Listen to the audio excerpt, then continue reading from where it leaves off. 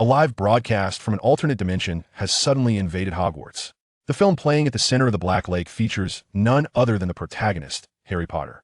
In this very moment at Hogwarts, not only is Harry engrossed, but Ron, Hermione, Professor McGonagall, and even Headmaster Dumbledore are captivated by the spectacle. Even the Death Eaters have caught wind of this event. When magic intersects with the metaphysical, in what direction will the cosmos expand? Will Hogwarts emerge victorious? Chapter 1. A live broadcast strikes Hogwarts. Here we go, friends. Previously, we've been watching some mystery thrillers, and it has become rather tedious. Today, let's indulge in something lighthearted. Lynn E's index finger glided over the scroll wheel of her mouse, searching for amusing films to make today's broadcast more enjoyable.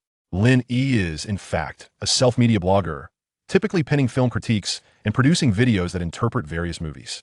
Her breakout work has been a series on mystery films, where she engages her audience in solving mysteries or speculating on the identity of the ultimate antagonist.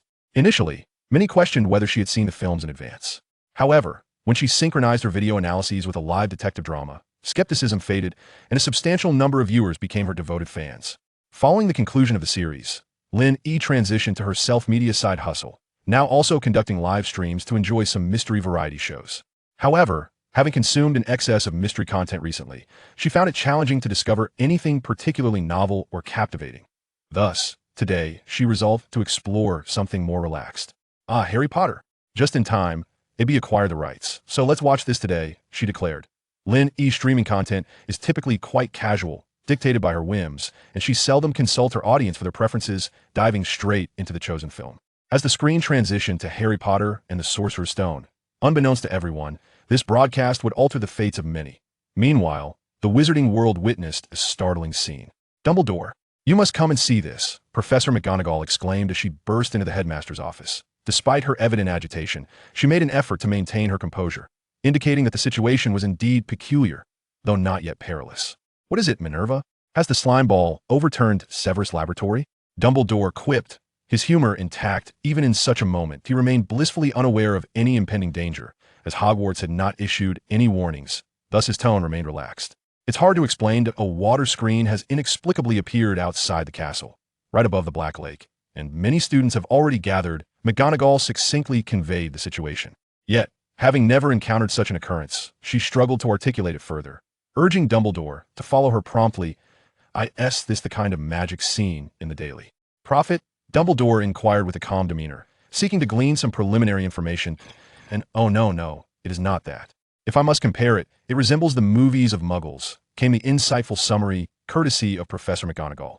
Upon stepping outside the castle, they encountered a throng of students gathered in anticipation. Even Professor Flitwick, who should have been conducting lessons, was present, flanked by a group of eager pupils. Upperclassmen were soaring on their broomsticks above, yet they were thwarted by an invisible barrier surrounding the Black Lake, as though the entire lake had been ensnared within. A confinement. As Dumbledore emerged from the castle, he beheld the shimmering water screen hovering above the Black Lake, its height slightly exceeding that of the castle just within reach of flying broomsticks. After exchanging nods with his fellow professors, Dumbledore raised his wand, but a series of incantations flowed forth, yet they bore no fruit. The spell dissipated at the boundary of the Black Lake, as if the space encompassing it were frozen in time.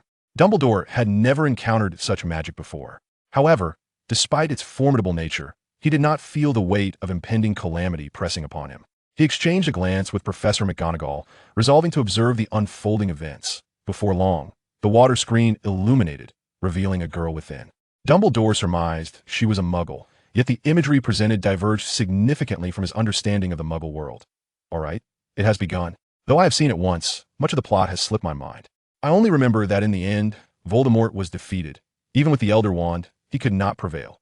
This time, watching with commentary will surely be entertaining, she declared. With that, Lynn E pressed the start button, and the opening score of the film commenced. However, her mere utterance rendered the entire Hogwarts community speechless. Could that person be spoken of so casually? Did she not fear the repercussions? A palpable excitement surged among the crowd, with expressions of trepidation etched upon their faces, fearing that in the next moment, that person might be summoned to this very spot. Within the Slytherin ranks, Snape maintained his usual stoic demeanor, while Draco wore an exaggerated expression of shock, and no one understood how she could so flippantly utter that person's name. Dumbledore sensed a discordant note. The girl spoke, not as if referring to someone akin to herself, but rather as if commenting on an object, her appraisal delivered with casual nonchalance. He pressed his lips together, his expression growing more solemn. Moreover, he realized that the girl's words were not in English. Yet curiously, everyone comprehended her meaning, as the voice emanating from the water screen seemed to resonate. In their very ears, he glanced at the wand in his hand, the very elder wand she had just mentioned, one of the Deathly Hallows. However, none of this could be articulated. He observed the protruding water curtain dividing into two segments. One part revealed a girl seemingly gazing at something, her line of sight not directly fixed upon them but rather slightly askew, which alleviated some of the tension for the onlookers at Hogwarts. Her hands appeared to be manipulating something, continually gliding across the surface of the table. Moreover, words drifted above the girl's head, and from the moment they appeared until their disappearance, Dumbledore deduced that this water curtain spanned nearly 50 feet in length, quite an impressive expanse. Those words, perhaps, were what she termed bullet comments. The other, larger section of the water curtain began to gradually unveil some imagery following the girl's utterance of it has begun, and he surmised that this was what was referred to as the Harry Potter film. Dumbledore remained silent, observing quietly, feeling that certain matters might indeed be upended. The scene commenced at a cat, a wizard, and a darkened neighborhood. The cat transformed into a witch named Professor McGonagall, while the wizard was called Dumbledore, and Hagrid descended from the sky riding a motorcycle, cradling a small infant. The three approached a household, gently placing the infant down and leaving behind a letter. Dear Mr. and Mrs. Dursley, XXXXX, XXXX, XXX. Dumbledore continued to explain something, but the focus shifted to the infant, gradually magnifying until a lightning-shaped scar on his forehead became visible. The image zoomed in, faded to black, and large letters appeared. Harry Potter and the Sorcerer's Stone. The story has begun. Harry Potter is embarking on his journey as the savior. The bullet comments just made me laugh out loud, claiming that at this moment, Professor Snape is weeping for Lily. Don't be absurd. I mean, really, don't be ridiculous. Ha, that must be referring to the later scenes. You should all laugh while you can after I watch a couple more. You won't be able to. At this point, Sirius seems to have already been imprisoned in Azkaban Tragic, merely a scapegoat. Who knows when he will be vindicated? If he stays there any longer, he will surely lose his mind. Speaking of which, my adorable Ron should be making his entrance soon. Ah, back then, I treasured the Scarhead. Little did I know I'd fall for Ron instead. The suppressed discussions erupted with fervor, all due to the name of that person and Harry Potter, who was now standing at the edge of the third-floor corridor of the castle. During the recently concluded House Cup, he had secured victory for Gryffindor, draping the hall in a sea of gold and crimson, and now he appeared to be the very protagonist of this film. Hufflepuff discussion area. Did you see that? It just said Harry Potter up there. Of course I saw. But that's not the most important part of the movie. It clearly states that it's Headmaster Dumbledore and Professor McGonagall. Oh, and Professor Hagrid. They have known Harry Potter all along, that he also mentioned Professor Snape. But who is Lily? Why was the professor holding her and weeping? The students, engrossed in their animated discussions, suddenly felt a chill behind them. Turning to the side, they caught the piercing gaze of Professor Snape, the aura of death surrounding him, but a few fell silent, their lips sealed, yet their erratic glances betrayed a torrent of unspoken thoughts. In the Ravenclaw discussion area, is Sirius from Azkaban the same Sirius Black? I believe it said he was imprisoned for betraying the identity of a secret keeper, as reported by the Daily Prophet. I recall that, but did the girl just say he was wrongfully accused? Is that what she meant? Yes, but that is not our concern. The matter of Sirius should be left to Professor Dumbledore to address. In the Gryffindor discussion area, hey Ron, did you hear your name? The Weasley twins, soaring on their brooms, swooped down, each playfully ruffling the hair of the diminutive Ron. Ron, still processing the events, had yet to realize that despite having shown during the House Cup, the attention still gravitated toward Harry Potter. He felt a swell of pride for being Harry's friend. Little did he expect that the girl could claim to prefer him, despite the obvious focus on Harry in the film. With a blush creeping onto his cheeks, Ron smiled shyly, at a loss for words. After exchanging a playful fist bump with his brothers, they soared away, leaving Harry and Hermione to rejoin the conversation. At this moment, Harry should undoubtedly be the focal point of the unfolding events. Yet the deluge of information from the water screen seemed overwhelming, and it was clear that it would continue. Consequently, no one approached their vicinity, granting them a brief respite to gather their thoughts.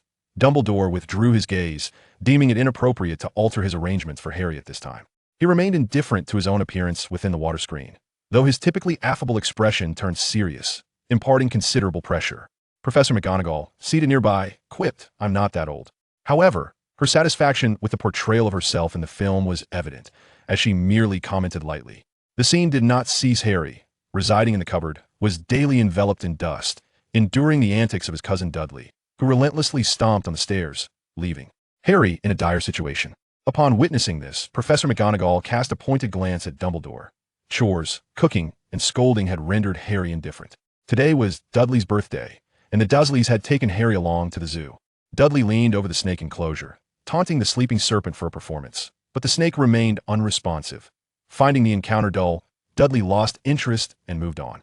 When it was Harry's turn to converse with the snake, it responded, and as the serpent stirred, Dudley, intrigued by the commotion, shoved Harry aside. Harry's expression was one of fury as he shielded the glass, causing it to vanish entirely.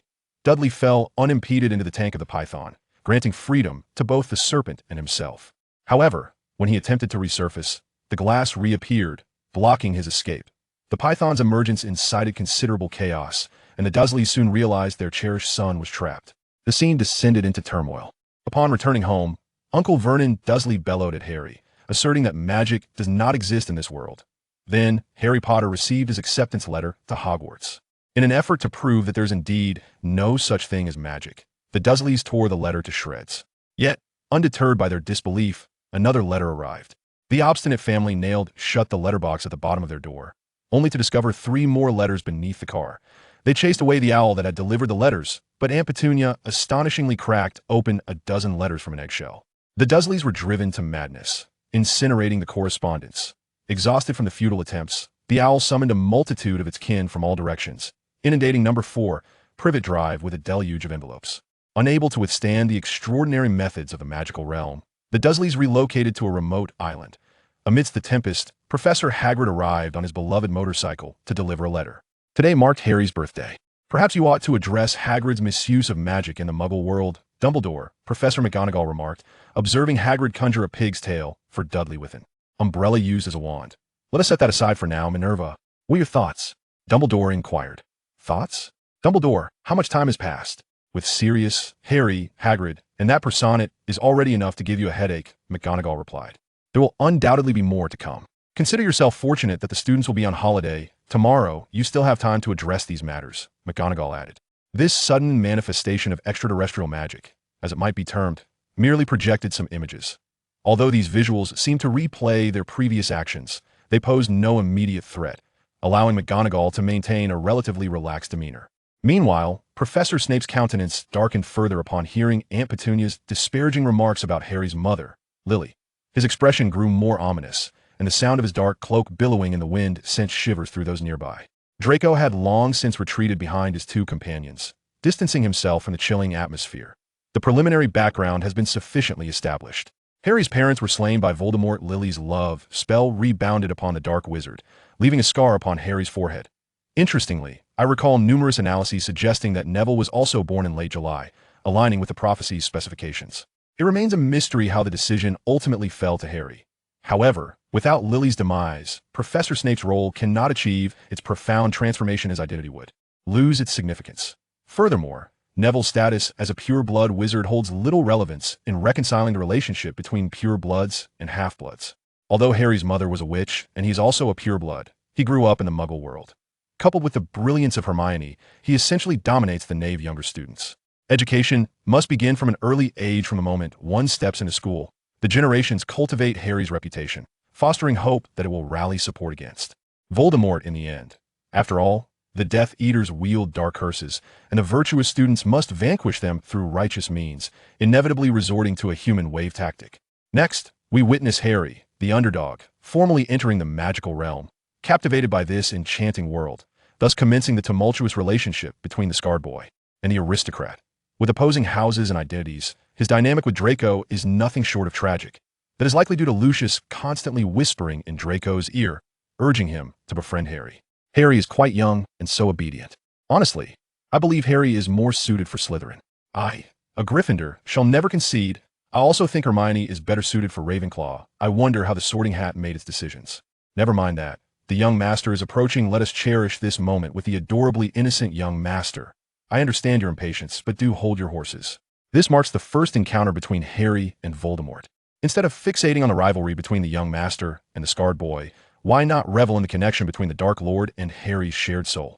Fortuitously, Harry is still young and cannot fully comprehend these conversations steeped in a different linguistic context at this moment. He is merely slightly displeased by The association of his name with Malfoy and Voldemort, aka the Leaky Cauldron.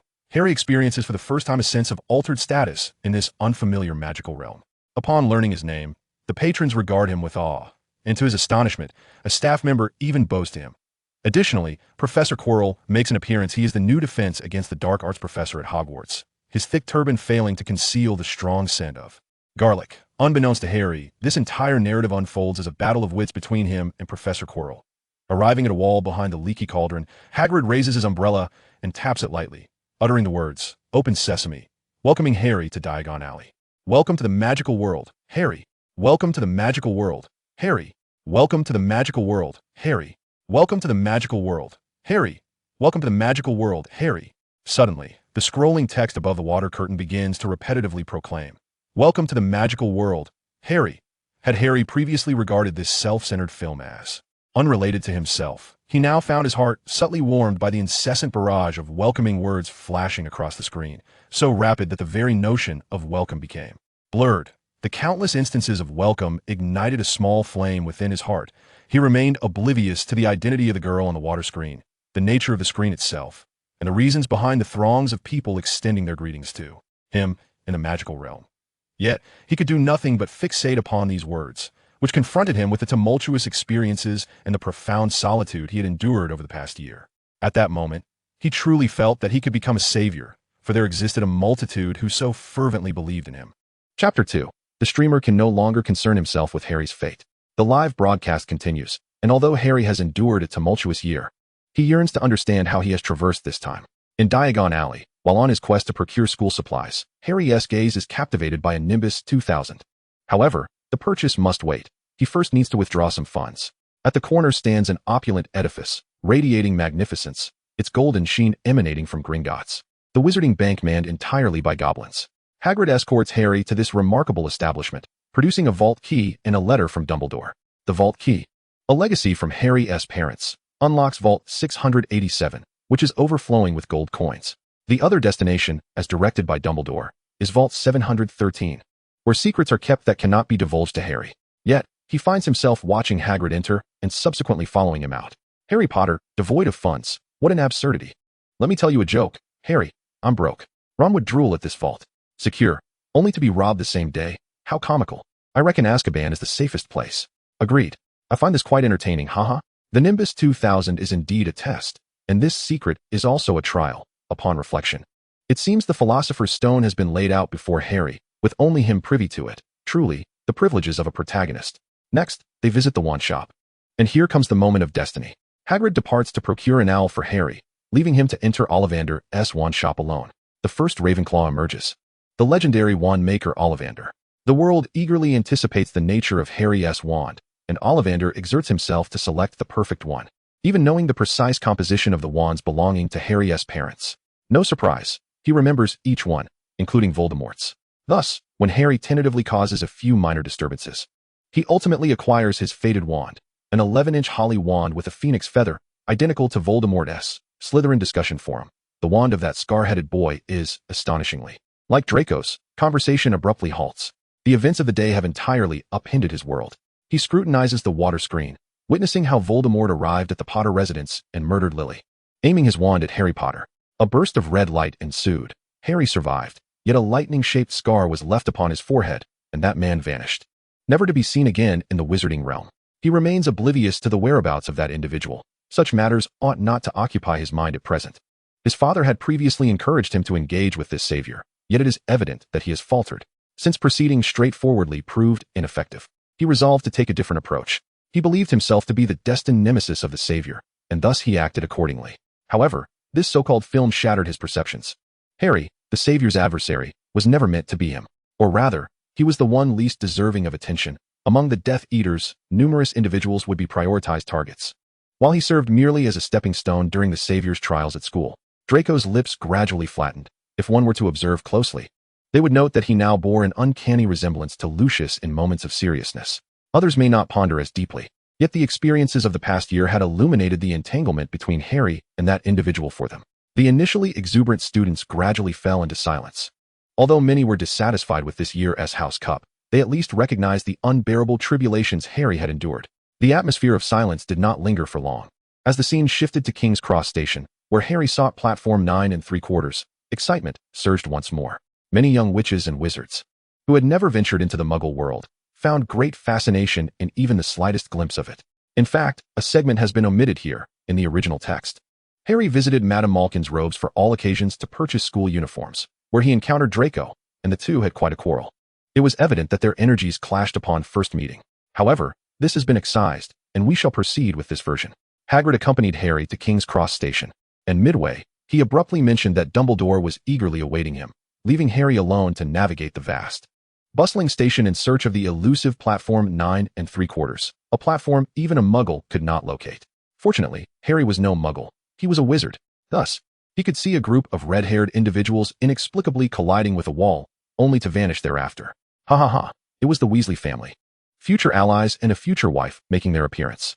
Having successfully boarded the train, it was only natural that Ron Weasley, who had crashed into the wall alongside Harry, ended up in the same compartment. The endearing Ron commenced his journey of seeking favor, the first privilege of this alliance, indulging in snacks aboard the train. With Harry's wealth at their disposal, the two enjoyed a delightful feast, filled with laughter and playful antics. As Harry's first friend, for Ron was more than just a mere acquaintance. He was exceedingly lenient, eager to show off his scar. He displayed his pet rat and received compliments, and when he wished to perform magic, he was met with encouragement, only to be interrupted by the sudden appearance of Hermione. Thus completing their trio, Ron, quickly squish that rat. Laughter ensued. The moment the academic prodigy arrived, the atmosphere transformed. Ron's eyelashes are so beautiful. Is this the pressure emanating from the top student? Even before school begins, he has already surpassed the rest. It must be said that Hermione was indeed somewhat annoying upon her first appearance, much like the character Xiaojing. Please refrain from expressing your feelings here. Could you hand over that mouse? The barrage of comments suddenly surged, all pointedly directed at Ron's pet rat, Scabbers, which piqued Dumbledore's curiosity. Why did this mundane creature garner such attention from the Muggles? At Hogwarts, students are permitted to bring a small pet, which explains why Hagrid gifted Harry with Hedwig. Ron's rat, being a family heirloom, had been passed down through his older brothers. As the leader of the Order of the Phoenix, Dumbledore remained quite attentive to the affairs of the Weasley family. He had always been aware of this rat's existence. Yet he had never concerned himself with the pets students brought to school. However, upon this reminder, he suddenly realized that the Weasley rat had lived far too long. It seemed prudent to investigate this matter further. It was time to summon Arthur and Molly Weasley to Hogwarts. Without further contemplation, the scene shifted to the moment when everyone disembarked to take a boat into the school. Under Hagrid's guidance, the first-year students boarded small boats, crossing the Black Lake, which had been sealed off for the film screening. As they sat in their vessels, gazing up at the magnificent Hogwarts castle perched atop the towering cliffs, illuminated and awaiting their arrival, this extraordinary entrance ceremony would likely be etched in their memories for years to come. For it might be the only time in their lives that some of them would behold the entirety of Hogwarts. At last, we have arrived. Back in my day, I floated over. We Eastern sorcerers simply flew straight here as exchange students. Not me. I rode a mermaid. The various modes of transport left these inexperienced wizards in awe, though they remained perplexed by it all. The sorting hat ceremony is about to begin. Oh look, Draco has finally appeared to stir up some animosity. Oh, the young master is still as handsome as ever, but his words are truly infuriating. It only takes a single sentence to create a rivalry. I find it utterly hilarious. Lenny chuckled as she munched on chips. In retrospect, the sorting ceremony may seem somewhat mundane, yet it remains an iconic scene. Which house do you belong to? In the footage, Professor McGonagall continued to compare her list, while the barrage of comments erupted with students proudly declaring their house affiliations. Gryffindor reporting. Slytherin reporting. Hufflepuff reporting. Ravenclaw reporting. Ah, it seems Gryffindor and Slytherin have the most members, but I am from Hufflepuff. Ha ha ha. I adore Hufflepuff. Lenny giggled as she expressed her allegiance. In the Hufflepuff discussion area, she said she loves Hufflepuff. Does anyone like us? Of course we do. Isn't this proof of that? It is perhaps rare for anyone to express their fondness for Hufflepuff so candidly. Hufflepuff House has always been somewhat overlooked. It is neither the most mischievous nor the most powerful, nor is it the brightest among the houses, yet it possesses its own unique way of thriving. Professor Sprout listened to these words with a sense of comfort, for she herself embodies the essence of Hufflepuff, often shying away from the crowd and frequently being disregarded. In the Ravenclaw discussion forum, I believe she is more suited for Ravenclaw. Oh, come on. Hermione should obviously be in Ravenclaw. I disagree. Her impulsiveness, in contrast to her brilliant mind, is evidently more aligned with Gryffindor. Naturally, the various students feel a stronger sense of belonging to their respective houses. But debating such matters here seems futile. After all, The astute Ravenclaws have already discerned that this film and the characters on the screen are undoubtedly from an otherworldly realm of Muggles. They exist solely within the pages of a book written by Muggles, with uncertainty surrounding whether their names were even inscribed therein. As the sorting ceremony commenced, some individuals gradually found their places in different houses. Hermione, Gryffindor; Draco, Slytherin; Hufflepuff, Ravenclaw; Gryffindor, Ravenclaw, Slytherin; Ron, Gryffindor; Harry Potter, Gryffindor. The trio is complete. Hey, I just realized Hermione and the young master were called up one after the other. What's the deal with this arrangement? I could really ship this pair. Linny, as if suddenly struck by a revelation, rewound the footage to the beginning of the sorting ceremony. It's actually true. You really do ship them. INT noticed that. Draco and Hermione are the perfect match. Seeing the flood of agreement in the comments, Lynn felt a sense of satisfaction, resting her hands atop her head and reclining comfortably in her seat. Aside from Harry Potter taking an inordinate amount of time, the sorting went smoothly with no unusual incidents. Save for a brief interlude featuring Ron's food vlog, everything else proceeded normally, peacefully transitioning into the next day of classes. The subject matter was well known among the Ravenclaw students. Most first years had spent a year observing the Chosen One's antics and listened to the lectures depicted in the film with a sense of indifference, casually beginning discussions. The upperclassmen were even less interested, yet they were intrigued by how Professor Snape intimidated Harry Potter during potions class. He still loves those green eyes. Oh, those are Lily's eyes. The professor and the Chosen One make quite the pairing. During a brief intermission, while everyone in the Great Hall was reviewing their studies, Owls delivered letters to the students. The others received gifts from home, while Harry received the Daily Prophet. All right, the Daily Prophet has arrived. Gringotts has been illegally breached. The main quest has begun. Harry, it's time to spring into action. As Lin Yi's teasing remarks were yet to conclude, Harry promptly divulged the events of his visit to Gringotts with Hagrid, his words flowing effortlessly. Harry's knack for discretion resembled that of Hagrid, a renowned leaky sieve indeed. Hermione's expressive gaze elicited laughter from me. The academic elite had already begun to ponder, while others remained unperturbed. No worries, the trio has yet to assemble. Let us indulge in some side quests, particularly my favorite flying lessons. In the Gryffindor discussion forum, excitement buzzed about the flying lessons. It's flying class. I adore flying class. Oh, we shall witness Longbottoms fall yet again. This remark came from a little lion who shielded his eyes in trepidation. Hey, I must say, Harry's flying is truly impressive. All right, I concede he deserves a spot on the Quidditch team. Don't be foolish, that's merely from the film. Who knows the truth of it? Those present were once again compelled to witness Harry's remarkable display during flying lessons. His inaugural ride on a broomstick revealed astonishing talent and control, effortlessly executing a sharp upward turn before Professor McGonagall. Observing this, McGonagall could hardly contain herself. She swiftly descended to the lawn to find Harry, stating, "Come with me." Professor McGonagall. Ha ha ha. Her expression radiates satisfaction. Yet, I shall remain silent. Just to keep you on edge. Linny jested about Professor McGonagall, who must have thought, while I am elated, 10 points will be deducted from Gryffindor. Lynn reveled in amusement, while the watching Gryffindors bore faces of concern. Professor McGonagall summoned Harry and immediately integrated him into the Gryffindor Quidditch team, even pulling Captain Wood from Professor Quirrell's class. She could hardly wait, not a moment longer, to recommend her newly discovered seeker, Harry Potter. The entire Gryffindor house was abuzz with excitement over this news, all fervently discussing the matter, while others were thrilled. Harry himself felt a twinge of hesitation regarding this heavy responsibility, fearing he might not measure up. Upon hearing this, Hermione exclaimed, "If you can't do it, who can? Come, let us explore your latent talents." The trio made their way to the honor badge of Harry's father, James. Many young wizards were unaware of such a place within the school, and upon Hermione's suggestion, they began conversing with their friends about embarking on a search together. By the way, the badge to the right of the Seeker badge belonging to Harry's father is Professor McGonagall's, which explains her excitement upon seeing Harry. She is indeed a distinguished predecessor. Moreover, Professor McGonagall graduated at the top of her class and was a Quidditch expert, a true polymath. Lynn was enlightening the audience with these intriguing tidbits. Unexpectedly, this revelation astonished the true Hogwarts residents. A chorus of awe emerged from below, as the young wizards had not anticipated that the otherwise stern and fair Professor McGonagall possessed such prowess. On the other side, Dumbledore cast a fleeting glance at Professor McGonagall, fully aware of the fervent affection concealed within her heart. Regrettably, after graduation, she had tempered her exuberance considerably. Upon assuming her role as a professor at Hogwarts, she presented a demeanor starkly different from her former self. As he reminisced about the past, a slight relaxation graced Dumbledore's expression, only to be quickly replaced by a sigh. For him, such memories had become trivial, overshadowed by the relentless demands of his current responsibilities, particularly following Voldemort's disappearance.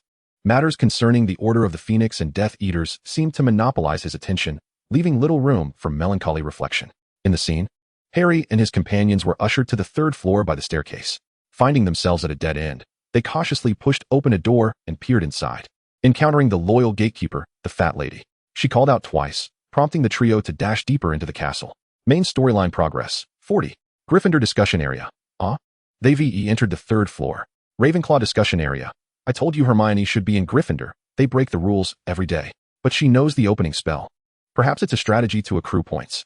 Nearby, an enigmatic upperclassman from Ravenclaw observed with an inscrutable expression. Instantly, the young witches and wizards comprehended the reason behind their senior's demeanor. It was evident they had surmised the situation.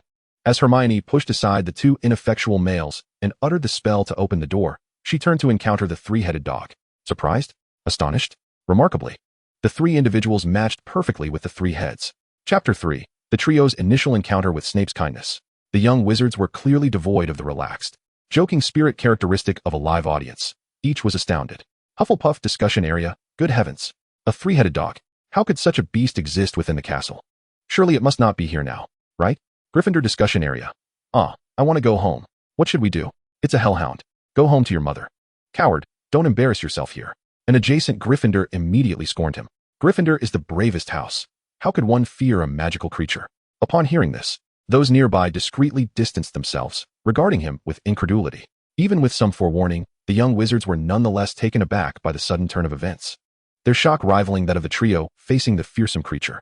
Conversely, Harry and his friends, fully aware of what was to come, bore little expression. The trio bickered their way back to the Gryffindor common room. Just as Harry and Ron prepared to bid farewell to Hermione, she made a startling remark. It is guarding something, clearly. Harry immediately perked up. Guarding? Hermione smiled brightly. Indeed. Now I must retire for the night. Hoping you two misfortunate souls don't drag me into some debacle or, worse yet, get expelled from school. At that moment, Hermione's tone and expression strikingly mirrored that of Snape. Harry, upon hearing that there was a matter at hand, instantly shook off his fatigue. Indeed, it was remarkable that Hermione could devise such a plan with merely a trapdoor. Her intellect was truly exceptional.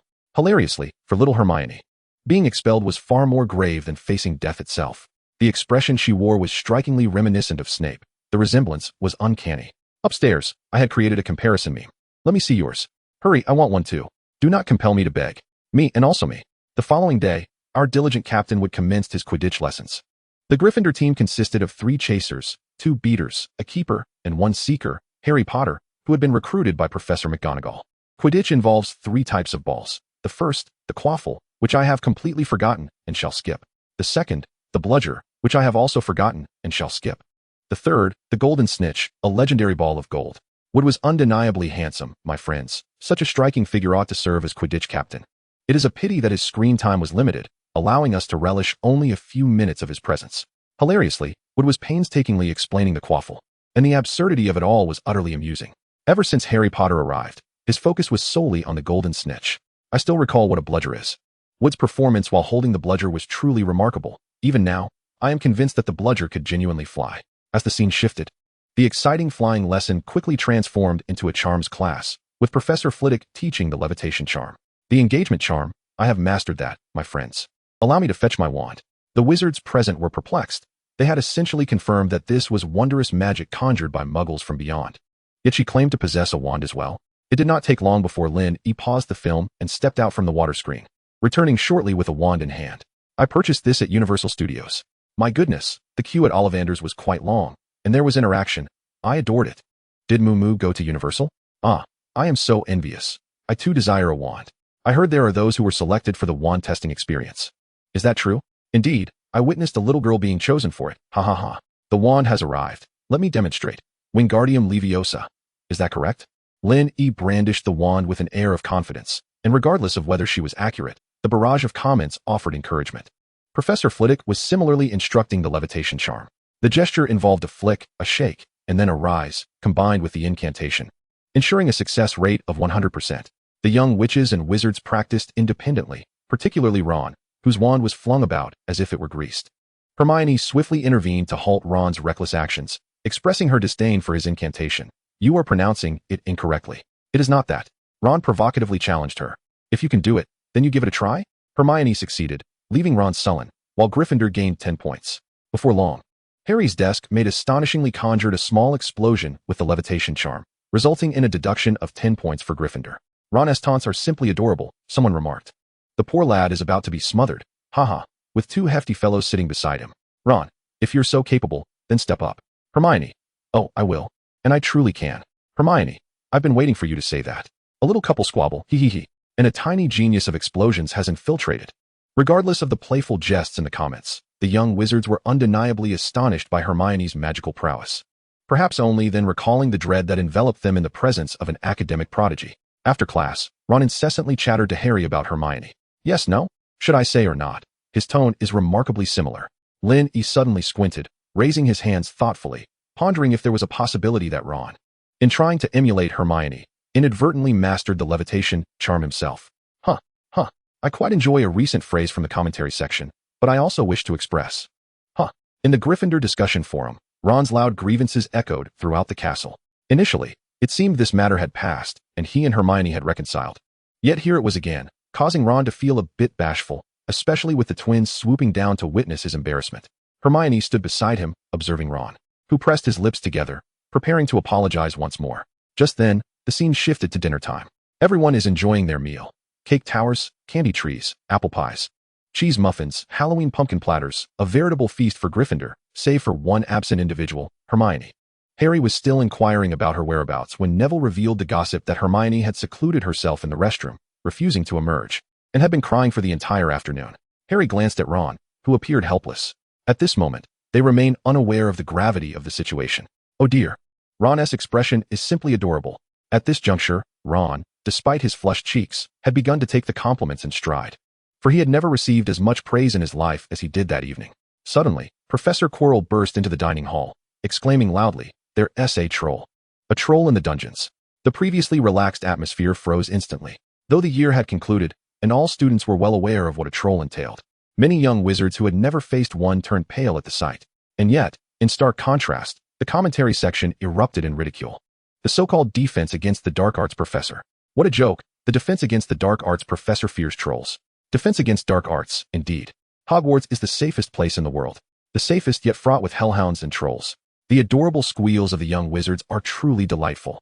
Prior to the unfortunate incident, Dumbledore, with remarkable foresight, meticulously organized the students' and faculty's movements. Students were instructed to remain in their dormitories, while teachers were directed to the underground classrooms. The arrangements were splendid. However, two unruly Gryffindors disregarded the instructions and fled halfway to their dormitory. As they turned down a corridor, they encountered the troll emerging from the underground classroom, heading towards the girls' restroom. At that moment, Hermione was just exiting a stall, and the unexpected collision with the beast was anything but fortuitous.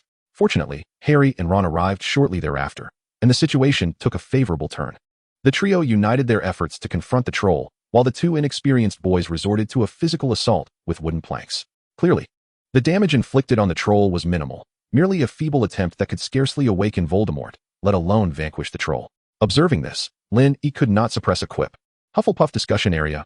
Oh no, a troll. Goodness, Hermione is inside. Slytherin discussion area. Truly, a Gryffindor penchant for trouble. Can they really defeat the troll? Ravenclaw discussion area. This troll bears little resemblance to those described in our texts. Should we not be concerned for the trio's safety? Nevertheless, they certainly have a knack for chaos. Ultimately, it was Harry who took decisive action, delivering a literal kick to the troll's nose.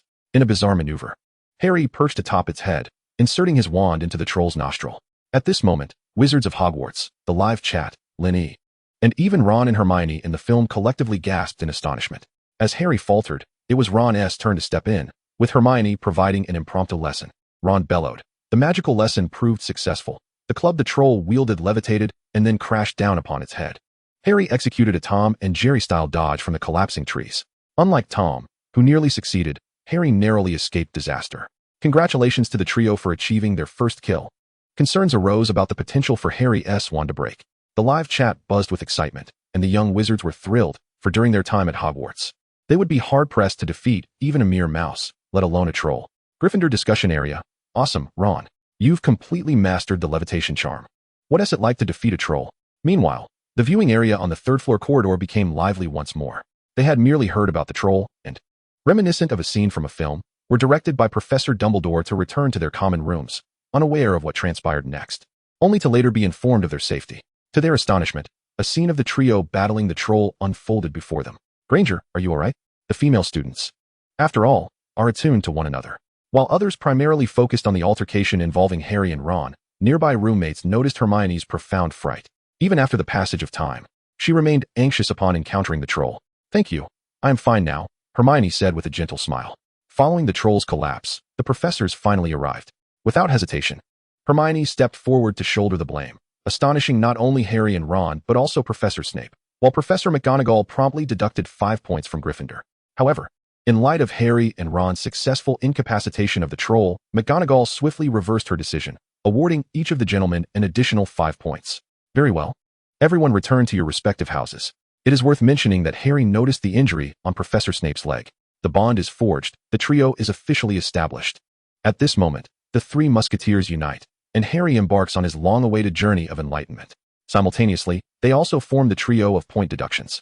In the Ravenclaw discussion forum, indeed, I believe they speak the truth. Those 3 have certainly incurred numerous deductions, yet they have also gained more points. The speaker, a first-year Ravenclaw, has witnessed the thrilling escapades of this trio throughout the semester. The surrounding first-year students nodded knowingly. The following day, Professor Snape came to encourage Harry for the upcoming Quidditch match. After his departure, Harry and his companions shared their observations of Snape bleeding, engaging in a serious analysis, attributing all their troubles to Snape. How infuriatingly complex, Professor. Who would have thought he was genuinely encouraging him? One can only remark that this plot arrangement, coupled with the professor's demeanor, makes it unsurprising that he is so misunderstood. The coincidences in the plot are truly unfathomable. Harry's earlier headaches were indeed the result of Professor Quirrell's Voldemort lurking behind him. At this point, Harry was perplexed. Why do they say Professor Snape cares for him? Isn't he the one who targets him the most? And wasn't it Snape who let the troll in? Harry's unwarranted confidence is utterly charming, especially when one is aware of his absurdity. Ha ha ha. From this moment onward, Professor Snape embarked on his journey of scapegoating. What a tragic fate. Snape, expressionless, observed Harry Potter earnestly theorizing about how he was orchestrating his downfall. He was aware of his unlikable nature and recognized Harry's disdain for him. Yet, he harbored an even greater aversion to that face, so reminiscent of Potter's, for he was Lily's child, and the resemblance of his eyes to Lily's was undeniable. In comparison to Snape, Harry's embarrassment was far more palpable. This was initially merely his own speculation, an internal discussion among the 3 of them, and he never expected it to be publicly revealed. Although he felt justified, the thought of speaking ill of a professor placed him in a difficult position. Moreover, he noticed the subtitles indicating that Professor Snape had not harmed him. In fact, he seemed to care for him. Whether this was true or not, he recalled previous words suggesting that Professor Snape had an affection for his mother and for his eyes. In a moment of confusion, his mind was forcibly drawn back to the beginning of his school days when he knew nothing, relying solely on his feelings to discern good from evil. Ron had warned him that Slytherin was not to be trusted, and a remark from Malfoy had instilled a dislike for Slytherin within him. He had assumed Slytherin was inherently evil, yet he now pondered why Hogwarts continued to have a Slytherin house if that were the case. In contrast, Hermione was unusually silent, a stark departure from her usual demeanor. Hermione, are you all right? Harry approached her, concern etched on his face. I don't know how to articulate it, Harry. I feel unwell. Hermione's expression revealed a multitude of worries. She is replaying our past. Perhaps she also knows our future. Whether it was the image of her or the words conveyed, they all suggested that they were aware of what lay ahead. She was uncertain if this could be deemed a good thing. The academically gifted Hermione was evidently lost in thought, so much so that she paid little attention to the Quidditch match she had already seen, a sport she was not particularly interested in. Granger, let us not forget we still have Dumbledore, Ron chimed in. Indeed, Dumbledore remained, but would he know what the future held? If he did, would he attempt to alter it? And if changes were made, what would be the consequences? In that moment, Hermione was wholly ensnared in her own thoughts, struggling to articulate the sense of anxiety that enveloped her. The only solace she found was in her intuition, which suggested there was no immediate danger, perhaps even a positive outcome. At breakfast, Harry received a Firebolt 2000, a gift from Professor McGonagall. Let us just say, Professor McGonagall is truly devoted to the Gryffindor Quidditch team. She really goes to great lengths, recruiting players and gifting brooms. Perhaps her generosity stems from Harry being a rare seeker, leading her to be so lenient with him. Linny pondered, contemplating whether she had inadvertently revealed too much. As the Quidditch match commenced, Harry made his debut as seeker. Wood comforted the anxious Harry by recounting his own experience of being knocked unconscious by the quaffle just 2 minutes into his first game. At that moment, apart from Professor McGonagall, no one was aware of Harry's destiny as the chosen one. All right, let us witness this battle between Gryffindor and Slytherin. The quaffle is thrown, and the match officially begins. Hinny took on the role of commentator, her voice harmonizing with that of the film's authentic commentator, Lee Jordan. Beautiful. Angelina has seized the quaffle. Slytherin is attempting to surround her, but it's futile. With a swift flick of her wrist, she executed a graceful maneuver and dashed toward the entrance, scoring. Gryffindor earns 10 points. Not to worry, Slytherin soon retaliated as their captain, Marcus, took possession of the ball. His movements were steady, exhibiting a blend of elegance and ferocity, exuding confidence as he launched the ball from a considerable distance. The quaffle soared through the air, and we watched intently. Alas, it was thwarted by Wood. Bravo, Wood. Lin Yi's voice crescendoed, nearly drowning out the commentary from the film. The young wizards were utterly captivated by the Quidditch match displayed upon the water screen. Given their lofty position, they could not observe the game up close, and each one was watching with utmost seriousness. All right, Gryffindor is showcasing their passing skills now, quite solid indeed. That blonde girl is truly lovely. Cough. Let us continue watching, huh? Splendid. Gryffindor scores again, all thanks to the excellent pass from the blonde. Gryffindor earns another 10 points. Lin Yi's commentary was laced with personal enthusiasm. The match intensified, with both teams exchanging blows. The aggression heightened, and Wood was momentarily forgotten as Slytherin scored consecutively. Furthermore, Gryffindor suffered significant losses. Both Captain Wood and Angelina were incapacitated by a cunning ploy. The score stood at 20-20. At that moment, the golden snitch darted past Harry's eyes, and he re-engaged with the match. Without hesitation, he pursued it fervently, although inexplicably, his broom seemed somewhat unruly. Hermione, holding a telescope, directed her gaze toward the Slytherin tower, where she observed Professor Snape muttering incantations. Regrettably, my astute and clever Hermione, influenced by Harry, failed to notice Quirrell seated behind her, incessantly chanting as well. No matter, Mumu. Who cares who is casting the spells? Hermione will surely intervene. Yet again, the blame rests on Snape. It matters not. Let him bear the burden. I shall accept any number of accusations directed at Snape. Those who overheard exchanged glances. Harry discreetly peered towards Slytherin, where Professor Snape maintained his stoic demeanor, unaffected by the commentary that seemed to advocate for him. Meanwhile, Hermione subtly stepped on Harry's foot, a gentle reminder of the slight tarnish on her scholarly reputation due to his misleading remarks. Chapter 4. If Hogwarts had foreseen his arrival. Setting aside these minor interludes, after Hermione set a small fire beneath Professor Snape's seat, Harry's broom finally regained its composure, and the chase for the golden snitch commenced in earnest. Ultimately, after a collision with Slytherin's seeker, Harry successfully captured the golden snitch. Indeed, he caught it, and then released it. Gryffindor scored a remarkable 150 points. With that, the match concluded, and Gryffindor emerged victorious. Upon witnessing Harry expel the snitch, Lin Yi wore an expression of helplessness. This scene was iconic. It was this moment that rendered Quidditch memorable to me, for the golden snitch was all that lingered in my mind. The film swiftly transitioned to the trio, seeking an explanation from Hagrid regarding Snape's incantation during Harry's flight, only to be met with Hagrid's firm denial. As the narrative progressed, the friends were finally confronted with the monstrous creature. Lin Yi took a sip of water and fell silent. The barrage of comments quieted, the atmosphere resonating with the Hogwarts wizards in attendance. The trio exchanged glances. Ron shrugged, indicating their helplessness, as the ensuing plot was so thrilling that they feared their classmates might faint. As the trio pondered Snape's injury on the night of the troll's appearance, wondering if it was linked to the three-headed dog, Hagrid bluntly revealed that the creature was procured from an Irishman the previous year and was currently on loan to Dumbledore for safeguarding. Hagrid's proclivity for uttering the truth at all times left the professors speechless, particularly Dumbledore, who had often found himself cleaning up after Hagrid's blunders and was now entangled in conspiracy theories that suggested he had orchestrated everything. In this moment of bearing the blame, Dumbledore suddenly empathized with Snape. As the film unfolded, with mounting pressure to shift the blame for the three-headed dog incident onto Snape, Hagrid, caught up in the moment, inadvertently revealed that the creature guarded a secret shared by Dumbledore and Nicholas Flamel. Upon learning the name Nicholas Flamel and receiving an invisibility cloak as a Christmas gift, Harry, who had no home to return to, and Ron, unable to go home, embarked on an adventure during the holiday, disregarding school rules. In the Ravenclaw discussion area, it was revealed that Nicholas Flamel was the inventor of the Philosopher's Stone. Do you remember? The film opened with the title Harry Potter and the Philosopher's Stone. Of course, I remember.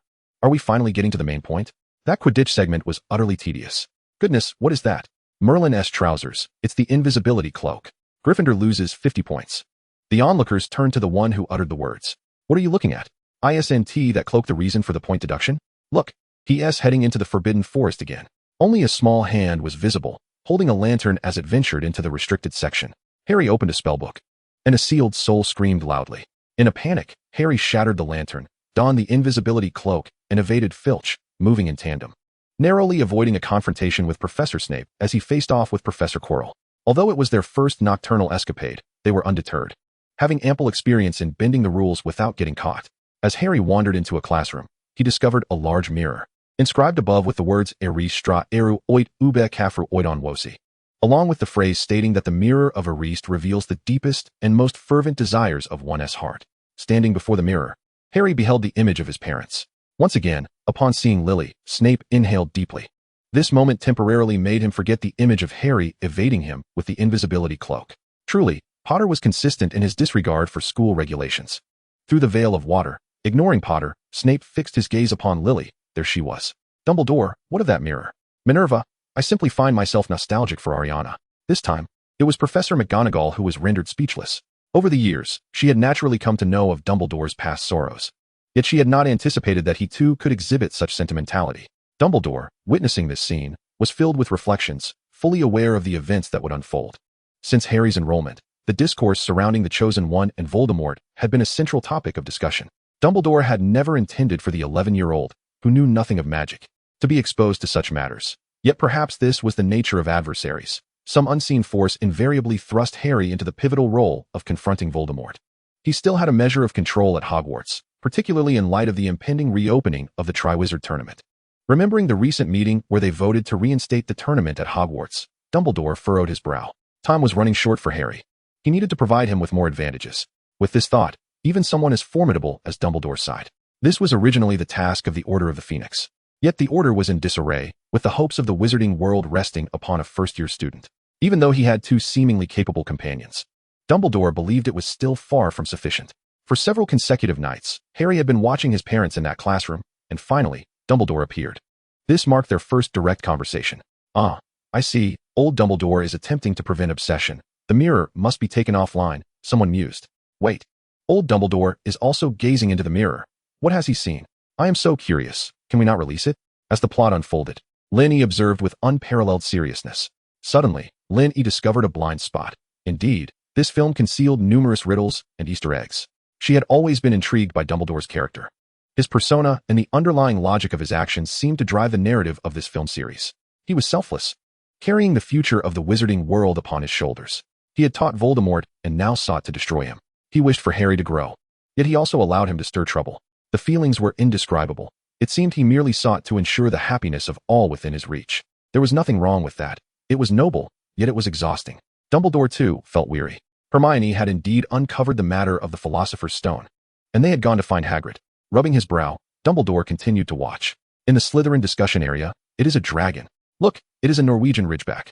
How could someone like Hagrid possess such a noble dragon? It rightfully belongs to me. Upon reaching this point, Draco could no longer contain his frustration with the atmosphere. This dragon was indeed the creature he was most qualified to care for. That miser, Hagrid, could hardly afford to raise a dragon. The meager place he resided in was far too inadequate for such a majestic creature. The Malfoy Manor was undoubtedly the most suitable environment. How infuriating. With a scowl adorning his face, Draco's gaze followed the small dragon's spiny back. Previously, he had only been able to observe from behind the window, but now he had a clearer view. Ha ha ha. What is this? They've even summoned Professor McGonagall. Draco truly is a diligent assistant to the teachers. Sporting a wicked grin that was utterly amusing, Lin E chuckled at the sight of the little dragon that had suddenly vanished. With a smirk, the three faced an unfortunate fate. The scene depicted the trio standing before Professor McGonagall, receiving a reprimand. Look at Malfoy beside you. How joyous he appears. Points deduction alert. Just moments ago they were laughing, and now it was their turn to face the consequences. Inflicting 150 points of damage while suffering a loss of 50 could be described as an extreme trade of 3 for 1. This unfolding drama was absurdly humorous, leaving Lin E in fits of laughter. What a delightful turn of events. Sentenced to the Forbidden Forest for punishment, the young master secretly chuckles, relishing this unexpected twist. I saw it. Hermione was sneaking glances at the young master. Is that true? Can Mumu rewind to check? Ah, wait. Was there sneaking involved? Let me see. Lin E was slightly taken aback upon reading the comments, obediently rewinding a bit. Afterward, Lin E adjusted the progress bar back a little, revisiting the scene where a few individuals trailed Hagrid at the entrance of the Forbidden Forest. The image paused, successfully capturing Hermione's furtive glance at the young master. At that moment, the Gryffindor discussion board erupted. Hermione, you were peeking. I was not. But we all just saw you were peeking. Harry, I trust you've watched the film as well. Children's movies are the most unpredictable. That was merely the actor's behavior. It has nothing to do with me. Hermione vehemently denied the accusation, her face flushed. Draco, the one who understood nothing but shouted for his father and reported others, was hardly worth her attention. Although she would concede that he was quite handsome, regardless of the film, what was she even thinking? Ron, Slytherin discussion board, Malfoy, enough already. That Granger truly likes you, umph. The proud little dragon, feigning indifference, had cheeks that betrayed its embarrassment. In the Forbidden Forest, Ron, Hermione, and Hagrid were together, while Draco and Harry guarded Yaya as they advanced. When in company, Malfoy, when alone, Draco. Well done, Harry. It's the first time Harry called out. That old broom really is quite powerful, ha ha ha. As Yaya halted, both Draco and Harry followed its line of sight to a shadow, drawing sustenance from the blood of a unicorn, causing Harry to feel a headache coming on. Draco, startled, promptly grabbed the lantern and fled in a panic. As the shadow crept closer to Harry, he stumbled backward, tripping over a tree root and falling. In a moment of astonishment, a centaur leapt down from above, landing in front of Harry and scaring the shadow away, which retreated in defeat. Hufflepuff discussion forum. Goodness, a unicorn. Who is that? He is draining the unicorn's blood. Ravenclaw discussion forum. The blood of a unicorn can extend life, but at a grave cost. The moment it touches one's lips, the individual becomes half alive, half dead. Their remaining days are cursed. Truly, the scholars engage in a lively exchange. Thus, that individual must be Voldemort. Hey, how dare you speak his name? Someone exclaimed in terror. Why not? Let us be serious. That girl can say it, Harry Potter can say it, Hermione can say it, so why can't I? The Ravenclaw boy adjusted his glasses. Can't you see? Harry Potter is the savior, but he cannot defeat Voldemort alone. We must not merely cower in fear. For a moment, an uneasy silence enveloped the group. The Master and Harry can still be shipped, can't they? Although they fled joyfully. It's not like they didn't call Hagrid for help. Well, regarding Harry's deductions, aside from ruling out Professor Snape, he has indeed arrived at the correct conclusions. So, my friends, remember what I have previously stated. Do not reverse engineer from outcomes. It is futile. Speaking of deductions, he had a sudden epiphany. Suddenly, a blind spot was discovered. What is going on? It's only been a few minutes, and I have already forgotten you are a deductive thinker. Pass it on. Moo Moo is still deducing. That is to say, don't be too outrageous. The Master's charm has already made me question what you are doing. What is happening? Friends? Have we all turned traitor? All right. Enough with the banter. Even Hermione finds the end-of-term exams amusing. Is that reasonable? Harry has once again unleashed chaos. Hagrid wants to raise a dragon, and someone delivered a dragon to him. That person is suspicious. Perhaps we should rename him Detective Harry. His mentor is likely Kagoro Mori. Wow. Hagrid, he truly grew up on truth serum. He spills everything, directly revealing how to handle a three-headed dog. Dumbledore, look at what you are doing. Minerva, do not be angry. I had no idea it would turn out this way. Next time, we absolutely cannot allow such a dangerous creature into Hogwarts. Professor McGonagall did not expect that the House Cup for Gryffindor would be won by 3 first-year wizards who had nearly lost their lives. She knew that Dumbledore should not bear the blame. He had been doing his utmost to prevent this, but she simply needed to vent her frustration. The 3 resolved to venture beneath the trapdoor that very night to thwart Voldemort from obtaining the Philosopher's Stone, but they were intercepted by Neville. However, he was swiftly petrified by Hermione. Within the confines of a diminutive invisibility cloak, Ron and Harry found refuge behind Hermione. Hermione and her 2 ineffectual companions. I have grown weary of this phrase, one might say. Let us not be absurd. Hermione later became the Minister of Magic, her exceptional talent evident from a young age. Goodness, Gryffindor has its protective charms, yet they are merely adept at losing points. Ron, life after marriage is quite challenging. The students of Hogwarts had grown accustomed to the peculiarities of those on the screen. Their utterances often illuminated the gravity of situations, yet at times, they lapsed into nonsensical chatter. Initially perplexed by the references to Harry Potter, Malfoy, and Professor Snape, they only grasped the context when the host, referred to in the subtitles as the female presenter, paused to reveal Hermione's covert admiration for Draco. Such bonds, however, are not easily forged among wizards who are steadfastly loyal in matters of the heart. As the events unfolded, the audience became desensitized, and when the official couples were announced, the Hogwarts students, weary of jesting, chose to overlook the moment entirely. It was this experience in the basement that significantly boosted the points for Ron, Hermione, and Harry, ultimately leading Gryffindor to claim the House Cup, prompting earnest attention from students across the 4 houses, including the professors. Upon their descent into the basement, they were ensnared by a devil's snare, which instilled fear in Ron, causing him to struggle vigorously. Hermione, with her characteristic calm, urged Ron to relax, assuring him that all would soon be well.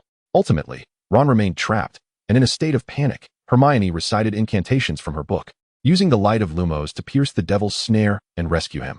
In the Ravenclaw discussion forum, goodness, why are there such perilous creatures at Hogwarts?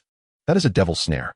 Hey, first years, do not scream like Gryffindors. At least Hermione knew to use Lumos. The startled young eagles blushed at the remark. In the Hufflepuff discussion forum, exactly. Professor Sprout has stated that sunlight is the remedy for the devil's snare. In the Gryffindor discussion forum, wow, how thrilling. Castle exploration. Harry and the others certainly did not consider us. Come now, you would only hinder them. In the second challenge, the room was filled with flying keys. Ron attempted the Alohomora spell, but to no avail. It seemed that Harry would need to ride the broom. Ron encouraged Harry, asserting that he could succeed, while simultaneously deriding Professor Snape. Professor Snape, I appreciate your gratitude, came the dry retort. Harry, this is too simple. I cannot possibly fail, he replied confidently. Snape, I bear too many burdens. Having overheard the trio's numerous doubts, Snape had long since learned to disregard their remarks, his expression remaining unchanged. Initially, when the students first speculated wildly that Professor Snape might be the one intent on harming Harry, they gasped in collective horror.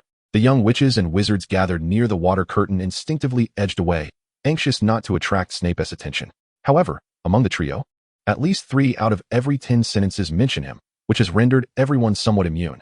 Indeed, some students have even begun to resonate with the barrage of comments, evoking a sweet sentiment reminiscent of Forget-Me-Not. Indeed, the youngest seeker of Gryffindor, Harry, without hesitation, mounted his broom to embark on the quest for the keys. This airborne adventure lacked the elegance of a match on the field, yet the climactic moment of charging through the door, with Hermione and Ron shutting it behind them, was quite thrilling. They then arrived at Ron's joyful abode, engaging in a real-life wizarding chess battle. These 3 challenges appeared to be meticulously tailored for the trio. Slytherin discussion forum. Humph, that Popper is destined to lose. But Draco, they have already succeeded. Silence. Oh, Draco instinctively mocked the blood traitor, only to be choked by Crabbe's words. Look, he is willing to sacrifice himself. Draco abruptly lifted his gaze. Foolish, foolish Gryffindor. Ron, mounted upon his steed, embodied the knight, advancing alongside his horse against the general. The general's sword pierced the horse's body, causing Ron to tumble to the ground, unconscious. Harry then stepped forward to confront the general, declaring victory over death. Gryffindor discussion forum. Wow, Ron is the victor. Immediately, his 2 brothers dove down to embrace him excitedly. You are our hero, Ron. No longer the little darling in need of mother's affection. Oh, you can still be coddled. I mean, Ron, you truly are a Weasley. Similarly, those around them cheered, not only for yet another triumph, but also for applauding Ron, a true Gryffindor. Students from other houses were equally astonished by the scene. Even the upperclassmen, despite their extensive spell repertoire, were still merely students. Many of them knew how to play wizard chess, yet not all would be willing to sacrifice themselves as Ron did. Especially when faced with the uncertainty of potential death, many would falter at such a juncture. Snape observed the 3 nestled together, his mind flashing back to the original Gryffindor quartet. Ah, yet another reckless Gryffindor camaraderie. Madame Pomfrey was deeply concerned about Ron's injuries. Although time had passed, witnessing this moment caused her to worry once more, her expression not quite serene. Harry entered the final chamber, where Professor Quirrell awaited. Harry was astonished to find it was not Snape. Quirrell thanked Snape for taking the blame. Yet he was quite candid, thoroughly explaining Snape's innocence. Quirrell cast a spell intending to incinerate Harry, while Snape countered to protect him. Quirrell unleashed the troll, but Snape intervened to prevent Quirrell from entering the basement, sustaining injuries. Snape, listen to me, thank you. Villains perish from verbosity.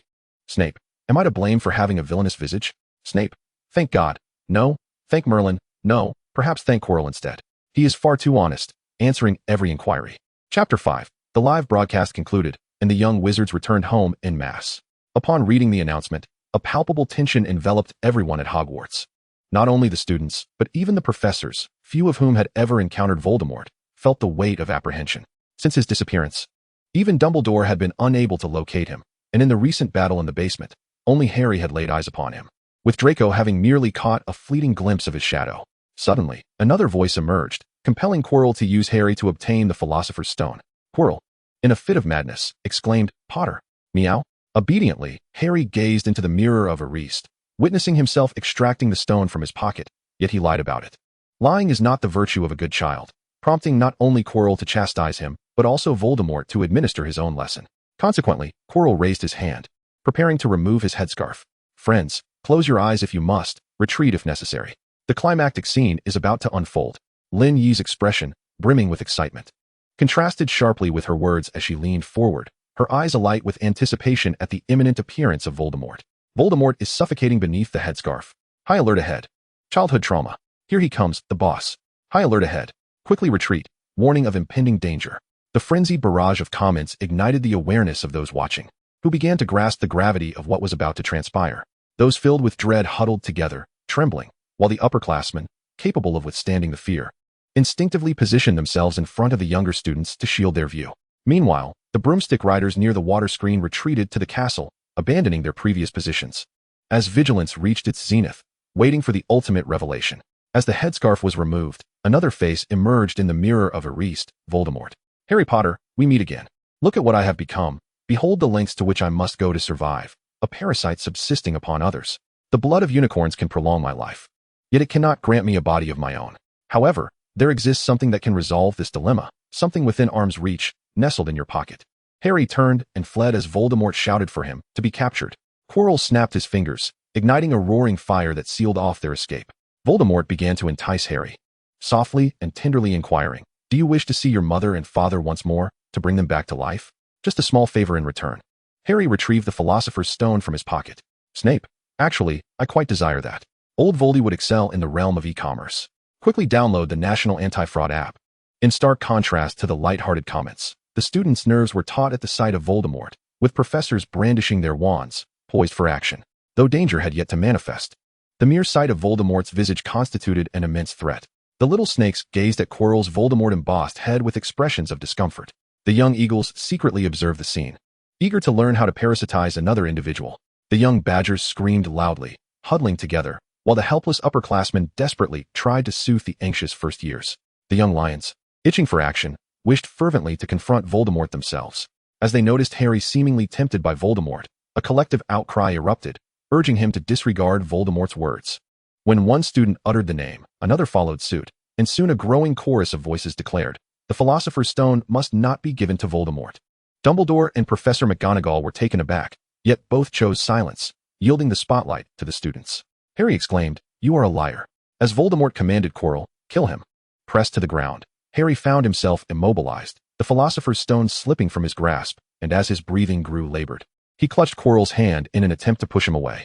At that moment, Lily's magic activated, causing Quirrell's hand to burn. Seizing the opportunity, Harry lunged forward, covering Quirrell's face with his hand, resulting in Quirrell's swift combustion, reducing him to ashes. "Oh, how exhilarating! How terrifying! I dare not look. What transpired?" exclaimed the crowd. "Harry is incredible. He has defeated Voldemort." A voice from behind piped up, "But wait, what happened next?"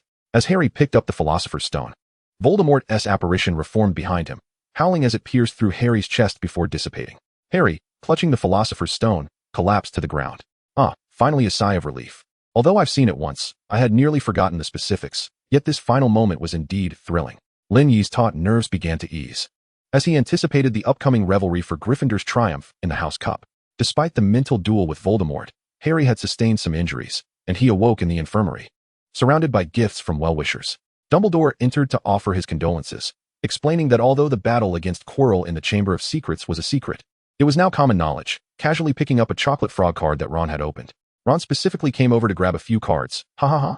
So, Ron's full name is Ronald. Ron, card 1, farewell." Goodness, it turns out everyone in Hogwarts has a wide mouth. Hogwarts' traditional skill, the defense against the dark arts professor, changes every year. In the Gryffindor discussion area, a group of young lions, initially intent on teasing Ron, suddenly found their attention diverted by a cheer. "Ha ha ha. That gift was from me, the red one. I never would have guessed you were a fan of Harry," chuckled one lion, scratching his head. Ron quietly exhaled in relief, feeling the card in his pocket. Quite splendid." Harry expressed his curiosity about Hermione and Ron, to which Dumbledore replied, "They are both quite well." Regarding the Philosopher's Stone, Dumbledore revealed that he had destroyed it with Nicholas Flamel's consent, acknowledging that this would lead to Flamel's demise, albeit he had lived for 6 centuries. "Do not worry, Harry, they are in love," someone remarked. Surely, Ron and Hermione have begun to experience the stirrings of romance by now. At that moment, one might have expected a defense for Snape, yet the professor, who had thought himself uninvolved, was taken aback by the remark and darkened visibly. Harry pondered how he had come to possess the Philosopher's Stone, and Dumbledore explained, "Only one who seeks the stone with pure intentions, without desire for personal gain, can ultimately attain it. This was my cunning strategy," he whispered, as the focus shifted. Lin Yi suddenly exclaimed, "Goodness, Dumbledore has a lightning bolt on his forehead too. What on earth? He bears a lightning bolt." The students and faculty of Hogwarts collectively paused, but soon resumed their discussions, for none could dare to scrutinize Dumbledore's face directly. When Harry innocently inquired whether Voldemort would ever return, Dumbledore sighed, knowing that Voldemort would undoubtedly seek to rise again. Voldemort, huh? What sweet dreams you entertain. Fear not, he shall return in the next installment, someone added. Ultimately, Dumbledore imparted to Harry that his victory over Quirrell stemmed from the mark left by his mother, an intangible protection embodied in love. Upon finishing this profound statement, Dumbledore stood, leaving behind his wisdom while taking his sugary confections with him. What harms you is the tangible mark. What protects you is the intangible mark. May you cherish the intangible, which guards you amidst the tangible. In the Ravenclaw common room, it seemed that Voldemort had not yet vanished. However, how could one ensure his complete disappearance from a soul state? The magic within Harry could not entirely eradicate Voldemort. Perhaps, as he had suggested, there was a deeper truth. The Ravenclaw students fell silent, their astute minds grasping the implications, yet feeling powerless to act, though it seemed a matter beyond their concern. This so-called film had shattered that illusion. In the Slytherin common room, Draco muttered, "You'd better not say anything. I will tell my father." But what good would that do? Came a quiet murmur from Goyle. Draco shot him a glare, disregarding him.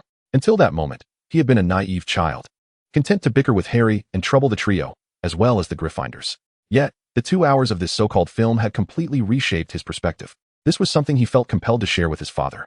In the final scene, Gryffindor triumphantly claims the House Cup, having unexpectedly surged from last to first place, much to the astonishment of Hufflepuff, who had initially been in third place, savoring the spectacle. However, it matters not who claims the House Cup. My joy in dining remains undisturbed. The following day, students boarded the train to return home for the holidays. Hagrid presented Harry with a photo album and mischievously suggested that he could use magic to discipline Dudley. One might ponder that Harry could have indeed done so. But after being publicly exposed, employing magic against Dudley would prove quite challenging. Many interpretations suggest that this is part of Dumbledore's grand design, nurturing a savior and propelling him into the limelight. I shall refrain from commenting on such actions, but if this is indeed the case, Dumbledore has implicated himself in the process, acting for the greater good of the wizarding world, which is rather noble. Thus concludes the first installment, Harry Potter and the Sorcerer's Stone. We will continue with the subsequent 6 volumes later. Should you have any thoughts regarding this film, I will be sharing a live recording for us to discuss in the comments. Thank you all, and farewell. After Lynn E. concluded her live stream, she exhaled in relief, as she truly wished to avoid further mental exertion that day. The consecutive series of reasoning films and dramas had drained her energy. Initially, she had merely intended to gauge the response. To her surprise, the audience for the Harry Potter series had increased, and while the comments were still from familiar faces, it sufficed. At least this attempt was not a failure. She could rest with this series of films for a while before deciding on the next mystery series to pursue. Stretching her stiff neck, Lynn E. felt relatively relaxed after her first live broadcast. She contemplated ordering takeout and unwinding by watching other creators' electronic content. Meanwhile, in the Wizarding World, the screen above the Black Lake vanished following the end of the live stream, signaling the conclusion of the lake's cloaked space. Dumbledore cast a spell, penetrating the previously obstructed area, sending forth a magical projection into the distance until the incantation waned, restoring normalcy. Dumbledore pondered deeply. As students found themselves in a state of confusion, Professor McGonagall took charge, instructing the prefects to escort their peers back to the dormitories for rest. They were to depart for the holidays the next day, yet after the unexpected screening of an unknown film that evening, many would likely struggle to find sleep. Regardless, there were numerous matters that could not be addressed while the students were present, and fortunately, they would all be leaving the next day. Dumbledore turned to walk towards the headmaster's office, notifying Hagrid to retrieve the mouse that Ron had brought, intending to keep it temporarily in his office, without taking it away the following day. Hagrid found Ron waiting at the entrance of the Gryffindor common room. Ron entered the dormitory and fetched his mouse, Scabbers. If anyone at Hogwarts had missed the film, aside from the hidden house elves, it would surely be this mouse, provided it truly exhibited the peculiarities as suggested by the text. Hagrid. This is Scabbers, Ron said, handing the cage to Hagrid. He hesitated for a moment, for this was the mouse he had cared for since childhood, and he was acutely aware of the issues at hand. If Dumbledore needed it, he would certainly provide it, yet he remained anxious about the outcome. If, Hagrid, the results regarding Fong come back from Dumbledore, could you please inform me? I can assure you, Ron, I am grateful for your assistance.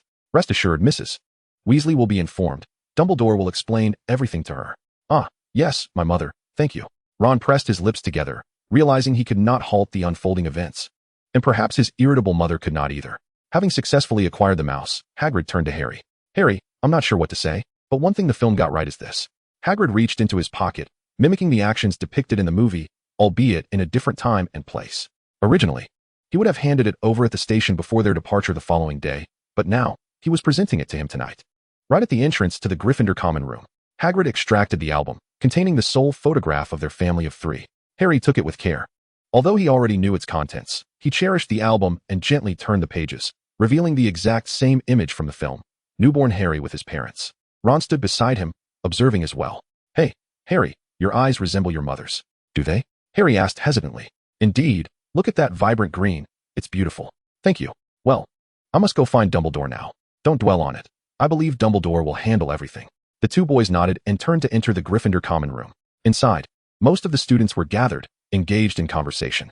They had just experienced an extraordinary event, and it felt peculiar that the protagonists of the film were from their own house, with many witnessing their escapades.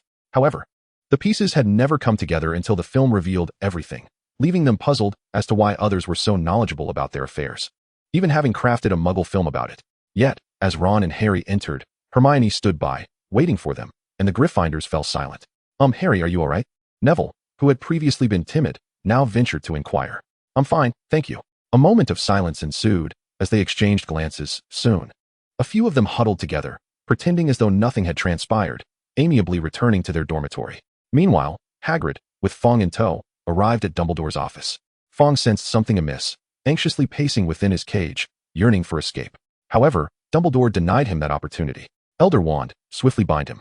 Little Peter Pettigrew withstood the immense pressure exerted by Dumbledore, remaining hidden even though he was acutely aware that his exposure was a distinct possibility. Yet, he could not discern where the fault lay. The situation had not yet reached its most dire state. Presently, the only individual privy to his animagus form, Sirius Black, had been wrongfully accused and imprisoned in Azkaban. As long as Pettigrew refrained from revealing himself, even Dumbledore lacked the evidence to incriminate him. A gathering of individuals encircled the mouse, deliberating on how to proceed.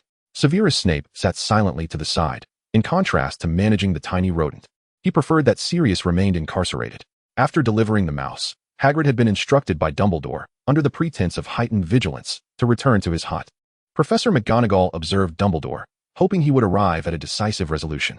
Although it was evident that a significant issue had arisen with Pettigrew, the specifics remained uncertain, and as the head of Gryffindor, she found it difficult to lean towards one side. "Minerva, let us submit this matter to the Wizarding Court."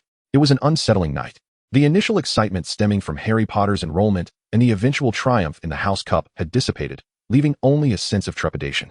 The students seemed to have prematurely encountered the darker undercurrents of the Wizarding world. Dumbledore pondered whether this was a fortuitous development, yet he felt powerless to intervene, striving only to maintain control over the situation. Professors Snape and McGonagall eventually departed, while Dumbledore rose to stand before the pensive, remaining there throughout the night. The following day marked the students' departure from school. "Harry, if your aunt continues to behave this way, write to me. My mother would be delighted to have you." Before boarding, Ron clasped Harry's shoulder, assuring him earnestly, "Rest assured, Ron, I am the protagonist." Harry had also begun to embrace light-hearted banter. "Ha ha ha. Hey, you seem much more self-assured now." A shy smile crept across Harry's face. His mind had been a whirlwind the previous night, filled with thoughts that seemed to swirl yet lead nowhere. He vaguely understood the rumors circulating in the Wizarding world that he was the savior, and that his scar was of immense significance. However, he was still a child newly acquainted with the Wizarding realm, with many experiences yet to indulge in. Yet, he had been suddenly informed that he was also the star of a film. This dual identity was initially overwhelming. Why did it seem that he alone must charge to the forefront, despite knowing so little? Gradually, however, he began to entertain some nebulous notions. He was the savior. He was the protagonist. He could accomplish this. He could vanquish Voldemort. Such beliefs flooded his mind repeatedly, fervent as flames threatening to engulf his very thoughts.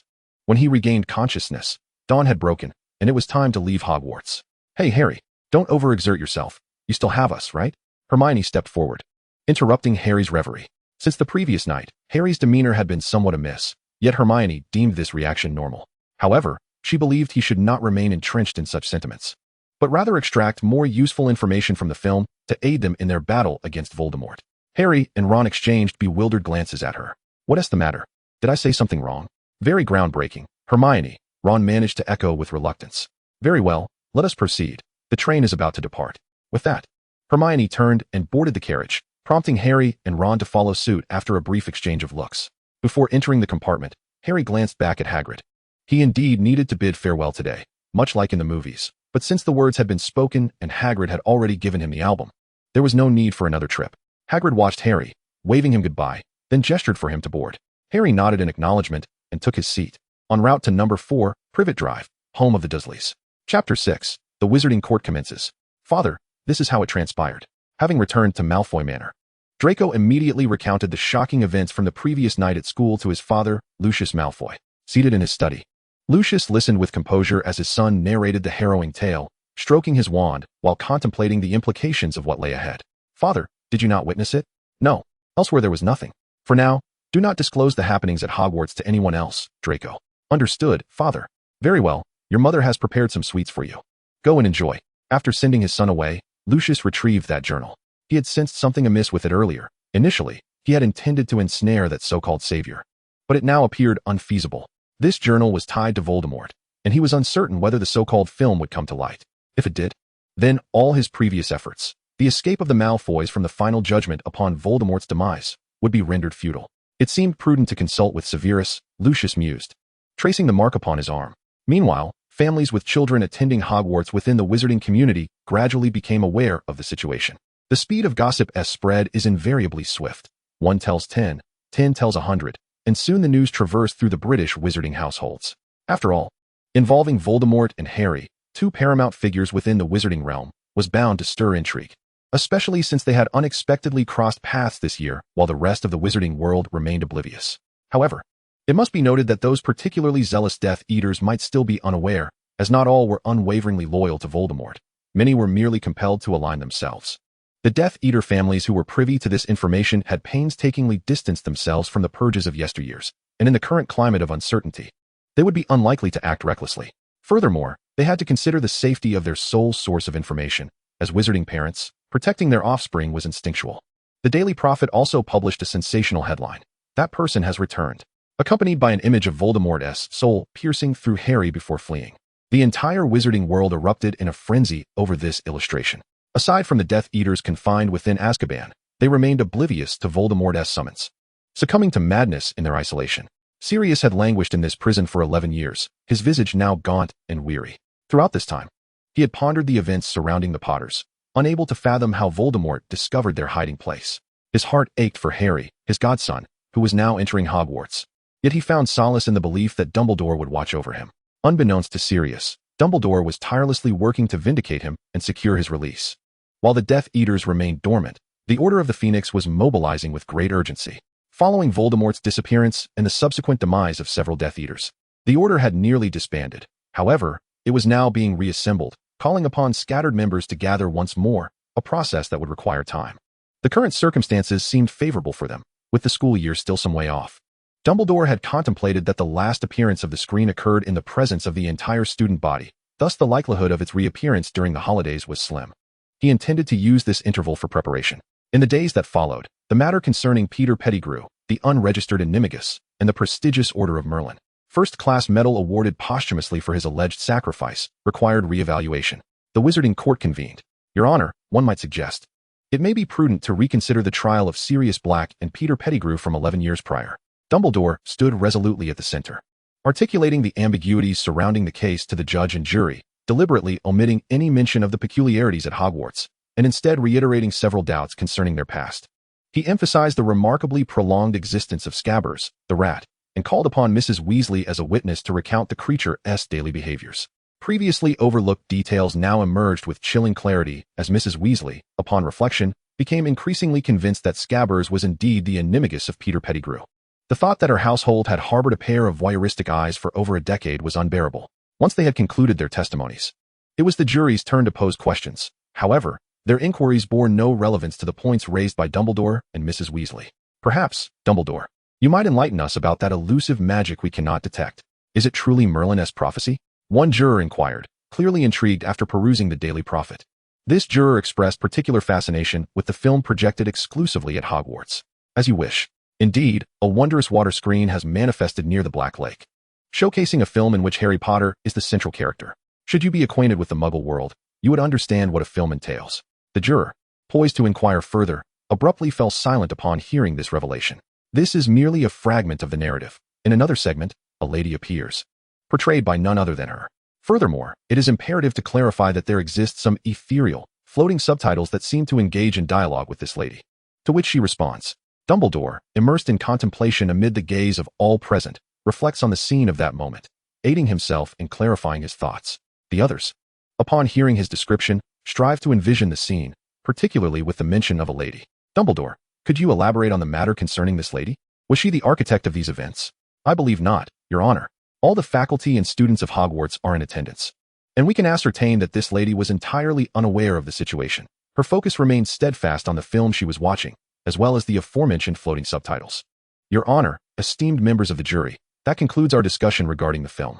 Although we learned of Peter's predicament through this, I have already confirmed with the Weasley family that the longevity of this rat is excessive. It is indeed a magical creature, likely the animagus of Peter Pettigrew, unregistered.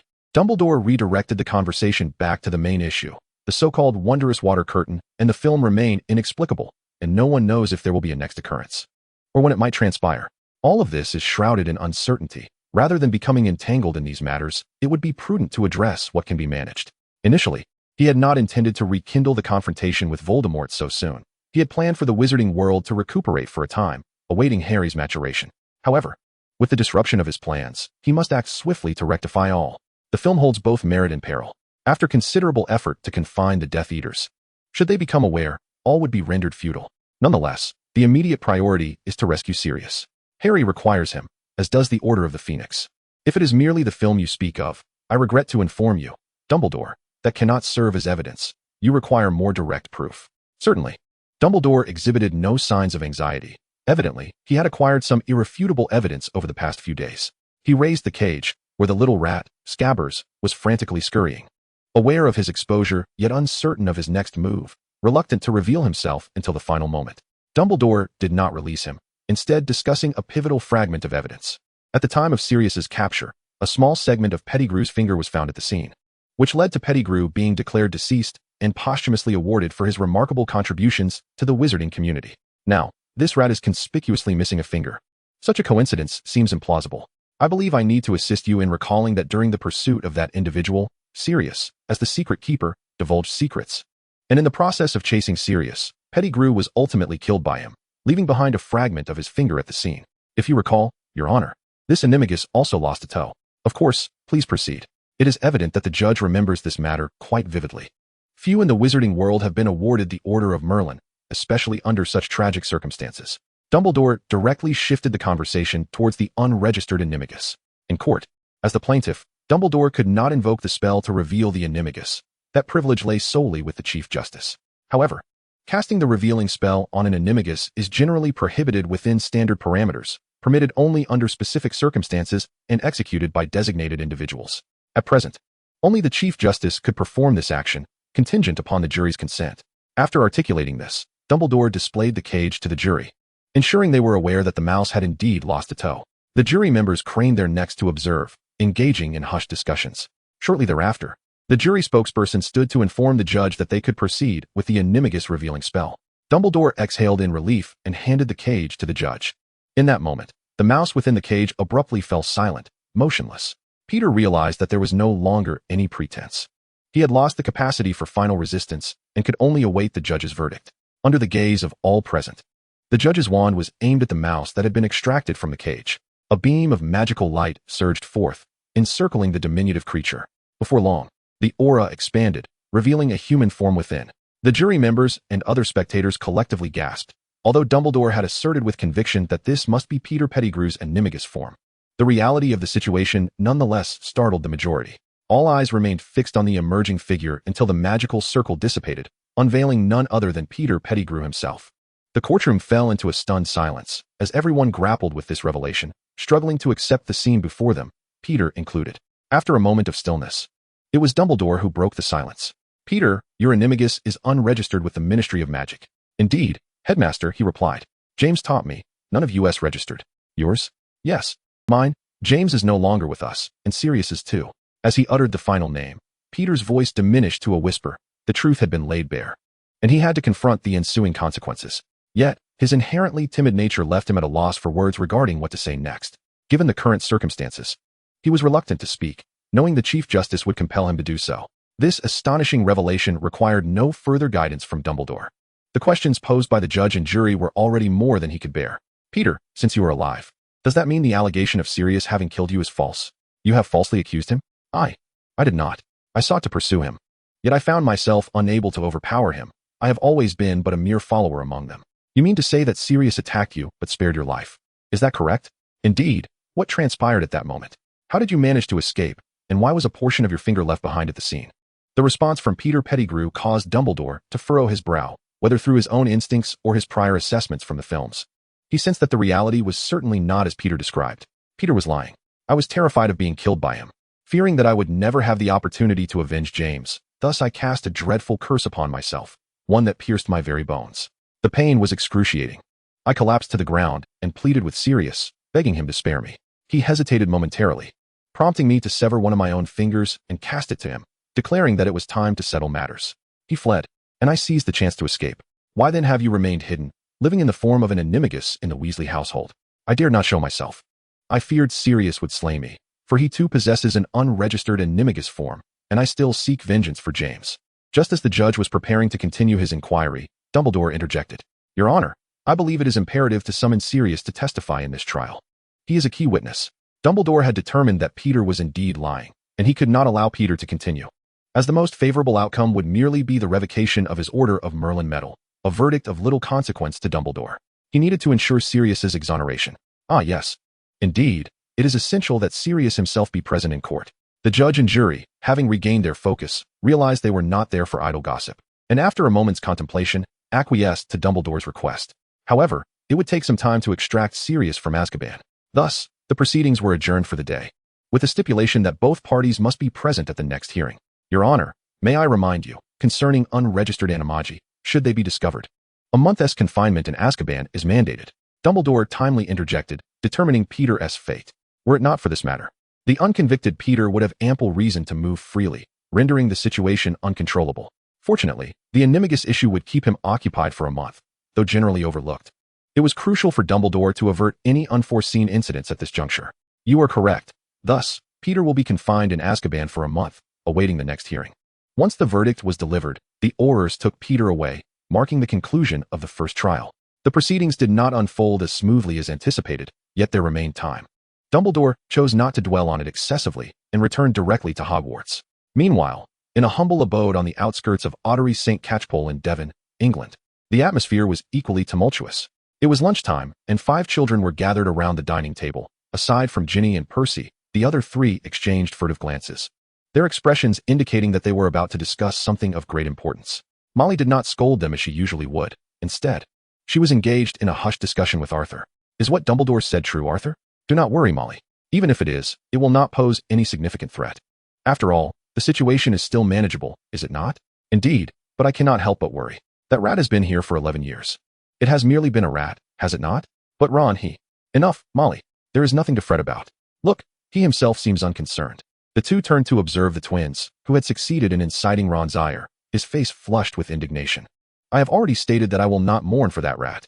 Ron suddenly erupted, addressing the twins, who believed he would be fond of the creature and continued to tease him. You see, Arthur remarked to Molly with an expression of affirmation. Molly rolled her eyes and chose not to dwell on it any longer, returning to her meal. The most composed amidst the commotion were likely Ginny, who remained blissfully unaware of the unfolding drama, and Percy, whose mind was solely occupied with his studies, oblivious to everything else. At Malfoy Manor, Draco descended from the second floor, his demeanor still reflecting his discontent. Draco, what has transpired at Hogwarts? Narcissa inquired as she elegantly perused the newspaper from her seat on the sofa. She harbored numerous questions. From the moment she received the news of her son disembarking from the train, he had appeared burdened with thoughts. When she pressed him for details, he merely insisted on discussing it at home. Upon their arrival, Draco mentioned something concerning Voldemort, prompting Lucius to swiftly usher him into the study. Reassuring Narcissa with a head peeking from the door, "Do not worry, Sissy. I shall listen first, to spare you any distress."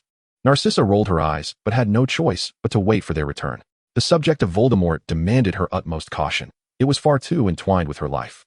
Her romantically inclined sister, Bellatrix, her rebellious cousin, Sirius Black, her husband, Lucius, and her son's godfather, Severus, all were inextricably linked to the Dark Wizard. It was a peculiar state of affairs. She could claim no connection to Voldemort, yet found herself surrounded by ties to him. Yes, Mother. Yesterday, a water screen suddenly appeared over the Black Lake at Hogwarts, showcasing a film. Something I learned is a form of entertainment in the Muggle world. It depicted how Potter became a hero during his first year at Hogwarts. Draco harbored a deep-seated resentment toward his role as the antagonist, nearly stumbling over Harry Potter's name, accompanied by an eye roll of disdain. Draco, manners, Narcissa gently admonished, tapping him as she set down a small cake in front of him. Instantly, Draco straightened his posture, adopting the haughty demeanor he often emulated from his father, as he aristocratically indulged in the cake. Narcissa observed him, her thoughts swirling within. The course of events is poised for a shift. Regardless of the specifics of the film or the savior hero, she remains unaware of the details. However, Lucius has yet to emerge, which must be a rather daunting predicament for him. She must strategize early. She cannot permit her son to become a Death Eater as well. Presently, both Lucius and Severus are preoccupied, and she needs to identify a suitable ally to safeguard her Navii son. Mother, do you wish to eat? Go ahead.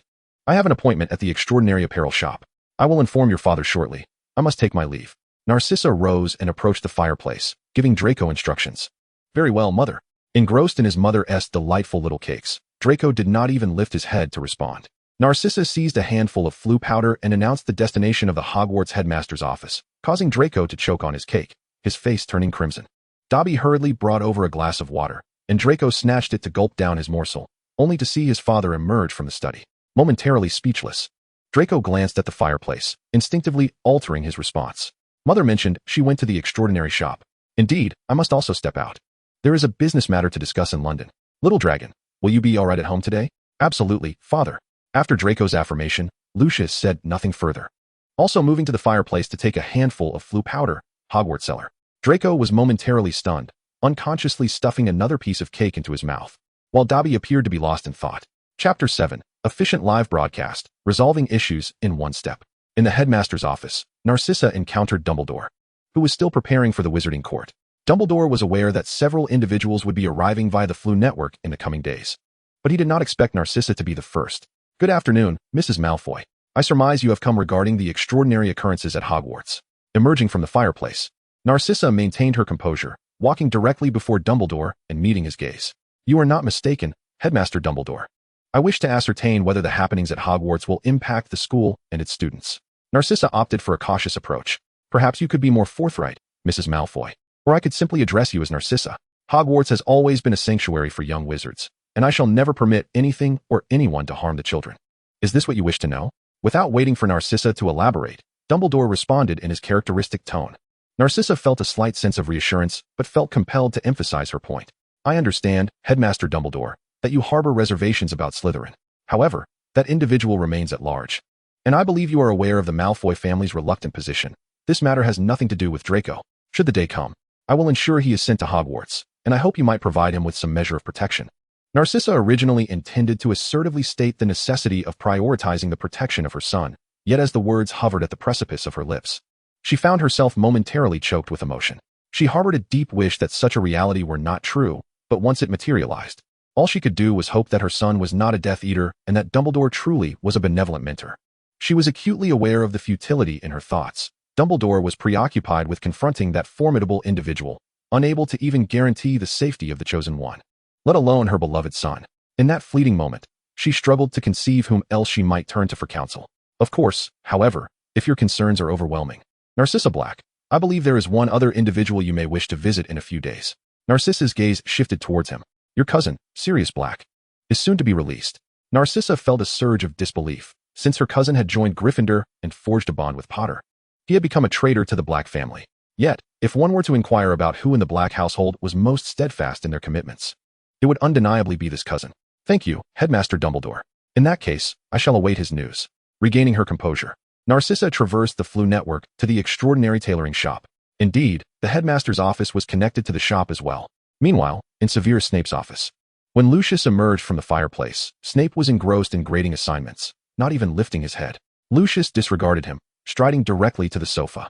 With a flick of his wand, he cast a cleaning charm and settled elegantly into the seat. I believe you should seek the approval of the room's owner before taking a seat. Do not be so rigid, Severus. I can afford to wait for you. No need. Your presence here merely wastes my time. Speak swiftly. Lucius shrugged nonchalantly. He was accustomed to Severus's acerbic demeanor. I trust you are aware of my inquiry regarding the sudden emergence of the film at Hogwarts and the revelations surrounding that individual, correct? I require comprehensive details. There are no intricate details, Lucius. It is merely a personal showcase of the boy who lived, a compilation of his exploits throughout the year. Without this film, The entire year would already be privy to his heroic deeds. As always, Professor Snape began with a sardonic remark, particularly upon witnessing the trio in the film treating him as their adversary. At last, an opportunity had arisen for him to indulge in scathing mockery. Lucius smirked slightly. It seems Severus has quite a few grievances. However, he felt a slight relaxation. Severus's reaction suggested that this so-called film would not have substantial repercussions, or else he would not be so inclined to jest. Very well, aside from that, I must glean some information regarding the matter at hand, as you are aware. It is of paramount importance to both you and me. Finally, Severus ceased his grating, lifted his gaze to meet Lucius's, and set down his quill. We both miscalculated. Professor Quirrell is not merely an ardent admirer, but rather, he himself is the source of the fervor. He seems unable to exist in a physical form. As depicted in the film, he clings to the back of Chilo's head and ultimately escapes in a state of soul. Thus, could his notion of immortality hold some truth?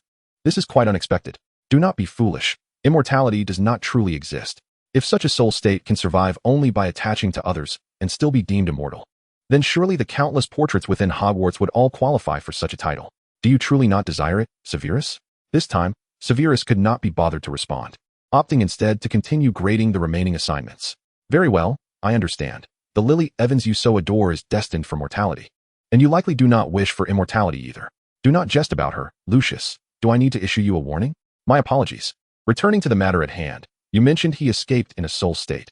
Thus, he will undoubtedly return, though it remains uncertain in what form. We must prepare ourselves in advance. The Ministry has yet to arrange matters, and the Order of the Phoenix will likely take action as well. You still have much to worry about. If there is nothing further, you may take your leave. One last thing, Severus. Will the little dragon be involved? At last, Severus ceased to dismiss him, though he did not provide a definitive answer. He himself was still uncertain. You might inquire with Narcissa. She would handle it better. With that, he turned away. Lucius had not anticipated such a response from Severus. He understood that, compared to him, Narcissa was far more concerned about the little dragon's predicament. Perhaps solely focused on that. Yet, he could not fathom what Narcissa might do. Perhaps it was time for a serious discussion. Very well, I shall take my leave. Without a farewell, Lucius threw flue powder into the fireplace. Extraordinary tailoring shop. Indeed, the fireplace in the potions professor's office also had a route to the extraordinary tailoring shop. After Lucius departed, Severus revealed a hint of contemplation. Although he had maintained an impassive demeanor before Lucius, he found himself unable to predict the consequences of such uncontrollable events. Much like when he had been unaware that the prophecy he relayed to the Dark Lord would lead to Lily's demise. This time, however, it truly did not concern him. Dumbledore would naturally undertake greater preparations for such a significant matter, and he surmised that Dumbledore would soon have demands of him. His speculation proved accurate. Shortly after the conclusion of the first trial, Dumbledore requested that he go to Azkaban to retrieve Sirius, as the second trial was imminent. Severus longed to refuse. But Dumbledore insisted that the matter had not yet been made public, and it was essential to keep it discreet, especially due to its connection to the Hogwarts film. His presence was deemed the most appropriate. Severus could already envision the scene of cold jibes exchanged between him and Sirius upon their reunion. Sure enough, it unfolded as he had anticipated. I never thought I would see you, Snivellus. You remain ever the pretender.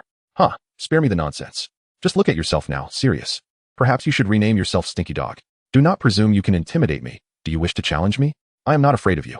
Severus frowned as he beheld Sirius, who appeared so frail he seemed on the verge of collapsing, and he grimaced in disdain, determined not to allow Dumbledore to perceive him as a bully of the weak. Without regard for Sirius's thoughts, he produced the door key, conjured vines with his wand to bind him, and together they disapparated to the courtroom of the Ministry of Magic. Coughing, Sirius remarked, "Are you contemplating murder? I must thank you for escorting me to court. Cease your theatrics, you mangy dog. Were it not for Dumbledore's insistence, I would prefer not to engage with you again." I concur. Sirius adjusted his attire to appear more presentable, uncertain of the reasons behind it.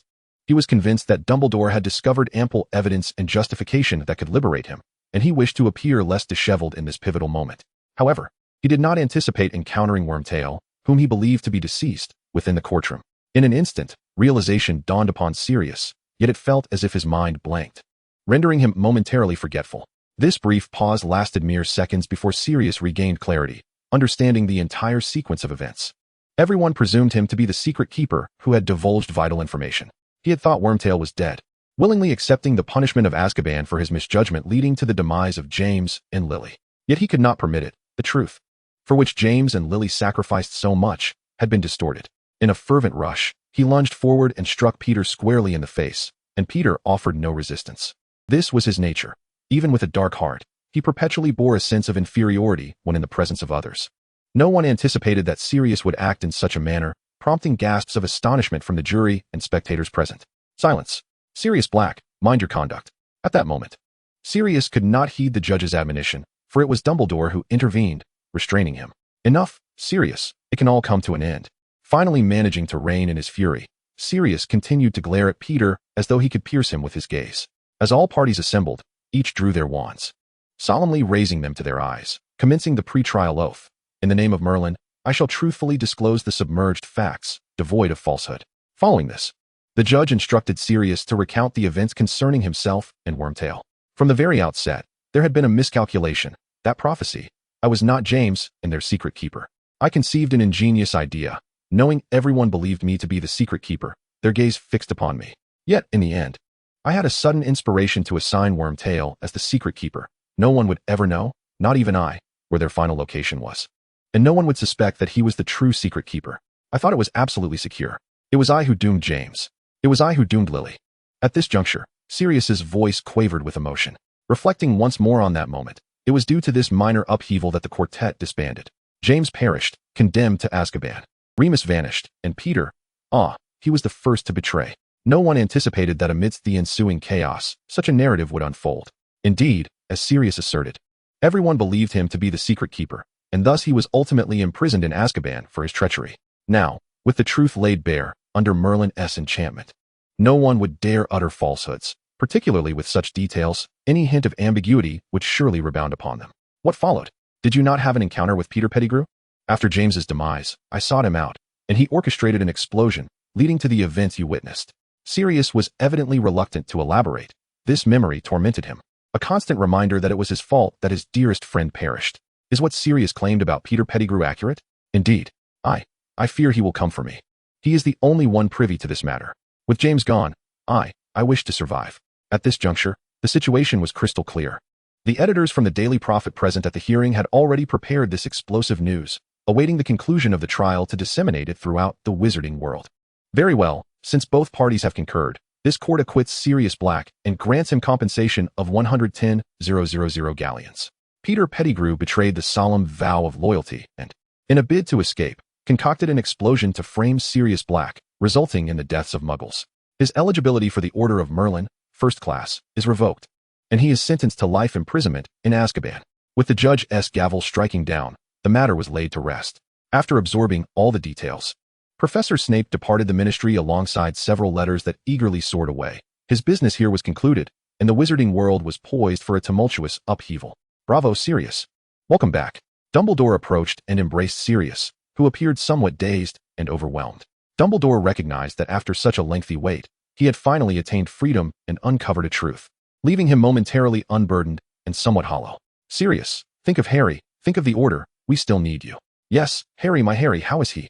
He should be quite well. You will soon learn what has transpired. Prior to that, someone may come looking for you. Who? It is Narcissa, who has awaited Dumbledore's mention of you for a considerable time. Upon the release of the first edition of the Daily Prophet, she saw Sirius emerge and subsequently returned to the Black residence. Sirius stepped into the long-abandoned Black Manor, expecting it to be devoid of life and shrouded in dust.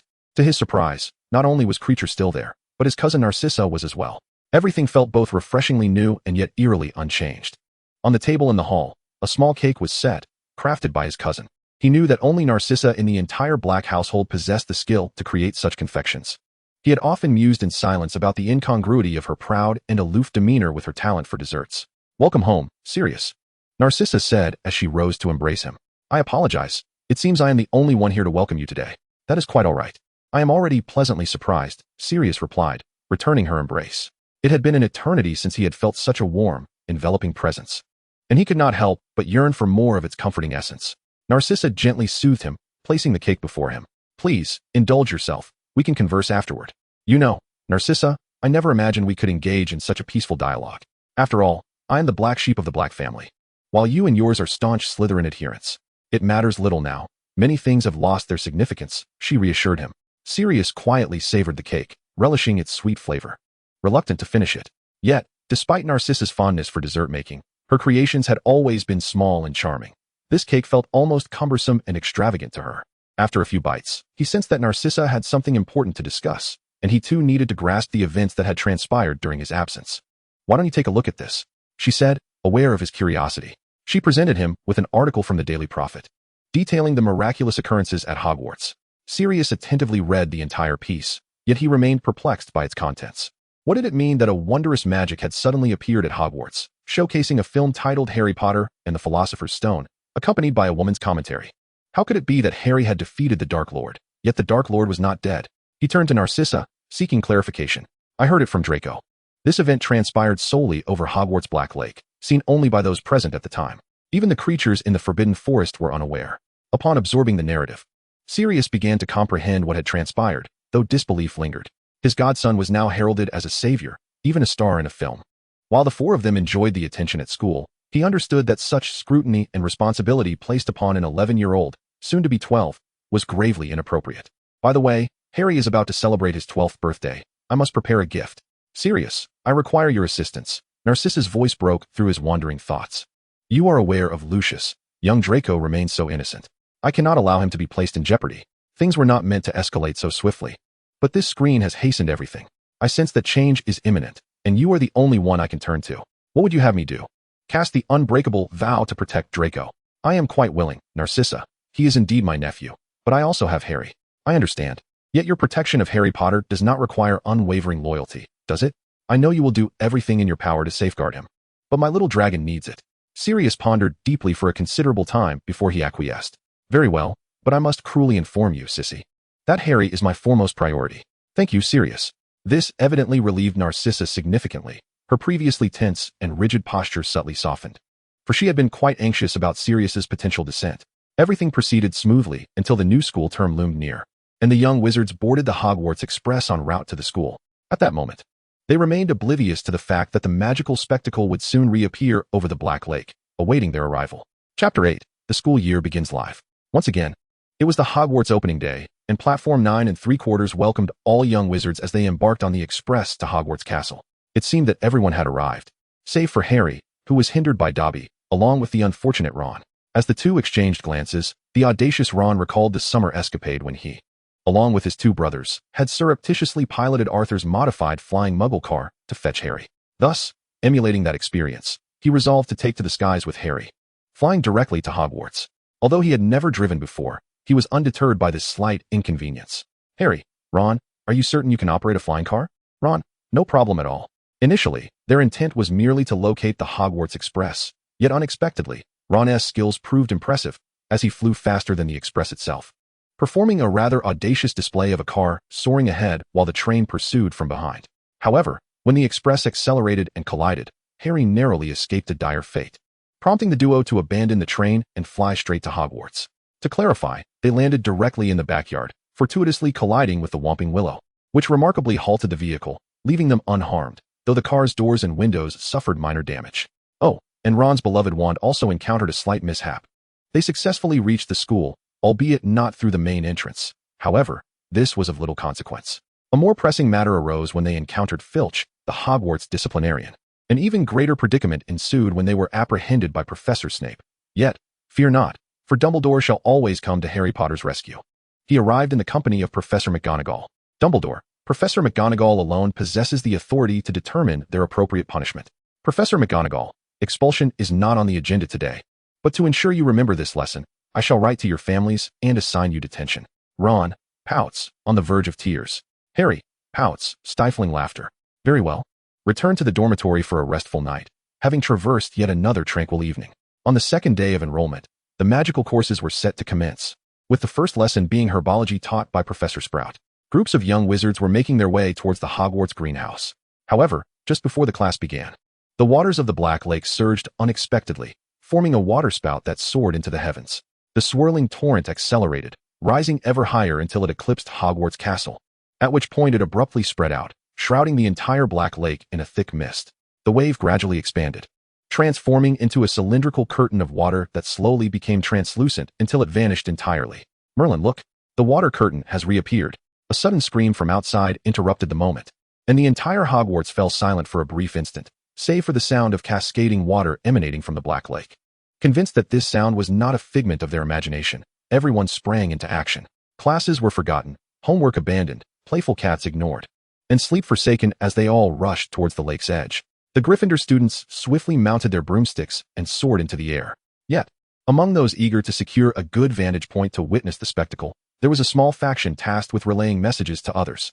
Thus, as the cinematic screen materialized amidst the mist hovering over the Black Lake, not only professors like Dumbledore emerged from the Hogwarts gates, but also the parents of students. Notably, the feuding Malfoy and Weasley families were present, along with Sirius Black, and surprisingly, even Longbottom's grandmother had arrived. Though she was not early, she timed her arrival perfectly to coincide with Lin Yi's conclusion of pleasantries with the live audience, just as the film was set to begin. Hello, friends. Yesterday, I finished watching the first Harry Potter film, and it feels as though my long-lost memories are assaulting me once more, huh? I specially ordered a Hufflepuff uniform online, and I'll wear it during the battle to show you all. Familiar was the water curtain, familiar was the sound, and the students and faculty of Hogwarts fell into a contemplative silence. If their previous encounter had afforded them some inkling of what was to come, this time was shrouded in complete uncertainty. Moreover, unlike the last occurrence, this screen's emergence was anything but ordinary. The Black Lake exhibited peculiarities from the outset. This led Dumbledore to speculate that the screen might expand its reach to encompass the entire Wizarding World, at the very least including Hogsmeade. Yet, upon observing the mist reaching the same height as Hogwarts, he realized they were still within Hogwarts' domain. Nonetheless, he understood that, given the current circumstances, it would not be long before the entire wizarding community could witness this screen, and chaos would inevitably ensue. Good evening, Mumu. I'm back again. Yes, I'm here. But I'm just in time to watch the second film with you. Me too. Although I've watched the entire series, I don't know why I'm so excited. This installment is truly thrilling. From this point forward, there will always be surprises, and you will never be disappointed. The mascot Dobby is making his appearance. Let the show begin. As the friends gathered, they prepared to delve into Harry Potter and the Chamber of Secrets. Anticipation filled the air as Harry was about to unveil his ability to speak Parseltongue. Lin Yi clicked on the already open screen link, immersing herself in the cinematic experience. Upon hearing the term Parseltongue, the Slytherins, including the professors and parents, collectively held their breath. They were acutely aware of its implications, yet observing the oblivious Harry. It was evident he remained unaware of the grave significance of the words uttered by the host, much to the chagrin of Lucius, who seethed internally. Goodness. Poor Harry starts off by rummaging through his parents' photographs. One wonders if Hedwig will return unscathed, or will the Dursleys devour her. His status has elevated. He no longer sleeps in the small attic. Oh no, school is upon us, and I haven't completed my potions assignment. What shall I do? Hurry up and write. Or Professor Snape will be furious. Can I borrow your work? Fear not. As Mrs. Snape, I shall whisper sweet nothings to alleviate your punishment. I advise everyone not to get too immersed in this. Huh, Harry's voice has changed. He has grown, hasn't he? That evening, the Dursleys were set to host Mr. and Mrs. Mason, with an array of dainty cakes prepared, and even Dudley was clad in a little suit. They had meticulously arranged a rehearsal when the Masons knocked. Everyone would be poised in their respective places for the performance to commence, while the outsider Harry would remain in his bedroom, silent, until the feast concluded. Vernon had stressed that a significant business deal was to be finalized that night, and he forbade any disturbances. Understood, if Uncle Vernon insists on silence, then surely something will disrupt it. Indeed, something is bound to go awry. Interestingly, the young actors on set have quite the fondness for Penny's portrayal. However, unbeknownst to them, a twist awaited in Harry's bedroom. As Harry ascended the stairs and opened his door, he was greeted by a most absurd sight, a peculiar magical creature bouncing on his bed. Open the door, and chaos ensues. Dobby is a happy little house elf. He's here. The adorable Dobby. The house elf, Dobby, turned to face Harry, exclaiming, "Harry Potter, it is such an honor," and performed a graceful bow. Friends, remember this phrase. It is Dobby's first and last words to Harry. What? There's a hidden gem? Oh, please, spare me. I cannot bear this. Cannot bear to hear that. Very well. Let us discuss something else. Truth be told, I am not particularly fond of Dobby, Lin Yi suddenly interjected, shifting her tone. Please, do not say that. I cannot bear to hear it more. Lin Yi mimicked, zipping her lips, signaling silence. In truth, she was not particularly enamored with Dobby, yet. Given the collective affection for the character, she merely sought to express her sentiments humorously at the moment. Below, an introduction akin to a business gala unfolds, aiming to secure a significant deal. Meanwhile, the upper floor was originally a space for mutual introductions, yet with Harry's remark, "Sit down and speak," the atmosphere spiraled out of control. Dobby burst into inconsolable tears. Harry hastily attempted to provide comfort, mistakenly believing his words had soothed Dobby, only to inadvertently offend him again. The kindness extended by Harry reminded Dobby of the peril he faced in seeking out Harry, leading him to feel quite wretched. In response, he began to bash his head against the cabinet, each thud louder than the last. While sitting was unacceptable, Jumping on someone else's bed seemed permissible. Initially, I found Dobby quite bothersome, but later came to recognize the depth of his predicament and his bravery. Thus emerged the tragic heroine, Dobby. In the Ravenclaw discussion forum, there were musings about Dobby venturing alone to find Harry Potter. This struck one as peculiar, as house elves are not typically permitted to act independently. Generally, only pureblood families possess house elves, and indeed, those referred to were the pureblood aristocrats of Slytherin. The students of Ravenclaw have always had a keen understanding of the intricate relationships among the houses. In the Slytherin forum, Lucius's countenance darkened as he recognized the house elf on screen. He was perplexed as to how Dobby managed to seek out Harry Potter right under everyone's noses. "Father, is that not Dobby?" Draco asked earnestly. "I can see that," Lucius replied through gritted teeth. The other students exchanged glances. As Slytherins, they had all attended gatherings among pureblood families and were quite familiar with their respective house elves. Dobby, in particular, was a rather extraordinary elf, possessing considerable strength, which is why the Malfoys had never abandoned him. Dobby was indeed berating himself, repeatedly colliding with the wall, producing an ever-increasing cacophony. He began to elucidate the origins of house elves and inflicted punishment upon himself, prompting Harry to wonder if he had come to inflict punishment upon him as well, eliciting laughter. This segment lacked any particularly striking points, and Lin sensed a dip in the discussion's vigor, prompting him to invigorate the atmosphere. It is established that house elves must serve a single master for their entire lives. However, it is curious that, despite their formidable magical abilities, they are perpetually oppressed by wizards. Previously, I came across information suggesting that in ancient times, the elf race was entirely subjugated by wizards, resulting in their complete domestication. If anyone in the discussion has additional insights, please feel free to contribute. Lin shared knowledge gleaned from Harry Potter fanfiction, though its veracity remained uncertain. "I can only say that creature is indeed a model standard," one participant remarked. "How shall I put it?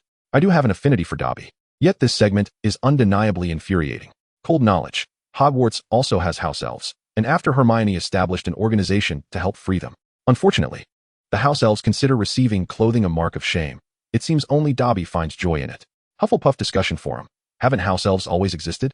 Why have these individuals been discussing it for so long? Perhaps there are issues concerning these house elves. What problems could there be? What is this segment truly conveying? You genuinely do not know? House elves are obliged to obey their master's commands, and this one has spoken ill of its master while specifically warning Harry Potter. Surely trouble is imminent.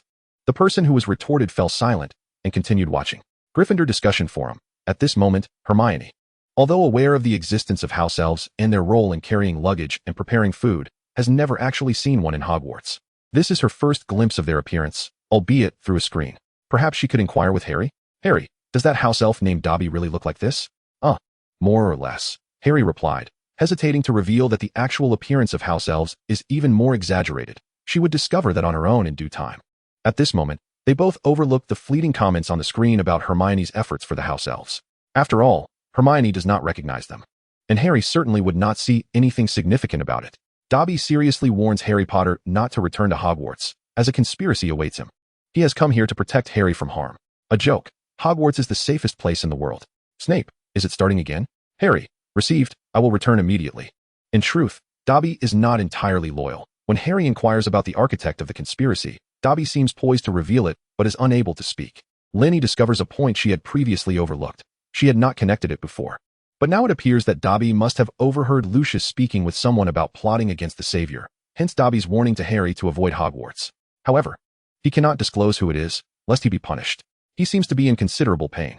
Perhaps there is some restriction preventing him from speaking or acting against his master, resulting in this headache?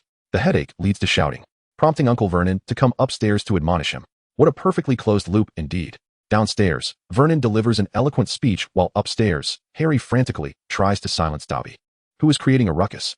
The outcome is less than effective, prompting Uncle Vernon to rush upstairs to warn Harry, as if anyone can warn Harry, stating that if any more noise is made, he will make him regret ever being born into this world. Harry, in a state of exasperation, conveyed to Dobby that this was the very reason he wished to return to Hogwarts, for it was there he found companionship. With a knowing scoff, Dobby retorted, "Not even a letter from your friends, Harry Potter?" Harry furrowed his brow, realizing the situation was more complex than he had presumed. "How do you know no one has written to me?" Dobby, feeling a twinge of guilt, responded, "Do not blame me. I merely wish to prevent your return to Hogwarts." Yet, despite his unease, he honestly produced a bundle of letters from his pocket, revealing their existence. Furious, Harry declared that not even Uncle Vernon's warnings would deter him now. He began to chase after Dobby, who skillfully evaded him, darting through the door.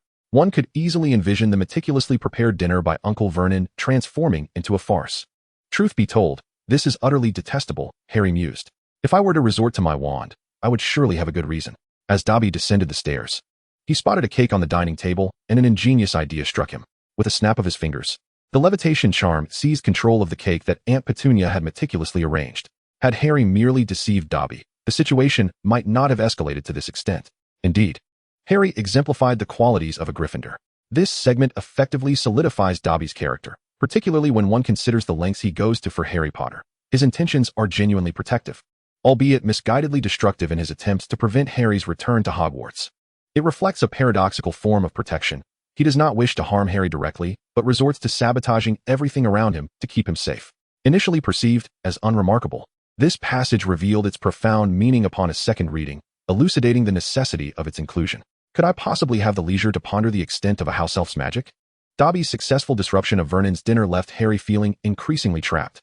As Dobby had anticipated, Uncle Vernon sealed all doors and windows of Harry's room, creating a veritable chamber of secrets.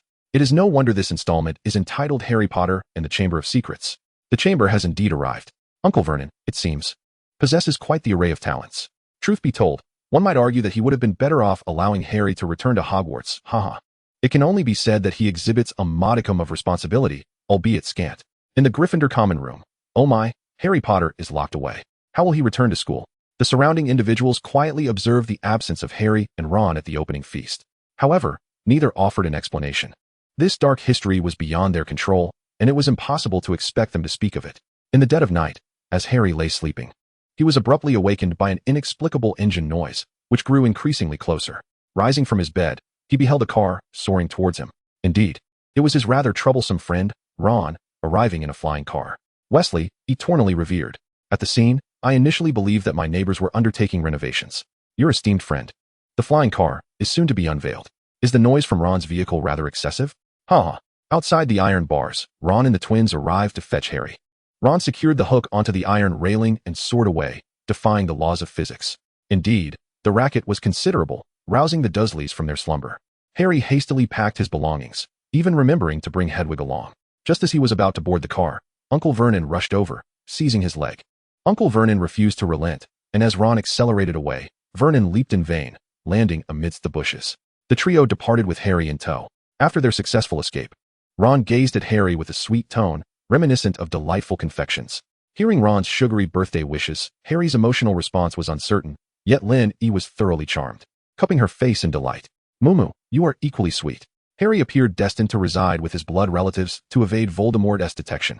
Hence, the urgency to flee. Otherwise, how would the narrative progress? Each of Harry's birthdays indeed seems fraught with peril. They soared through the night into the light, transitioning from reality into magic. Successfully arriving at the burrow, the entire house boasted an array of automated smart features, embodying the dream of a perfect home, particularly the self-washing dish charm, which resolved all domestic disputes. On the magical clock, the brothers' statuses shifted from missing to home, a delightful revelation. One status indicated dentist, though the magical realm lacks dental clinics. While Hermione's parents operate one, a charming little Easter egg. Lynn pointed out the clock's display, which illustrated various potential locations for the children: school, home, dentist, prison, missing, and Quidditch match. Indeed, even prison was listed. How absurd, one might wonder. Was that merely for comedic effect? Gryffindor Discussion Forum. Ron's home is such a delightful place. Wesley, may I visit your abode? At that moment, the noticeable Wesley siblings at school were besieged by their peers. Although they embraced half-bloods and muggles, the student body predominantly consisted of purebloods. While some, like Malfoy, adhered to strict etiquette, most ordinary pureblood families led rather monotonous lives. Suddenly encountering the whimsical and enchanting artifacts of the Wesley household piqued their interest. For the first time, Ron felt the thrill of being more popular than Harry, and he found it quite enjoyable. Hufflepuff Discussion Forum. How envious I am of Gryffindor. Can we also seek out the Wesley family? Perhaps, but it seems their home can hardly accommodate more guests. A little badger observed the scene, where Ron and the twins were encircled by eager admirers, and swallowed hard. Slytherin Discussion Area. Silence enveloped the room, as the atmosphere grew increasingly frigid in the presence of Lucius. The young serpents, still in their formative years, felt a chill that rendered them speechless. Ron, it's a bit modest, but it's home. Harry, I think it's splendid. A life Harry yearns for. Come on. Your home is incredibly cool, so warm and filled with life. The Weasley clock is remarkable, Even Dumbledore has praised its enchantment. The Weasley household is so entertaining. The unfamiliar sights transformed the comments section into a chorus of unrestrained admiration, with compliments flowing freely. However, this scene truly uplifted the spirits, affirming that a well-ordered, clean, and sunlit home is indeed the epitome of comfort, especially one with magically automated conveniences. Who wouldn't be enchanted? Yet, the warmth quickly morphed into horror. The Weasley brothers, who were enjoying their bread, transformed into a dramatic display akin to Sichuan opera upon seeing Molly descend the stairs, as expected of their mother. Molly's mastery of this art form was profound. Her initial fury turned into a beaming smile upon facing Harry. After delivering a lesson, she seamlessly transitioned to warmly inviting Harry to dine. At that moment, Ginny rushed downstairs, engaging in a momentous encounter with Harry. The besotted Ginny, barefaced and clad in her pajamas before her idol, truly exemplified love's whimsical nature. Arthur returned home from work, too preoccupied with the multitude of children to notice an additional Harry. Molly confronted Arthur about the brothers' escapades in a flying car, to which Arthur's first reaction was, "Isn't that car splendid?" Unable to contain his exasperation, Arthur faced Molly's wrath. "Ha ha ha! Who claimed they were the Lu Mei and Xia Dong Hai of the magical realm? Ha ha ha ha! I'm dying of laughter. What a brilliant commentary." The comments section brimmed with discussions about the Weasley family's heartwarming interactions, adorable parents, and charming children. In reality, many viewers have families that are less than perfect, and witnessing the affectionate Weasley clan inevitably stirs feelings of envy and nostalgia. However, amidst the chaos of so many children, it's evident that Molly and Arthur's attention and expectations vary for each child. After all, with 7 children, each possessing vastly different personalities, it is their inherent kindness and willingness to compromise for the sake of family that truly matters. Slytherin discussion area. With so many inhabitants, is this house truly stable? The young serpent scoffed. Yet, unbeknownst to others, he harbored a secret envy for this household. Who says serpentlings are entirely cold-blooded and unfeeling? At least for that fleeting second. Most of the young wizards in Slytherin felt a stir within their hearts. Nevertheless, they would quickly regain their composure, donning their masks of indifference once more. Ravenclaw discussion area. From the outside, this dwelling seems incapable of supporting a couple and their 7 children, now with an additional Harry. The astute eagle adjusted its spectacles. Beside him, the curly-haired young eagle immediately chimed in. Indeed, it must have utilized spatial expansion. In the Hufflepuff discussion area, the neighboring eagle's incessant chatter had left him dizzy, rendering him momentarily devoid of further thoughts. In the Gryffindor discussion area, Ron found himself surrounded by inquiries about whether they could visit his home. Even if the Weasley family were to face bankruptcy in the future, they could surely rely on the proceeds from the tourist tickets to sustain themselves. As breakfast continued, Arthur was just about to inquire about the peculiar uses of the Muggle world's little yellow ducks when a clumsy owl collided with the window. Percy, having just risen with his hair in a disheveled state, wore an expression of exasperation and disdain as he stood to retrieve the letter clutched by the owl. The missive was from Hogwarts, even containing Harry Potter's correspondence, which detailed the enrollment lists for each grade. Sisters and friends, it's happening. Harry Potter is heading to Diagon Alley. Lynn instantly straightened in her seat, fully preparing herself for what was to come.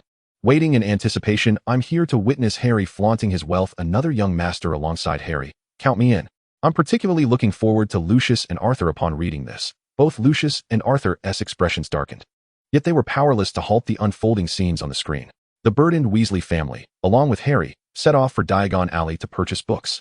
Traveling via the fireplace and using flue powder, Ron demonstrated the process, grabbing a handful of the powder, shouting Diagon Alley, and then tossing it down, which instantly ignited a burst of green flames that enveloped Ron, rendering him invisible. This sight left Harry so startled that he momentarily lost his ability to speak English. The voice recognition system misinterpreted his utterance, transforming Diagon Alley into Nocturne Alley. They found themselves in a peculiar place, filled with an array of bizarre figurines resembling skulls and various limbs, emphasizing a strange theme that could almost conjure a few figures when pieced together. Young Harry, with his curious and impulsive nature, was suddenly caught by a hand, leading to an intimate entanglement of fingers, rendering him immobile. Coincidentally, at that moment, Draco passed by the window, appearing as if he intended to enter.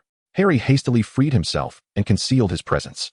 Upon entering, Draco too succumbed to the temptation of exploration, only to be swiftly reprimanded by his father Lucius, who struck his wand, causing Draco to instinctively withdraw, the wand striking the statue with a practiced precision that was almost painful to witness. Lucius Malfoy has come to sell his wares. Draco seemed to possess a peculiar ability to detect Harry's whereabouts with uncanny accuracy, prompting Lynn to jest along with the comments in the chat. However, Lucius and Draco, standing amidst the crowd, were far from amused. Unbeknownst to them, They had already crossed paths with Harry Potter during the previous summer, a proximity that seemed ironic. At that moment, the comments on the screen were filled with praises about the family's beauty. "That's my husband. Father is so handsome. The young master is so charming I might faint," and similar flustered declarations. This left Draco, much like his father, with a tightly drawn expression on his youthful face. Lucius, having sold some contraband to the Ministry of Magic, departed with Draco.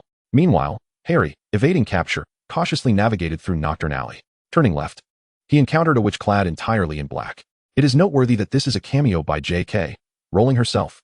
Harry nearly fell victim to a group of sinister old witches when, unexpectedly, Hagrid appeared like a beacon of hope, whisking the dirty little Harry back to the bustling and vibrant Diagon Alley. Suddenly, Hermione, like a celestial being, emerged. Goodness, Hermione has become quite stunning.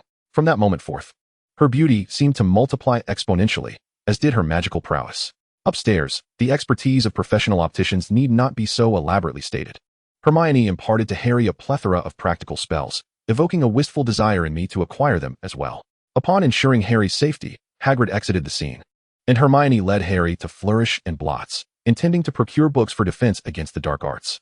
However, the required texts turned out to be nothing more than the personal adventure memoirs of Professor Lockhart, whose entrance was nothing short of dashing, captivating a throng of admirers, ranging from homemakers to brilliant young scholars. Yet, Lockhart, spotting Harry Potter, seized him for a photograph, perhaps the epitome of serendipitous encounters. Amidst a flurry of gratitude, the crowd erupted in applause, while Ron surveyed the scene, perplexed. Why on earth would Dumbledore employ Lockhart? It's rather akin to a book signing event. Huh, you are bound to make me laugh. It truly is. In the Gryffindor discussion forum, Ron, this professor is excessively self-absorbed. Hey, did you not notice that even Granger is quite fond of him? I wager this will become Granger's most embarrassing memory in her magical life. A small voice confidently retorted, unperturbed by the potential for ridicule, having witnessed Granger's dramatic transformation firsthand. He was likely the most self-assured individual in attendance. Draco genuinely cared for Harry. As the Weasley family was preparing to leave, Draco descended the stairs to intercept them, delivering a sarcastic diatribe, only to be curtailed by his father, Lucius, leaving one to ponder whether this was sincere or mere pretense.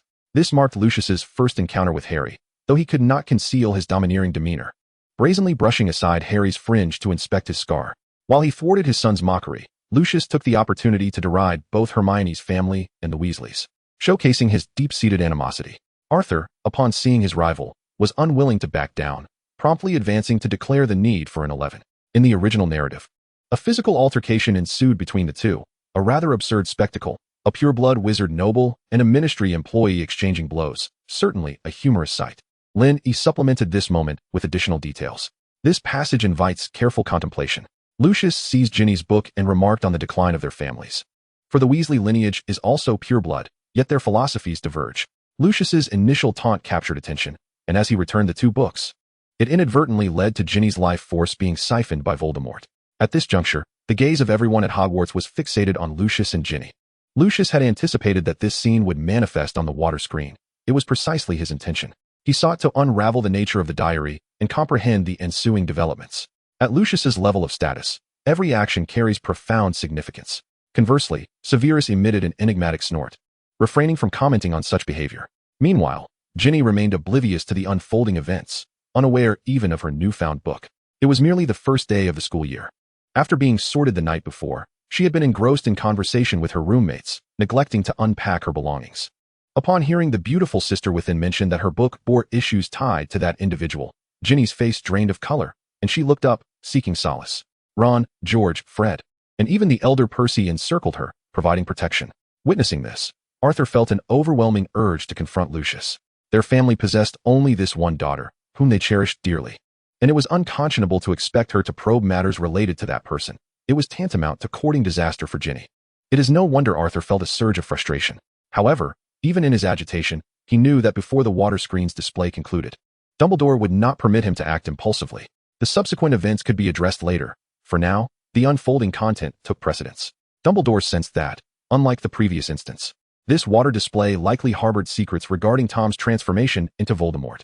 Thus, Arthur had no choice but to stifle his ire and observe. In the Ravenclaw discussion area, the book that was returned, as the broadcaster suggested, was connected to Voldemort. Why would Lucius specifically seek trouble over a book? It must possess a significance unknown to us. One must ponder whether this book was directly handed to him by Voldemort. What else did Voldemort bestow upon others? Mr. Malfoy is a prominent member of Voldemort's faction. Such a solemn treatment of a book cannot be trivial. Even if others possessed similar items, they would be scarce. The children of Ravenclaw, true to their potential as great intellects, exchanged thoughts, piecing together the situation. In the Slytherin discussion area, a young serpent could no longer contain their curiosity and finally posed the question, Malfoy, does your family truly still maintain contact with that esteemed individual? With Draco momentarily distanced from Lucius, many in Slytherin, who were ardent admirers of that figure, shared an unwavering faith, as their parents had lived through and participated in that era, passing down such beliefs to them. However, the degree of loyalty varies, much like the Malfoy family, who are steadfast followers of Voldemort. Among them, there are those who are truly devoted and others who merely linger on the fringes. Within Slytherin, many merely ride the coattails of the main faction. Moreover, even someone like Lucius ultimately prioritizes the interests of the Malfoy lineage and would not remain steadfast in allegiance to the end. Draco cast a glance at the individual who had inquired. He bore no recollection of him, likely one of those who lack presence. Disinterested, he merely huffed in response. The questioner dared not press further, as his curiosity stemmed from the noticeable relaxation of Draco's parents following the disappearance of that individual, which had fostered a more pleasant atmosphere at home. Should he reappear, life would likely descend into chaos once more. The books had been procured, and it was time to commence the school year. Once again, Harry found himself colliding with the Weasley family. Although this time Arthur and Molly surged ahead of him and Ron, causing a predicament for the two. Ron lamented that their parents were unable to come out, prompting Harry to urge him to devise a solution. With narrowed eyes, Ron exclaimed, "The car." Uncertainty loomed over the safety of the vehicle, but Arthur was undoubtedly in peril. Ron piloted the enchanted car from King's Cross Station to Hogwarts, oblivious to how many muggles had witnessed the spectacle. Notably, the vehicle was equipped with a right-hand drive. Had Ron not taken the wheel, they might never have grasped the twins' exceptional driving skills, which required a modicum of finesse. Hinny, who herself was not adept at driving, expressed her admiration for the twins' expertise. Ron had an uncanny knack for generating mishaps, and the car's invisibility booster malfunctioned. Harry suggested flying lower to locate the train. A bold exchange of ideas indeed. They found the train, but the car was ahead, with the train trailing behind. Suddenly, the train let out a deafening horn.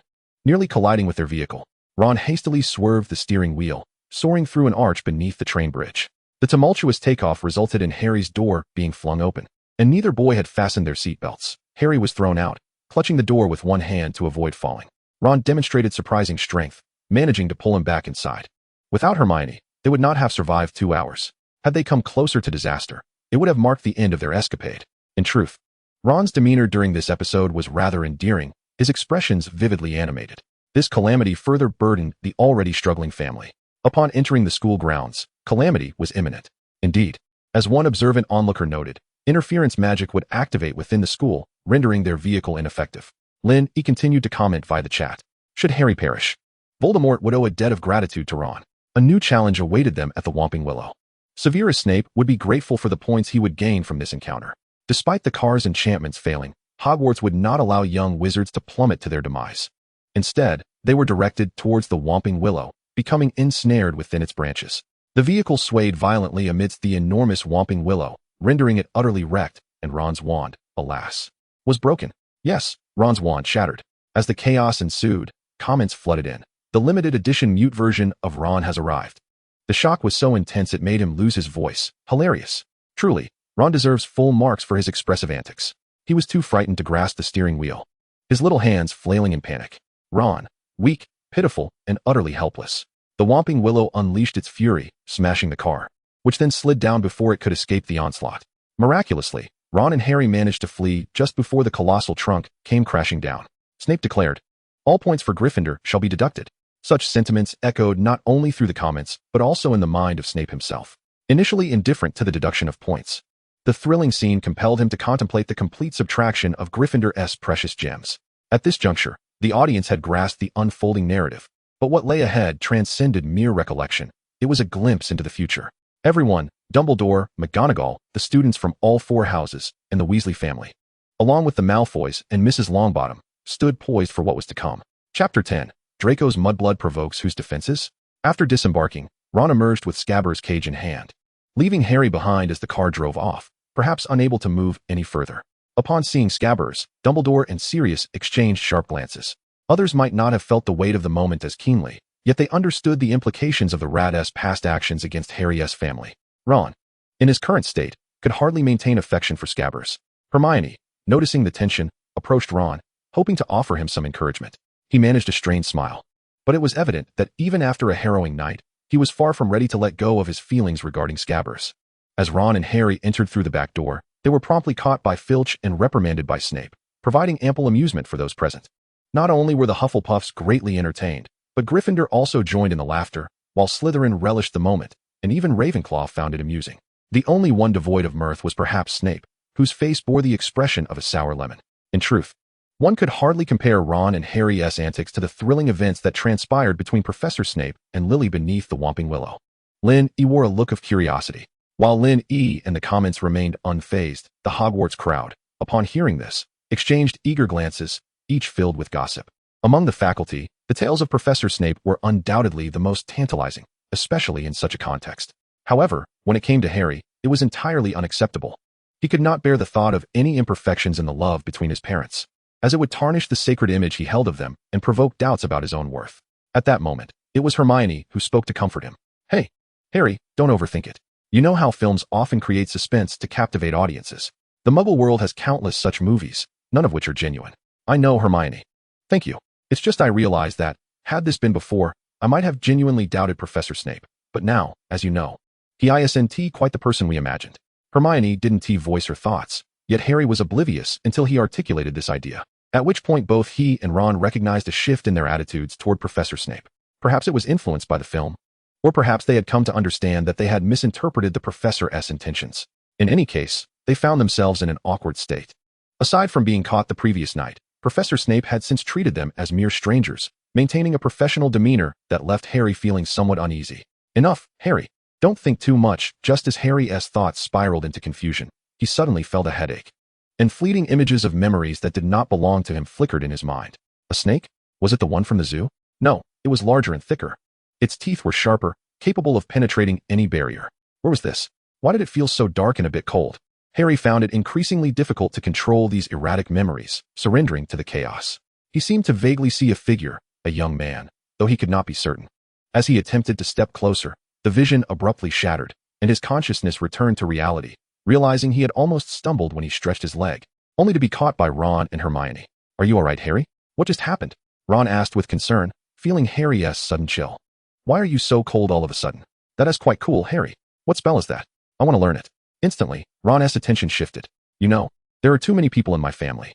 I always feel hot, but the magical temperature control at home is quite unstable." Hermione rolled her eyes at Ron, who had completely strayed from the topic, as she too sensed something was amiss with Harry's temperature. She intended to help him to the infirmary. "I'm fine, Hermione. I just saw something strange for a moment. I'm okay. I want to finish watching this." For Harry, nothing was more crucial at that moment than uncovering what awaited him in the future, which entailed that Professor McGonagall had lifted their punishment for rule-breaking, albeit requiring them to write home, resulting in Ron receiving a scolding letter from Molly, while Harry faced no consequences. Ha ha ha. Ron takes 100 damage. Harry takes 0 damage. Harry, informing the parents? Then it's no big deal. Harry, I thought it was a significant matter. Professor McGonagall is simply delightful. Oh, how tender she is. Professor Snape threatened to expel the two, and Ron genuinely believed that Professor McGonagall would impose such a punishment on him. He told her to pack his belongings, and the professor paused for a moment, her gaze suddenly softening as she replied. In the original text, Professor McGonagall was indeed angered, but I adore the portrayal of her in the film. At this moment, Ron and Harry exchanged glances, as they were likely experiencing the film's narrative rather than the so-called original text, for even last night, Professor McGonagall had not been angry, but rather, even gentler. Finally, the next day, the first class of herbology commenced, the scene shifting to the third greenhouse on the right side of Hogwarts Castle, where the beams and ridges were adorned with Chinese dragons, creating a harmonious atmosphere. This was Professor Sprout's first appearance in the film, as she taught the young wizards how to repot mandrakes. The live chat was filled with greetings for the headmaster, and Hufflepuff reporting. This surprised Professor Sprout, who hadn't expected to receive such special attention among so many distinguished wizards. The Badgers were especially proud and began to show off. Lin E also joined in on the live chat, expressing her astonishment, recalling that she had been quite taken aback by the peculiarities of this magical herb. In all honesty, during that class, a Slytherin student beside her had mismanaged their earmuffs and collapsed, which was quite unfortunate. Lin E, who had initially intended to share her thoughts earnestly, suddenly shifted her focus to her experience in the moment. To be candid, I too almost departed from this enchanting world at that time. My earmuffs worked remarkably well. allowing me to see your expressions beside me. Honestly, I find it rather charming. I also, during my first viewing, was completely unprepared and hadn't closely observed what mandrakes actually looked like. Those little plants made me laugh and cry. They were rather unique. In class, Hermione continued to excel, and aside from her outstanding performance, the most memorable moments included Longbottom's fainting and Draco being bitten by a mandrake. The young master was indeed quite mischievous. Upon witnessing this, Longbottom felt embarrassed, his face flushed, though his grandmother showed little reaction, as Longbottom had always been this way. Meanwhile, Draco was in a more uncomfortable position. Lucius, though accustomed to Draco's foolishness, did not wish for the esteemed Malfoy heir to become a laughingstock throughout the Wizarding World. With a disdainful huff, he ordered Draco to distance himself further. At lunchtime, Percy and his girlfriend exited the Great Hall and encountered Sir Nick, who offered a bow in greeting. This marked the only appearance of Miss Cleavet, Percy's girlfriend. Here is a refined and improved version of your text. In the realm of magic, we find Percy and his girlfriend Penelope Clearwater, the head girl of Ravenclaw, who was portrayed by Hermione in the Deathly Hallows. It is noteworthy that Percy ultimately did not end up with her. Speculation suggests that she perished after being sent to Azkaban by Umbridge's Muggle Registration Committee. This revelation has ignited a fervor among both Gryffindor and Ravenclaw houses. Now, Percy has officially assumed the role of head boy for Gryffindor, a pairing with Ravenclaw's head girl that seems well matched, potentially setting the stage for a model magical couple. However, the question arises, how did the head girl of Ravenclaw end up in Azkaban, and who is Umbridge? Among those present, only Dumbledore appears to have a recollection of Umbridge, a staff member from the Ministry's Department of Magical Law Enforcement. His ambitions are vast, and he has often neglected trivial matters. Yet, it seems this individual cannot be overlooked any longer. Dumbledore mentally noted Umbridge's name while also contemplating the phrase Deathly Hallows. Nevertheless, Umbridge is not the focal point of the students' discussions. The Ravenclaw students are primarily concerned about the fate of their head girl. At this moment, Clearwater is surrounded by her close friends, who are offering her comfort. The students of Ravenclaw are indeed human, unwilling to let an event yet to unfold disrupt their plans. However, witnessing a prophecy of her own demise has unsettled Clearwater, causing her to unconsciously glance towards Percy. At this instance, Percy remains by Ginny's side. Yet upon noticing the commotion, his gaze has already shifted to Clearwater. Meeting the reassuring eyes of her boyfriend brings her some solace. After all, knowing this information allows her to navigate away from the direst outcome. Ravenclaw, with its wisdom and erudition, will always forge its own path. During lunchtime, Ron employs tape to physically mend his wand, while Harry is ambushed by the enthusiastic Colin Creevey, who snaps a photograph. The adorable younger brother introduces himself and prepares to take a picture with Harry and his friends. However, Ron's alarming shout interrupts the moment. Danger, Ron, danger. Unforgettable. Truly unforgettable. Elegant. So very elegant. Profound. Remarkably profound. Help. A true plea for help. A flurry of comments floods the screen, causing Ron to feel increasingly anxious. Even though the moment of crisis has not yet arrived, he senses that something ominous is on the horizon, and indeed, it is. An owl delivers a letter, and Ron, with trembling hands, breaks the wax seal. Molly's furious voice begins to play automatically. Ronald Weasley, I am at my wit's end. Your father is currently under scrutiny by the Ministry, and it is all your fault. If you do not behave yourself and continue to act outlandishly, we shall bring you straight home. All the students are listening intently, likely more so than they ever do during class. Ron nodded with a forlorn expression. Molly did not ignore him. Instead, she turned to gently advise Ginny. Oh, my dear Ginny, congratulations on being sorted into Gryffindor. Your father and I are immensely proud of you. At this moment, the scene shifted to the defense against the dark arts class. Professor Lockhart commenced with a self-aggrandizing introduction, relishing the attention of the students. The classroom was adorned with his portraits, creating an eerie atmosphere as he gazed upon himself. Following his introduction, he initiated a class assessment. Indeed, it was a preliminary examination for the defense against the dark arts, where Lockhart would administer a test to gauge the proficiency of his adoring fans. Failure to pass would result in the expulsion from the ranks of his followers. At this juncture, Lockhart had already arrived at Hogwarts, proudly observing the unfolding scene alongside his fellow instructors, reveling in the knowledge that he would be immortalized in the realm of Muggles through film, affirming the legendary nature of his life ahead. As for his greatest achievement thus far, opinions varied. Without a doubt, this examination, Hermione could score full marks. Or his mastery of the Oblivion charm is unparalleled. Another remarked, his most significant accomplishment is simply surviving to this day. Ron's expressions were a treasure trove of amusement, contributing significantly to the comedic moments of the hour. The first instance of a blank exam paper from Slytherin could indeed be attributed to him. To everyone's astonishment, the examination commenced. One could speculate that Hermione would later reflect on this moment with disbelief. Yet, for now, she remained an ardent admirer. soon to be disillusioned by Lockhart's antics. As Lynn E. observed, the film depicted Lockhart unveiling a cage filled with Cornish pixies. Lockhart boldly released the cage of pixies, transforming the classroom into a veritable paradise of mischief. Hermione quickly became the master of desk clearing, while Neville found his ears being tugged by the pixies, lifting him off the ground like a helicopter. The young master discreetly attempted to escape. The pixies were adorned in his favorite shade of lavender, and in a humorous detail. Hermione's entire reading list consisted solely of Lockhart's works. The audience cheered. "With me here, you shall face no harm." Amidst the chaos, I found myself fleeing alongside the young master. The online comments erupted in joy, yet the atmosphere within Hogwarts darkened, particularly for Professors Snape and McGonagall. They could scarcely believe that a professor would allow young witches and wizards to be placed in such peril. Although the Cornish pixies posed minimal threat, the potential for injury remained high. Professor Snape, in particular, scorned such a cowardly retreat from responsibility. Not only did Hermione, an ardent admirer of Lockhart, wear a grim expression, but she also found it difficult to reconcile her admiration for someone so cowardly. Another figure, Grandma Longbottom, could tolerate her grandson receiving training at school, yet she could not bear such a blatant act of humiliation. She promptly turned to Dumbledore to express her disapproval of Lockhart, serving as the defense against the dark arts professor. Dumbledore responded with a reassuring glance, indicating that he would address the matter. Ultimately, it was Hermione who resolved the situation. Overcome with frustration, she drew her wand and cast a spell to immobilize everyone swiftly. "Let us see how this unfolds," she declared, accompanied by her two seemingly ineffectual companions. "You are the worst teacher I have ever encountered," she admonished, her displeasure palpable. The consequences of angering a scholar like her could be quite severe, indeed. The confidence radiating from her smile was striking, almost breathtaking. Once again, when faced with adversity, it was Hermione who emerged as the solution. Truly, she single-handedly bore the weight of an entire class, showcasing her formidable strength. As Lynn E. reclined in satisfaction, the audience was well aware of what it meant to be immobilized.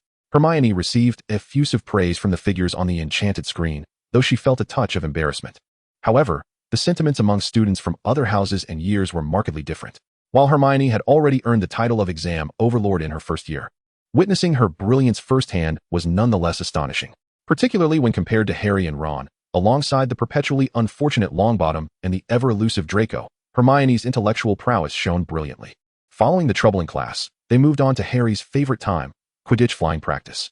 Captain Wood was so dedicated that he had even spent the summer devising new training plans and strategies, proving himself to be quite the oblivious fellow.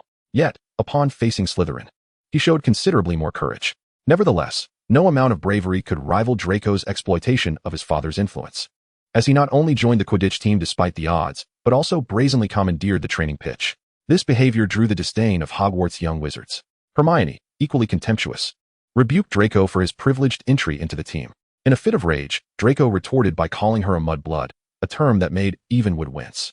Ron, who had accompanied Hermione, could hardly contain himself. He brandished his wand, ready to make Draco pay for his insolence. "You're asking for a beating with that attitude," he warned. Ron is ready to defend his lady, yet the situation was perilous. It was a scene of large-scale failure in protecting one's beloved. The term mudblood is among the most vicious insults in the wizarding world, far more venomous than 100 mundane slurs. The most affected by this term was not Hermione, who had yet to endure such experiences, but Severus Snape, as it evoked the darkest period of his student life. He signaled Draco to approach with a mere glance, and with a sharp tongue, he remarked, "It appears Lucius has been excessively indulgent towards you, allowing your mind to be filled solely with these insipid notions. You should be grateful that Lucius is still alive, as this spares you from any troubles." In a single sentence, he not only chastised Draco but also berated Lucius. However, Lucius chose not to respond, even refraining from intervening in Severus's comments about his son. Severus, being the godfather of the young dragon, had a duty to educate him. The atmosphere below was fraught with tension, mirrored by the water curtain. Ron, wielding his broken wand, directed a taunt at Draco, "Eat slugs." Unfortunately, the spell rebounded upon himself, resulting in a bout of retching as he expelled the slugs he had conjured, much to the amusement of those present. Hermione was concerned, while Harry showed no disdain. And even Ron's twin brother wore a look that clearly conveyed, "Don't involve me in this." Immediately, Harry helped Ron to his feet, suggesting they seek Hagrid, confident that he would possess a solution. Ravenclaw discussion area, Hufflepuff discussion area, EW. Slytherin discussion area, Humph. Gryffindor discussion area, the young lions, who had just encircled Ron expressing a desire to visit his home, quickly dispersed, creating a vacuum within a 3-meter radius around Ron. This time, even Hermione and Harry opted to stand away, with Hermione, puzzled, questioning Harry as to why they were seeking Hagrid instead of going to the infirmary. Harry had no answer. Chapter 11. The main plot progresses. Hagrid's solution was simple. There's nothing to be done. Just throw up and we'll figure it out afterward. Meanwhile, as Harry inquired about what a mud-blood was, Hagrid lost all composure at the term, leaving Hermione to elucidate. Completely unable to engage in the conversation, Ron turned a shade of purple from his retching. Though the mood was less than pleasant, Hagrid possessed a remarkable talent for comfort. Hermione, who had yet to master the spells that could truly console, found herself uplifted as Hagrid's words brightened her spirits. The comments on the screen reflected sentiments like Hermione is truly impressive, which only served to make her feel more embarrassed. While Hagrid was unable to resolve Ron's predicament, he was compelled to serve detention due to his earlier infractions, and Harry was assigned to assist Professor Lockhart with signing autographs. Anticipating a dull evening, Harry was startled when he suddenly heard a hoarse voice beckoning. Come here, to me. The Parseltongue has emerged. The main storyline has finally arrived. The spectators at Hogwarts, unlike those in the films who failed to hear Lockhart, were fully cognizant of the events unfolding. In an instant, a ripple of unrest spread throughout the entirety of Hogwarts. The young wizards were engulfed in a palpable sense of trepidation. Upon their first encounter with the so-called Parseltongue, they instinctively felt a deep-seated fear towards this linguistic system. Or rather, towards the individual who possessed such a peculiar tongue. The students from Slytherin, being particularly sensitive, included a faction of unwavering loyalists who harbored an ardent admiration for Parseltongue, wishing fervently to be among its speakers. The professors, however, remained more composed. They had previously acknowledged the individual as a Parselmouth, and this revelation merely reinforced their understanding that Harry indeed shared a certain connection with Voldemort, a fact that Dumbledore had confirmed. Among those present, it was Lucius Malfoy who exhibited a keen interest in Harry's ability to speak Parseltongue. Lucius, a man driven by self-interest, felt compelled to ascertain which faction would emerge more powerful during the interim of Voldemort's disappearance and the rise of the Savior. Before the impending battle, the Malfoy family was faced with a crucial decision. Lucius was resolute in his belief that a great conflict was inevitable. As Harry made his way back to the common room after receiving punishment, he once again heard that ominous voice, proclaiming, "Let me tear you apart. I will kill you." He sprinted in the direction of the sound, which seemed to elude him with alarming speed. The voice grew increasingly malevolent and bloodthirsty. Just as Harry strained to listen, Hermione and Ron emerged in search of him. Gilderoy Lockhart remained skeptical, while Hermione and Ron chose to believe. However, at that moment, the voice uttered, "It is time," before drifting away into the distance. Alarmed, Harry instinctively sensed impending danger and hurriedly followed, with Hermione and Ron in tow. They reached a corridor only to find the floor drenched in water, and midway through, they encountered a swarm of spiders. Through the reflective surface of the water, the trio discovered bloodstains on the wall. The Chamber of Secrets has been opened. Beware, heir of the enemy. As their gaze shifted, they stumbled upon the petrified Mrs. Norris. Just as a group of younger wizards, fresh from an unknown class, rounded the corner, they converged at the scene, witnessing the ominous message and the unfortunate feline. Young Colin immediately reached for his camera, only for a nearby student to raise a hand and press it down. It was Percy, proudly displaying his prefect badge. "Goodness. Pressing the camera, here looks so cool," exclaimed one. A cat, a cat." Before they could reminisce further about the feline, Draco Malfoy made a shocking declaration on screen. "Beware, heir of the enemy. Next up is you, mudbloods."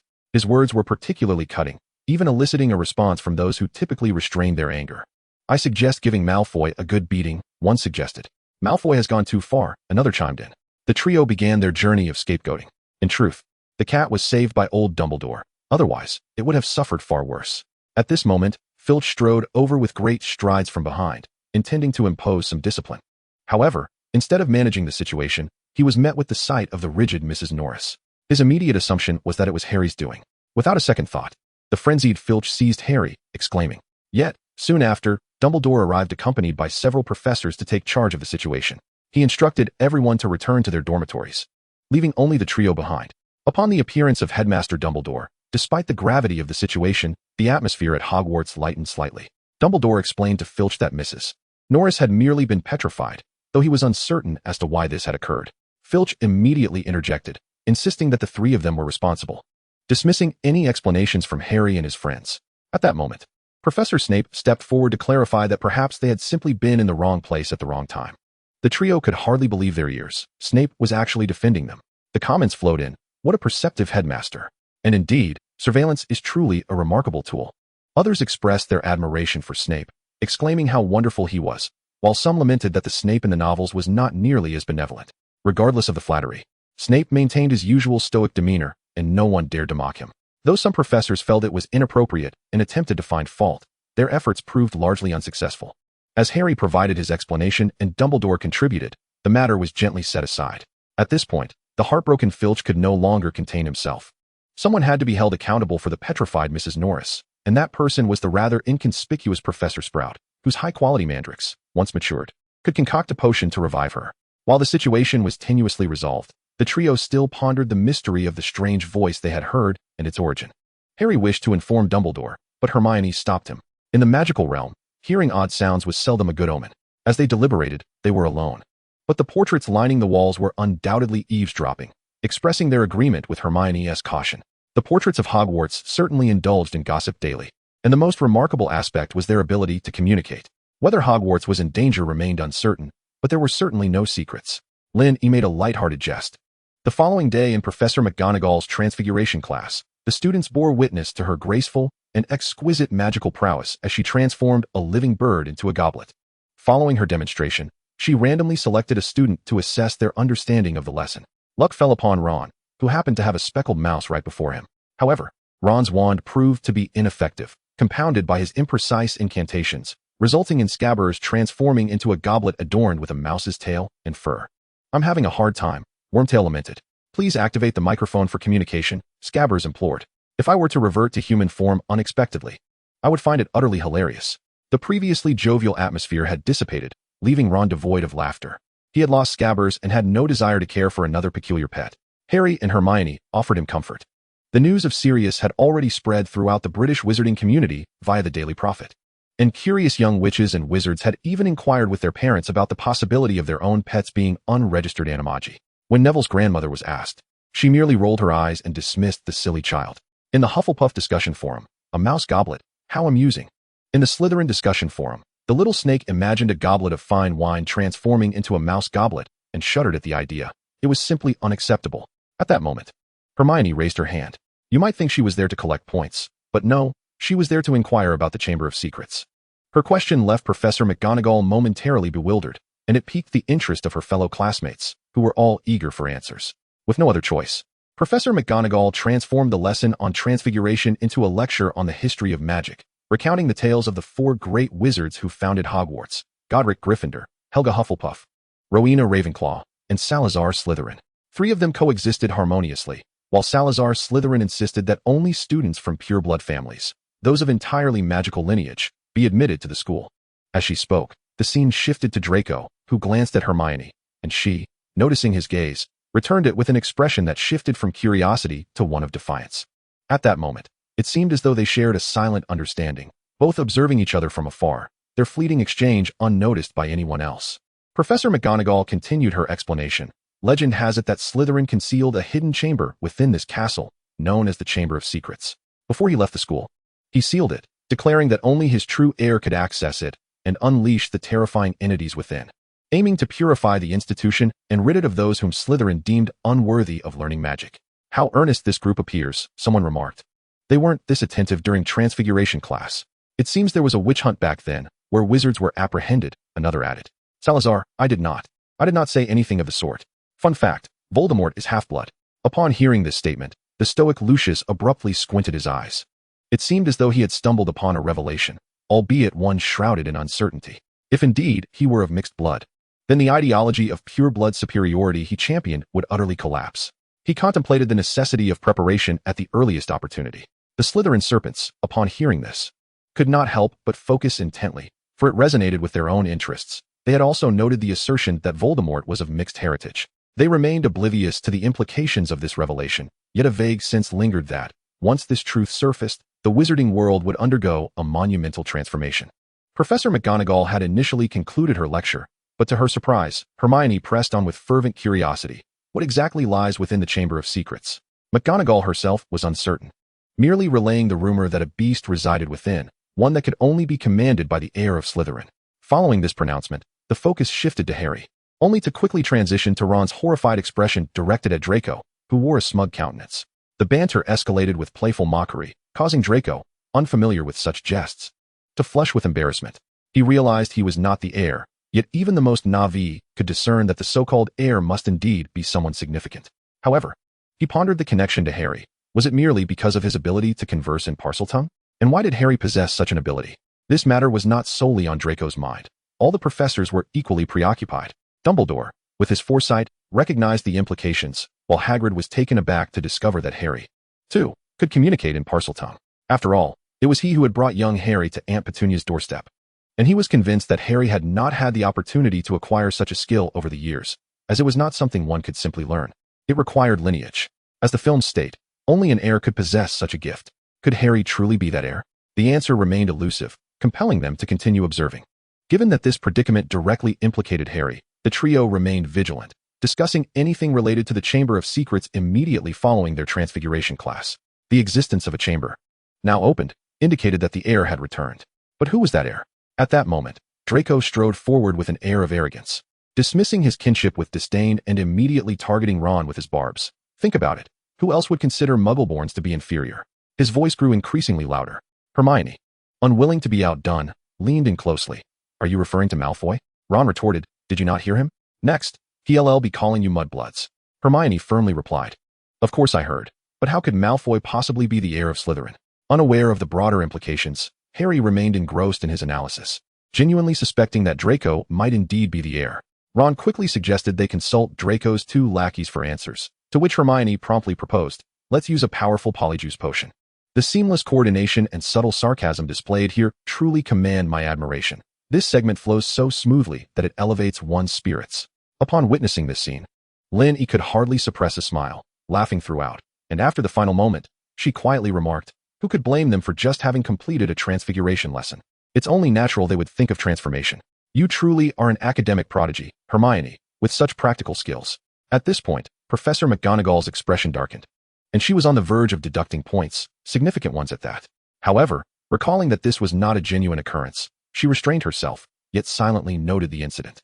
She absolutely could not allow these 3 second-year wizards to handle powerful transfiguration potions, as it posed too great a danger. Hermione promptly located the formula for the polyjuice potion. But the preparation time required a month, far too long to wait. With no other recourse, they were compelled to temporarily abandon their efforts. Upon realizing this, Professor McGonagall let out a sigh of relief. The second-year Quidditch match commenced, featuring Gryffindor against Slytherin. Lynn was instantly displeased, exclaiming, I am not happy. Is there someone influential in your two houses? The Hufflepuff and Ravenclaw teams have no representation, do they? It seems to be just the two of you squabbling. This statement immediately resonated with the Badgers and Eagles. Hufflepuff Discussion Forum. Indeed, our Hufflepuff Quidditch team is quite formidable. Captain Cedric is truly excellent. Ravenclaw Discussion Forum. We rely on intellect to play Quidditch, unlike these brutes. Hearing this, even the nearby Badger couldn't help but roll their eyes. This marked the first occasion in which the young master utilized his financial prowess to confront Harry directly on the Quidditch pitch. Initially, everything seemed fine until an errant bludger became uncontrollable, relentlessly pursuing Harry. Sensing something amiss, Harry swiftly mounted his broom and soared past the Slytherin spectators in the stands. Harry thought, this is madness. I've entered the serpent's den. The backdrop here seems somewhat fabricated. What is wrong with Harry, flying into the crowd? People nearly got knocked out. Is that Dobby? Upon seeing the name of the house elf once more, Harry felt a surge of unease. It was this very elf that had previously thwarted his efforts to reach school, and now, during a game of Quidditch, he was somehow controlling a bludger to strike him? Yet, this was not the time for inquiries, and he was eager to discover how the situation would unfold. Harry, with the bludger in tow, smashed through the Slytherin professor's stand drapery, inadvertently tearing through the curtains of Ravenclaw and Hufflepuff as well. Upon reaching Gryffindor, he made a sharp turn, and the bludger followed suit, sparing Gryffindor's drapery. As the golden snitch appeared, Harry pursued it, and after being knocked aside by Malfoy, he quickly regrouped, forming a chase chain. The golden snitch, Draco, Harry. And yes, the bludger was still in pursuit. Harry swiftly caught up and knocked the young master to the ground before independently continuing his chase for the golden snitch. As Draco landed, both in the film and beyond its confines, Lucius rolled his eyes elegantly, exclaiming in silent exasperation that this little wretch was truly beyond redemption. In the movie, Draco repeatedly engaged in adorably foolish antics, but now he stood frozen like a mere post, too afraid to act. Ultimately, despite the lingering threat of the bludgers, Harry managed to seize the golden snitch, securing victory in the match. However, the menace persisted. As the bludgers continued their attempts to strike Harry, only to be thwarted by Hermione's proficient spell. Only Hermione is a true sorceress, one might muse. Are the professors merely spectators? Another might wonder. It seems that Hermione is the sole bearer of a wand in the entire school. Ah, Hermione. Such a straightforward yet profound admiration for her talents. But who could deny her prowess? Even as a second-year student, she had mastered every spell thrown her way, applying them with remarkable efficacy. She was undoubtedly the most formidable scholar in the annals of magical history, and one could confidently assert that no wizard could surpass Hermione. Conquering Voldemort was surely within her grasp, though perhaps I have overly extolled her virtues. As she observed the accolades streaming across the screen, Hermione gradually became accustomed to the praise. Her cheeks no longer flushed as they once were. Yet, she remained somewhat reserved. In truth, she was not particularly popular at school. Her relentless dedication to her studies set her apart from the typical Gryffindor, resulting in a lack of female friends within her house. This isolation often led her to bond with Harry and his companions. At least Harry genuinely admired her intellect and found her indispensable, while Ron had been tamed by her. However, since the last incident at the lake and now witnessing the increasing admiration directed her way, Hermione had grown more self-assured. She firmly believed in her correctness. Should the same circumstances arise in their world, she was certain she would handle them far more adeptly. Nevertheless, her concern for Harry lingered, especially given that in the film, his entire arm was transformed into a boneless appendage by Professor Lockhart's misguided spell, rendering him utterly helpless. Chapter 12. The Lavatory, Myrtle, and Parseltongue. Harry, please, don't come any closer. As long as I pause, dear Harry's arm shall remain unscathed. A memorable scene that left Harry astounded for an entire year. Ron's expression is enough to make me laugh to death. The gathered wizards, watching this unfold, were equally taken aback, particularly Professor McGonagall, who seemed poised to deduct points but quickly realized the blunder was made by a professor. Thus, she could only cast a disapproving glance at the headmaster, Dumbledore, who smiled wryly, contemplating the need for a more careful selection of the defense against the dark arts instructor. The scene shifts to the hospital wing, where Malfoy lay theatrically lamenting his discomfort. The unrelenting Madame Pomfrey swiftly exposed his charade, declaring, "Mr. Malfoy, you may leave now." The two boys at the bedside were momentarily at a loss for words.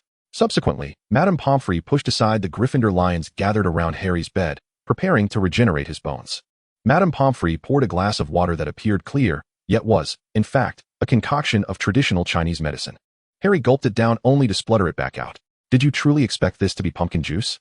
Madame Pomfrey remarked. Harry, seated below, expressed his utter disbelief.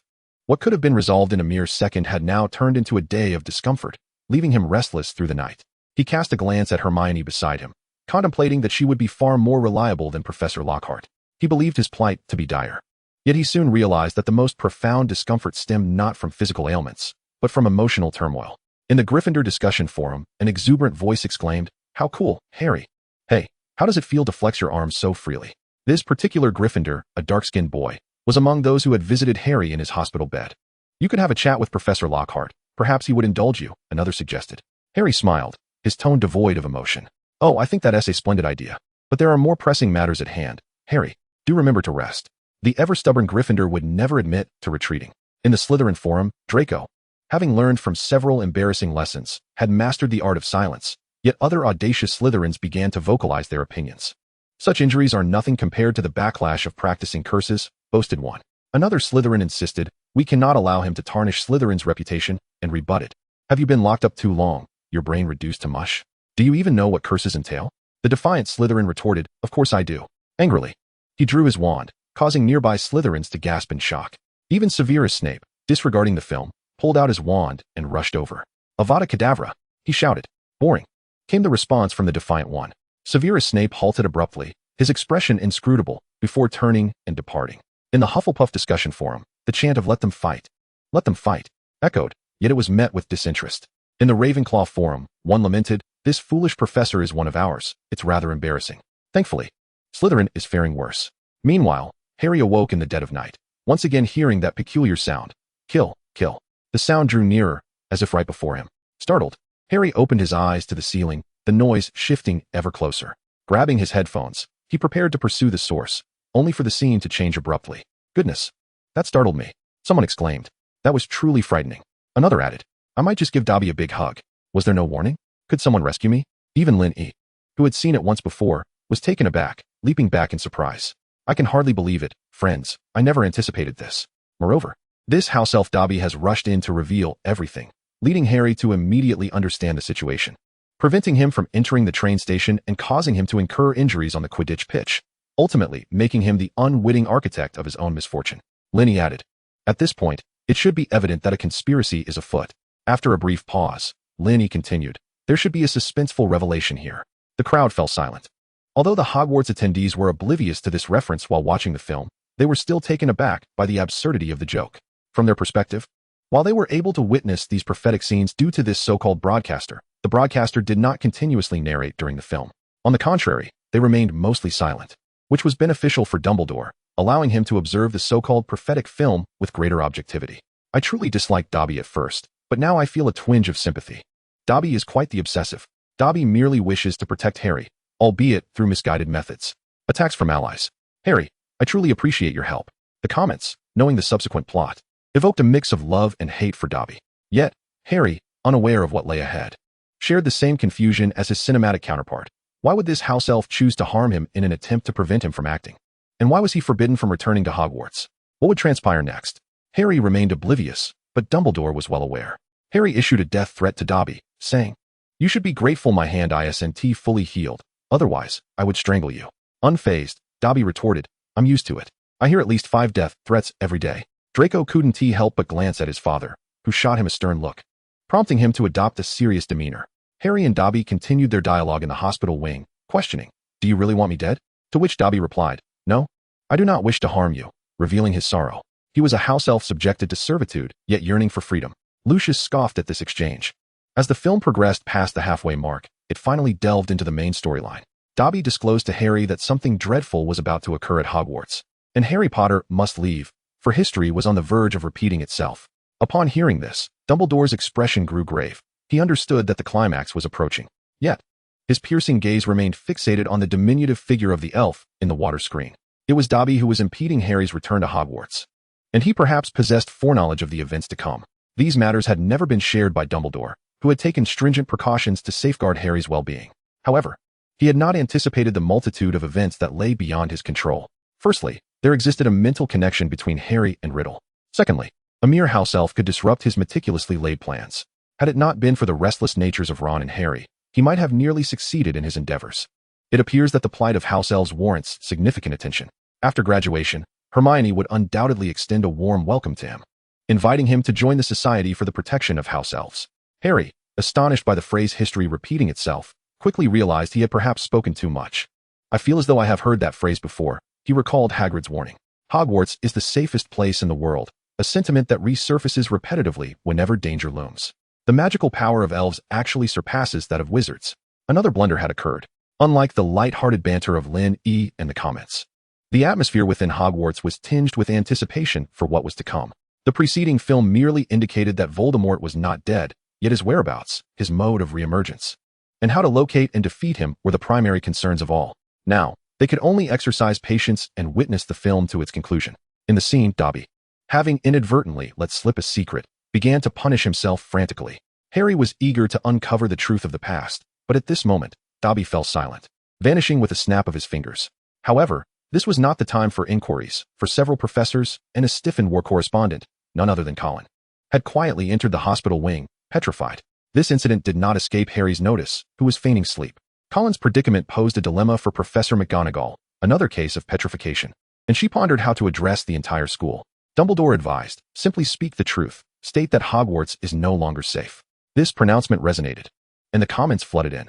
Hogwarts is the safest place in the world, and it is well known that Hogwarts is extremely safe. While jesting remarks were unnecessary, Harry confirmed from Dumbledore's own words that the Chamber of Secrets had once again been opened. Upon realizing this, Professor McGonagall understood Dumbledore's intentions as portrayed in the film. Just as she had initially suspected, Dumbledore was indeed cultivating a savior to confront Voldemort. Yet, she was certain that during Harry's first year, Dumbledore had not conceived such a plan. When had this change occurred? McGonagall pondered deeply, casting a glance at Dumbledore. Was it during the incident with the Philosopher's Stone? Dumbledore did not meet her gaze nor respond, merely nodding in acknowledgement. As the embodiment of Dumbledore, he was acutely aware of the choices his cinematic counterpart would make. Had it not been for the unforeseen deluge disrupting all plans, he would have been prepared to act accordingly. Upon learning the secret of the chamber, Harry promptly shared the information with Hermione and Ron. The trio gathered in the deserted girls' restroom, concocting the polyjuice potion. Ron speculated that Lucius Malfoy had been the one to open it last time, and now it was Draco's turn. "Did you just call him Draco?" his friends remarked. Taken aback by Ron's familiarity, Hinny observed, noticing the shift in expression. However, This particular scene has indeed transcended expectations, as the audience comments seem to be engaged in their own discourse, entirely disregarding Lin Yi's thoughts. Lucius, thank you for the high regard, young man. Ultimately, it is Slytherin that bears the burden. Hermione's impressive posture. Ron is already beginning to look quite dashing. Moaning Myrtle, the origin of my meme. You need an intelligence booster.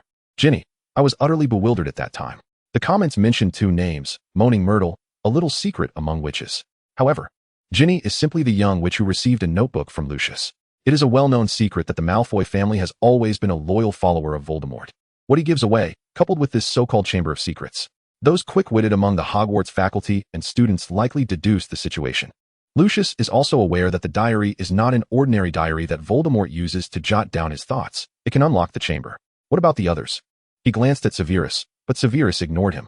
His heart was also unsettled. Like Lucius, though he had not received Voldemort's rewards, he knew what was at stake and who held it. If this diary, it appears he would soon have to visit that syrupy old fool's office for a detailed discussion. Ron voiced a question on behalf of everyone. Why brew potions in the girls' bathroom in broad daylight?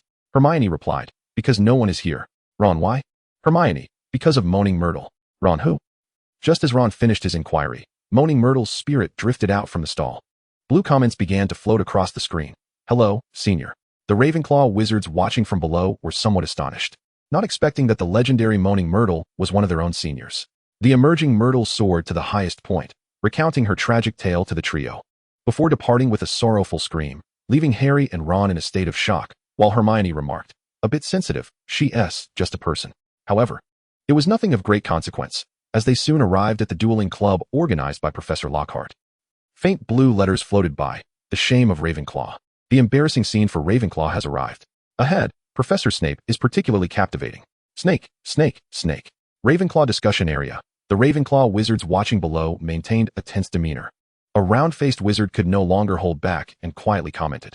Clearly, the protagonist is Harry Potter. Why does it feel as though we are the ones being publicly executed? Another wide-eyed wizard quickly shushed him, glancing towards Professor Flitwick. The round-faced wizard followed suit and noticed their headmaster's expression was even graver. The wide-eyed wizard whispered in his ear, Professor Flitwick was once a formidable duelist and takes great pride in it. The round-faced wizard stared in terror, his eyes wide, making a zipping motion at his mouth before falling silent. At that moment, Professor Lockhart's opening speech had just concluded, and he invited his assistant, Professor Snape, to take the stage. Professor Snape, forced into the spotlight, wore a displeased expression. Without uttering a single word, he immediately cast a disarming spell. Lockhart exclaimed, Fly? I must say, the true defense against the dark arts professor should undoubtedly be Snape. What was Dumbledore thinking, appointing Snape as the defense professor? Witnessing this scene, Linny could not help but voice his thoughts. Slytherin discussion area. Indeed, the headmaster is far more capable than that fool. Ravenclaw discussion area. Nevertheless, Professor Snape is indeed more suited for the role. Hufflepuff discussion area. Professor Lockhart has been defeated. Is there another round? Gryffindor discussion area. If possible, I would prefer to choose Professor Lockhart. However, Professor Lockhart would not face humiliation again, so he selected Harry and Ron to duel. But Snape disagreed, insisting that Harry face Draco instead. Thus, the iconic duel ensued. In the midst of the confrontation, Draco summoned a snake, and Harry, before the entire student body, spoke to it in Parseltongue. Once again, Harry found himself in an unwanted predicament. Chapter 13. Harry Potter becomes Harry Pot. Harry's ability to speak in Parseltongue bewildered the young wizards and witches on screen, yet those watching the film at Hogwarts reacted with less intensity. They had already learned of Harry's unique talent, but nonetheless, the shocking scene silenced the young witches and wizards. Particularly affected was Justin, the Hufflepuff student who nearly fell victim to the snake. His face turned pale as he stood beside Harry, having previously greeted him warmly. The most expressive reactions came from the Weasley couple, Grandma Longbottom and Lucius Malfoy, who were experiencing their first film viewing at Hogwarts. Draco glanced to his left at his father, Lucius, who wore a serious expression, and to his right at his godfather, Severus, who was always stern. This time, however, Lucius's demeanor was one of profound seriousness, as if he were vacating his very essence, embodying an inscrutable aura. If Draco were skilled enough, he would recognize this state as akin to mental occlusion. The impact of this scene on Lucius was profound. He had always believed himself to be the sole Slytherin of consequence in this world, despite his uncertainty about his current whereabouts. The unvanished mark on his arm undeniably proved his existence within this realm. Even though the entire wizarding community was aware that Harry had triumphed over him in his first year, Lucius had continuously assessed the likelihood of Slytherin's enduring victory. Previously dismissing it as mere child's play, He now hesitated as the truth lay stark before him. Lucius cast a glance at Draco, who still bore the innocence of a child, and chose to remain silent. As for Dumbledore, he was likely among the first to be aware of Harry's ability to speak Parseltongue, well before the appearance of the water barrier. Dumbledore had his own informants.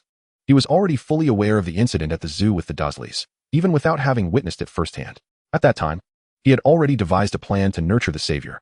However, that plan has now been disrupted and must be restarted. After the duel club concluded, during a private conversation among the trio, they inquired about Harry's ability to speak Parseltongue. Ron and Hermione appeared anxious, exclaiming, "Why didn't you mention that you could talk to snakes?" Harry replied, "Aren't all wizards supposed to be able to do that?" Hermione retorted, "Not at all. This is no ordinary talent. It is quite troubling." Harry failed to grasp the severity of the situation, especially since he had intervened to prevent the snake from attacking Justin. Ron exclaimed, "What? You stopped that snake?" Harry shrugged, "What's the big deal? Didn't you hear me?" Ron protested, "I only heard you speaking in Parseltongue." Subsequently, Ron learned to speak it as well, having listened to Harry converse with snakes in his dreams until he became proficient. Snape remarked, "You too shall bear some blame." It seemed that our old Voldemort had bestowed a portion of his abilities upon Harry Potter. Thus began Voldemort's journey of deceit. The audience was thoroughly entertained, even engaging in discussions about which language was more challenging to learn, Parseltongue or another. Ron found himself in a perplexing situation. Just moments ago, he was terrified of Harry's ability, and now he was informed that he too would come to master it. Was this truly a simple language that any wizard could learn? Remarkably, upon realizing he could also acquire this unique tongue, he suddenly felt a sense of disillusionment towards Voldemort, who could speak it. Was he not merely crafting an extravagant persona for himself, only to have it backfire? Each individual watching the scene had their own focal points of interest. Yet Dumbledore always perceived the broader picture, noting a comment. A portion of Voldemort's abilities has been transferred to Harry Potter. What abilities? The power of Parseltongue? Or perhaps other magical prowess? It remains unclear. We shall have to observe further. The young wizards present did not possess the same depth of thought as the professors. They had always known of Harry's capability to speak Parseltongue, merely hearing it reiterated. Some eager Gryffindors even considered learning it themselves, only to be silenced by Percy. Hermione continued to elucidate to Harry. There is a reason Slytherin chose snakes as the emblem of the house. Salazar Slytherin was a Parselmouth. Ron chimed in, "Exactly. Now the whole school will believe you are his distant descendant." Harry insisted, "But I am not. That is impossible." Our little Harry was quite flustered. The Sorting Hat seemed to say, "What did I mention earlier? Slytherin welcomes you." Here, I wish to add that in the original text, Voldemort explicitly stated in the Chamber of Secrets that they even bore a striking resemblance. Some have even suggested that Harry and Voldemort are indeed distant relatives. The moment Lin E spoke, a wave of astonishment swept through the crowd. The Hogwarts students, who had been playfully bantering, fell silent. However, I believe that in those times, wizards predominantly engaged in consanguineous marriages, making it rather easy to trace familial ties. Given that Harry harbors a piece of Voldemort's soul within him due to the curse of love, it hardly seems significant. Just look at the Weasley and Malfoy families. They can also be considered distant relatives. Lin E.'s perspective garnered some agreement in the comments. Yet, the listeners at Hogwarts found themselves somewhat puzzled, for it was the first time the streamer had uttered a term that was inaudible. They could only catch the fragment about Harry containing a piece of Voldemort's soul, but the critical word was lost to them. Dumbledore's assurance, the very key to vanquishing Voldemort. For reasons unknown, this word had been obscured. Could it be some arcane magic at work? Lucius was equally concerned, as he was not much more enlightened than Dumbledore and, due to this water screen phenomenon, found himself even more out of the loop. Nevertheless, he had gleaned some information from his notebook regarding the items that had been presented at that time. Perhaps he could discreetly probe Dumbledore for more insight. With this resolution in mind, Lucius chose to observe further. Ever since Harry discovered he might be a descendant of Slytherin, he had been engulfed in self-doubt. His attention waned in class, and his assignments remained unwritten. Each day, countless eyes scrutinized him in public spaces. Unable to bear it any longer, he rose to leave, prompting discussions among the Badger house. The affirmative debater, a young Badger, argued that Harry was fundamentally a good person who should not be condemned outright, while the opposing debater insisted that Harry was a dark wizard to be avoided. The debate ensued until it concluded with Harry's eavesdropping coming to an end. On his way, he encountered Hagrid, who was clutching a dead chicken. The number of deceased chickens had been on the rise, and he was heading to seek Dumbledore's counsel. Harry sensed a growing number of peculiar occurrences, voices audible only to him. His ability to speak Parseltongue, and the petrified forms of Mrs. Norris and Colin.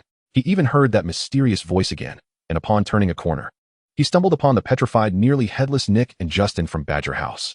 Coincidentally, at that moment, Filch emerged from the other side. Seeing this unfold, Lenny couldn't help but sigh. "I feel exhausted for Harry. It's yet another burden he must carry." How many burdens is this now? In the comments, the burden of Harry Potter's daily life echoed, forever bearing the weight, yet thriving. Watching from below, Harry himself sighed. The twins came over and patted his shoulder, offering their solidarity. In such circumstances, what could he do? After all, he was the protagonist. A protagonist must endure trials and tribulations, only to rise again. That is the essence of a great tale. Keep pushing forward. The Weasley twins arrived, offering their simultaneous comfort before departing, leaving Harry no opportunity to respond. He let out a sigh. After Filch had left, Harry discovered a procession of migrating spiders, prompting Filch to summon Professor McGonagall. Upon witnessing yet another petrified student, she was compelled to escort Harry to Dumbledore's office, the password being lemon drops. How endearing Dumbledore is. Ever since he became headmaster, the passwords have all been confections. Gossip has it that Grindelwald is aware of Dumbledore's fondness for lemon drops. Gossip remains the favored topic of conversation, especially regarding their enigmatic and formidable headmaster. Whispers had already reached Dumbledore's ears, yet he paid them no mind. Trivial matters could be left to gossip. Harry ascended the spiral staircase to the headmaster's office, where the walls were adorned with portraits of past headmasters. The office was empty, save for the sorting hat, which had nearly placed him in Slytherin. Upon seeing the hat, Harry could not help but question once more whether he had been sorted incorrectly. The hat insisted he belonged in Slytherin, but Harry firmly responded, "You are mistaken." "Well done, Harry." Ron could not contain his excitement. He always knew Harry was meant for Gryffindor. Harry smiled slightly. Although he was not currently in such a predicament, he was steadfast in his belief that he belonged to Gryffindor. Additionally, the office housed a phoenix, which, while Harry observed, spontaneously combusted in a display of rebirth. At that moment, Dumbledore appeared, thankfully aware that Fawkes was due for rebirth. Otherwise, Harry would have borne the brunt of it. A small bird was reborn from the ashes. But before it could revel in the joy of its new life, Hagrid barged in, holding a chicken. He entered with a flourish, proclaiming that none of this was Harry's doing. Dumbledore replied, "I certainly believe you. Now, calm down." Dumbledore was well aware that Harry was not at fault. Yet he also sensed there might be matters Harry had not disclosed to him. He inquired, "Is there anything you wish to tell me?" Remember this question from Dumbledore. It will be significant later. Hagrid had once been wrongfully accused and rescued by Dumbledore. Newt had also been saved by Dumbledore. Dumbledore was indeed protective of his own. Harry shook his head, stating, "There is nothing to say." Dumbledore gazed at him thoughtfully, said nothing further, and permitted him to leave. Why not speak up? There are reasons for silence. Respect for others is paramount. Enjoying the thrill of bravado, are we? These lines echo the past. He already knows. At that moment, discussions erupted, dividing into factions debating the matter. The wizards of Hogwarts watching the film were equally engaged in discussion. Hufflepuff's discussion area questioned, "Why not inform the headmaster? Dumbledore is the most capable. He would surely resolve it." Indeed, at that moment, Justin had already been petrified. Even if he remained silent, the headmaster could not assist him. Gryffindor discussion forum. "Harry, what are you pondering? Why do you not confide in the headmaster?" "I do not know. Perhaps I was unable to trust anyone at that time. But it is Dumbledore. I understand yet." Ravenclaw discussion forum. When an ordinary individual suddenly confronts authority, a myriad of complex emotions such as admiration, fear, and vigilance may arise. He requires time to place his trust in Dumbledore. The headmaster must take action. Slytherin discussion forum. "Damn it, Parseltongue is actually present in Gryffindor. Did they not say that one can learn it? I wish to learn it too, sob."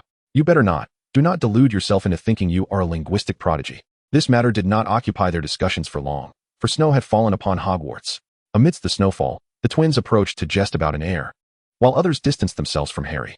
Harry, feeling the oppressive atmosphere of social ostracism, contemplated leaving, but Hermione caught up with him, sharing delightful news. Malfoy would remain at school this Christmas. "Ron, what sort of good news is this?" "Hermione, the Polyjuice potion is all prepared." "Bravo, Hermione. It is indeed you. Without you, what would Harry and Ron do? Those two foolish boys." Hermione, the dream girl, began to lavish praise upon herself. The compliments made Hermione blush in front of her listeners. Christmas arrived, and the entire Hogwarts was enveloped in the festive spirit. The trio sat at the long table in the hall, plotting to impersonate Malfoy's two lackeys. Hermione had meticulously planned everything. The others merely needed to follow her lead. Professor McGonagall observed this and pursed her lips, ultimately refraining from further comment. Hermione felt a twinge of embarrassment. She had not anticipated contravening school rules in such a public manner and hoped that Professor McGonagall would overlook it, considering it merely a film. However, she found herself puzzled by the barrage of comments expressing concern. Nevertheless, she would soon comprehend their meaning. Indeed, Crabbe and Goyle fell for Hermione's ruse, consuming her prepared sleeping cakes and collapsing to the ground.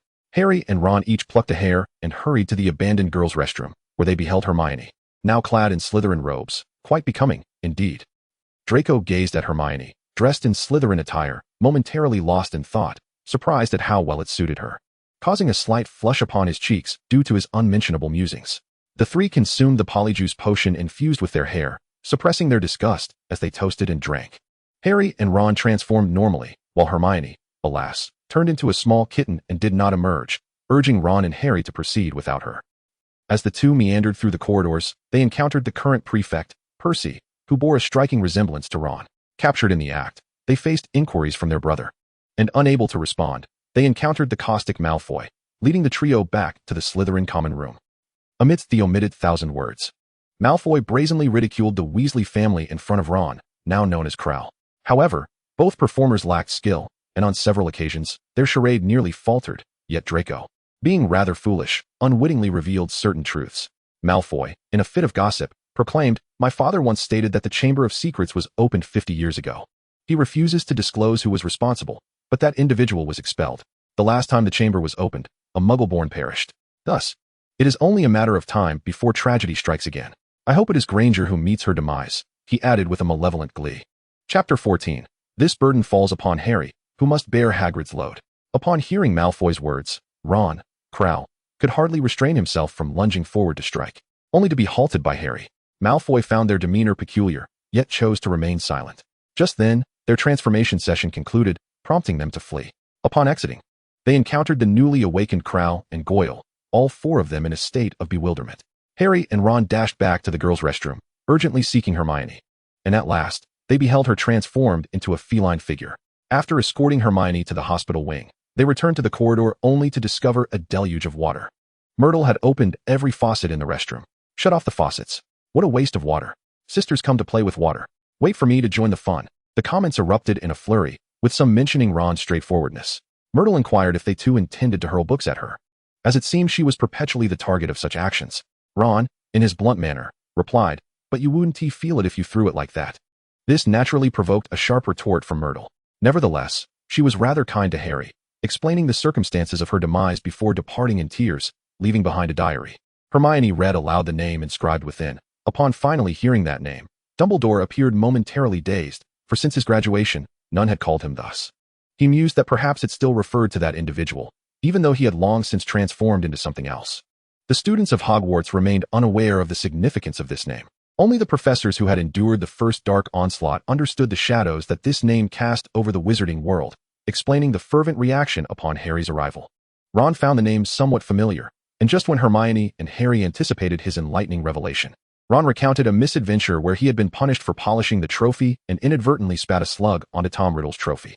The professors Snape and Lucius Malfoy, who had expected a profound truth, were instantly left with vacant expressions, for it seemed their ears could not bear to hear what their eyes had witnessed. Had this been revealed, Ron would certainly be in peril. Lynn joined in the jest, remarking on this peculiar young master, attributing Ron's slug incident to his own reckless bravado. As she crunched on potato chips, their sound echoed in the room. At last, Lucius could no longer restrain himself and shot a glare at Draco, contemplating the foolishness of his son's actions. Ron continued, mentioning a special achievement award received by Riddle 50 years ago. Hermione instantly became alert. 50 years ago?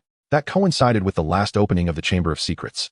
He might very well have been a first-hand witness to the events within the chamber, particularly if he chronicled the experience in his diary. Harry promptly examined the diary. Alas, it contained nothing. In the Slytherin discussion area, "Father, does that diary truly have nothing at all?" Lucius glanced at Draco, letting out a scoff. Yet, both Draco and Severus instantly grasped that the diary was indeed devoid of any content. It was no wonder he dared to substitute it into Ginny's book. Who keeps a diary, anyway? Because it is. Is Voldemort's diary really that appealing? Another term was censored, Dumbledore mused. In the scene, Harry incessantly flipped through the diary, striving to discern some indication. Meanwhile, the young wizards below engaged in continuous discussion, offering various unreliable suggestions. In the Hufflepuff discussion area, I heard that Muggles can reveal ink by using fire. Come on, Muggle methods are of no use to us. I think we should drop nightshade juice on it. That should reveal something. Hey, that does make sense, but what about pumpkin juice? As they debated, the Badger's topic gradually veered off course. In the Ravenclaw discussion area, we should attempt a revealing spell. Could Revelio work? The chances are slim. Revelio identifies traces of magic, which likely won't affect the ink. Then we could use a reversing spell. If we knew what incantation Riddle used to make the writing vanish, we could deduce the counterspell. That seems plausible, though I wonder if Hermione will think of it. The young Eagles believed they had devised a feasible plan, completely oblivious to Professor Flitwick, who frowned at the mention of Riddle's name. Observing the clueless young Eagles, he ultimately chose to remain silent. Soon, they would realize just how audacious they were. That night, Harry continued to leaf through the diary in search of some revelation, accompanied by a beautiful, ghostly lady. It's the Grey Lady. What a stroke of luck. The Ravenclaw princess is here to accompany him. The young Eagles recognized her as their beloved Ravenclaw ghost, feeling a twinge of annoyance. Having found no discernible patterns, Harry, emboldened by his skill, picked up a nearby quill to write in the diary. Accidentally, he let a drop of ink fall, which the parchment absorbed instantaneously, leaving nothing behind. Hurriedly, Harry wrote again. Indeed, the words "My name is Harry Potter" vanished in an instant, only to be replaced by another line. Hello, Harry Potter. My name is Tom Riddle. Thus, it became clear how this diary was meant to be used. Voldemort has finally joined the group chat system. Harry swiftly inquired about a series of questions regarding the Chamber of Secrets, to which Riddle promptly responded. However, when Harry asked if he could divulge more information, Riddle replied, "Let me take you back 50 years. Danger loomed as Voldemort initiated a video call.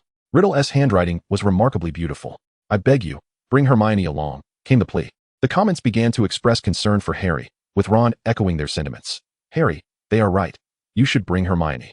Harry diplomatically replied, "This may not be my decision to make." "Look," exclaimed Hermione beside them.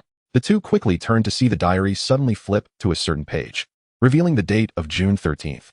A golden light emanated from a tear in the page, enveloping Harry, who was then drawn into the diary. This scene shocked not only Hermione, but even Dumbledore, who was taken aback. To his knowledge, the only object capable of preserving and retrieving past memories was the pensieve. However, Riddle's diary possessed a similar function. Could he possess other such items? Was he conducting experiments, perhaps attempting to fragment his own memories? Unbeknownst to Dumbledore, his thoughts were perilously close to the truth. He needed only to take one more step to uncover the entire reality. This step might require Lucius's assistance. Upon entering Riddle's memory, Harry beheld a scene from 50 years prior. A handsome man stood on the staircase, gazing upward. The scene shifted as several professors descended, carrying a stretcher upon which lay the deceased Myrtle. "Riddle." Dumbledore's commanding voice resonated. Harry followed suit, hearing Dumbledore state that due to the incident, Headmaster Dippet might close Hogwarts. Yet Riddle, with no place to call home, immediately suggested, "What if we could capture the culprit?" From that moment, Dumbledore exhibited keen vigilance, promptly asking, "Do you have something to tell me?" The comments were always well-versed in the unfolding narrative. History often repeats itself, one noted. Fun fact, at this time, Dumbledore was teaching Transfiguration. Another remarked, Tom was a prefect, wearing the prefect badge, no less. And another added, cherish his current visage, after all. He is the most handsome in the original text. And then he framed Hagrid, someone chimed in. Riddle replied, "Nothing, Professor, nothing at all." Listening intently, Harry was suddenly reminded of a previous scene where he was summoned to the headmaster's office, and Dumbledore had asked him, "Is there something you wish to tell me?" It turned out that 50 years prior, a similar inquiry had been posed to Tom Riddle. His response was strikingly reminiscent of Tom Riddle's. "Nothing, Professor, it's nothing." At that moment, Harry was seized by a wave of goosebumps, and even more terrifying was the sudden onset of pain in his head. It felt as if something were attempting to burst forth from his mind. More precisely, it seemed to want to escape from his scar. An overwhelming pain compelled Harry to cry out. Ron and Hermione, witnessing this distressing scene, immediately abandoned their focus on the unfolding events and rushed to inquire about Harry's well-being. However, Harry was in no condition to respond. The trio's turmoil caused quite a stir within Gryffindor, prompting the twins to approach swiftly. Fred hoisted Harry onto his back and dashed towards the hospital wing. They collided with Madame Pomfrey, who had come running upon noticing the commotion, and together they hastened to the hospital wing.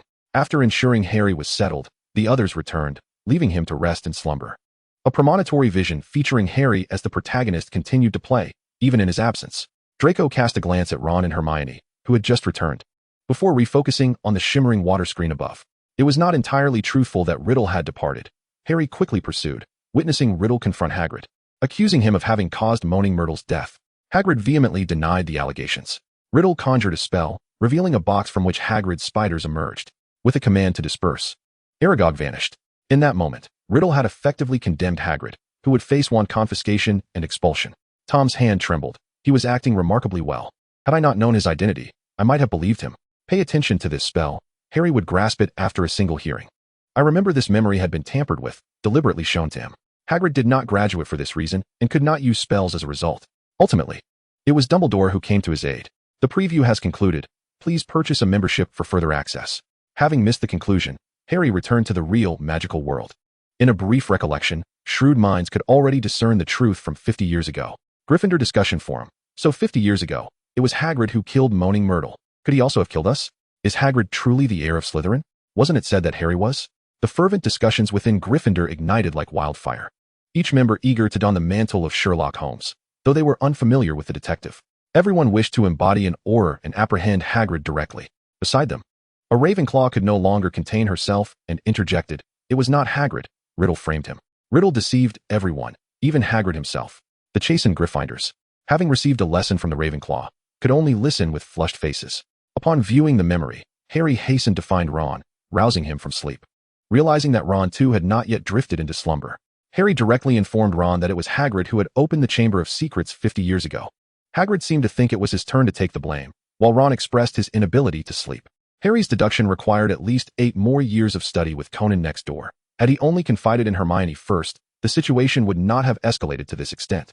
In the upcoming installment, Sirius would face his own challenges.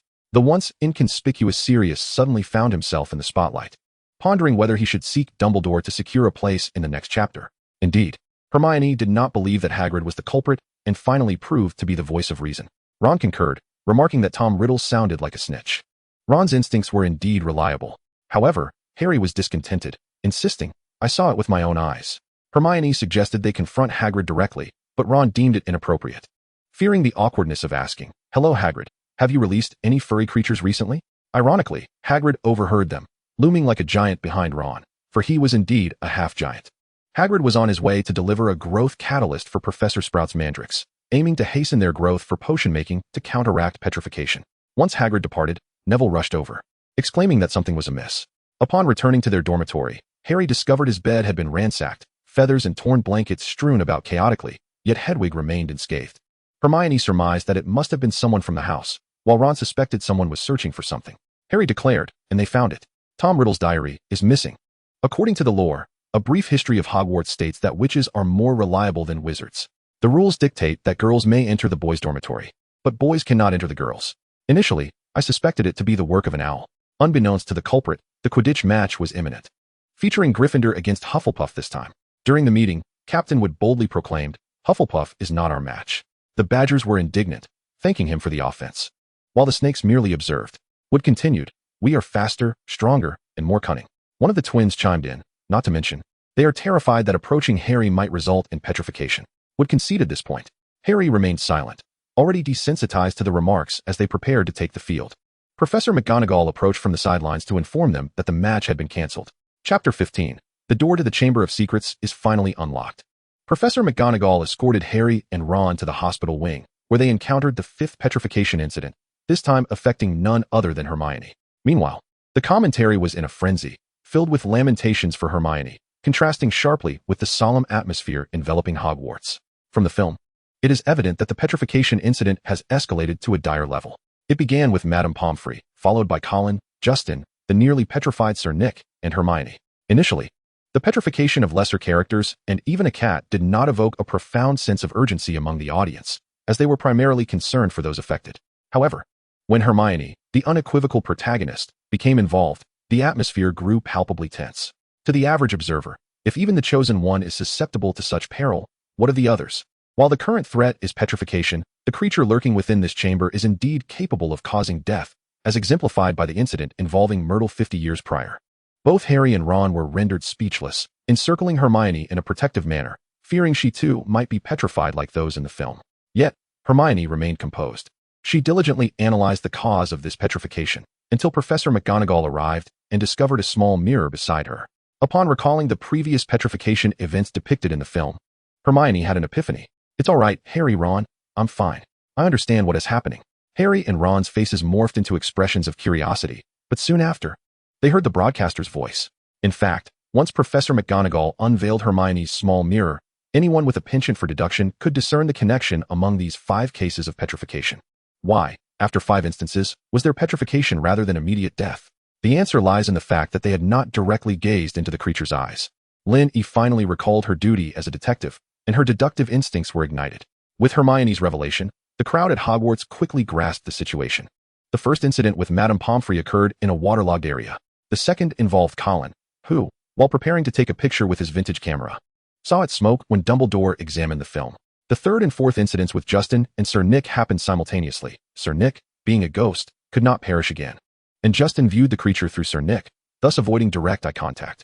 In this instance, Hermione had seen the creature through the small mirror. The clever students of Ravenclaw had discerned the underlying meaning. Most of the Slytherins no longer appeared troubled, though a few less astute individuals dared not inquire, fearing they might appear less intelligent.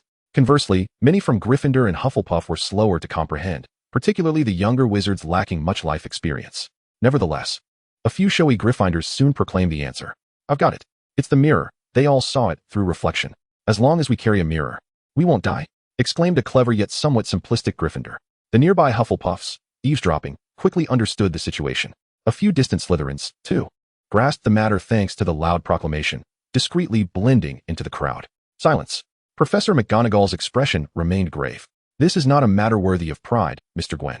What you have spoken is merely an inference. One should not jest with the safety of one's life. Professor McGonagall amplified her voice, ensuring that everyone could hear, in order to deter the mischievous young wizards from taking the situation lightly. Upon hearing Mr. Gwen's remark, Professor Snape, who had initially donned a scowl and prepared to unleash a tirade, fell silent. 10 points have been deducted from Gryffindor. Yet, this did not quell his irritation. All eyes turned toward Professor Snape, while young Gwen's face flushed, filled with indignation yet unable to voice it. Lucius boldly interjected, "You are biding your time for revenge." Severus. Humph. Snape chose to disregard him, opting instead to observe the unfolding events. The characters in the film, having personally experienced the situation, could not immediately discern its implications. Thus, to safeguard the entire student body, Hogwarts established a decree mandating that all students return to their respective common rooms by 6 p.m., with teachers accompanying them to and from classes, without exception. The sole exception being Harry. Did you hear that? Harry remarked. No exceptions. Isolation, isolation, everyone must be isolated. The school is closed. No one is to leave. While the commentary continued to jest, Professor McGonagall conveyed a disheartening message. If this matter remained unresolved, Hogwarts could not continue. Understood, Harry responded. I vow to complete the task. Regulations could never confine Harry, as his classmates fell into silence. He devised a plan to enlist Ron in seeking out Hagrid. The two retrieved Harry's invisibility cloak and commenced their endeavor, while Hedwig, perched nearby, seemed to discern their intentions. They found Hagrid and directly inquired about the Chamber of Secrets. Yet before they received a response, a knock echoed from outside the door, forcing Harry and Ron to conceal themselves beneath the cloak. Hagrid opened the door to reveal Dumbledore accompanied by an unfamiliar figure. Lucius and Severus, upon glimpsing the stranger's face, simultaneously frowned. The individual was none other than the current Minister for Magic, Cornelius Fudge. The reason for their visit was the Ministry's renewed suspicion that Hagrid was the culprit.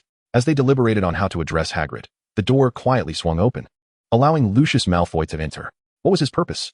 As a representative of the board, he had come to inform Dumbledore that it was time for him to step aside. Linny could not restrain himself from retorting on behalf of Snape. Are you foolish, Lucius? In this situation, without Dumbledore, Hogwarts would fall apart. He is the greatest wizard. After a moment of silence, Linny added, why do aristocrats always engage in actions that harm themselves and their progeny? What of your claims to protect Muggleborns, Lucius? I feel embarrassed for you. Are you not the one who wishes Muggles to vanish, Lucius? I could never warm to the likes of those bearing the Malfoy name. They indulge in repugnant deeds. As a villain in the narrative, it is perfectly normal for some to harbor dislike, yet there are also numerous admirers of their character portrayals.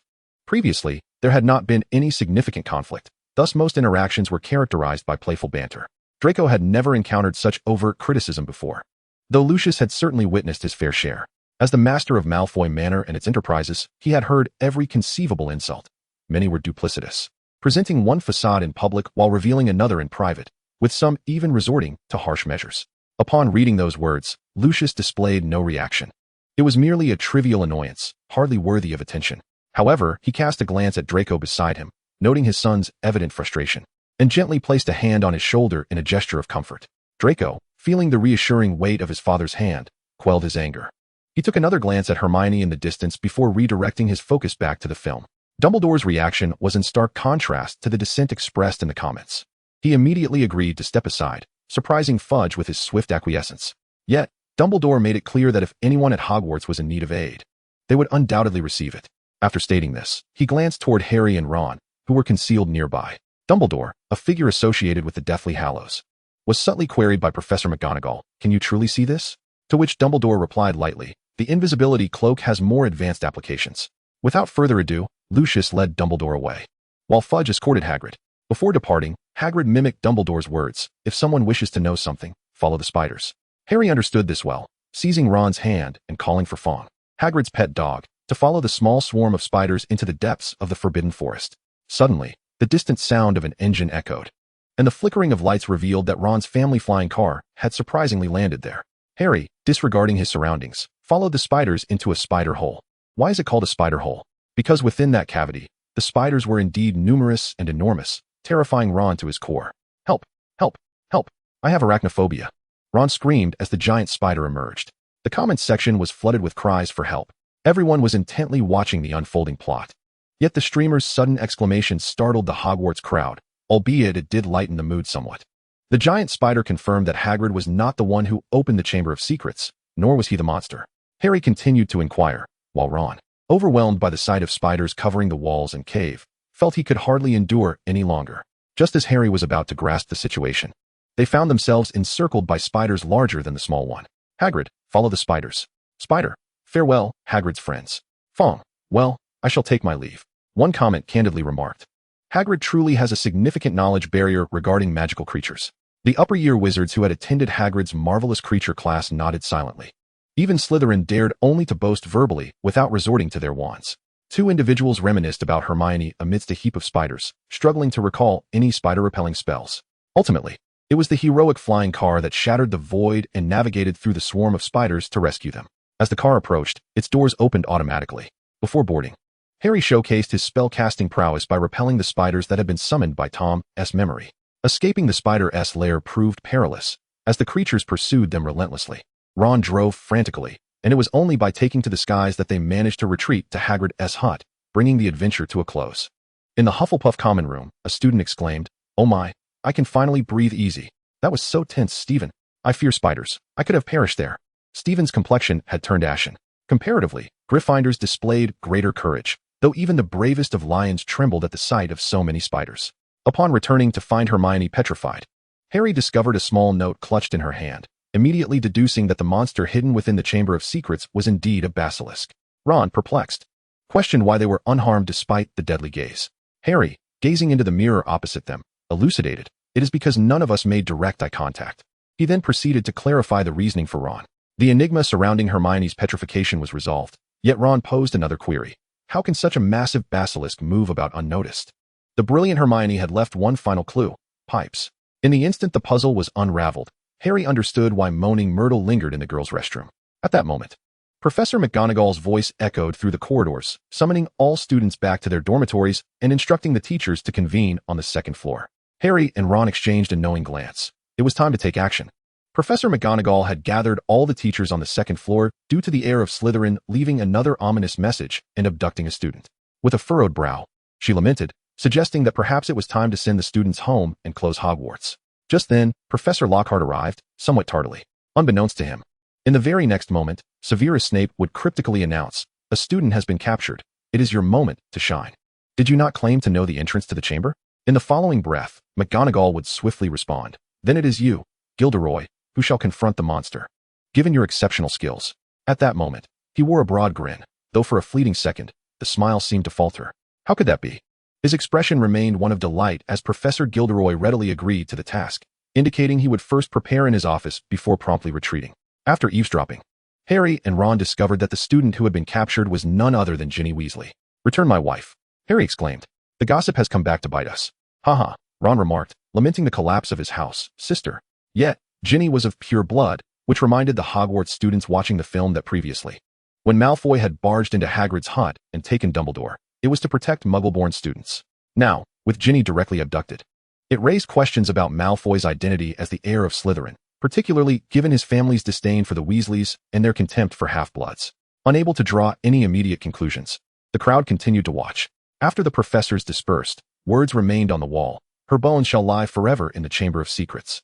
Ron was nearly shattered, and the two immediately prepared to seek out Lockhart, who was believed to know the entrance to the chamber. However, upon bursting in, they found him packing his belongings, preparing to flee, leading to a moment of shared disbelief among the three. Harry confronted him directly. "Are you planning to escape? Your book claims you are a great man." Lockhart, in a frenzy, retorted, "Books can be deceiving. But you wrote it yourself." Harry shot back, Lockhart argued. Think about it. How else would you sell a bestseller without some deception?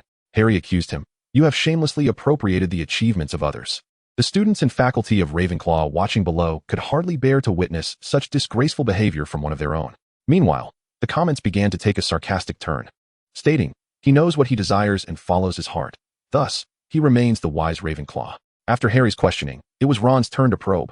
What can you do? Lockhart replied, the Oblivion Charm. I'm quite adept at it. However, with only one wand, he was no match for the combined might of Harry and Ron's 2 wands. Forcing Professor Gilderoy into the restroom. In a twist of fate, Moaning Myrtle revealed the entrance to the Chamber of Secrets to Harry, who then used Parseltongue to unlock it, leaving Gilderoy dumbfounded and ready to flee, only to be struck down by Ron's wand. Down you go, Ron declared. Chapter 16. The Battle of Gryffindors soared against the heir of Slytherin's pet. Subsequently, Harry and Ron entered the chamber, with Harry leading the way while Ron kept a watchful eye on Lockhart. Unexpectedly, Lockhart feigned unconsciousness and seized Ron's wand. Ron's wand, alas, was defective. In a stroke of irony, Lockhart's signature spell, Obliviate, rebounded upon himself. Unfortunately, the commotion caused a cave-in, separating Harry and Ron. Unperturbed, Harry ventured forth alone to find Ginny. In a humorous turn, Ron managed to knock Lockhart unconscious with a well-placed blow.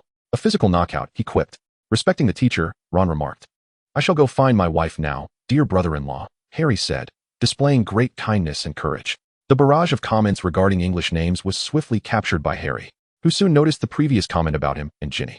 There had been similar comments when Ginny first appeared, but he never anticipated such blatant remarks this time, which left him feeling somewhat bashful and apprehensive.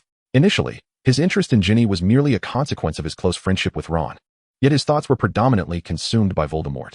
In truth, his bond with Hermione was deeper, and learning who his future wife would be, especially someone with whom he shared a connection, left him in a state of confusion, unsure of how to face both Ron and Ginny. Ginny, on her part, was equally bewildered. Her secret affection for Harry was her own private little secret. Moreover, she was only on her second day of school, previously a nameless beauty, suddenly thrust into the limelight as the future wife of the Wizarding World savior. This revelation was hardly a source of joy for her. Ron observed his sister standing in front of him and glanced at Harry, feeling at a loss. The twins quietly approached and took Ginny away. Concerned for their innocent sister who might soon face an array of unbelievable challenges, they felt it best to keep a watchful eye over her. Harry bravely traversed numerous trials before finally entering the Chamber of Secrets, where a corridor led straight to the end, flanked by water on either side. Each side bore a row of serpent-like statues, and at the far end lay Ginny, unconscious. He hurried towards her, eager to awaken her, but was halted by Tom Riddle lurking behind. The barrage of comments erupted. Ah, why is the villain so handsome? Hello, Senior. The handsome Senior has appeared. Tom is simply too good-looking. Isn't he too handsome? Oh, Voldemort, you are so dashing. The comments screamed across the screen, leaving the Hogwarts viewers feeling quite awkward. While outsiders could critique freely, those living under Voldemort's shadow were uncertain of how to react. Even Slytherins dared not revel in triumph at such a moment. As for Lucius Malfoy, Tom was still too young for him to regard with disdain. Tom informed Harry that Ginny would not awaken, seizing Harry's wand during his moment of panic. Harry was far too trusting, yet Voldemort was surprisingly candid, admitting that he had manipulated Ginny into her actions through hypnosis. Is it time for some champagne? Once Voldemort gets carried away, he becomes rather talkative, reporting in with utmost seriousness on villainous deeds. Internal strife, ha ha ha. Yet Dumbledore has seen through it all. Tom remained preoccupied with the question of why Harry had survived with merely a scar, while Voldemort was gravely weakened. Harry, perplexed, inquired, "Why are you so entangled in the matter of Voldemort?" To which Tom Riddle replied, "Voldemort is my past, present, and future." Subsequently, Tom demonstrated an impressive spelling trick, rearranging the letters to reveal a profound truth. Hogwarts was in disarray, yet old Dumbledore remained composed. However, it was during this moment that he learned the origins of the name Voldemort, stemming from some juvenile games. But soon enough, Voldemort declared himself, proclaiming to Harry, "I shall not bear the filthy surname of my Muggle father. I have renamed myself." This revelation sent the Slytherins into a frenzy. Previously, they had only gleaned from the whispers that their idol, who staunchly believed in the purity of blood, might indeed be of mixed heritage. Yet this time, it was the 16-year-old himself who candidly acknowledged that his biological father was a Muggle, confirming his own mixed lineage. In an instant, chaos erupted among the Slytherins, particularly for Lucius. The thought that he had bowed before a half-blood was utterly intolerable. He was determined to devise a means to vent his rage. At that moment, Lucius harbored no intention of continuing his allegiance, for hearing the admission of mixed blood was akin to witnessing the collapse of an idol. He was ready to renounce his fandom and retaliate. Meanwhile, Harry and Tom engaged in a heated argument within the Chamber of Secrets, one claiming to be the greatest wizard, while the other insisted that Dumbledore held that title. One boasted of having sent Dumbledore away through mere memory, while the other asserted that Dumbledore would return because he had loyal followers. At this juncture, Voldemort found himself at a loss for words. The fervent declarations from the audience rang out. Albus Dumbledore is the greatest wizard in the world, in vibrant hues, red, blue, yellow, and green. In that moment, the fervor of the crowd mirrored Harry's initial entrance into Diagon Alley, though they might concede that Tom was handsome and wore a smile. When it came to the title of the greatest wizard, there was no debate. It unequivocally belonged to Dumbledore.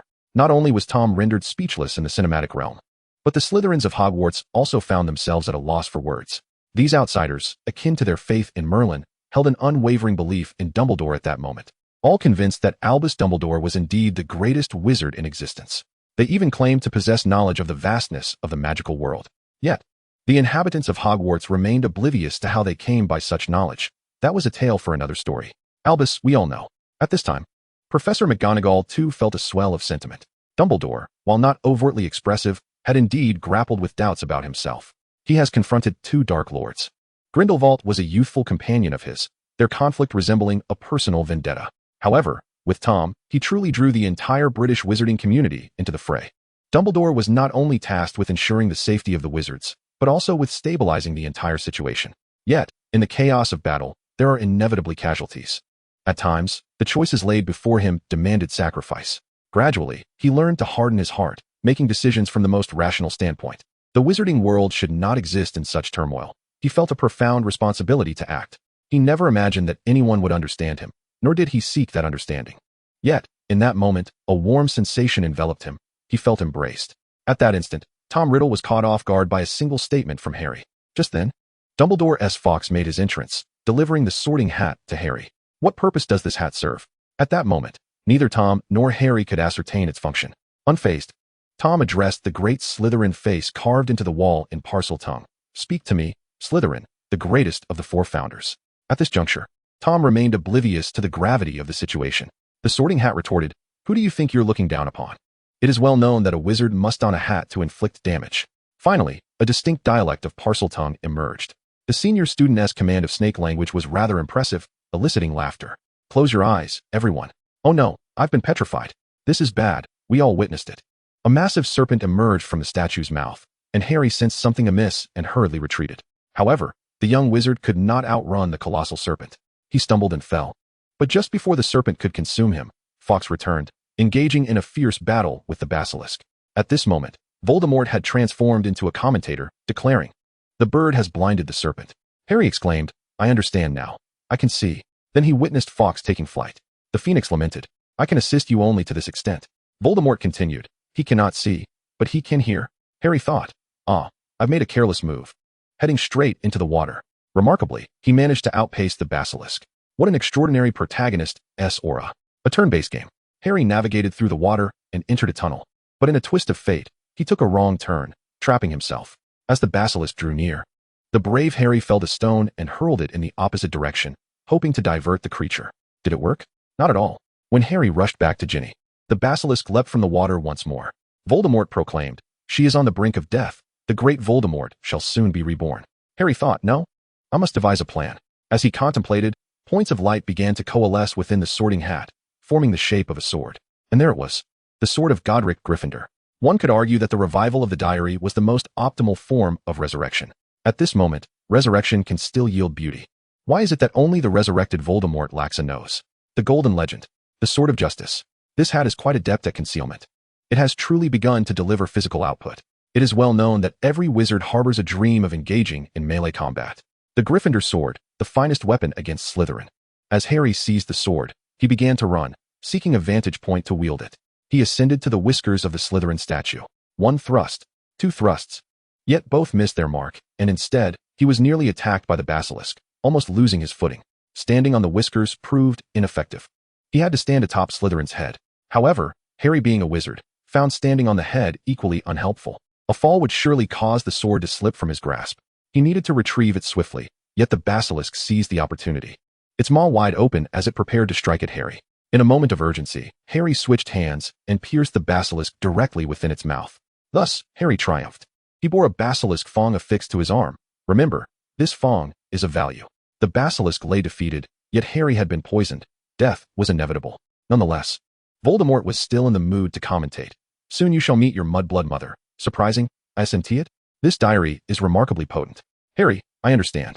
Harry seized the diary from Ginny's grasp, brandishing the basilisk's tooth and thrusting it into the diary. Blood gushed forth, and a gaping hole appeared in Voldemort's heart within the diary, releasing all the energy he had absorbed from Ginny.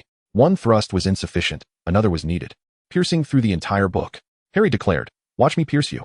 This emphasizes the significance of a finishing blow, a lethal triple strike. That day, he transformed into light. It illustrates how villains perish from excessive chatter. Old Voldemort has completely forfeited his chance to possess Harry. With 3 strikes, the diary Voldemort erupted and vanished, causing Ginny to abruptly awaken, perhaps pondering, "I can finally move." Upon seeing Harry, she realized the gravity of her actions and felt remorseful. Yet Harry was incapacitated, requiring Ron's assistance. Ron was still occupied with moving stones. This task fell to Fawkes, the noble phoenix, who arrived to provide Harry with precious phoenix tears, healing the wounds inflicted by the snake, astonishing Ginny for an entire year. Subsequently, Fawkes displayed the astonishing stamina characteristic of a phoenix. He grasped Lockhart, Ron, Harry, and Ginny, soaring out of the chamber. The standout of the event, Fawkes. Once matters concluded, Dumbledore began to address the infractions, ready to expel those who violated school rules. But who is Dumbledore? He simply awarded a prize for best contribution and even rescued Hagrid from Azkaban. After dismissing Ron, Dumbledore inquired of Harry, "What troubles you?" Harry responded this time, contemplating the similarities he shared with Voldemort. Dumbledore, the greatest of wizards, offered an explanation. "If I am not mistaken, Voldemort not only left you a scar, but also transferred a portion of his power to you." Lynn E. finally grasped the implication of this statement. "You guessed correctly." Old Dumbledore, "My goodness, that is indeed the right answer. Take another guess. You are nearing the truth." Yet, she also believed that Dumbledore's assertion was merely a matter of speculation at this point. You probably did not realize the significance of your own words." Lin Yi's remark piqued Dumbledore's interest. Considering her statement and the previously appearing blocked words in the comments, did Dumbledore cast a glance at Snape? It seemed that after the film concluded, a conversation with Severus was in order. He must have acquired some information from Malfoy. His gaze shifted slightly towards Snape, who stood adjacent to Lucius Malfoy. Dumbledore enumerated the numerous similarities between Harry and Voldemort, but posed a singular question. "Why did the Sorting Hat place you in Gryffindor?" Harry replied, "Because I asked it to." "That is the reason, Harry. That is why you are different from Voldemort. Our essence is not determined by our abilities, but rather by our choices." This profound statement fortified Harry's resolve to remain his kind self, albeit at times a touch reckless. In the midst of their conversation, Lucius abruptly barged into the headmaster's office, accompanied by the house elf, Dobby. Side quest, liberate the house elf Dobby. Chapter 17. The live broadcast of the second film concludes. Harry then realized that Dobby served the Malfoy family. He thought to himself, "This cannot stand. I must thwart this situation." However, it was not yet his time to resolve Dobby's plight, as Malfoy needed to address why Dumbledore was still at Hogwarts. Dumbledore nonchalantly replied, "The Board of Governors summoned me back after learning that Ginny Weasley had been taken." He courageously confronted Lucius. "Some governors have informed me that you threatened to curse their entire family unless they consented to my suspension." Lin E., bewildered, exclaimed, "What? This is such a lowly tactic, resorting to threats and cursing an entire family?" Her incredulous expression only served to further infuriate Lucius Malfoy, who felt belittled by a muggle. As a Malfoy, he could hardly tolerate such disrespect. Yet, he found himself powerless against this broadcaster and had no choice but to endure it. It appeared that Lucius was still unaware of the true culprit behind the Chamber of Secrets, needing to consult old Dumbledore to learn it was Voldemort. Lucius responded with a resigned, it is him again. Then it is of no concern. My former employer. Then it is of no concern." Dumbledore, unfazed, raised the diary, stating, "This is Voldemort's latest ploy." Upon seeing the diary, Lucius fell silent. Dobby immediately tugged at Harry's sleeve, frantically indicating something, although Harry failed to comprehend. At this moment, despite having experienced much, Harry could not decipher its implications, whereas Hermione began to form a notion. He sought to convey that the diary had been placed by Lucius. After a brief pause, he continued, stating this in front of Malfoy. Harry remained bewildered, but Ron was struck with terror. The image of a house elf betraying its master in the presence of its owner was simply unfathomable. Dumbledore continued to hint to Lucius not to cause trouble, to which Lucius coldly retorted that he hoped Mr. Potter would manage to turn the tide each time. Harry, of course. Whether he spoke with confidence is uncertain, yet the spectators were brimming with assurance. Lucius is a great prophet. He truly can. He is indeed capable of continually turning the tide. Harry is incredibly formidable. Harry is amazing. Shouting. Such unified sentiments would not escape Lucius Malfoy. He had already nearly concluded that a great battle would inevitably ensue, one in which defeat was not an option. However, he required tangible evidence to demonstrate that Potter could accomplish all that he had seen in the films. The diary no longer posed a threat to Potter. He had discovered the means to unravel its secrets, and Ginny had not been consumed by it. Lucius felt the need to present their savior with additional trials. It seemed necessary to pay a visit to Azkaban, indeed. The confrontation concluded, and Lucius made his entrance. Having gained nothing, Lucius could only vent his frustration on Dobby. Harry, unable to tolerate this, produced the diary and thrust it into Lucius's hands. Uncertain of Harry's intent, Lucius instructed Dobby to hold the diary. Then, Dobby discovered a sock within the diary. The gift of clothing from a master to a house elf signified his freedom. Dobby is free. Dobby is a liberated elf. Dobby is free of charge. Ha ha ha. Harry even showed him the sock he had discarded. Lucius, enraged, drew his wand and began to utter the killing curse, daring to unleash such power within the school. But little did he expect that the liberated Dobby was even more fearsome. He would not permit any harm to come to Harry Potter, and with a single spell, he felled Lucius. Unable to prevail, Lucius resorted to empty threats, uttering harsh words.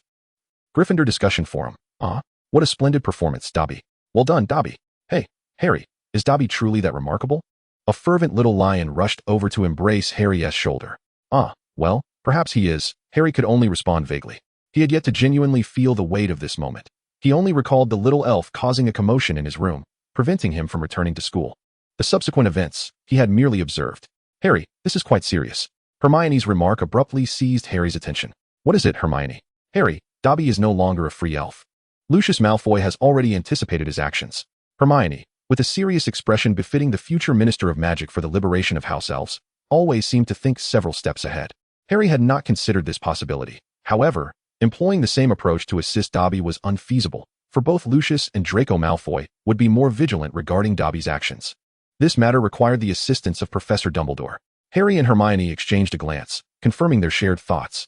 Meanwhile, in the Ravenclaw discussion area, the topics being discussed diverged entirely. Goodness, one can perform magic without a wand or incantation, exclaimed a scholarly Ravenclaw, incredulous. Indeed. And it even interrupted Lucius Malfoy while he was casting a dark curse, replied another bespectacled Ravenclaw. Is the magic system of house elves different from that of wizards? Queried a first-year Ravenclaw in confusion. Perhaps, this could serve as a subject for research, mused an older Ravenclaw, already contemplating writing a magical thesis. I shall inquire with Hermione. She ought to have some insights, said a Ravenclaw who frequently frequented the library and had a closer rapport with Hermione. In contrast, the Hufflepuff discussion area exhibited no particular sentiments, with one or two individuals engrossed in an immersive viewing experience. However, the Slytherin discussion area had much to say. Father, what shall we do about Dobby? Draco inquired curiously, eager to learn how his father would handle the situation. From the film, he observed Dobby betraying his master on multiple occasions, and after receiving a sock, he had even sent his father flying. Absolutely unforgivable. Yet, remembering the film, he too had been struck by Potter, prompting him to simply touch his nose in silence. You may handle it as you see fit, Lucius stated impassively. By his usual character, a house elf like Dobby would undoubtedly be discarded and severely punished. However, Dobby was no longer merely the Malfoy family's house elf. Although the Malfoy family's decisions were not subject to external commentary, Lucius now urgently needed to establish some form of collaboration with Dumbledore, allowing for such trivial matters to be set aside. Lucius glanced at his somewhat foolish yet fundamentally kind-hearted son. Entrusting him with the situation seemed a prudent course of action. Nonetheless, Draco replied, not interested, thank you. Dobby is free now. Harry has urged Dobby not to concern himself with saving his life anymore. Dobby did not verbally agree, but merely smiled. This is quite remarkable. I can hardly believe there was a knife hidden here. Watching the film for the second time truly reveals more intricate details, which are utterly fascinating. Once again, it is the annual House Cup competition. Hermione, having recovered from her petrified state, dashed from the great hall towards Harry, reminiscent of a time filled with innocence and carefree joy. After embracing Harry, she hesitated before hugging Ron. Both felt inexplicably awkward and settled for a handshake instead. This is love, isn't it, Ron? The friendship that is bold and unreserved, contrasted with the love that is cautious and delicate. Understanding this is the essence of true affection. The initial signs of change are evident. The male best friend and the unfamiliar husband are at the center of attention. The audience continues to jest, clearly optimistic about the pair. Ron and Hermione have become accustomed to this attention, having endured much at such a tender age. However, The frequent mentions from the audience have led to a subtle tension between Ron and Hermione, causing them to feel somewhat irritable toward one another. A girl from Slytherin cheerfully congratulates Gryffindor. The second Gryffindor Points Gathering event is officially underway. The call for points begins, and the headmaster is hailed as exceptional, alongside the head of the neighboring house. Consequently, Hufflepuff receives an additional 10 points. Professor Dumbledore stands to announce several important matters. Firstly, he expresses gratitude to Professor Sprout and Madame Pomfrey for successfully creating a potion from mandrake, which has cured the petrified victims, prompting a round of applause. Secondly, he declares the cancellation of exams, resulting in jubilant cheers. Thirdly, he announces Hagrid's return, which fills Harry with uncontainable joy. Hagrid expresses his gratitude to Harry, as this event clears a 50-year-long injustice against him, bringing Hermione to tears. The audience rises to applaud Hagrid, while even Crabbe and Goyle are nearly moved to stand, only to be restrained by Draco, who remains unamused. Amidst this atmosphere of joy, the curtain falls. See you next semester. Goodbye, headmaster. Farewell to the founding headmaster. Sirius prepares for his escape. Look forward to the new hairstyle of the young master next semester. Badgers, see you next semester. As the film concludes, Lynn E. is filled once again with the exhilaration of watching a magical story like Harry Potter. She finds excitement in discovering numerous foreshadowings and previously overlooked details. She bids farewell to the audience once more. All right, friends, the second installment has come to an end. Now, we move on to my favorite third part, where the cast reaches their peak in charm. See you next semester. I must return to the Muggle world now. The movie ends, leaving the audience with a lingering sense of fulfillment, momentarily forgetting what they had intended to do. Having watched the film for 2.5 hours, it feels as if an entire semester has passed. Eventually, Dumbledore snaps back to reality. Pomona, it's fine if herbology class runs a little longer. Professor Sprout immediately comprehends and calls out, second-year wizards, to the greenhouse for class. Her booming voice awakens the stillness of Hogwarts, prompting everyone to spring into action. The second-year wizards rush off to their lessons. Sirius, who has been an observer throughout, finally grasps the situation and decides to follow Arthur, ready to continue his leisurely watching. Arthur and Molly swiftly detach from their parental roles, rushing to Ginny's side. One embraces her while the other softly inquires, Ginny, do you still have that diary? The adorable little Ginny nods in affirmation. Both parents gasp in surprise. Have you opened it? Have you written in it? Arthur inquired anxiously. Ginny shook her head, and their hearts momentarily eased. My dear Ginny, could you please hand that diary to your mother? Molly gently patted her daughter, noticing the slight tremor in Ginny's body.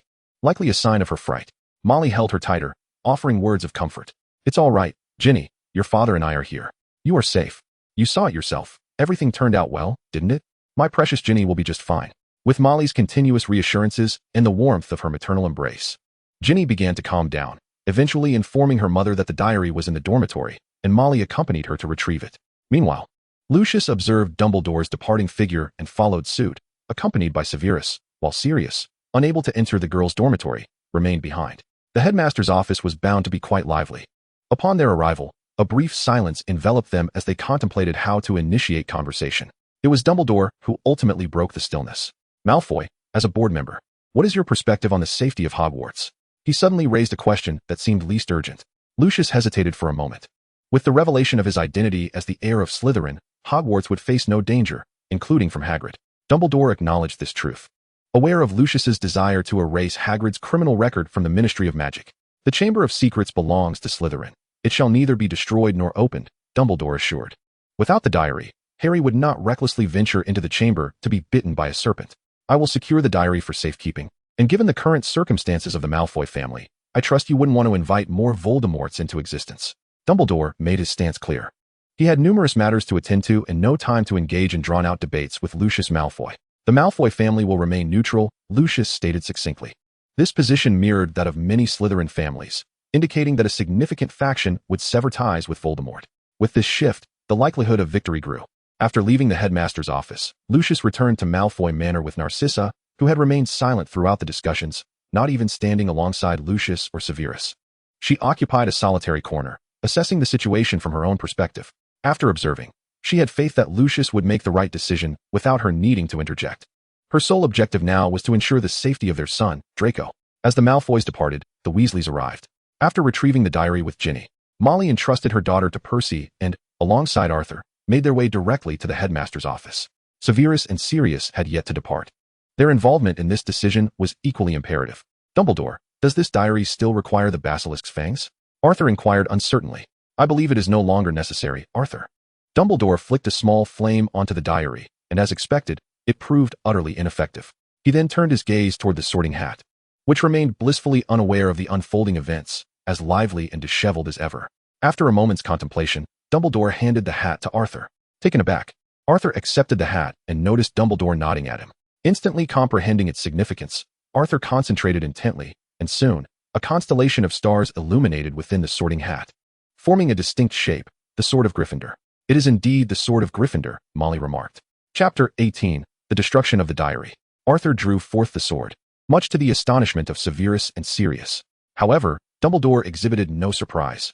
Was it not entirely expected that Arthur could wield the Sword of Gryffindor?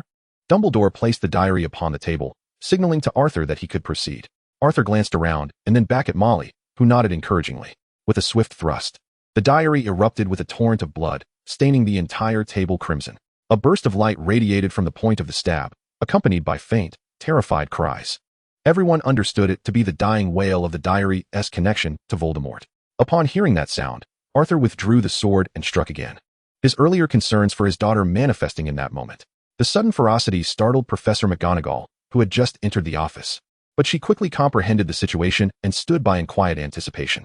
Emulating Harry, Arthur thrust the sword several more times, rendering the diary a tattered remnant of its former self. The light gradually faded, and the diary no longer possessed the smooth, lustrous quality it had when first acquired. Blood still stained the cover, and the pages had become rough and yellowed, resembling a vibrant youth abruptly transformed into a dying figure. Indeed, the most illustrious of diaries had been obliterated by Arthur, vanishing from the Wizarding World. "Oh, Arthur, I never anticipated it would be you to confront him. We in the Order of the Phoenix had yet to make our move," came Sirius's audacious voice from the left. Sirius was a singularly unconventional black. Hailing from a family of staunch Slytherin adherents, Narcissa had married into the Malfoy family, Bellatrix served the Dark Lord, and his brother Regulus was willing to serve Voldemort as well. Only he had chosen Gryffindor, joining the Order of the Phoenix and standing opposed to his own lineage. Arthur was unaware of Sirius's thoughts. They were not contemporaries, and he was unfamiliar with the actions of this distant relative. Yet, he was a founding member of the Order and Harry's godfather. Arthur said little more. After returning the sword to Dumbledore, he expressed to him, "Dumbledore, during the last encounter, my wife and I were unable to participate, but this time, we will exert our utmost effort." Molly then added, "Indeed, although Ron and Ginny are at an age that requires supervision, I believe they too support our endeavors." "I am delighted, Arthur." Molly. "Confronting the Dark Lord is not a task I can undertake alone. The Death Eaters remain restive, and we require more formidable allies. Welcome to the Order of the Phoenix." Dumbledore gazed at the elite members of the Order before him, feeling a renewed sense of optimism for the future. He sensed that it was time to call others back as well. Without further ado, having resolved the matter of the diary, many other trivialities awaited his attention. "Dumbledore, Professor Gittery has informed me he will be resigning," he said. "Oh, yes, I shall concur. As for this year's defense against the Dark Arts class, Severus hopes you might temporarily take over until I can find a suitable instructor." Severus offered a slight smirk, a semblance of amusement. Sirius, however, was more direct in his mockery. "Rest assured, Dumbledore, this is his favorite class." Severus ignored him completely and exited the headmaster's office. He was not one to idle about. Once Snape departed, the others dispersed as well. Molly and Arthur sought out Ginny again, comforting her before summoning Ron, insisting he care for his sister or face their wrath. Without needing further persuasion, Ron was indeed concerned for his sister, but when he went to see Ginny, Harry, unusually, did not accompany him. Ron understood the reason and offered no further comment. Nevertheless, he did issue a warning to Harry. "You are not allowed to like my sister." Harry nodded awkwardly, and Ron added, "And you cannot dislike her either." Harry nodded once more. In his sensitivity regarding his sister's affairs, he had not considered his own. Ginny's spirits had indeed lifted considerably. Yet soon she was reminded that the entire school was now aware of her affection for Harry Potter and her future role as his wife. Heaven knows, she was merely 11, just a child with a naive crush. How had it escalated to this extent? Just as she pondered her predicament, Mother Molly appeared, instructing Ron to take good care of her. Rolling her eyes, she sent Ron away and confided in her mother about her feelings. After listening patiently, Molly replied, "Dear, there is no shame in liking someone. The future is uncertain for everyone. You need only focus on what you wish to do in the present. Do not worry. My darling, I will always support you." Today, Molly was not her usual commanding self. Instead, she exhibited a gentler demeanor. Perhaps she had always been a gentle soul. Ginny nodded, somewhat understanding yet still perplexed. Yet at the very least, she was aware that she had committed no wrongdoing, and she ought not to feel troubled. She simply needed to pursue her desires, for she was but an 11-year-old girl. After attending to the matters concerning several children, the Weasley family departed from Hogwarts. Sirius, on the other hand, sought out Harry directly, engaging him in conversation for quite some time. For it had been an eternity since he had last seen his dear friend James. He reminisced fondly about the days spent in mischief alongside James, regrettably acknowledging that those times and the people from them were long gone, never to return. Observing Harry and Ron in the present stirred a sense of nostalgia within him. Sirius recounted the tale of his acquaintance with James, their shared transgressions against school rules, and reassured Harry that there would always be those who cared for him. He also advised Harry to stay close to Hermione, for she possessed the ingenuity to navigate perilous situations. This audacious guardian, however, exhibited a hint of recklessness. He refrained from suggesting that Harry move in with him, understanding that Harry needed to remain near his blood relatives for his own protection. Similarly, he chose not to mention encouraging Harry to interact more with Draco, recognizing the awkwardness of his nephew's character and the potential chaos that could ensue between the two boys at Hogwarts. With all matters addressed, Sirius took his leave, as the school was set to resume its normal routine of wizarding education. Longbottom's grandmother had departed long before, having come to Hogwarts upon hearing rumors of strange occurrences. Fearing Voldemort's invasion and the consequent danger to Neville, once assured of their safety, she left to visit her son and daughter-in-law in the hospital. After everyone had exited, Dumbledore retrieved an envelope, contemplated for a moment, and penned a letter to a certain individual, an invitation for a professor at Hogwarts, which was subsequently taken away by an owl for delivery. Harry, Ron, and Neville had parents visiting them, while Hermione, solitary after her classes, strolled outside the castle, lost in thought as she gazed at the lake. This was her first film since the conclusion of their first year, though it had been a chaotic experience. It reflected the events they had endured, filled with a sense of wonder and curiosity. However, this time, she acutely perceived the intricate web of interpersonal relationships and the formidable challenge posed by the Dark Lord. The astute Hermione had already discerned a pattern. They had faced adversities in their first year, then again in their second. Would this cycle continue? With each subsequent year presenting a new trial? They might triumph once, twice. Could they possibly achieve victory 3 or 4 times? Would they be able to confront the Dark Lord himself? She felt uncertain. As for her feelings towards Ron, to be candid, she did not harbor any particular affection for him at this moment. Their bond was merely a product of their frequent companionship as a trio. Young Hermione, upon her enrollment, had not envisioned a life perpetually immersed in the wizarding world. She had merely aspired to master the control of magic and acquire knowledge, planning ultimately to return to the Muggle realm where her parents resided. "Hey, you're blocking my way." A somewhat arrogant and vaguely familiar voice interrupted Hermione's reverie. She looked up to find, indeed, the insufferable Draco Malfoy. However, at present, she was disinclined to engage in any frivolous games with him. Without uttering a word, Hermione rose and relocated to another seat. Draco raised an eyebrow, surprisingly refraining from delivering a sarcastic remark. Instead, he took a seat beside Hermione. Neither spoke. One was at a loss for words, while the other felt an inexplicable sense of familiarity. Despite their previous adversarial exchanges in their first year, they now found themselves in second year, where one would typically expect tensions to escalate, much like in a cinematic portrayal. Yet, viewing their development from a third-person perspective revealed no malice, only a sense of awkwardness from their prior knowledge of each other. "My father gave me Dobby." Ultimately, it was Draco who, unable to endure the uncomfortable atmosphere, broke the silence.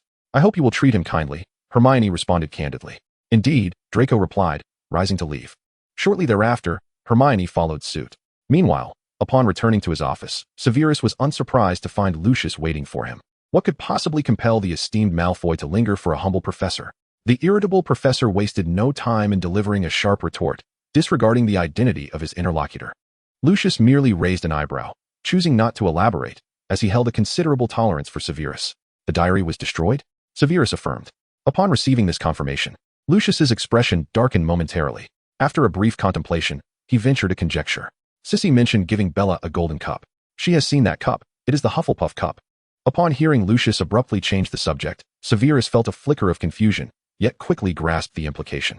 "Are you suggesting that it could also be?" "The possibility is quite substantial. I have heard that his personal belongings were entrusted to a select few. It was said to be under strict confidentiality, and I am unable to ascertain the details." Severus fell silent, as this scenario bore a striking resemblance to actions that could indeed be taken. However, such matters were difficult to ascertain, and they remained unaware of how many items had been relinquished.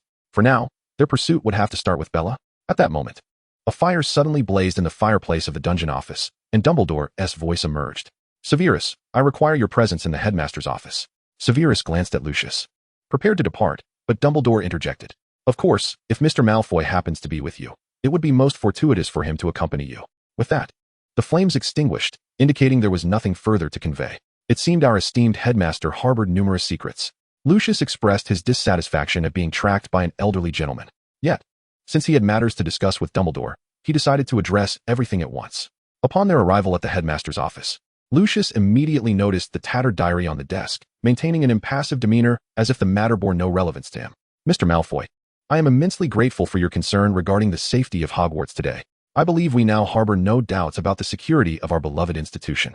Despite having conversed previously, the exchange now feels as if it were their first encounter. Such is the arduous nature of dialogue between two seasoned foxes.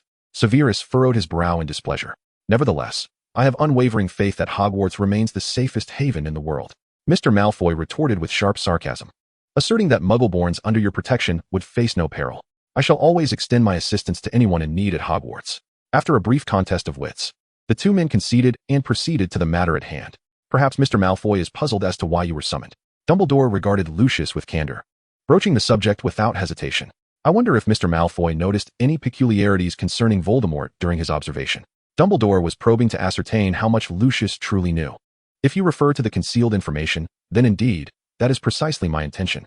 I believe what Mr. Malfoy just conveyed was predicated on your esteemed reputation. Thus, may I solicit your assistance, albeit slightly, in matters concerning Voldemort? Do share your thoughts. Malfoy nodded in agreement.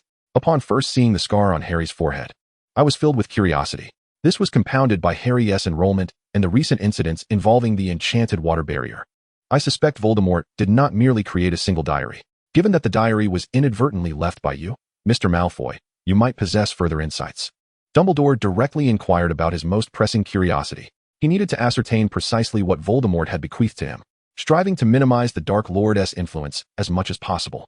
From the films, he discerned that Voldemort had left himself more than one opportunity for resurrection. Should even one be overlooked, it could plunge the wizarding world back into terror.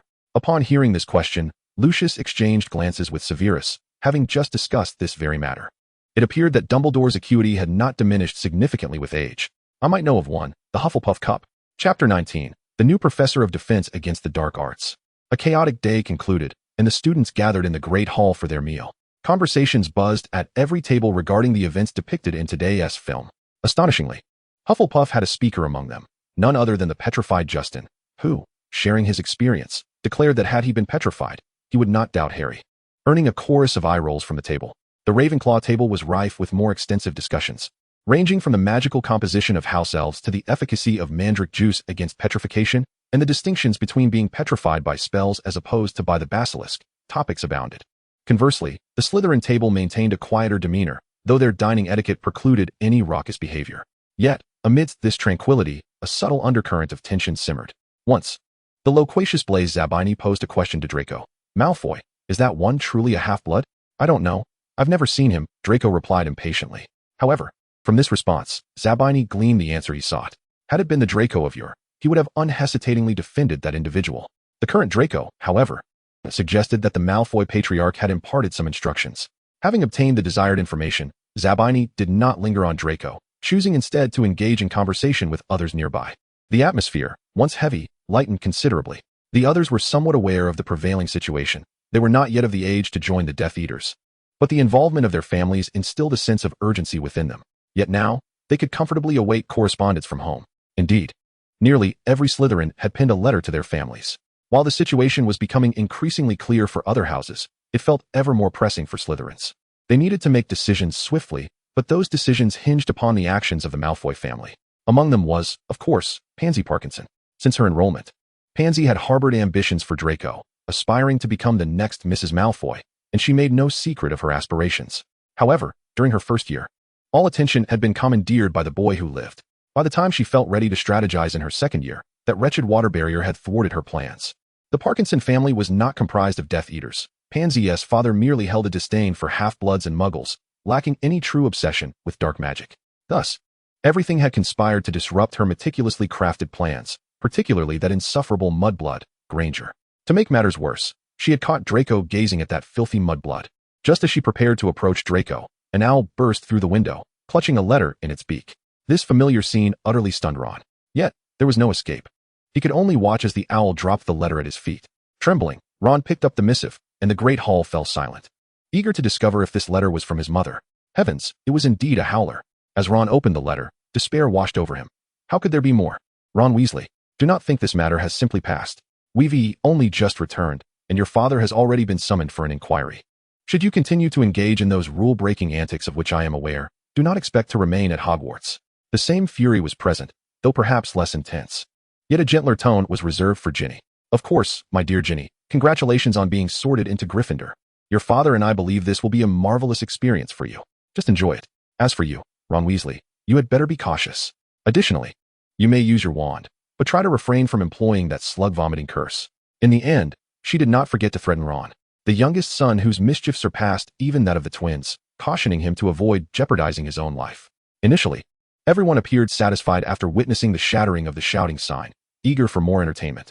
However, they were taken aback when Ron's mother uttered a particular incantation, leaving all those dining with expressions of nausea, as if they were on the verge of vomiting. It is difficult to ascertain whether this was merely a harmless jest on Molly's part.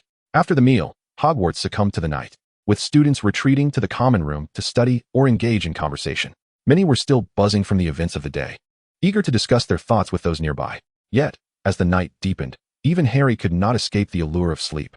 Showing no inclination to venture out and violate school rules, the following day marked the beginning of the defense against the dark arts class. Yet, the instructor was not the familiar Gilderoy Lockhart. The female students were not disappointed. Those who had seen the film the previous day were aware that Lockhart's accolades were pilfered from others, not a testament to his own abilities. The adventurous tales he recounted were not his own, yet he had been awarded the Order of Merlin. Rumor had it that Professor Lockhart's medal had been revoked. Two young wizards whispered conspiratorially, one of them speaking in hushed tones. Is it true that it was Professor Dumbledore who intervened? No, came the reply. It was a noble relative of an adventure seeker whose exploits Lockhart had stolen, who approached the Ministry of Magic and had the medal rescinded. Just as the words were about to escape their lips, the two young wizards heard the chilling voice of Professor Snape, 10 points from Hufflepuff, with forlorn expressions. The two wizards looked regretful, having incurred his ire even before he entered the classroom. However, he typically did not hold grudges against anyone besides the infamous trio. Upon entering, Professor Snape's demeanor was austere, his gaze penetrating, as if he could discern the innermost thoughts of each student. Unlike Professor Lockhart, he did not greet them with a genial smile or grandiose opening. He simply stood in silence for a moment before speaking. The defense against the dark arts class was characterized by his deep, resonant voice, a serious subject matter. It was not about games or entertainment, it was about survival. His gaze swept across the classroom, and every student felt the weight of his words. Many of you may believe that dark magic is merely the stuff of tales or distant events. However, I am here to inform you that dark magic is very real, and it exists all around us. Professor Snape's tone was grave. He did not wish for his students to underestimate the importance of this course. Today, we will not discuss theory. We will dive directly into practice. From within his robes, he produced a stack of cards, each inscribed with the name of a different dark magic. He distributed these cards randomly among the students. Each card represents a form of dark magic. Your task is to find your partner, discuss what this dark magic entails, how it operates, and how one might defend against it. Snape's voice bore no hint of jest. This was not a game. Should you fail to accurately identify and defend against these dark arts, you may find yourselves in peril. Having gleaned the formidable dangers and destructive potential of dark magic from the films, the young wizards approached the subject with due seriousness, meticulously scrutinizing each card. Professor Snape, a courageous student, raised his hand and asked, "Does this dark magic truly exist?" Snape's gaze was as frigid as ice. "If you believe I am here to squander your time, you may leave my classroom." His response cast a pall of silence over the room. However, if you wish to survive, if you desire to protect yourselves and those you cherish, you will take this course seriously. Snape's tone grew increasingly grave. Dark magic is perilous, yet it can also be comprehended and defended against. That is our purpose here. Though the young wizards were still apprehensive, they understood that Professor Snape did not intend to harm them. His severity was merely pronounced today, which compelled them to refrain from any mischief and focus intently on their studies. Harry, Ron, and Hermione were fortunate to evade any reprimands, and the lesson proceeded smoothly. Now, Snape announced, a pop quiz. His gaze traversed the classroom, and his footsteps echoed in the stillness. The students bowed their heads, fearful of being called upon. Suddenly, his eyes halted upon Harry Potter. "Potter," Snape's voice shattered the quiet. "You and Miss Granger seem quite assured. Pray, enlighten us as to the dark magic inscribed on the card you hold." Harry's heart raced as he stood, gripping his card tightly. "It is the Dementor's kiss, Professor," he stammered, striving to imbue his voice with confidence. A barely perceptible smile flickered at the corners of Snape's mouth. "Well done, Potter. Now, how might one defend against it?" Harry inhaled deeply, recalling what he had read in Hogwarts, a history. The Dementor's Kiss is an exceedingly potent dark magic that can control a person's will, compelling them to act against their own desires. One method of defense is employing the Patronus charm, which can shield us from its effects. Snape did not respond immediately, seemingly weighing the correctness of Harry's answer. But soon, he coldly remarked, "Indeed, Potter. However, be aware that the Patronus charm is not infallible. Should the caster possess greater magical strength than you, the spell may falter." Just as Harry was about to exhale in relief, Snape unexpectedly inquired, "Are there any other methods of defense?" Harry paused, but quickly recalled the advice Dumbledore had imparted at the end of last term, as well as the book he and Hermione had discovered in the restricted section. He realized Snape was testing him, and he needed to provide a satisfactory answer. "Yes, Professor. We can also resist through sheer willpower. If our will is sufficiently resolute, the killing curse shall not be able to exert its control over us." Harry's voice grew increasingly firm. It must be said that Harry's feelings towards Professor Snape were quite complex, yet they remained in a student-teacher relationship, which was entirely appropriate. So attending class diligently was all that mattered. Snape nodded, a flicker of satisfaction evident in his gaze. 5 points to Gryffindor. "Sit down, Potter." He then turned to all the students, emphasizing, "But remember, willpower is not something that everyone can easily possess. In practical situations, you require extensive preparation and practice." Harry took his seat, feeling a wave of relief wash over him. Hermione cast him an encouraging smile, her eyes brimming with pride. Draco observed this and emitted an ambiguous snort. "Miss Granger," Snape suddenly directed his attention to Hermione. "What does the card in your hand say?" Hermione stood up, her voice clear and resolute. "It is the killing curse, Professor. It is one of the 3 unforgivable curses, capable of instantly taking the life of the afflicted." Snape's eye sharpened further. "Then, Miss Granger, how do you propose to defend against such a spell?" Hermione took a deep breath, aware that this was a challenging question. "Theoretically, the killing curse cannot be defended against, Professor. However, if we could react in time and employ the disarming charm or other spells to disrupt the caster, there might be a chance to escape. It seems our Miss Granger may be overestimating her reflexes. The killing curse is not easily evaded. To think in such a manner, one might as well beseech Merlin for assistance." Snape did not award Hermione any points for her answer, prompting her to roll her eyes. Professor Snape's defense against the dark arts class appeared to be even more daunting than potions. One could only wonder what had spurred such intensity.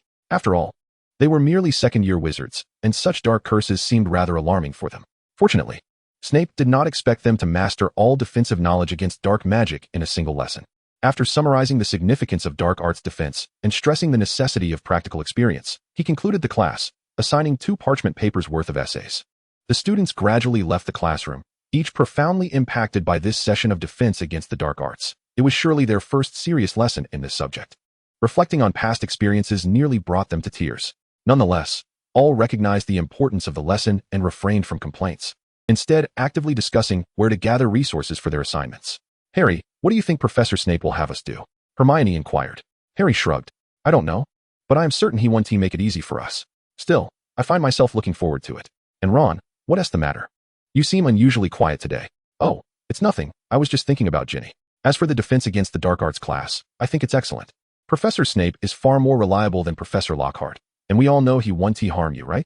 Ron placed his arm around Harry's shoulder, leading him forward while chattering incessantly.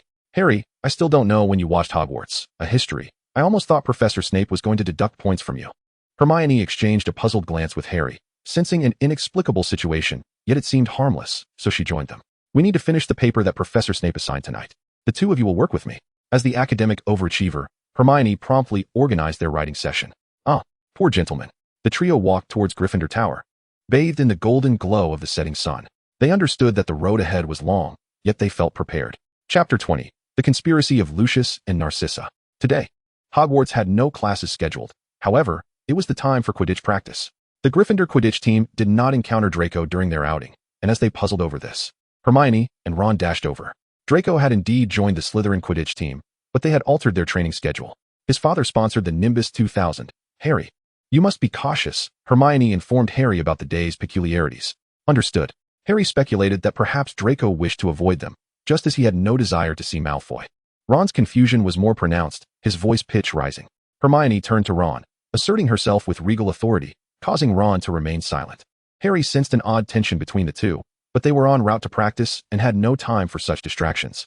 Meanwhile, the sky remained clear, while Malfoy Manor was shrouded in shadows. In the study of Malfoy Manor, Lucius Malfoy stood by the window, moonlight filtering through the curtains. casting a serious expression upon his face. His wife, Narcissa, sat quietly by the fireplace, the flames dancing upon her features, illuminating her delicate features and furrowed brow.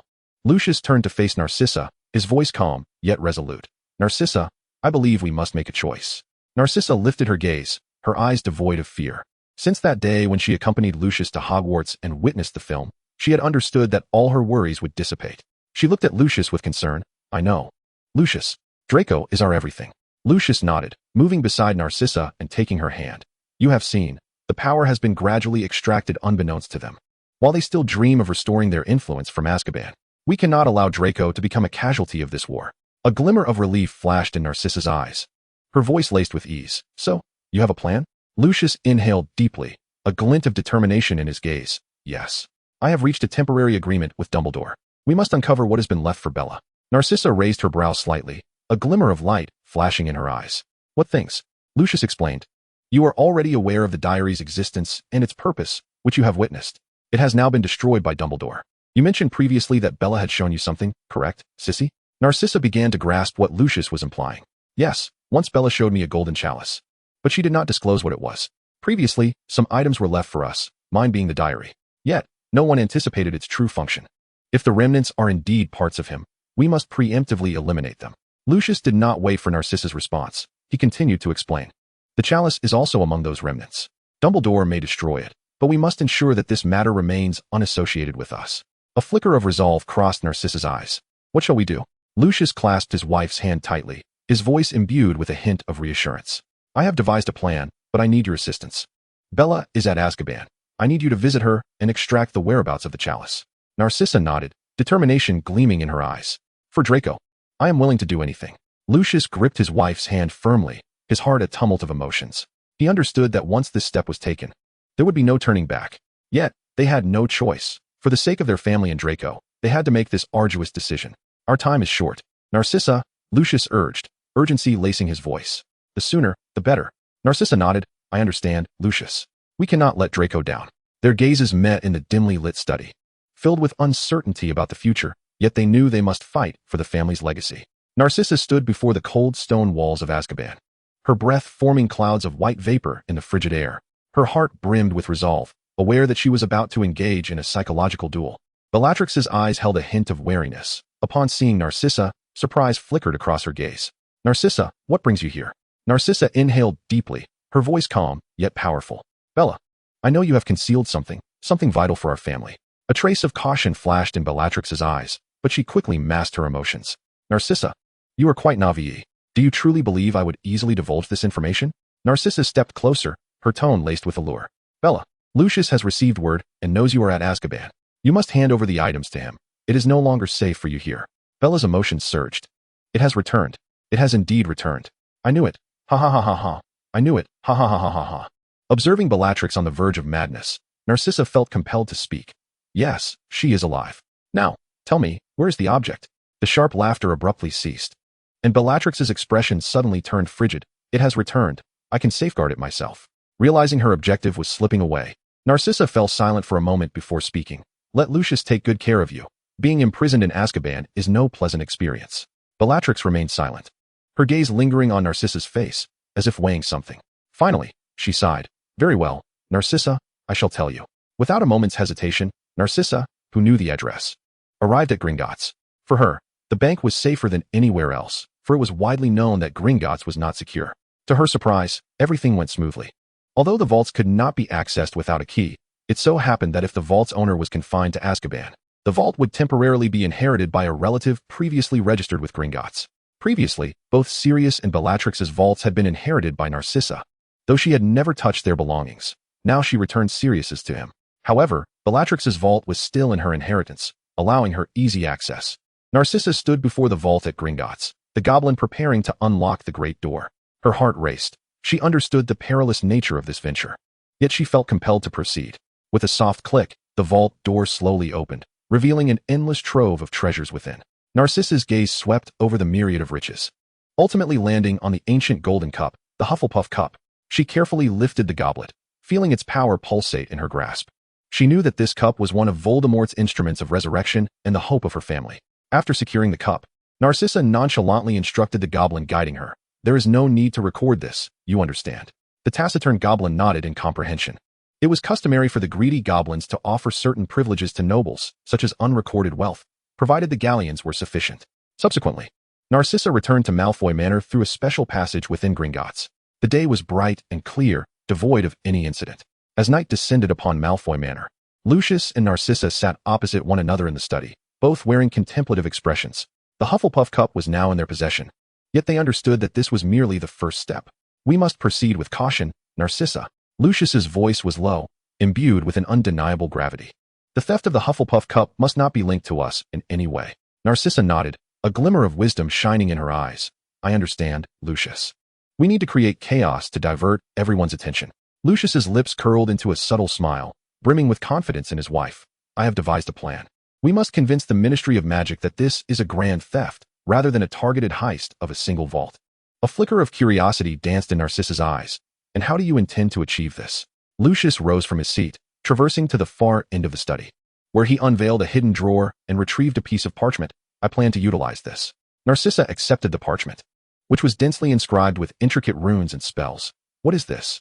It is an ancient confounding charm, Lucius elucidated, capable of temporarily incapacitating Gringotts' security system. Once the news of the stolen goblet spreads, everyone will assume it to be part of a large-scale robbery. Admiration flickered in Narcissa's gaze. Lucius, you are truly a genius.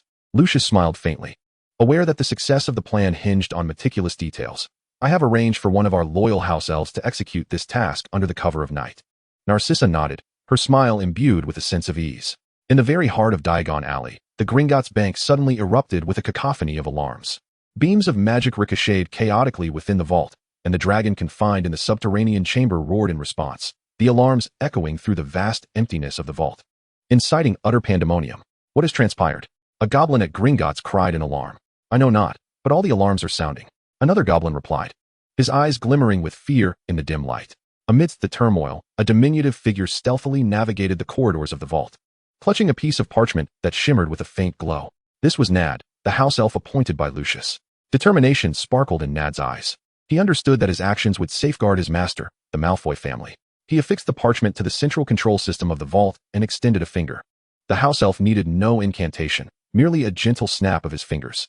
In an instant, the magical defenses of the vault faltered, the alarms escalating in shrillness, while the magical beams began to fire aimlessly. Seizing the opportunity, Nad vanished into the chaos. The disorder within Gringotts captured the attention of the entire Diagon Alley, for their own fortunes lay within, and none could afford to remain unconcerned.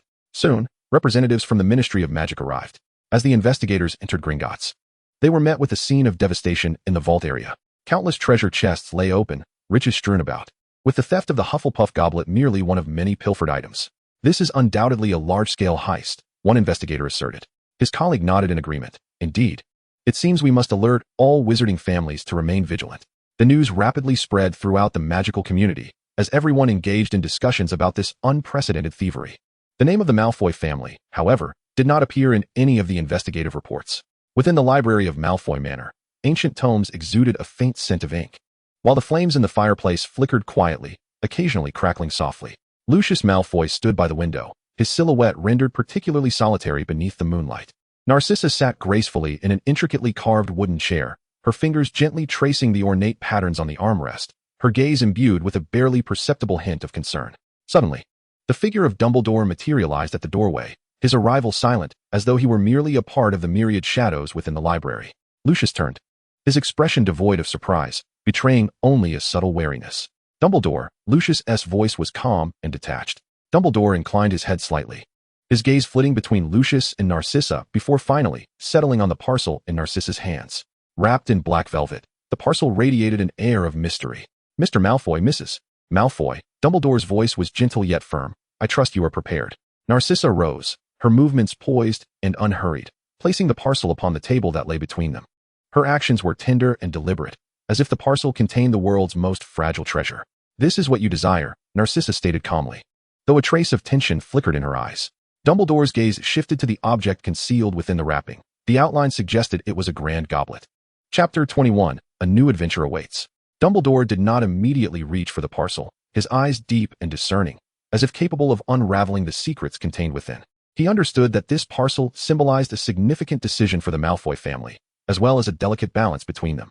I must acknowledge, Mr. Malfoy, Mrs. Malfoy, your actions have been remarkably successful. Dumbledore's tone bore a note of admiration, for the attention of the magical community had been deftly redirected. Lucius allowed a faint smile to curl at the corners of his mouth, aware that this was a form of Dumbledore's acknowledgement. Yet he also understood that such recognition did not equate to trust. Dumbledore, we merely did what was necessary. Dumbledore nodded, a complex emotion flickering in his eyes. I know the Malfoy family has maintained a neutral stance, but in these tumultuous times, neutrality is also a choice. A glimmer of resolve crossed Lucius's gaze.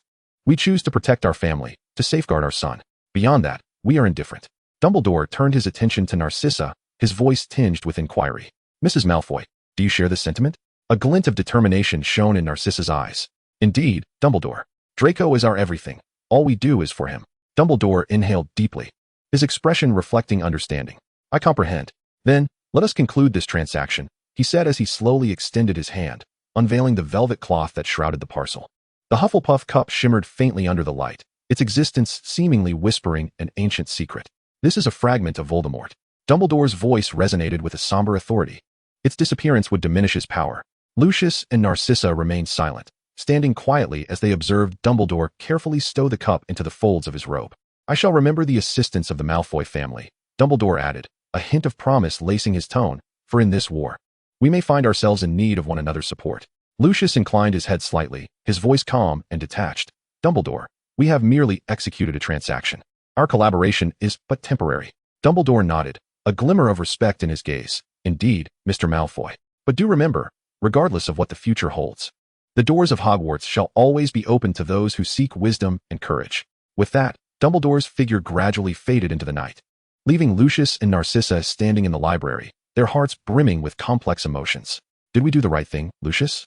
Narcissa's voice bore a note of uncertainty. Lucius grasped his wife's hand firmly, his voice resolute and powerful. We did what we must, Narcissa. For Draco, for our family. Narcissa nestled against her husband's embrace, hope shimmering in her eyes. Yes, Lucius. We have done all that we could. Their gazes intertwined within the library, filled with uncertainty about the future. Yet they understood that a choice had been made. In the Chamber of Secrets, a forgotten corner of time, hidden deep within the castle. The stone walls were cloaked in moss, the air thick with dampness and mildew, as if time itself had paused. The basilisk, an ancient and formidable creature, had fallen into a slumber once more since Tom Riddle awakened it 50 years prior, its body coiled in a corner of the chamber, its massive serpent eyes shut, breathing slowly and deeply. However, on this night, when the Hufflepuff cup was returned to Hogwarts, an unusual wave rippled through the stone walls of the chamber, stirring the basilisk's senses. The lingering essence of Voldemort within the cup, akin to a dark ripple, awakened its dormant instincts. The basilisk's scales quivered slightly as its body began to stretch, its colossal tail scraping against the stone, producing a grating sound.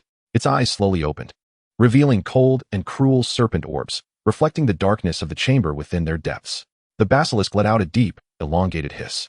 Sensing the power contained within that essence, it was the aura of its former master, Voldemort. Meanwhile, in the office of the headmaster at Hogwarts, Dumbledore gazed intently at the Hufflepuff cup, a contemplative light flickering in his eyes. The golden chalice lay quietly upon the desk, its surface glimmering softly in the candlelight. Yet Dumbledore was acutely aware that beneath this golden sheen lurked a malevolent force. This power had no rightful place within Hogwarts. Dumbledore murmured to himself, his fingers gently tracing the edge of the chalice, sensing the magic contained within. Suddenly, an unusual tremor coursed through him, causing his brow to furrow slightly, and a flicker of alertness flashed in his eyes. He swiftly rose to his feet and approached the window of his office, flinging it open to allow the cool night breeze to sweep into the room. What has transpired? Dumbledore's voice resonated through the night sky, imbued with an undeniable authority. Deep within the castle, the basilisk was drawn to the essence emanating from the chalice, and it began to slither forward, its massive body reverberating through the hidden passages. The creature had but one destination, the location of the Hufflepuff chalice. Under the cloak of night, Hogwarts stood majestic and enigmatic beneath the moonlight. Harry Potter wandered alone through the deserted corridors, his heart heavy with unease. Just moments ago, he had chanced upon a peculiar hissing sound in the corner of the library, a low and lingering noise that seemed to emanate from another realm. Harry's footsteps involuntarily halted, his gaze fixed intently upon the shadow at the end of the corridor. He recognized that this was no ordinary sound, nor one that should grace these halls. It was Parseltongue. But how could this be? The diary had never entered the Chamber of Secrets. Why would the basilisk reemerge? Who is there? Harry whispered, his voice echoing in the stillness of the corridor. There was no response, only the hissing growing clearer and more urgent. Harry's heart raced. He understood this to be a harbinger of danger. I must inform Ron and Hermione, he muttered to himself, turning to sprint towards the Gryffindor common room. In the Gryffindor common room, Ron and Hermione were seated by the fireplace, engrossed in discussion about their potions homework. They remained oblivious to Harry's hurried entrance until his voice shattered their discourse. Ron, Hermione. Harry's breath came in gasps, tinged with anxiety. Ron and Hermione looked up, their expressions filled with confusion. Harry, what's the matter? Hermione inquired, a note of concern lacing her voice. Harry took a deep breath. Acutely aware that what he was about to divulge could plunge them into peril, yet he knew they must confront the truth. I heard Parseltongue, he stated gravely. The basilisk has awakened. Ron's complexion drained of color at once. The basilisk? But that is impossible. A flicker of terror crossed Hermione's eyes, though she quickly regained her composure. Harry, are you certain? Did you truly hear Parseltongue? Harry nodded, his eyes ablaze with resolve. I am certain, Hermione. The basilisk is somewhere within this castle, and it is stirring. Ron rose to his feet, a hint of unease in his voice. What shall we do? If the basilisk truly awakens, we are all in peril. Yet, this should not be the case. Ron felt as though he were shattering. Everyone was aware that the basilisk ought not to appear this year, yet Harry insisted he had heard its voice. Hermione bit her lip, her mind racing with potential plans. We must inform Dumbledore. He ought to be aware of this matter. Ron nodded, a flicker of a nervous smile crossing his face. Indeed. Dumbledore will know how to proceed. Within the headmaster's office at Hogwarts, Albus Dumbledore sat behind his desk, his eyes glimmering with wisdom. The Hufflepuff cup had long been concealed in anticipation of Harry's arrival. Upon hearing Harry mention the awakening of the basilisk, a slight furrow formed on his brow, a glimmer of concern flashing in his eyes. Children, you are right to be concerned. Dumbledore's voice was gentle yet firm, acknowledging the gravity of the situation. Harry stood tall, his gaze resolute. Professor Dumbledore, we must take action. Dumbledore nodded, a glimmer of appreciation in his eyes. I understand, Harry. However, you must exercise caution. The basilisk is exceedingly dangerous. Hermione stepped forward, her eyes shining with intellect. Professor Dumbledore, we shall not act impulsively. We require a plan. Dumbledore rose, his figure appearing particularly imposing in the dimly lit room. I know, Hermione. But first, I must consult with Professor McGonagall. Remain here and do not wander. The three nodded, their expressions a blend of tension and determination. Dumbledore exited the office, leaving Harry, Ron, and Hermione within. They surveyed their surroundings, the decor imbued with an aura of magic, each object seemingly harboring its own tale. Should we truly wait for Dumbledore? Ron's voice trembled with uncertainty. I believe we ought to take some action. Hermione shook her head, her voice calm, yet assertive. No, Ron. Dumbledore is correct. We cannot act rashly. The basilisk's power exceeds our imagination. Harry approached the window, his gaze piercing through the glass to the stars twinkling in the night sky. I understand your worries, but I can sense that the basilisk's target may be me. Ron and Hermione joined Harry, their gazes steadfast and resolute. Whatever happens, Harry, we shall stand by your side, Hermione declared with determination. Ron nodded, a nervous smile gracing his face. We are Gryffindors. We will not allow the basilisk to prevail. A warm surge filled Harry's heart. He knew he could rely on his friends. Thank you. Harry spoke, his voice laced with gratitude. Dumbledore returned to his office, a hint of gravity etched upon his face. Children, I have conferred with Professor McGonagall. We must devise a meticulous plan. Harry, Ron, and Hermione stood tall, their gazes resolute and unwavering. We shall do whatever is necessary. Professor Dumbledore, Harry's voice resonated with determination. Dumbledore nodded, a flicker of appreciation in his eyes. I know, Harry, but first, we must ensure your safety. Hermione stepped forward, her eyes sparkling with wisdom. Professor Dumbledore, we have an idea. We could create a reflective device to deflect light and avoid direct eye contact with the basilisk. A glimmer of curiosity crossed Dumbledore's gaze. A reflective device? That sounds intriguing, Hermione. Ron rose, his voice imbued with excitement. Yes, Professor Dumbledore. We can utilize mirrors and some magic to construct this device. Dumbledore nodded, his tone encouraging. That sounds like a feasible plan. I shall provide any assistance you require. A smile graced the faces of Harry, Ron, and Hermione. They understood they were not alone in this challenge. Thank you, Professor Dumbledore. Harry's voice carried a note of gratitude. Dumbledore returned a gentle smile, warmth emanating from his eyes. Go forth, children. The future of Hogwarts rests in your hands. Should you need any assistance, do not hesitate to seek me out. As Harry, Ron, and Hermione departed the headmaster's office, their footsteps echoed through the corridors of Hogwarts. Although they had witnessed the film depicting Harry's confrontation with the basilisk, they were acutely aware that such a battle could not simply be replicated. Just as they had presumed the basilisk would not return, it had unexpectedly awakened, and they now faced their own struggle. They were on the precipice of a life-and-death confrontation. yet their hearts brimmed with resolve. "We must be cautious," Hermione whispered, her tone somber. "The basilisk is exceedingly dangerous." Harry nodded, his grip firm upon his wand. "I know, Hermione, but we cannot allow it to harm anyone at Hogwarts." A nervous smile flickered across Ron's face. "We are Gryffindors. We shall not let it prevail." Their footsteps echoed in the corridor, their shadows elongated upon the walls. They understood a new adventure was about to commence, and they would be the protagonists of this tale. Chapter 22. The Trio versus the Bewildered Basilisk. Harry, Ron, and Hermione arrived at the lavatory, a place that, despite their familiarity, marked their first true visit. The lavatory before them differed slightly from its cinematic portrayal. It was dimmer, lacking the brightness they had envisioned. In the center stood a large column encircled by sinks. The fabled Chamber of Secrets was said to lie here. Beyond lay a series of stalls. And they knew that Moaning Myrtle resided here. It was precisely because of her presence that the haunting rumors had emerged. Without daring to call out to Myrtle, Harry and his companions resolved to locate the entrance first. Following the scenes they had witnessed in the film, they began to explore the sinks adorned with serpent motifs. One by one, suddenly, a sharp feminine voice pierced the air from the restroom stalls. Myrtle had arrived. As expected, a girl with round glasses and low twin pigtails materialized before them, a spectral figure. "Who are you? What brings you here?" Myrtle inquired, her tone laced with innocent curiosity. Yet, before they could respond, her bewilderment deepened upon realizing they were not frightened by her. "Oh, you don't know? I am a ghost." As she uttered the final word, she abruptly darted towards Ron, startling him considerably. Satisfied with having frightened someone, Myrtle floated back into the air, continuing her watch over them. Harry politely greeted her. "Hi, I'm Harry, Ron, Hermione." After the trio introduced themselves in turn, Myrtle's ghostly form appeared particularly distinct in the dim light, her eyes shimmering with curiosity. "Oh, hello." Myrtle's voice carried a hint of playful mockery as she hovered in the air, studying them intently. "What brings you here? Are you here to keep me company?" Hermione offered a faint smile, stepping forward to respond amicably. "Myrtle, we merely wish to learn about the events that transpired here, you know, concerning the Chamber of Secrets." A flicker of surprise danced in Myrtle's gaze, swiftly replaced by a playful smile. "Ah, the Chamber of Secrets. That is indeed a dreadful place. However, since you wish to know, I shall share some tales with you." She began recounting her past, her voice imbued with nostalgia. "Back then, when I was alive, I often visited this place. But one day, everything changed. I heard strange sounds and witnessed things I should not have seen." Harry, Ron, and Hermione listened intently, eager to discover if Myrtle's account would differ from their own knowledge. "I remember that night vividly. I was crying in the restroom, right there." Myrtle pointed to the stall from which she had emerged, her voice lowering, fear flickering in her eyes. "Suddenly, I heard a strange noise. I opened the door and saw." "I saw." Ron could not contain himself, interjecting, "Did you see the basilisk?" "The basilisk? Perhaps, I'm not sure." Myrtle shook her head, a hint of sorrow crossing her features. "Its eyes, they possessed a terrifying power. I simply wanted to gaze upon it once more, and then Her voice trailed off abruptly.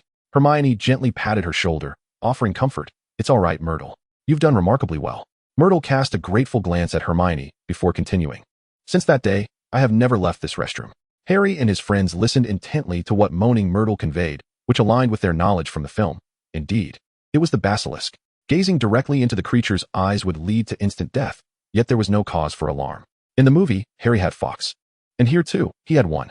"Myrtle, we have come to understand that it was the basilisk from the chamber that caused your demise 50 years ago."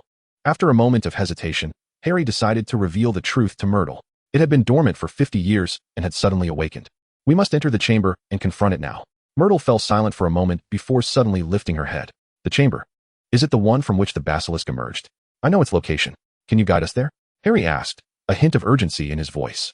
Myrtle slowly floated towards a corner of the lavatory, where an ancient tap stood. She extended her translucent finger and pointed to one of them. The trio immediately leaned in to inspect.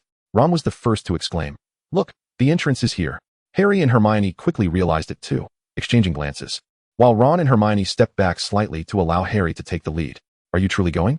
You might die," came Myrtle's haunting voice from behind, casting a shadow of suspense in the dimly lit corner. Harry glanced back but did not respond to her query. Instead, he uttered in Parseltongue, "Open, door." The serpentine sink began to descend, and a column of water surged upwards, revealing a larger circular entrance. The chamber lay beyond this passage. Standing at the threshold, Harry, Ron, and Hermione felt the air thick with an oppressive tension. "Are you ready?" Harry whispered, his voice echoing in the vast corridor. Ron and Hermione nodded nervously, aware that once they stepped through this door, there would be no turning back. Taking a deep breath, Harry leaped into the opening, with Hermione and Ron following closely behind. They carefully made their way into the chamber, their wands serving as their sole source of light. The interior was dark and damp, with moss covering the walls and shattered stones strewn across the floor. As they navigated through the debris, Ron suddenly remarked, "This time, there shouldn't be any spells to separate us." Hermione immediately chuckled at his comment, but quickly stifled her laughter, realizing it was an inappropriate moment, and gave Ron a light punch. "Oh, just a joke." Harry smirked slightly, but said nothing further. As they ventured onward, he spotted a door encircled by 8 serpent tails. Using Parseltongue once more, he opened the door, and the trio stepped into the long-sealed Slytherin chamber. Fortunately, there was no sign of Ginny at the end of the chamber. While the basilisk was absent, the 3 friends remained on high alert, unaware of when or from where it might appear. They proceeded cautiously, inching forward until they reached the end, still without encountering the creature. They gazed upon the immense visage of the sculpture adorning the wall. "Is this Salazar Slytherin?" Ron's voice quivered slightly. Though the Gryffindors had always been at odds with Slytherin, he took pride in his house. However, he had never truly contemplated what the Gryffindor and Slytherin represented as individuals, rather than merely as 2 rival houses. To him, Gryffindor and Slytherin were merely institutions, not the legendary figures of Godric Gryffindor and Salazar Slytherin. The 3 of them were momentarily awestruck by the lifelike portrayal of Slytherin, the experience profoundly different from any they had previously known. Just as they were enveloped in this sensation, Harry's keen ears detected a sound reminiscent of slithering. "Shoo!" Harry urgently signaled to Ron and Hermione, indicating that something was approaching. "Is it the basilisk?" Hermione whispered. Harry nodded, and the trio huddled together, bowing their heads as they cautiously advanced toward the source of the noise. The basilisk, having awakened due to the presence of Voldemort, traversed the various tunnels. Yet it could not locate its former Master-S essence. Suddenly, another Master-S aura emerged within the chamber, and the basilisk felt a surge of delight as it moved toward that direction. A column of water rose before the statue, though the sound was not particularly loud. Harry could discern from the shadows on the stone wall that it was indeed the basilisk. A colossal serpent emerged from the water, rearing up, its head extending toward Harry with deliberate slowness. Yet in that moment, an ominous sense of pressure enveloped Harry, sending tremors through him. "Fawkes!" Harry called softly, his voice tinged with trepidation. In response to his summons, a fiery figure soared from the shadows of the chamber. Fawkes the Phoenix, clutching something in its talons, the Sorting Hat. Rather than immediately tossing the hat to Harry, Fawkes first shook it by the tip, causing 3 brooms to tumble out from its brim. Once each of them had grasped a broom, Fawkes relinquished the Sorting Hat to Harry. Subsequently, it circled in the air before launching itself toward the basilisk's eyes. The creature emitted a pained hiss as Fawkes' sharp beak blinded it. "Now!" Harry shouted, soaring into the air to engage the basilisk. Ron and Hermione swiftly followed suit. Despite Hermione's distaste for flying on brooms, this was not the moment for hesitation. Hermione wielded her wand, conjuring walls of stone from the ground, creating formidable barriers. Meanwhile, Ron darted about, making noise to divert the basilisk's attention. Finally, as the creature found itself encircled by Hermione's stone walls, its fury manifested in a wide, toothy grin revealing sharp fangs. The basilisk's gaze was lethal, and its body was laden with venom. A bite from its fangs could spell doom. A perfect opportunity, Hermione cried out, tossing the Sorting Hat to Harry, who swiftly extracted his sword of Gryffindor from within. Ron, who had been drawing the basilisk's attention, flew towards Harry, his back turned to the creature. Undeterred, Harry passed Ron, wielding his sword as he advanced towards the basilisk. In the blink of an eye, the sword pierced the creature's skull. It struggled briefly, but the life force gradually ebbing away rendered it unable to maintain its stance, and it collapsed to the ground, succumbing to death. Harry, Ron, and Hermione landed, panting heavily, their hearts filled with a tumult of emotions as they gazed upon the basilisk's lifeless body. They understood that they had emerged victorious from this battle. "We did it," Hermione whispered, her voice quivering slightly. "Indeed, we did," Ron affirmed, his eyes shimmering with resolute light. Harry looked at them, a warm surge of emotion swelling within him. Although they were young, their friendship and courage were invaluable. This confrontation with the basilisk had not necessitated their perilous venture. Yet it was their unwavering resolve and Dumbledore's reassurance that led the 3 of them to face the formidable beast. Harry reflected on his journey, observing his growth through the myriad of experiences that had shaped him into someone increasingly capable. He realized that Harry Potter had not become the savior by mere happenstance, nor had he garnered the affection of so many without reason. He must have possessed immense bravery, resilience, and selflessness to achieve all that he had.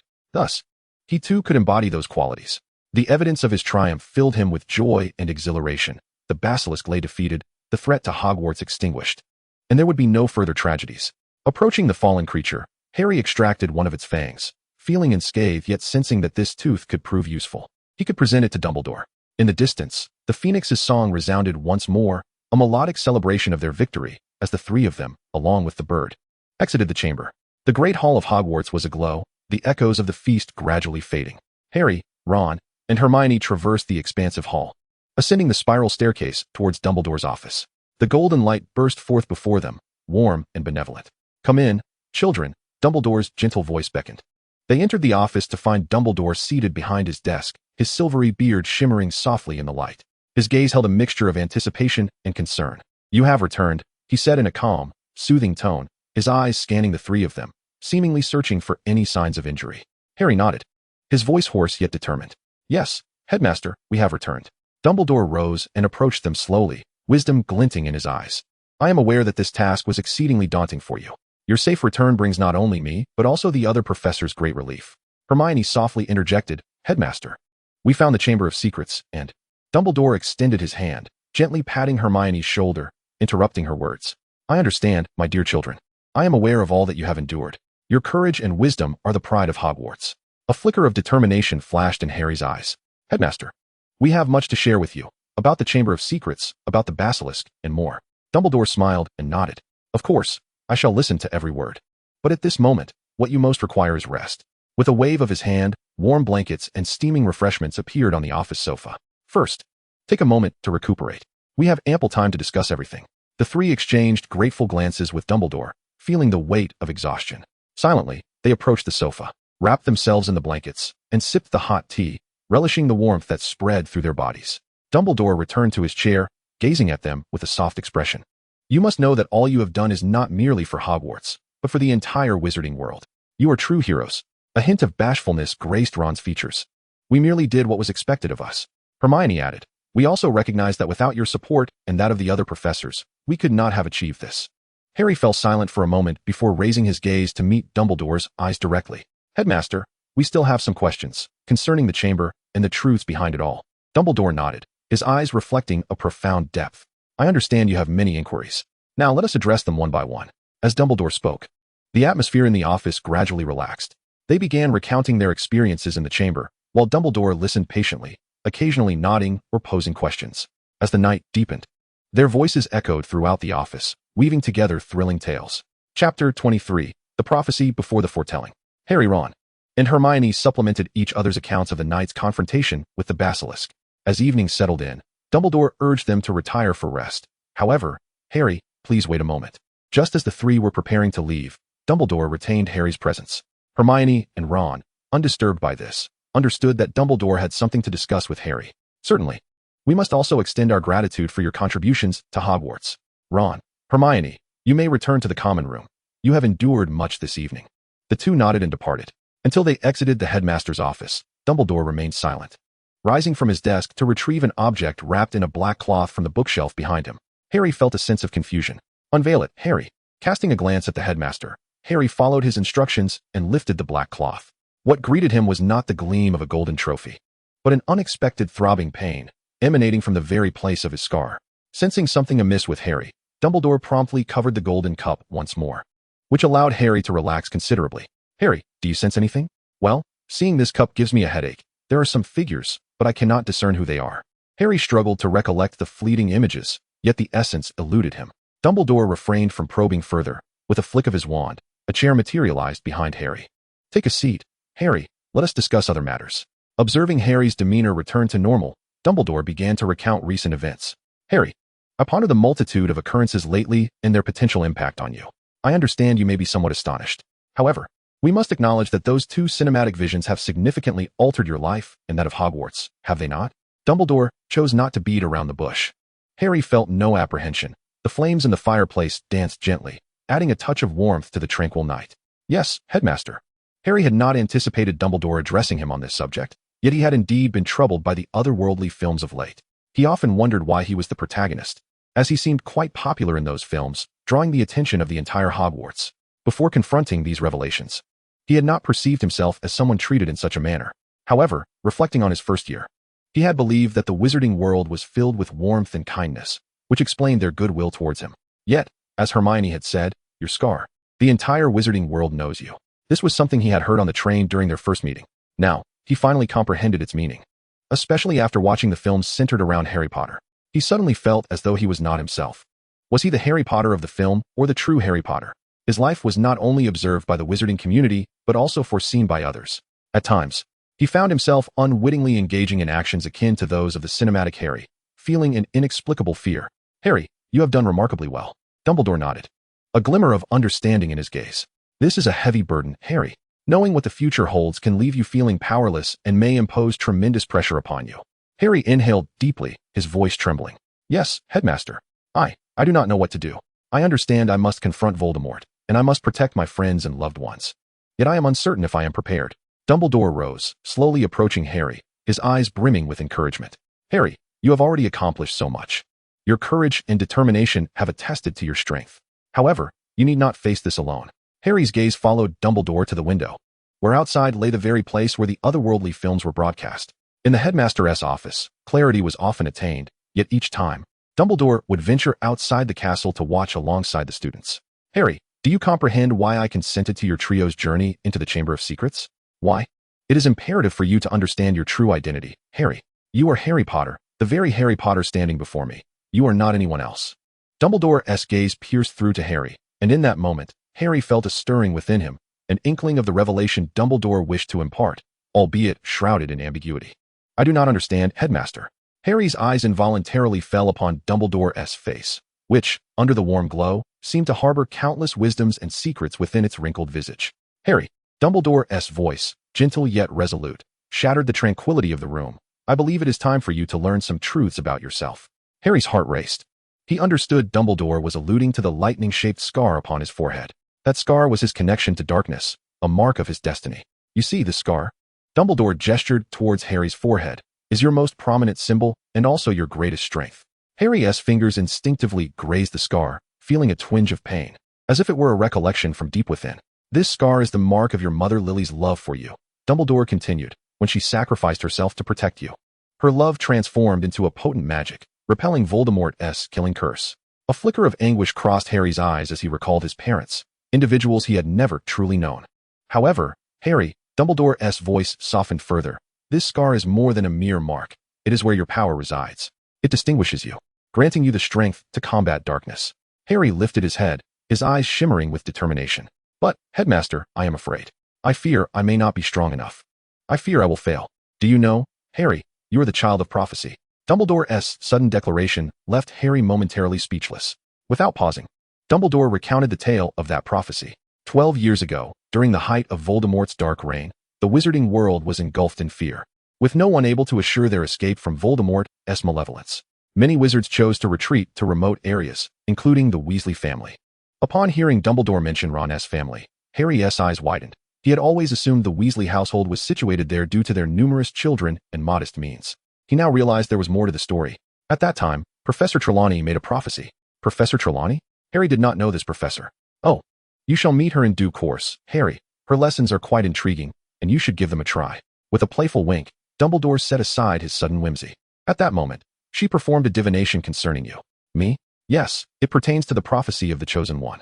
The individual endowed with the power to vanquish the Dark Lord has been marked as his equal by the Dark Lord himself. Only one shall survive. And that individual will be born at the end of the 7th month. Born at the end of the 7th month, I was born at the end of July. Thus Harry hesitated, but Dumbledore interjected. Indeed, Harry, it is you.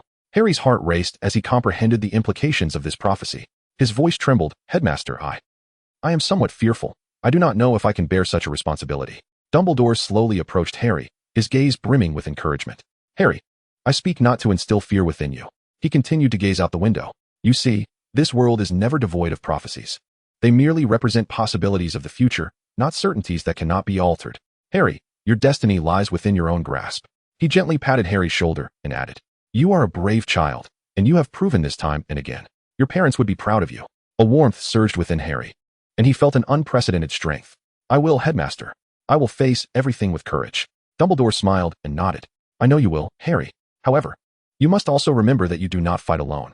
Hogwarts is your home, and we shall do all we can to support you. Harry turned to Dumbledore, his body filled with newfound strength and resolve. Thank you, Headmaster. I know I have powerful allies supporting me. Dumbledore returned to his desk, his tone turning serious. Harry, you must remember that you are not alone in this battle. Before making any decisions, I hope you will reflect further, understood? Harry nodded, his eyes brimming with determination. "I will, Headmaster." Dumbledore smiled and nodded. "Now, Harry, it is time for you to rest. Tomorrow, we have much work ahead of us." Harry bowed to Dumbledore and then exited the office. His steps were more resolute than when he entered, his eyes sparkling with a new light. He understood that, despite the future being fraught with uncertainties and challenges, he was prepared to confront them. After Harry's departure, only the flickering firelight and the whispers of the Sorting Hat remained in Dumbledore's office. The Sorting Hat lay quietly on a high shelf, its edges trembling slightly, as if awaiting something. Watching Harry leave the office, Dumbledore withdrew his gaze and turned to the window. His profound eyes pierced the night sky, gazing at the stars. He recognized that his recent conversation with Harry would have a profound impact on the future of the young wizard. "Why did you tell him, Albus?" The Sorting Hat suddenly inquired. Its voice was hoarse and ancient, as if it emanated from the depths of time itself. Dumbledore turned his head, gazing softly at the venerable hat, for he possessed the right to know, the Sorting Hat. Harry must comprehend the challenges he faced, as well as the powers he wielded. The Sorting Hat gently swayed, as if acknowledging this understanding. "However, Professor Trelawney's prophecy is not necessarily true, Albus. Why would you impose such a burden upon a child?" Dumbledore sighed, a flicker of concern passing through his eyes. "I am aware that prophecies are fraught with uncertainty. Yet, Harry has already been privy to more specific foretellings, which we cannot prevent." The Sorting Hat fell silent for a moment before speaking again. "Do you truly believe he can alter the outcome of the prophecy?" Dumbledore rose and approached the fireplace, his gaze deep and resolute. "A prophecy merely signifies the potential unfolding of events, Sorting Hat. Harry's fate resides within his own hands. He can choose his own path. He can forge his own future." The Sorting Hat appeared to ponder Dumbledore's words, its edges quivering gently. "So, how do you intend to assist him, Albus?" Dumbledore turned, his eyes brimming with determination. "I shall guide him to the best of my ability, protect him. I will teach him how to harness his powers and confront his fears. Ultimately, however, he must make his own choices." The Sorting Hat nodded lightly, as if in agreement. "Then let us bear witness to this child's journey together, Albus." Dumbledore smiled and nodded, his gaze once more drifting to the starry sky outside. "Yes, Sorting Hat, we shall witness it together." Harry's footsteps echoed upon the stairs of Gryffindor Tower, each step resonating with the rhythm of his heart. His emotions were a tapestry of uncertainty regarding the future and contemplation of Dumbledore's words. As he pushed open the door to the common room, the warmth of the glowing lights and the familiar surroundings offered him a modicum of solace. Ron and Hermione sat upon the sofa by the fireplace, their expressions a blend of worry and anticipation. Upon seeing Harry enter, they immediately rose. "Harry, you have finally returned." Ron's voice bore a hint of urgency. Hermione hurried towards him, her eyes brimming with concern. "What did Dumbledore say to you? You seem different." Harry smiled faintly. "Let us sit down. I have much to share with you." They gathered around the fireplace, the flames casting flickering shadows upon their faces. Harry began to recount his conversation with Dumbledore, from the essence of the prophecy to Dumbledore's encouragement. Ron listened, wide-eyed, his mouth agape. "Wow, Harry, are you truly the one from the prophecy?" Hermione furrowed her brow, a glimmer of thought illuminating her gaze. "But, Harry, why would Dumbledore reveal this to you? It seems an immense pressure to bear." Harry took a deep breath, his voice resolute. "Because I am aware that I possess the power to alter the outcome of prophecy, I need not conform to the person she has depicted." Harry cast a glance at the sky, and Ron and Hermione understood precisely what he meant. They exchanged a worried look, yet chose to remain silent. They recognized that Harry's resolve was unwavering, and all they could do was offer their support. "Harry, whatever you choose to do, we shall stand by your side," Ron declared with unwavering conviction. Hermione nodded, her eyes shimmering with unshed tears. "We are friends, Harry. Together, we shall confront all challenges." A warm surge of gratitude filled Harry's heart. He knew that regardless of what lay ahead, he would not be alone. He was blessed with the finest friends, willing to face any adversity alongside him. "Thank you," Harry's voice trembled slightly. "I am truly, truly grateful to have you by my side." They remained seated, relishing each other's company until the late hours of the night. The flames in the fireplace gradually dimmed, yet the fire within their hearts blazed ever brighter. Chapter 24. Hermione and Draco's midnight conversation. With the demise of the Basilisk, Hogwarts School of Witchcraft and Wizardry finally embraced a long-awaited tranquility. Sunlight streamed through the castle's windows, casting a warm golden hue upon the ancient stone walls, draping the venerable fortress in a comforting glow.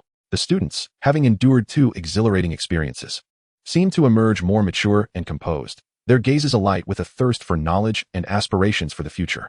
In the library on a crisp morning, the first rays of sunlight filtered through the stained glass windows, casting a mosaic of light and shadow across the shelves brimming with books. Hermione Granger had arrived early, faint dark circles under her eyes, yet her gaze remained bright and resolute. She moved stealthily among the shelves, seeking tomes on ancient magical defenses, eager to delve deeper into the arcane spells and enchantments of old. The library was enveloped in silence, broken only by the soft rustle of turning pages and the distant chirping of birds outside. Hermione discovered a hefty volume titled Dark Magic and Its Defenses. As she delicately turned the pages, the densely packed text seemed to possess an enchantment, transporting her into a realm of mystery. Immersed in her reading, she lost all sense of time. In the afternoon herbology class, the sun shone brightly and warmly as students busily engaged with their tasks. Neville Longbottom meticulously watered a mandrake, his fingers gentle and attentive, as if tending to a precious life. Professor Sprout, the herbology instructor, smiled encouragingly from the side, her voice soothing and supportive. Remember, Neville, a mandrake requires not only water but also your care and patience. Professor Sprout's words were imbued with affection. Neville nodded, a confident smile spreading across his face. Since the basilisk incident, he had grown more self-assured and brave, realizing he possessed the ability to nurture these fragile little beings. As evening descended, Quidditch practice commenced. As dusk descends, the air above the Quidditch pitch resonates with the whooshing sounds of flying broomsticks and the exuberant cheers of students. Harry Potter skillfully leads the Gryffindor team in practice, his proficiency in seeking the golden snitch becoming increasingly refined. He soars through the sky like a liberated eagle, each turn and dive infused with power and grace. Harry, watch your altitude, Oliver Wood calls out loudly. Harry nods, his gaze fixed on the snitch, a fervent desire for victory igniting within him. The shadow of the basilisk has long since dissipated. Now, he yearns only to bring honor to Gryffindor. In the Grand Hall, illuminated brilliantly by the evening's glow, long tables are laden with a myriad of delectable dishes. Ron Weasley sits at the Gryffindor table, his plate overflowing with his favorite foods, roasted chicken, meat pies, and those intoxicatingly sweet honey cakes.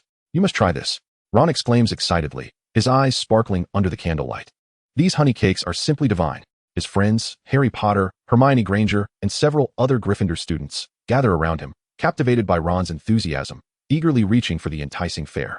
Oh, Ron, you always manage to find the most delicious food. Hermione laughs, taking a bite of the pie, her eyes instantly lighting up. This is absolutely delightful. Ron beams with pride, reveling in the joy of sharing culinary delights and witnessing his friend's happiness at his recommendations. He picks up a piece of roasted chicken and takes a hearty bite, savoring the flavors. Did you know? Ron continues between mouthfuls. My dad says that food brings the greatest happiness. Whenever I indulge in something delicious, it feels as if the whole world becomes a better place. Harry nods in agreement, offering a piece of meat pie to a shy first-year student sitting beside him. Give this a try. You'll love it. The first year hesitantly accepts the pie, taking a small bite, and his eyes widen in delight. Wow, this is fantastic, he exclaims. The sumptuous dinner lifts everyone's spirits, especially as Ron's stories elicit hearty laughter. After the meal concludes, Hermione makes her way to the tower alone. As night envelopes Hogwarts, the door to the astronomy tower gently closes, and unexpectedly, Hermione Granger encounters Draco Malfoy in the stairwell. Their eyes meet under the dim light, a subtle tension and curiosity hanging in the air. Fresh from an astronomy class observation, Hermione clutches a celestial atlas in her hands, her eyes gleaming with a thirst for knowledge. She gazes at Draco, the ever-arrogant Slytherin, feeling a flicker of intrigue. Malfoy, what are you doing here? Hermione's voice carries a hint of wariness, yet is predominantly laced with curiosity. Draco pauses, his gaze sweeping over Hermione's atlas before returning to her face. Just taking a stroll, Granger. His voice bore an unnatural quality, yet soon returned to its customary indifference. Hermione furrowed her brow, acutely aware that Draco was not one to linger idly. You have always known who the heir of Slytherin is, haven't you? She inquired suddenly, her tone imbued with a hint of challenge. A flicker of surprise flashed in Draco's eyes, followed by a derisive chuckle. Of course, Granger.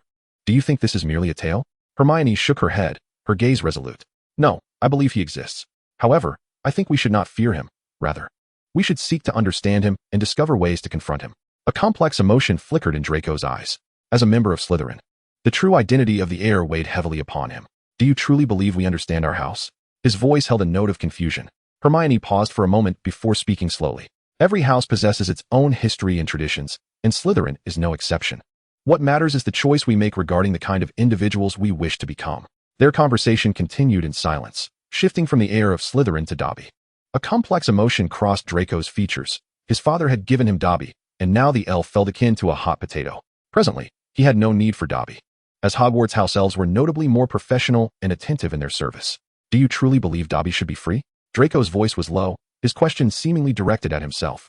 Hermione nodded, her expression filled with compassion. Every creature deserves the right to freedom, Draco. Dobby should also have the right to choose his own life. Draco offered no reply, his gaze drifting to the darkened sky outside the window. I am attempting to change certain things, he murmured, his voice barely audible, yet he knew Hermione had heard him. A spark of surprise danced in Hermione's eyes before she nodded. I know, Draco. We are all striving to become better versions of ourselves. As the night deepened, their conversation grew increasingly profound. They began to share their dreams and fears. Hermione spoke of her insatiable thirst for knowledge, while Draco articulated the expectations placed upon him by his family. Together, they descended the stairs, arriving beneath the astronomy tower. The stars twinkled in the night sky, as though eavesdropping on their dialogue. Look at those stars, Hermione pointed towards the heavens. They do not care from which house we hail. They merely exist, illuminating our night. Draco gazed upward, an inexplicable emotion swelling within him. Perhaps we, too, could illuminate the nights of others like those stars. Hermione smiled and nodded encouragingly. I believe we can. Their discourse continued beneath the celestial canopy until the late hours of the night. When they finally parted ways, both hearts brimmed with newfound reflections and insights. Draco returned to the Slytherin common room, lying on his bed, staring at the ceiling. His heart brimmed with determination. He understood that he needed to embrace change. Hermione returned to the Gryffindor common room, seated by her bedside, still clutching the astrological chart.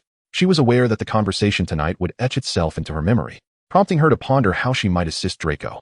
The second year was swiftly drawing to a close, and soon the Quidditch match between Ravenclaw and Hufflepuff would commence. As the Hogwarts bell tolled, students flocked from all directions towards the Quidditch pitch. Today marked a pivotal match between Ravenclaw and Hufflepuff. The sun shone brightly, and a gentle breeze wafted through the air, as if even the weather were celebrating the event. Ravenclaw's captain, Roger Davies, led his team in warm-ups on one side of the field. His gaze was resolute, and his broom gleamed in the sunlight. His teammates, brimming with energy, recognized the significance of this match for the House Cup. On the opposite side of the field, Hufflepuff's players were equally engrossed in their preparations. Their captain, Cedric Diggory, a tall and handsome young man, resonated with a voice that inspired his teammates. Remember, our aim is not solely victory, but to embody the spirit of our house, Cedric declared with conviction. As the match approached, the audience's enthusiasm surged like molten lava, each wave more fervent than the last. They waved their respective house banners, vociferously cheering for their teams. Ravenclaw's blue and bronze intermingled, while Hufflepuff's yellow and black fluttered in the breeze. Ravenclaw, Ravenclaw. The students' cheers reverberated, echoing across the pitch. Hermione Granger sat in the stands, a notebook in hand, poised to document every exhilarating moment of the match. Her eyes sparkled with excitement, anticipation coursing through her for this contest. With the referee's whistle, the match commenced. 14 brooms soared into the azure sky. The crowds roared deafening.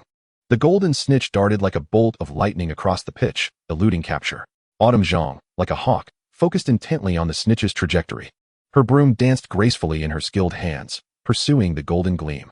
Cedric, not to be outpaced, matched her speed, trailing closely behind like a gust of wind. The two engaged in an intense aerial chase, the atmosphere thick with tension as the spectators held their breath.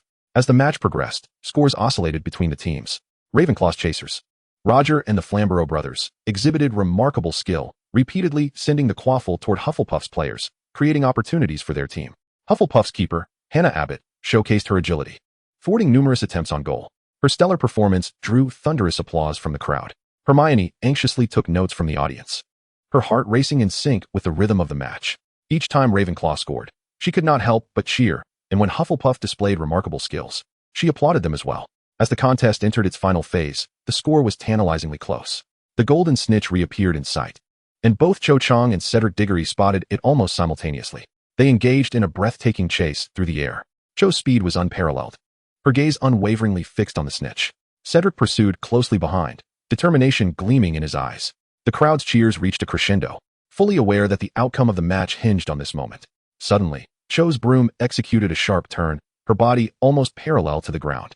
She extended her hand, her fingertips lightly brushing the snitch. With a sudden surge forward, she grasped the golden snitch, and the match concluded.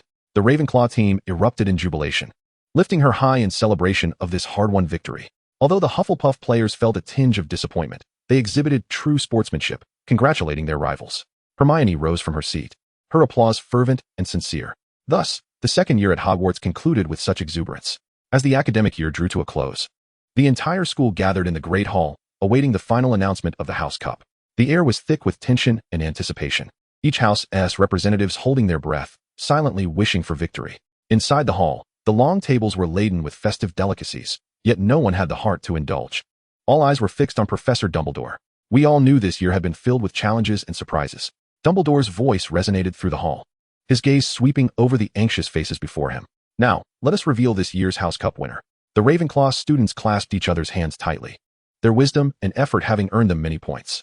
The Hufflepuff students sat upright, proud of their fairness and diligence. The Slytherin students wore confident smiles, their cunning and ambition having secured them numerous victories. Yet, everyone was aware that something particularly special had transpired this year. The Gryffindor students exchanged nervous glances, their palms sweating. Therefore, I am delighted to announce that this year's House Cup winner is... Dumbledore paused deliberately, heightening the tension. Gryffindor. In an instant, the hall erupted in deafening cheers. The Gryffindor students leaped up, embracing one another and screaming with joy. Ron and Hermione held each other tightly, tears shimmering in their eyes. Professor Dumbledore stood, a warm smile illuminating his face. Let us applaud the Gryffindor students, who have exemplified the true spirit of Hogwarts. His voice brimmed with pride. The entire hall transformed into a sea of joy, with students from other houses also applauding, congratulating Gryffindor. In the autumn, Luna Lovegood smiled gently and nodded at Harry, while Cedric Diggory from Hufflepuff gave Ron a thumbs up. As the celebrations continued, Hermione found a quiet corner where she sat in contemplative silence, observing the scene before her. Her heart brimmed with emotion, for she understood that this victory was not merely a tally of points. It was a testament to their friendship and courage. Harry and Ron joined her, settling down beside her. This year, we have endured so much, Harry remarked, but in the end, we triumphed. Ron nodded with a smile, affirming, Indeed, we have won, for we are Gryffindor. Hermione's eyes glistened with tears as she proclaimed, We are friends, we are family. They realized that this year had come to a close, yet they would face the challenges of the forthcoming year with renewed bravery. What would transpire next year? No one could say for certain. Chapter 25, The Ominous Air After Christmas. On Christmas morning, Harry Potter was awakened by a jarring ring of bells. Rubbing his bleary eyes, he sat up in bed and gazed out at the overcast sky. Christmas at the Dursleys was always dreary, void of snowflakes, laughter, and filled instead with Uncle Vernon's grumbling and Dudley's unreasonable antics. Harry dressed and made his way down the stairs, where he could hear Aunt Petunia and Uncle Vernon's voices in the living room. He pushed open the door to find Uncle Vernon slouched on the sofa, remote control in hand, incessantly flipping through television channels. Aunt Petunia was bustling about in the kitchen, preparing the Christmas feast. You're up. Aunt Petunia glanced at him, her voice lacking warmth as it reached him from the kitchen. Harry nodded politely and greeted her. Good morning, Aunt Petunia, before taking a seat at the dining table. The table was adorned with a selection of cold dishes, yet Harry felt no appetite. He retrieved a photograph from his pocket. It was a portrait of his parents. Each time he gazed upon it, a swell of indescribable emotion surged within him. What are you staring at? Eat your breakfast. Uncle Vernon's voice shattered his reverie. Harry lowered his head, silently consuming his meal, while his mind wandered. What would it be like to spend Christmas at Hogwarts? There would be a warm hearth and the laughter of friends. Perhaps his friends had all returned home, but that was all right. There was Hagrid and Hedwig. Perhaps even Professor Dumbledore was there. How he longed to return to that enchanting world. Suddenly, a sharp pain struck Harry's head, and blurred images flickered before his eyes. He beheld darkness, followed by a pair of red eyes brimming with malice and menace. Harry's heart raced, engulfed by an inexplicable dread. What is the matter with you? Aunt Petunia noticed Harry's distress. He shook his head, attempting to dispel the images. Nothing, just a slight headache. Aunt Petunia furrowed her brow, but chose not to pursue the matter further. Harry continued to eat, though his thoughts had already drifted back to those haunting visions. He was aware that those images must be connected to Voldemort, yet he could not fathom why they had manifested at this particular moment. After finishing his meal, Harry returned to his room and closed the door. He lay on his bed, shutting his eyes in an attempt to recollect the fleeting visions. He beheld a serpent, followed by a shattered mirror, and finally, a blurred silhouette. The throbbing in his head intensified, compelling him to cease his efforts of remembrance. He sat up and retrieved the letter from Hogwarts that lay upon his bedside table. The correspondence mentioned the upcoming semester's curriculum and several new activities. A warm sensation surged within Harry. He understood that regardless of the drudgery of life with the Dursleys, he had a place to look forward to. Rising to his feet, he approached the window, gazing out at the world beyond. He recognized that although he was currently ensconced in the mundane realm of Muggles, his heart would eternally belong to that enchanted haven. He inhaled deeply, resolving to dismiss the painful recollections and instead anticipate the day he would return to Hogwarts. The Dursleys hastily departed after breakfast, leaving Harry alone at home. He tidied the dining table and kitchen before retreating to the living room, where he settled onto the worn-out sofa. From his backpack, he extracted several volumes of magical literature borrowed from the Hogwarts library, intending to delve deeply into them during the holiday. He opened a book on magical defense, which detailed various techniques to combat dark magic. Harry's gaze flitted across the lines, his fingers gently caressing the pages, savoring the familiar essence of magic. Time slipped away unnoticed as Harry immersed himself in the enchanting world of spells, completely oblivious to the passage of time. The afternoon sun streamed through the gaps in the curtains, casting a warm glow upon him. He lifted his head to behold the world outside. Children frolicked in the snow-laden streets, their laughter and cheers piercing through the glass and reaching Harry's ears. A smile graced his lips as he reminisced about the carefree days at Hogwarts, where joy was similarly abundant. He stood and returned to the window, contemplating the world outside. He realized he could not remain forever shrouded in the shadows of the Dursleys. He needed to confront reality, to muster the courage to step forward and protect those he cherished. Harry resumed his place on the sofa, continuing his reading. His attention was captured by a volume detailing magical creatures, chronicling various wondrous beings, some gentle and endearing, others fierce and fearsome. An illustration captivated him, a magnificent phoenix, its feathers ablaze with fiery brilliance. As fatigue began to weigh upon his eyelids, his consciousness started to blur. He fought to remain alert, but his body succumbed to the pull of the sofa's backrest. The book slipped from his grasp, and his breathing grew deep and even. Soon, slumber enveloped him, transporting him into a dreamscape. Within this dream, Harry found himself standing amidst a desolate ruin. Surrounding him were crumbling stone walls and toppled columns, and the air was thick with a suffocating scent of decay. His footsteps echoed crisply upon the gravel, each step akin to the discovery of a long-buried secret. Suddenly, a low, hissing sound shattered the stillness. Harry turned to behold a colossal serpent slowly slithering towards him. Its body glimmered with a chilling sheen under the moonlight, its eyes resembling two malevolent rubies, radiating an aura of wickedness. A frigid wave coursed through Harry, racing from his feet to the crown of his head, his heartbeat quickening. Yet his limbs remained frozen in place. The basilisk drew nearer, and Harry could feel its breath brushing against his face, infused with a deathly chill. He yearned to scream, to flee, but his body felt as though ensnared by a petrifying curse, utterly immobile. A glint of cunning flickered in the serpent's eyes as it opened its gaping maw, revealing razor-sharp fangs. At that moment, a blinding light suddenly flashed before Harry. He beheld a shattered mirror, its shards strewn across the ground. Within the fragments, he discerned a shadowy figure clad in a black robe, a grotesque mask concealing its face. A wave of intense terror surged through Harry, for he recognized it was Voldemort. The Dark Lord's image twisted within the mirror, his voice a sinister whisper that seemed to emanate from the depths of hell. "Harry Potter, you cannot escape. Every one of your dreams shall be my dominion." Harry felt his consciousness begin to blur, his body growing lighter, as though being drawn into the fractured mirror. Desperately, he struggled, but his strength appeared utterly insignificant before Voldemort. Just as he was on the brink of complete consumption, he heard a familiar voice. "Harry, wake up." The voice was so recognizable, filled with urgency and concern. It seemed to belong to Aunt Petunia. Harry jolted awake, finding himself reclined on the sofa, his clothes soaked in sweat. His heart raced like a drum, breath coming in quick gasps. He surveyed his surroundings, confirming his return to reality. "Harry Potter, this is not a place for you to slumber. The fire in the hearth still burns. How dare you put my house in such peril?" Aunt Petunia scolded, shoving Harry off the sofa while smoothing the wrinkles to restore its former elegance.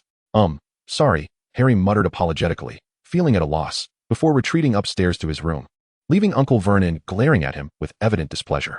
Upon entering his room, Harry sat on the bed and flicked on the bedside lamp, its light dispelling the shadows within. He inhaled deeply, attempting to calm his tumultuous emotions. He understood that this dream was no ordinary vision. It was a fragment of Voldemort's memories, a means through which the Dark Lord sought to establish a connection with him. Harry approached the window, gazing out at the night sky. He knew he must devise a way to combat these nightmares and thwart Voldemort's nefarious schemes. Resolutely, he decided that first thing in the morning, he would reach out to Hermione and Ron. Together, they must find a solution. Harry returned to his bed, yet slumber eluded him.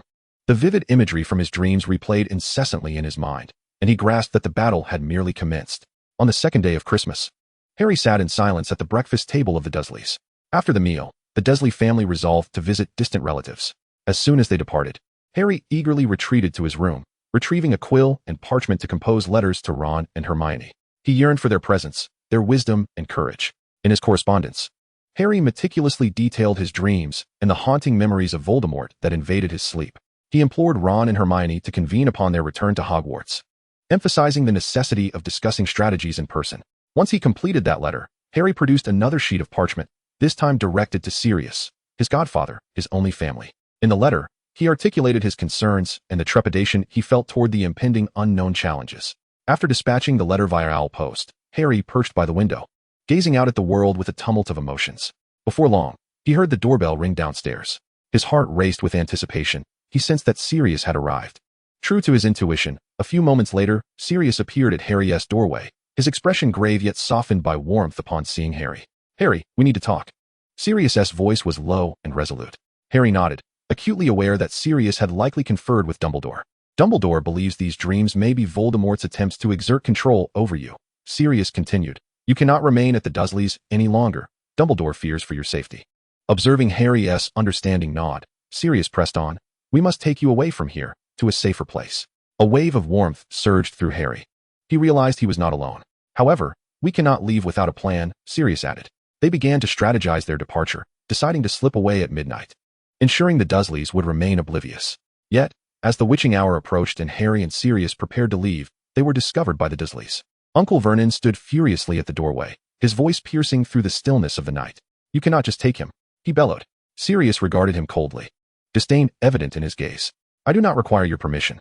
You monster," Uncle Vernon shrieked. "Do you think you can invade my home and take my nephew at will?" Sirius remained silent, merely gesturing, unleashing an invisible force that hurled Uncle Vernon against the wall. "Let us go, Harry," Sirius instructed. Following Sirius, Harry traversed the living room and stepped through the door of the Dursley residence. Harry glanced back, feeling a twinge of regret. However, he knew he must depart today. They stepped onto the street where Sirius waved his wand, conjuring an ancient automobile that appeared before them. As Harry settled into the car, a tumult of emotions surged within him. The vehicle sped into the night, and as Harry watched the Dursleys' house recede into the distance, he momentarily cast aside his worries, beginning to anticipate a new journey, one fraught with uncertainty and peril. The car came to a halt at Grimmauld Place, and Sirius led Harry between two adjacent buildings. Harry looked at the structures, one marked 11 and the other 13, feeling a sense of confusion. With a wave of his wand, Sirius cast a spell, and the two houses shifted apart, revealing a new, more enigmatic edifice nestled between them. Standing before number 12, Grimmauld Place, Harry was filled with astonishment. The house's exterior clashed with the surrounding architecture, exuding an aura of age and mystery, as if it were a relic from another era. Beside him, Sirius stood with a hint of pride, declaring this to be the ancestral home of the Blacks. A subtle sadness tinged Sirius's voice as he remarked on its current desolation. Yet it had once been the pride of their lineage. Harry's gaze traveled upward and downward, settling on the tightly locked entrance. From the street, it appeared to be a grimy, battered door, its surface marred with scratches and painted black, while the silver doorknob was shaped like a coiling serpent. There was neither a keyhole nor a mailbox, and the door could only be opened with magic, although a doorbell was present. To the outside observer, the house appeared neglected and filthy, the windows clouded with grime. Since Sirius's return from Azkaban, he had only encountered Narcissa here once, and this abode bore no fond memories for him. Yet, for Harry's sake, he was returning once more. "Come in, Harry. Although many years have passed, a brief stay should be manageable." With that, Sirius opened the door and stepped inside. Harry followed suit, and upon entering, he was enveloped by a palpable sense of history. The portraits adorning the walls seemed to scrutinize him, while the antique furniture and decor whispered tales of yore. Sirius waved his wand, igniting the flames in the fireplace, instantly warming the room. Harry surveyed his surroundings, noting the thick layer of dust that blanketed everything, as if the house had lain untouched for ages. "Since my parents' demise, no one has resided here," Sirius explained. "However, I occasionally visit to maintain the magical protections." Harry nodded, sensing the ancient and potent magic that coursed through the very essence of the house, as if it were an intrinsic part of its being. "This shall serve as our temporary base," Sirius declared. "Here, we can safely deliberate our plans without the fear of interruption." As soon as the words were uttered, a sharp and piercing voice called out, "Harry Potter." Both individuals turned their gaze toward the living room, where a house elf named Creature stood. Chapter 26. Do you know about the magic of immortality? Beneath a portrait, a diminutive figure, Creature, the house elf of the Black family, clutched a tattered cloth, seemingly engaged in cleaning the portrait. "Creature, what are you doing?" Sirius's voice shattered the silence of the hall. A flicker of fear flashed in Creature's eyes, quickly replaced by a sharp disdain. "Creature is serving, master," he replied in a shrill and grating tone, laced with evident displeasure. He then turned away to continue his task, his fingers moving rapidly and forcefully across the frame, though Harry noted the discontent and anger reflected in his gaze. Sirius frowned, sensing Creature's disrespect, yet understanding that the elf harbored deep loyalties to the Black family, his grievances likely stemming from disappointment in their current state. "Creature, this is Harry, my godson." Sirius's tone softened as he endeavored to alleviate the tension. Creature's gaze shifted to Harry, surprise flickering momentarily in his eyes, soon replaced by scorn. A friend of the mudblood. He muttered, his voice dripping with contempt. A surge of anger welled up within Harry, yet he clenched his jaw, choosing silence. He recognized that engaging in a quarrel with a house elf would yield no fruitful outcome. Enough, Creature, Sirius's voice turned stern once more. Go to the kitchen and prepare us something to eat. Now. A trace of fear crossed Creature's eyes, but he quickly lowered his head and hurried off toward the kitchen. Harry sensed the elf's discontent and wrath, yet he understood that Sirius's authority was not to be challenged. Do not mind him, Harry, Sirius said softly, his tone regaining its calmness. Creature has always been this way. He requires time to adjust. Harry nodded, yet he recognized that the elf's sharpness was merely the tip of the iceberg. The secrets and stories of the Black family were far more intricate than he had imagined. Sirius led Harry through the dim corridor to a relatively warm study. The flames in the fireplace danced, infusing the room with a semblance of life. Sirius gestured for Harry to sit, then took his place in the armchair opposite. Harry, I am aware that you have been experiencing frequent headaches lately. Sirius's voice carried a note of concern.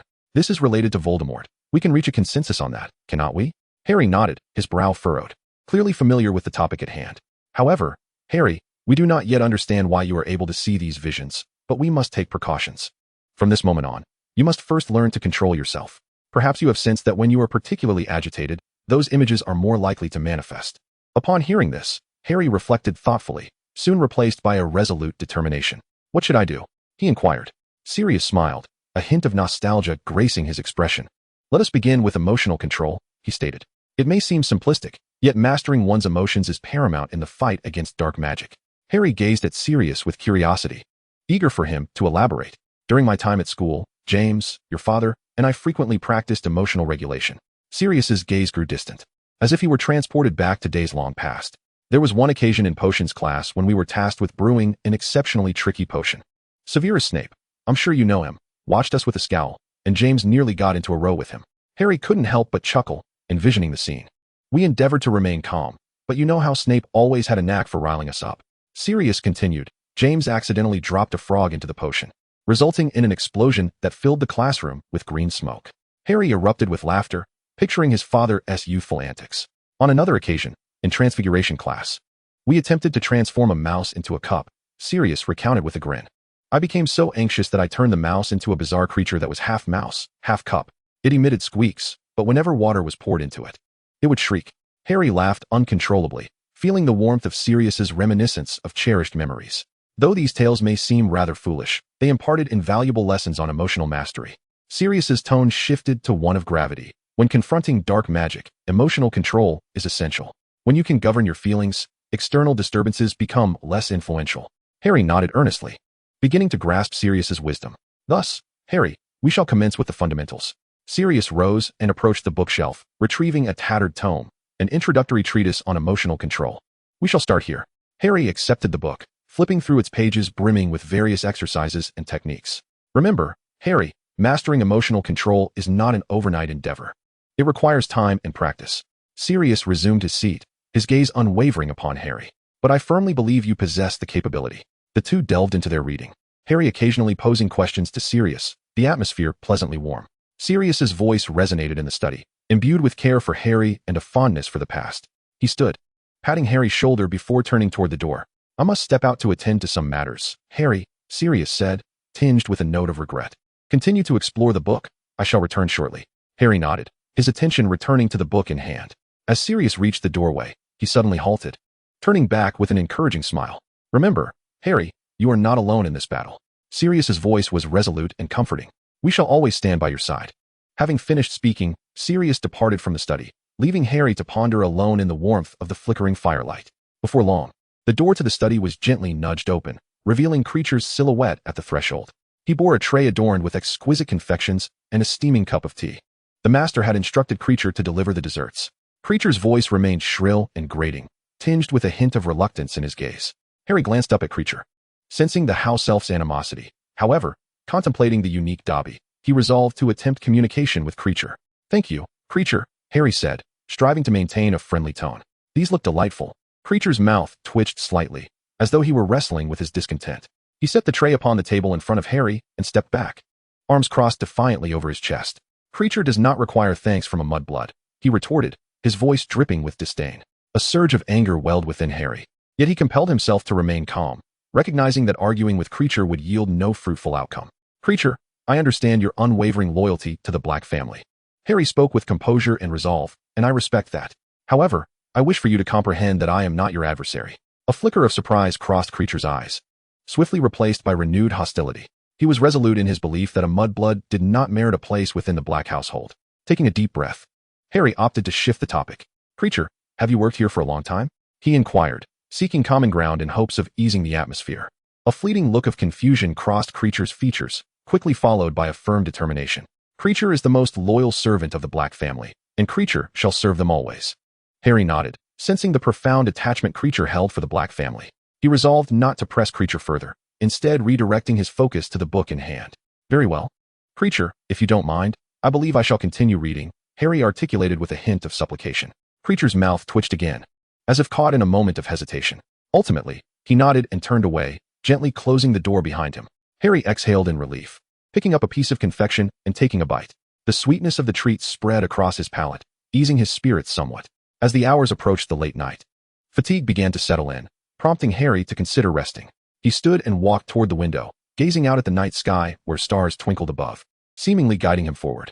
At that moment, he noticed a large tree outside, its branches swaying in the wind as if beckoning him. Intrigued, Harry decided to embark on an exploration. He stealthily exited the room, traversing the dimly lit corridor until he reached the back door. He pushed it open and stepped into the garden. The garden at night exuded an unparalleled tranquility as Harry approached the grand tree. He noticed a peculiar mark etched into the trunk, seemingly inscribed by some arcane magical force. He extended his hand and gently caressed the mark, when suddenly, he felt a powerful force drawing him in. An invisible power pulled him towards the trunk, and he sensed as if he were traversing through an unseen door. Upon reopening his eyes, he discovered himself in an entirely different realm. He stood within a vast library, surrounded by towering shelves brimming with an array of magical tomes. The ambience was thick with magic, more potent than anything he had ever encountered at Hogwarts. Where's this? Harry murmured to himself. This is the Black family's hidden chamber. A youthful voice resonated from behind him. Turning around, he beheld a boy clad in a black robe standing before him. He bore a striking resemblance to the Tom Riddle from the films, with profound eyes and a gentle smile. I am Regulus Black, he declared. Harry stared at him in astonishment, recognizing that Regulus was Sirius's younger brother, who had passed away many years prior. How did you? Harry began, but was swiftly interrupted by Regulus. This is the Black family's hidden chamber, a sanctum accessible only to members of the Black lineage, Regulus elucidated.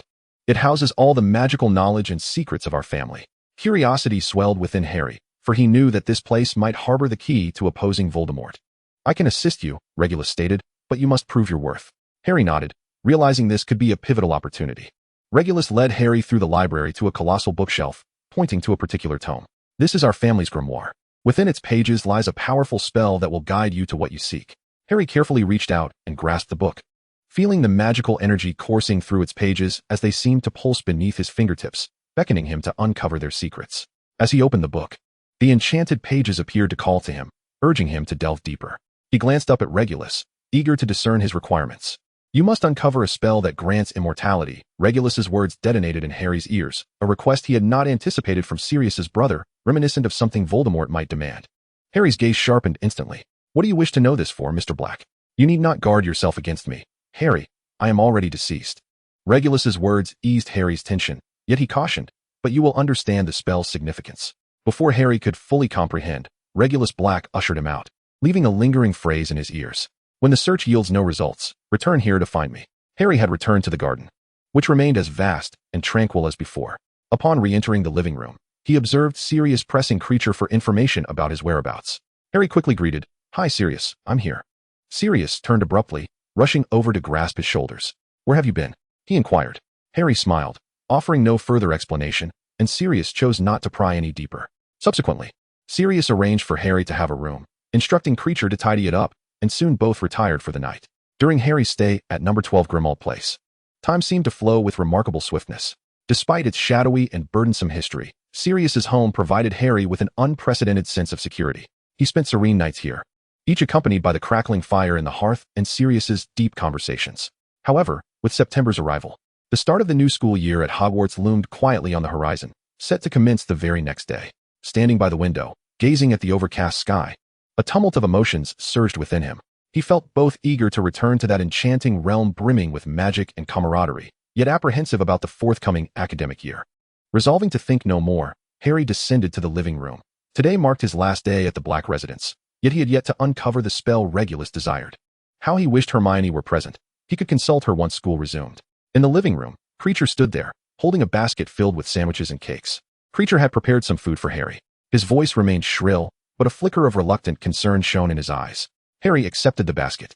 Feeling its weight, more than just the food, it bore Kreacher's care. "Thank you, Kreacher," Harry said, his tone imbued with gratitude. Kreacher's lips twitched momentarily before he turned away, busying himself, seemingly wishing to conceal his expression from Harry. At that moment, Sirius burst in, startling Harry. "Harry, I believe we must depart for Hogwarts ahead of schedule."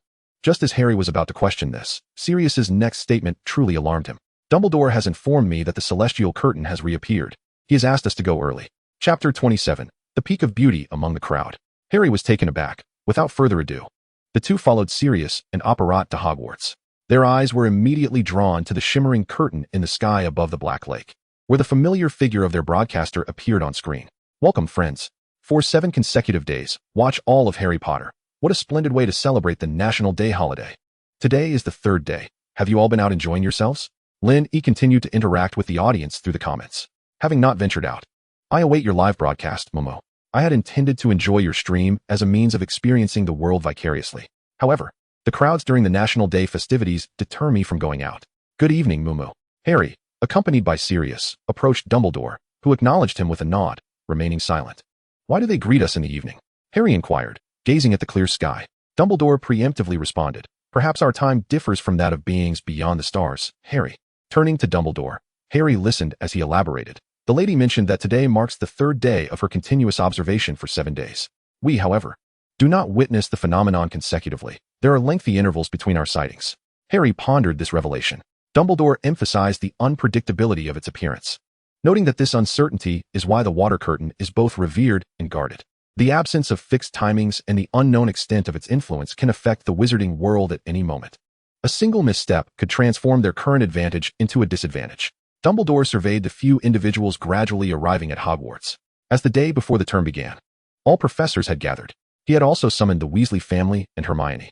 After careful consideration, Dumbledore decided to invite the Malfoy family as a gesture of goodwill. Given the current cinematic narrative, it is indisputable that Harry Potter ultimately triumphs, and encouraging Malfoy to make a decisive choice would be beneficial for him. Naturally, both Sirius and Harry had to be present.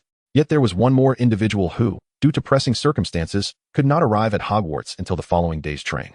As the attendees began to gather, the live stream commenced with the movie screening. Lin E observed that the viewer count had reached an adequate number before starting the 3rd installment. "We are beginning the 3rd part now. I recall being astonished at how they had grown so quickly. This installment is truly captivating, as is the 4th, Lin E remarked while preparing to play. "I absolutely adore this part. How I have missed you in just one day." As the film opened, Harry was seen using his ultimate Lumos spell, hiding beneath the covers with a book. After 2 flickers of light, he suddenly fell back. What was happening? Uncle Vernon had come to check on him. Entering without illumination, he wondered if he had been imagining things. Vernon, somewhat suspicious, closed the door. This initiated a cycle of flickering, falling back, door opening, and closing, repeating twice until dawn broke. "This is how I sneakily use my phone. Burning the midnight oil, are we? Ha ha ha." In just one day, Harry has grown even taller. I truly adore this opening sequence. Prohibited from using magic outside school. Advanced foresight. Wearing glasses while sleeping and not being discovered. The barrage of comments was filled with laughter, while Harry himself felt a touch of embarrassment. Yet, he realized that this experience was markedly different from his own past. Would there be more differences to come? Harry was uncertain and could only continue watching. "Every time I see Aunt Marge, I can't help but chuckle. Do my friends need to follow a protocol first? Or can we simply start laughing? I've watched this segment countless times. Greetings to the Flying Ant. This season's cast is at their peak in terms of attractiveness. I truly adore it. A classic scene is guaranteed. In the scene, Harry has transformed into a young boy, being called by his aunt to open the door. Outside, Uncle Vernon returned with Aunt Marge, who had brought along a dog. Harry waited for Uncle Vernon to enter before handing him a form to sign. Vernon lazily replied to leave it for now and see how he performed today. Harry clenched his teeth and retorted that he would have to observe her performance. Indeed, Aunt Marge was as she had always been, immediately beginning to mock Harry, then showering her nephew Dudley with affection, while Dudley remained engrossed in the television, ignoring her completely. Why must Harry live here? Doesn't he have other places to stay? because he must remain close to Lily's relatives to strengthen Lily's blood protection magic. The comments astutely revealed the truth, resolving Harry's confusion. Dinner consisted of just the three of them along with Aunt Marge. Harry felt out of place and had no desire to engage, content merely to clear the dishes. However, Aunt Marge would not let him off easily, relentlessly sharing her opinions. Her sharpness making even Uncle Vernon appear somewhat endearing. Yet, her harsh words about Harry were tolerable, but when she escalated her criticisms to include his parents, she had undoubtedly crossed a line. In the words of a Mary Sue character, "You have touched my sore spot," precisely stepping on a landmine. This underscores that Uncle Vernon's family isn't all bad, teetering on the brink of life and death. Harry, Uncle can tolerate, but Aunt cannot. As expected, Harry had matured, and his magic had grown stronger. In a fit of emotion, Aunt Marge's cup shattered. Uncle Vernon subtly suggested that Harry should go to bed, but Aunt Marge insisted he clean up. She continued her tirade, now disparaging Lily, which incited not only Harry but even Aunt Petunia's anger. Harry boldly commanded her to be quiet. Aunt Marge smirked, preparing to unleash another jab, only to realize her own body was gradually swelling. No, it wasn't swelling. She was inflating, transforming into a balloon. "Snape, you ought to be grateful I am not present." Dare to insult Lily, and Snape would undoubtedly deliver a fitting retribution. Quick, let there be fireworks. Inflation spell, ha ha ha ha. Originally, Snape had felt a sense of agreement when he heard that woman criticize James. But upon hearing the venomous words directed at Lily from that wretched woman, his expression darkened, wishing he could storm in and deliver a swift and decisive blow. Aunt Marge's clothing and stockings had torn apart, her necklace beads scattered across the floor, and she was propelled into the air, soaring out of the house like a balloon, ascending to the heavens. Vernon and Petunia gazed up in astonishment, while Dudley inside licked cake cream off a napkin. Marge. Vernon called out. "I wave her goodbye," Petunia remarked. "Just a minor incident," Dudley commented. Yet Harry was seething with rage, determined to leave, dragging his luggage to depart when Vernon obstructed his path. "You must bring him back. Now, restore the situation," Harry resolutely replied. "Impossible," brandishing his wand as a threat. "Step aside. You cannot use magic outside of school," Vernon cautioned. "I don't care," Harry retorted.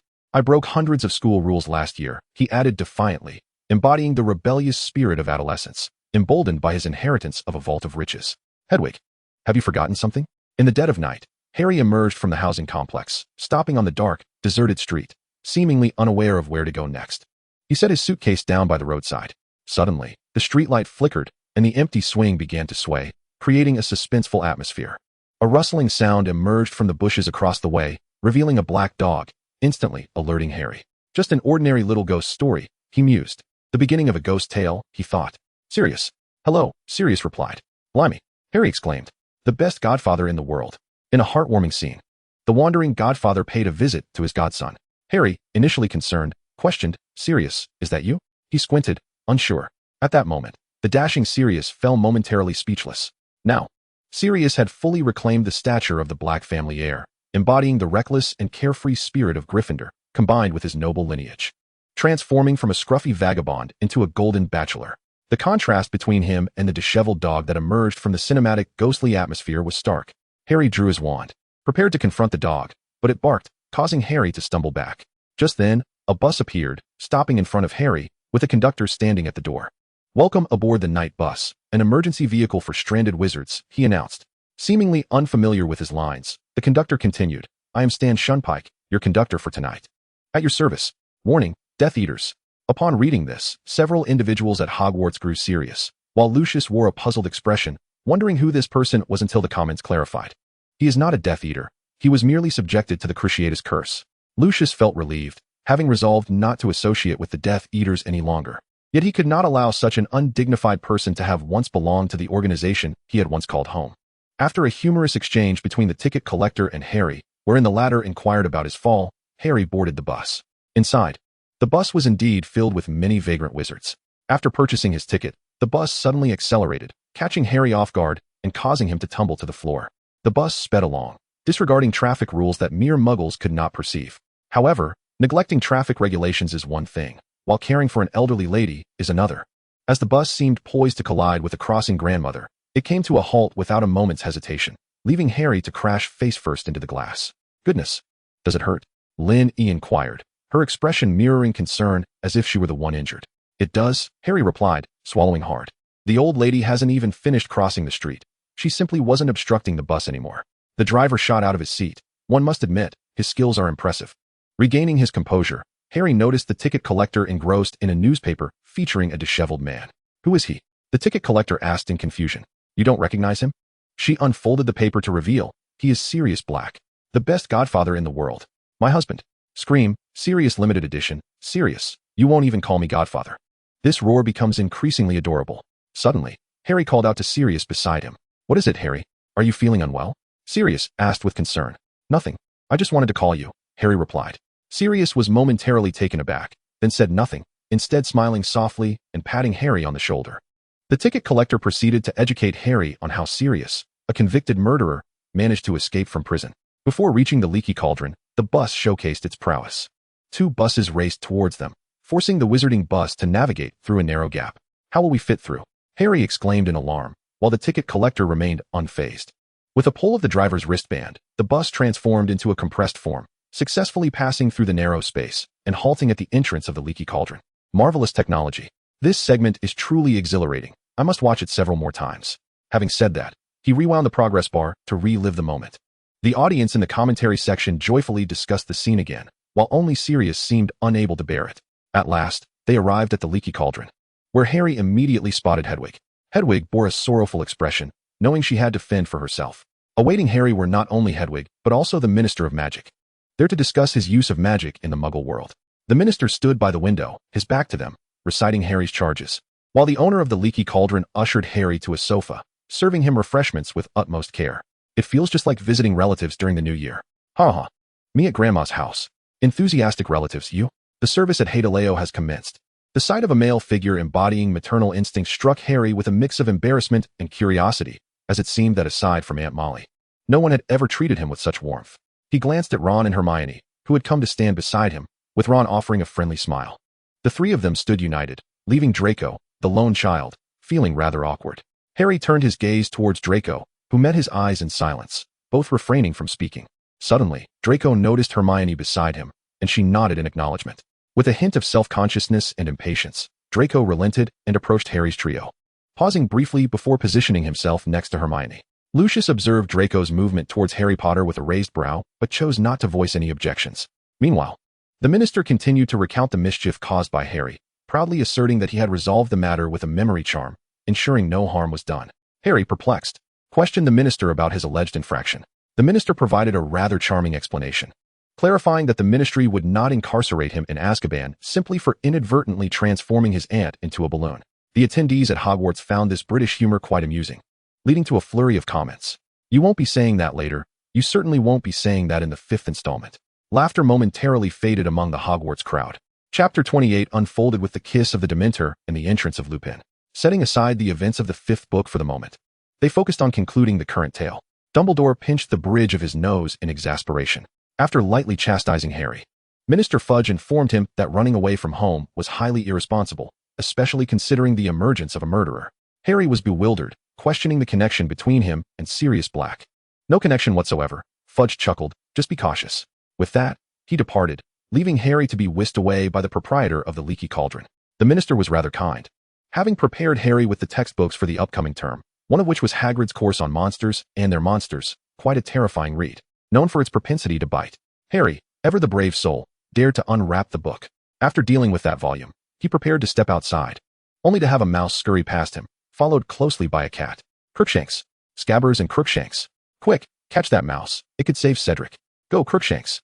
The classic cat and mouse scene unfolded, while Wormtail muttered in frustration. Upon spotting Cedric, Harry involuntarily furrowed his brow. He recognized the handsome captain of the Hufflepuff Quidditch team, who was quite popular among the witches. Yet, he wondered why Cedric was being mentioned.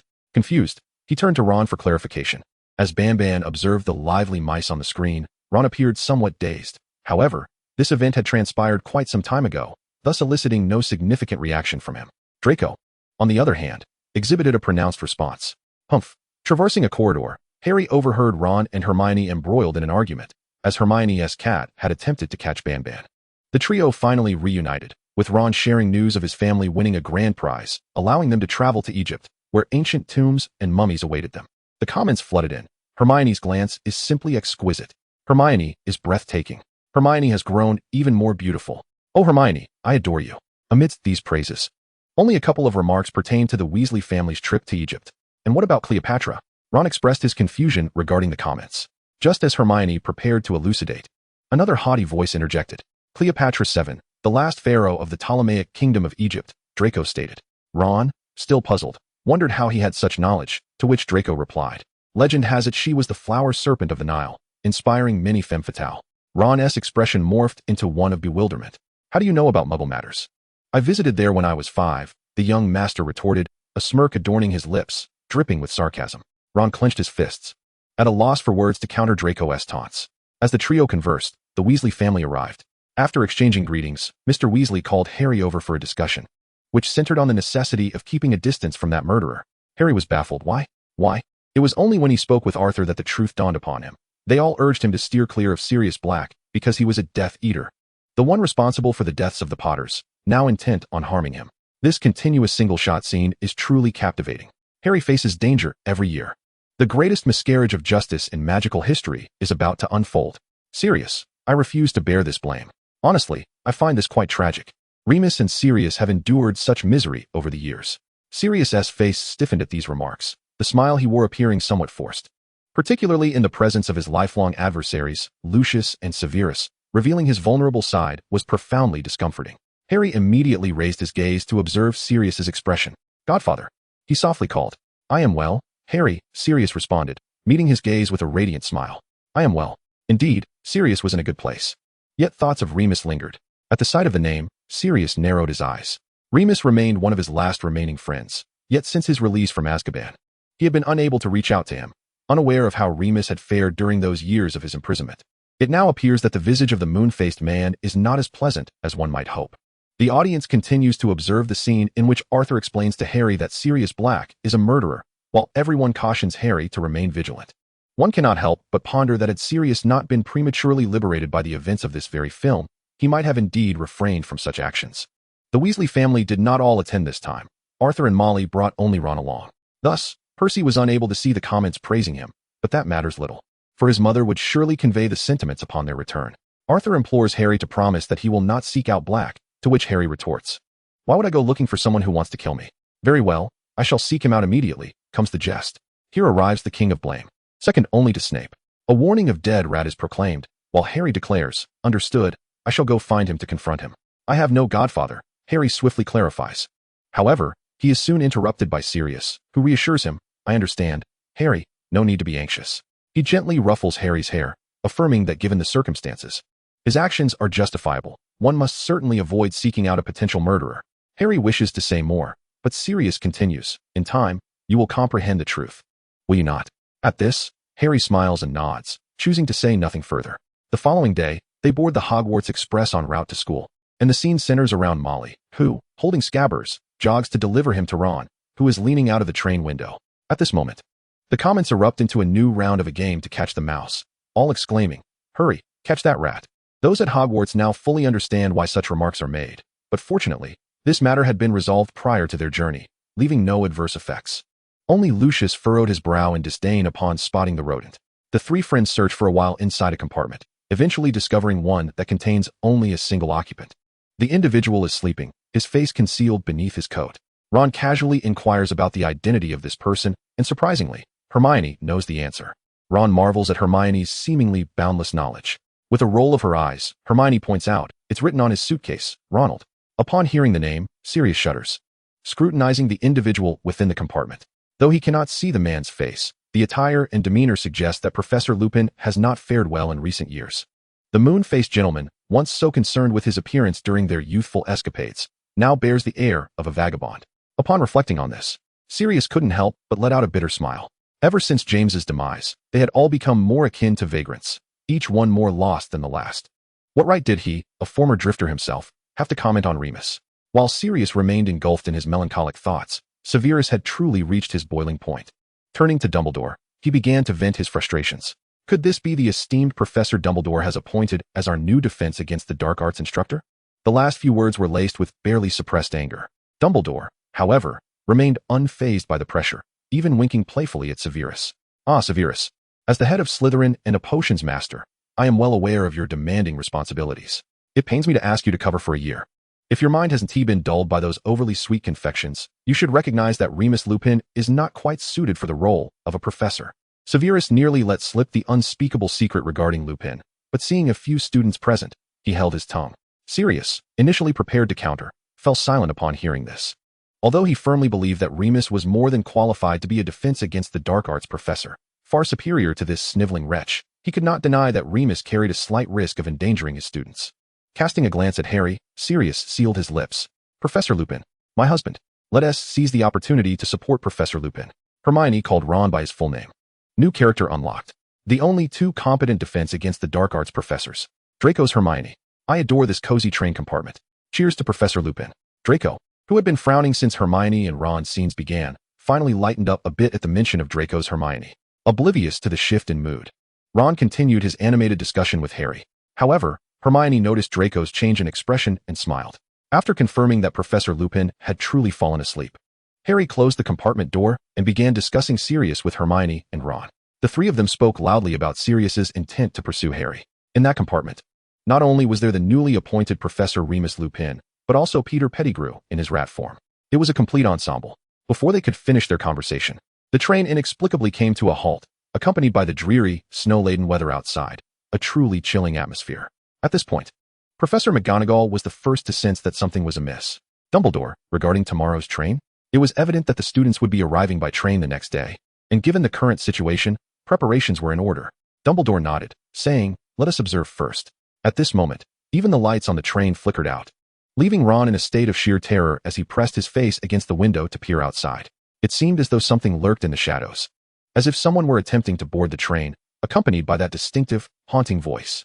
Just after uttering this thought, the train jolted to an abrupt halt, and the frigid air outside caused frost to form on the window panes. The atmosphere plummeted to an icy stillness, both in temperature and in spirit. Suddenly, a shadow materialized outside the carriage door, with tattered sleeves billowing in the air, revealing a bony hand that appeared emaciated to the point of being skeletal. Dementor, Sirius, who had long been acquainted with the horrors of Azkaban, recognized it immediately. Why was a Dementor aboard the train? Sirius was perplexed and anxious. However, Lucius discerned the situation swiftly. It was a consequence of Sirius's escape from Azkaban. Lucius cast a stern glance at Sirius, his expression grave, clearly displeased with the turn of events, especially since his son was also on that train. The presence of the Dementor posed a grave threat to his son's safety. Oh, look at those slender fingers. Hand control benefits. Greetings, please present your health code. Even the hand of a Dementor is longer than mine. I shall never find joy again. Lupin, I am ready. The figure outside was indeed the Dementor, which swung open the door to Harry's compartment, revealing its entire form. Cloaked in a tattered robe, it appeared as though it had been submerged in decay. Slowly, it turned towards Harry, and he felt an overwhelming pressure, his emotions fading into a numbing void. He longed to utter words, yet silence enveloped him. Just as he sensed himself being drawn away into despair, Lupin suddenly rose, casting a Patronus charm that drove the Dementor away. An incantation without words, how powerful. My goodness, Professor Lupin is remarkable. That silent spell, wow, he is truly impressive. This esteemed individual seemed to have awaited this moment. You have finally awoken. My favorite professor. The silent incantation was so stylish. A reliable adult. However, Hinny held a different perspective on this scene. I sensed from their discourse that Professor Lupin was already aware of Sirius's escape and likely knew that the Dementor was in pursuit of Sirius, but had mistakenly targeted Harry instead. Casually expressing this opinion, Hinny munched on a cookie and continued, questioning how this did not equate to Lupin cleaning up Sirius's mess. Observing the many praises directed at Remus, Sirius felt that these individuals possessed keen insight. As for the comments of the broadcaster, he chose to disregard them. Nevertheless, Harry still fainted, and upon being roused by Hermione, Lupin presented him with a rather expensive Honeydukes chocolate. Indeed, Lupin reassured Harry that the Dementor had come in search of Sirius Black.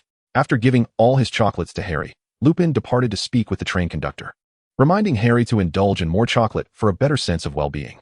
Oh, my professor, how splendid. Professor Lupin, my heart aches for you. To see the son of a dear friend before me, yet remain unrecognized, is a profound sorrow. Professor Lupin is indeed quite handsome. Upon witnessing this, Hinny felt a twinge of melancholy, knowing their true relationship casts a bittersweet shadow over this moment. The trio exchanged their terrifying encounters with the Dementors. Ron lamented that he could never find joy again, while Harry recounted hearing a woman's piercing scream. Hermione curiously remarked, "But Harry, there was no woman screaming." To this, Hinny could only retort, perhaps that statement would hold some weight if directed at Snape. Upon hearing these words, Snape's expression soured, while Lucius nearby scoffed. Surely you're not still thinking about that woman? Silence yourself, Lucius. No one asked for your opinion.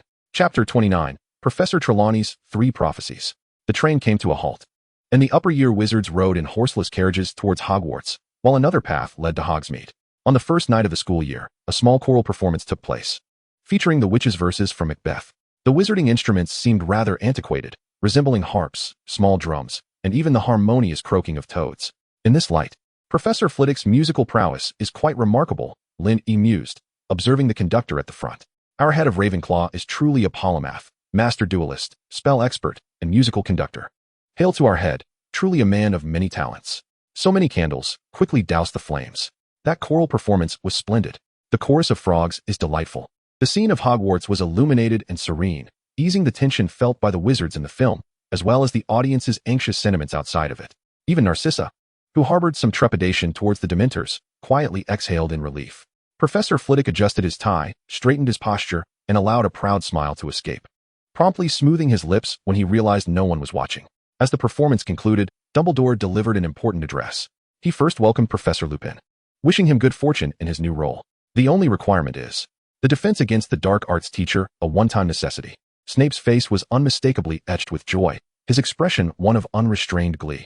In that moment, both Snapes within and without the water curtain shared an unprecedented resemblance in expression. Inside, he was irate at the prospect of losing a coveted teaching position. Outside, he was dismayed to learn that an infuriating individual was set to claim it. The atmosphere among Severus, Lucius, and Narcissa was decidedly unpleasant. However, the atmosphere among Sirius, Arthur, and Molly was remarkably pleasant. As the 3 of them applauded together with the film, the trio of Draco, Hermione, Harry, and Ron, standing in the middle, found themselves in a rather ambiguous situation. Initially, Harry and Ron wished to join in the applause, but the rigid demeanor of Draco beside them stifled their enthusiasm, causing them to halt after a mere 2 claps. Dumbledore and the other professors stood at the forefront, visibly pleased with Lupin's actions and capabilities showcased in the film. He believed that the appointment of the defense against the dark arts professor was commendable, indicating substantial expertise worthy of a long tenure. Meanwhile, young Master Malfoy, seated below, could not restrain his curiosity about his beloved little treasure, beaming with a smile as he inquired of Harry, "I heard you fainted. Is it true?" His concern for Harry was evident, yet Ron, consumed by jealousy over the attention Harry received from Draco, was adamant that Harry should not engage in conversation with him. Dumbledore's next announcement revealed that the former professor of care of magical creatures would be retiring, with Hagrid stepping in as the new instructor, eliciting a more fervent round of applause, primarily from Gryffindor. The third announcement stated, at the behest of the Ministry of Magic, Dementors will reside at Hogwarts until Sirius Black is recaptured. I urge everyone present not to give the Dementors any reason to harm you. The camera deftly zoomed in on Harry. Dumbledore's delivery of the lines was quite impactful, showcasing a sharper persona compared to his typically benevolent demeanor, as he admonished. "Did you hear that, Gryffindor trio? Points will be deducted." Harry replied, "Understood, I shall confront this." In his concluding remarks, Dumbledore offered a warm reminder that even amidst the darkest times, joy can be found. With a flourish of his hand, he extinguished a candle-less flame, asserting that as long as they remember to rekindle the light, hope persists. With another wave, the flame reignited. Lynn suddenly grasped that this segment was not solely about the Dementors, but also alluded to Voldemort. The imagery of the flame extinguished and reignited carried profound symbolism. Dumbledore, who had been deep in thought analyzing the narrative, was suddenly struck by a realization. He turned to glance at the now exonerated Sirius Black, standing behind him. A smile finally graced Dumbledore's face, alleviating his concerns about the potential appearance of Dementors on the train the following day. Enthralled, he yearned for a simple film, eager to witness its unfolding storyline, while also contemplating how their own narrative might evolve. Regardless, he firmly believed that their ending would not be bleak. As the start-of-term banquet concluded and students returned to their respective dormitories, amidst the singing of the Fat Lady in Gryffindor, the brilliant explosive genius, Seamus, called out the password, Fortuna Major, but the Fat Lady did not open the door. However, in an unexpected turn, a portrait of Voldemort appeared in the lower right corner of the Fat Lady's painting. In the lower right corner, there appeared a rather surprising image of Voldemort. "Why is old Voldemort here?" someone remarked, bemused by the bald figure. "What on earth is in the lower right corner?" another questioned, as discussions erupted in the comments about this unexpected visual. Lynn, startled, sat up abruptly, rewinding a bit to scrutinize the scene. To her astonishment, it truly was an Easter egg. This time, the group watching the film alongside Lynn did not voice any complaints about her rewinding. Rather, They eagerly anticipated her pausing the scene to reveal the latest depiction of Voldemort. Regrettably, Lin E did not afford them that opportunity. Is that a bald head? Ron, whose vision was somewhat impaired, was the first to notice a distinctive feature. Harry found it peculiar, as it did not resemble the figure from the diary at all. Hermione proposed a reasonable hypothesis. Could it be that, similar to Dumbledore's character, they have changed actors? As the fourth member remained silent, the trio turned their gaze toward Draco. The young master, feeling embarrassed and annoyed, retorted, "Why are you looking at me? I've never seen him either." He emitted a peculiar sound, prompting the three to turn back. While the four children were merely driven by curiosity, the trio of Death Eaters was genuinely examining the situation. Is that really him, Lucius? Narcissa could not help but inquire, despite her husband and sister being Death Eaters and their family being aligned with the Dark Lord. However, she herself was not a Death Eater and had not encountered him much. Lucius remained tight-lipped. His silence spoke volumes. Narcissa, you needn't concern yourself with his appearance. Severus replied ambiguously. Observing their reactions, Narcissa raised an eyebrow. So, he is merely a bald man with a snake-like face, she stated decisively, leaving Lucius and Severus in contemplative silence. Some things need not be articulated. Impatiently, Harry invoked the Gryffindor password, but the fat lady was engrossed in her singing and, having heard somewhere that a voice could shatter glass, began to scream at the top of her lungs while holding a glass cup. After a prolonged outburst, her hand trembled, causing the cup to shatter, which satisfied her enough to grant them entry. Upon returning to their dormitory, the group began experimenting with magical snacks, candies that could transform their voices into various sounds. Seamus became a monkey, Neville an elephant, Ron a lion, and Harry emitted the sound of a train whistle. They delightedly produced their respective sounds while acting them out, reveling in the sheer joy of their camaraderie. The laughter of boys is perhaps as simple as this. Even with several Dementors lurking outside Hogwarts, their happiness remained undeterred. "I truly adore the daily life in the dormitory," exclaimed one. Thomas's little hearse, another chimed in. The daily routine of the boys' dormitory, they all agreed. The male dormitory exudes an atmosphere of sheer joy. The camaraderie among the men brings forth a simplicity of happiness. It feels incredibly warm, and one wishes for such bliss to persist indefinitely. At this moment, they remain blissfully unaware of the gravity of the situation. Professor McGonagall gazes at the swarm of Dementors encircling Hogwarts, her heart heavy with concern, for their presence poses a significant threat to the safety of the students. Dumbledore swiftly reassures her, asserting that not a single Dementor shall breach Hogwarts' defenses this time. He then informs her about Sirius, which alleviates some of her worries. Nevertheless, it is prudent to notify Professor Lupin in advance, ensuring precautions are taken on the train. "You are absolutely right to remind me, Minerva." As dawn breaks, the once bustling playground, corridors, and groves are eerily deserted. Everyone has chosen to remain within the castle's confines. The day begins with the elective divination class. "Attention, friends. Hermione is about to become elusive," one remarks. "Divination is utterly tedious," another chimes in. "I did not select this course. Let the game of Pictionary commence. In my third year, I opted for divination, although the old charlatan teaches it. The exams are arguably easier than arithmancy." Hermione and Harry heighten their focus, sensing something significant is about to unfold. Hermione has deduced part of the reason, while Harry recalls Professor Dumbledore's earlier mention of Professor Trelawney, who foretold his fate. This term, Professor Trelawney instructs on the art of tea leaf reading, guiding two students seated beside each other to exchange teacups. This professor possesses an intriguing aura. The mystique of divination within the realm of magical metaphysics captivates Lin E, prompting her to research extensively about Professor Sybil Trelawney. She is the great-granddaughter of the renowned seer, Cassandra Trelawney. Cassandra, having offended Apollo, found that while her prophecies were invariably accurate, none believed her. Lin E reveals a piece of unsettling information to Harry, yet swiftly pivots her narrative, stating that Cassandra's abilities have significantly waned by the time of Sybil. Nonetheless, Sybil has managed a few successful predictions, causing Harry's heart to race anew. The ominous prophecy, "You shall surely perish." The methods of the gypsy seers. Hermione's nightmare of a subject. It is worth noting that at this moment, Hermione is absent. Observe closely, Hermione is not at Harry's table. I have returned to find Hermione. Professor Trelawney's request for the students to exchange teacups finds Ron and Harry complying. But Hermione is still nowhere to be seen. A Ravenclaw upperclassman offers a reminder. "Remember this, Professor. She has made 2 accurate predictions. Indeed, do not underestimate her. For though she may appear eccentric, she is a genuine seer." Upon hearing this, Harry pressed his lips together, feeling uneasy about the sensation of being foretold by another. At that moment, Lin E paused the scene and interjected, stating, "In light of the 2 prophecies mentioned in the comments, allow me to elaborate." According to official accounts, Professor Trelawney actually succeeded in making 3 prophecies throughout the entire Harry Potter series. The image on the water screen abruptly halted, leaving the audience momentarily stunned by Lin Yi's revelation. Dumbledore was only aware of the one prophecy. Were there truly two others that Professor Trelawney had successfully foretold? Severus Snape found it utterly astonishing. He had already been burdened by the first prophecy, which led to Lily's demise, and now there were two more? However, Hinny remained unfazed by their thoughts and continued. The first prophecy, as we all know, pertains to the Chosen One. The one destined to vanquish the Dark Lord will emerge, born at the end of July. And one must die at the hands of the other, leaving only one to survive. Ultimately, it was confirmed that Harry defeated Voldemort, and the Savior's star emerged. Harry was somewhat taken aback. The prophecy she spoke of differed from what Dumbledore had conveyed to him. No, it was not merely different. Dumbledore had withheld the fact that one of them must perish at the hands of the other, implying that he must personally conquer Voldemort or face defeat himself. The gazes of those present swiftly turned towards Harry, with the exception of Dumbledore. Dumbledore, feeling somewhat helpless, closed his eyes briefly. This prophecy had indeed revealed some details. Yet fortunately, it was just the day before the new term, and few were aware, allowing him some time to prepare. Hinny continued. The second successful prophecy took place in this installment, when Professor Trelawney foretold to Harry the scene of Voldemort's resurrection. She informed Harry that a servant of the Dark Lord would set forth to reunite with him, and with the servant's aid, he would be resurrected, becoming stronger and more fearsome. Naturally, we now know that this servant is Peter Pettigrew.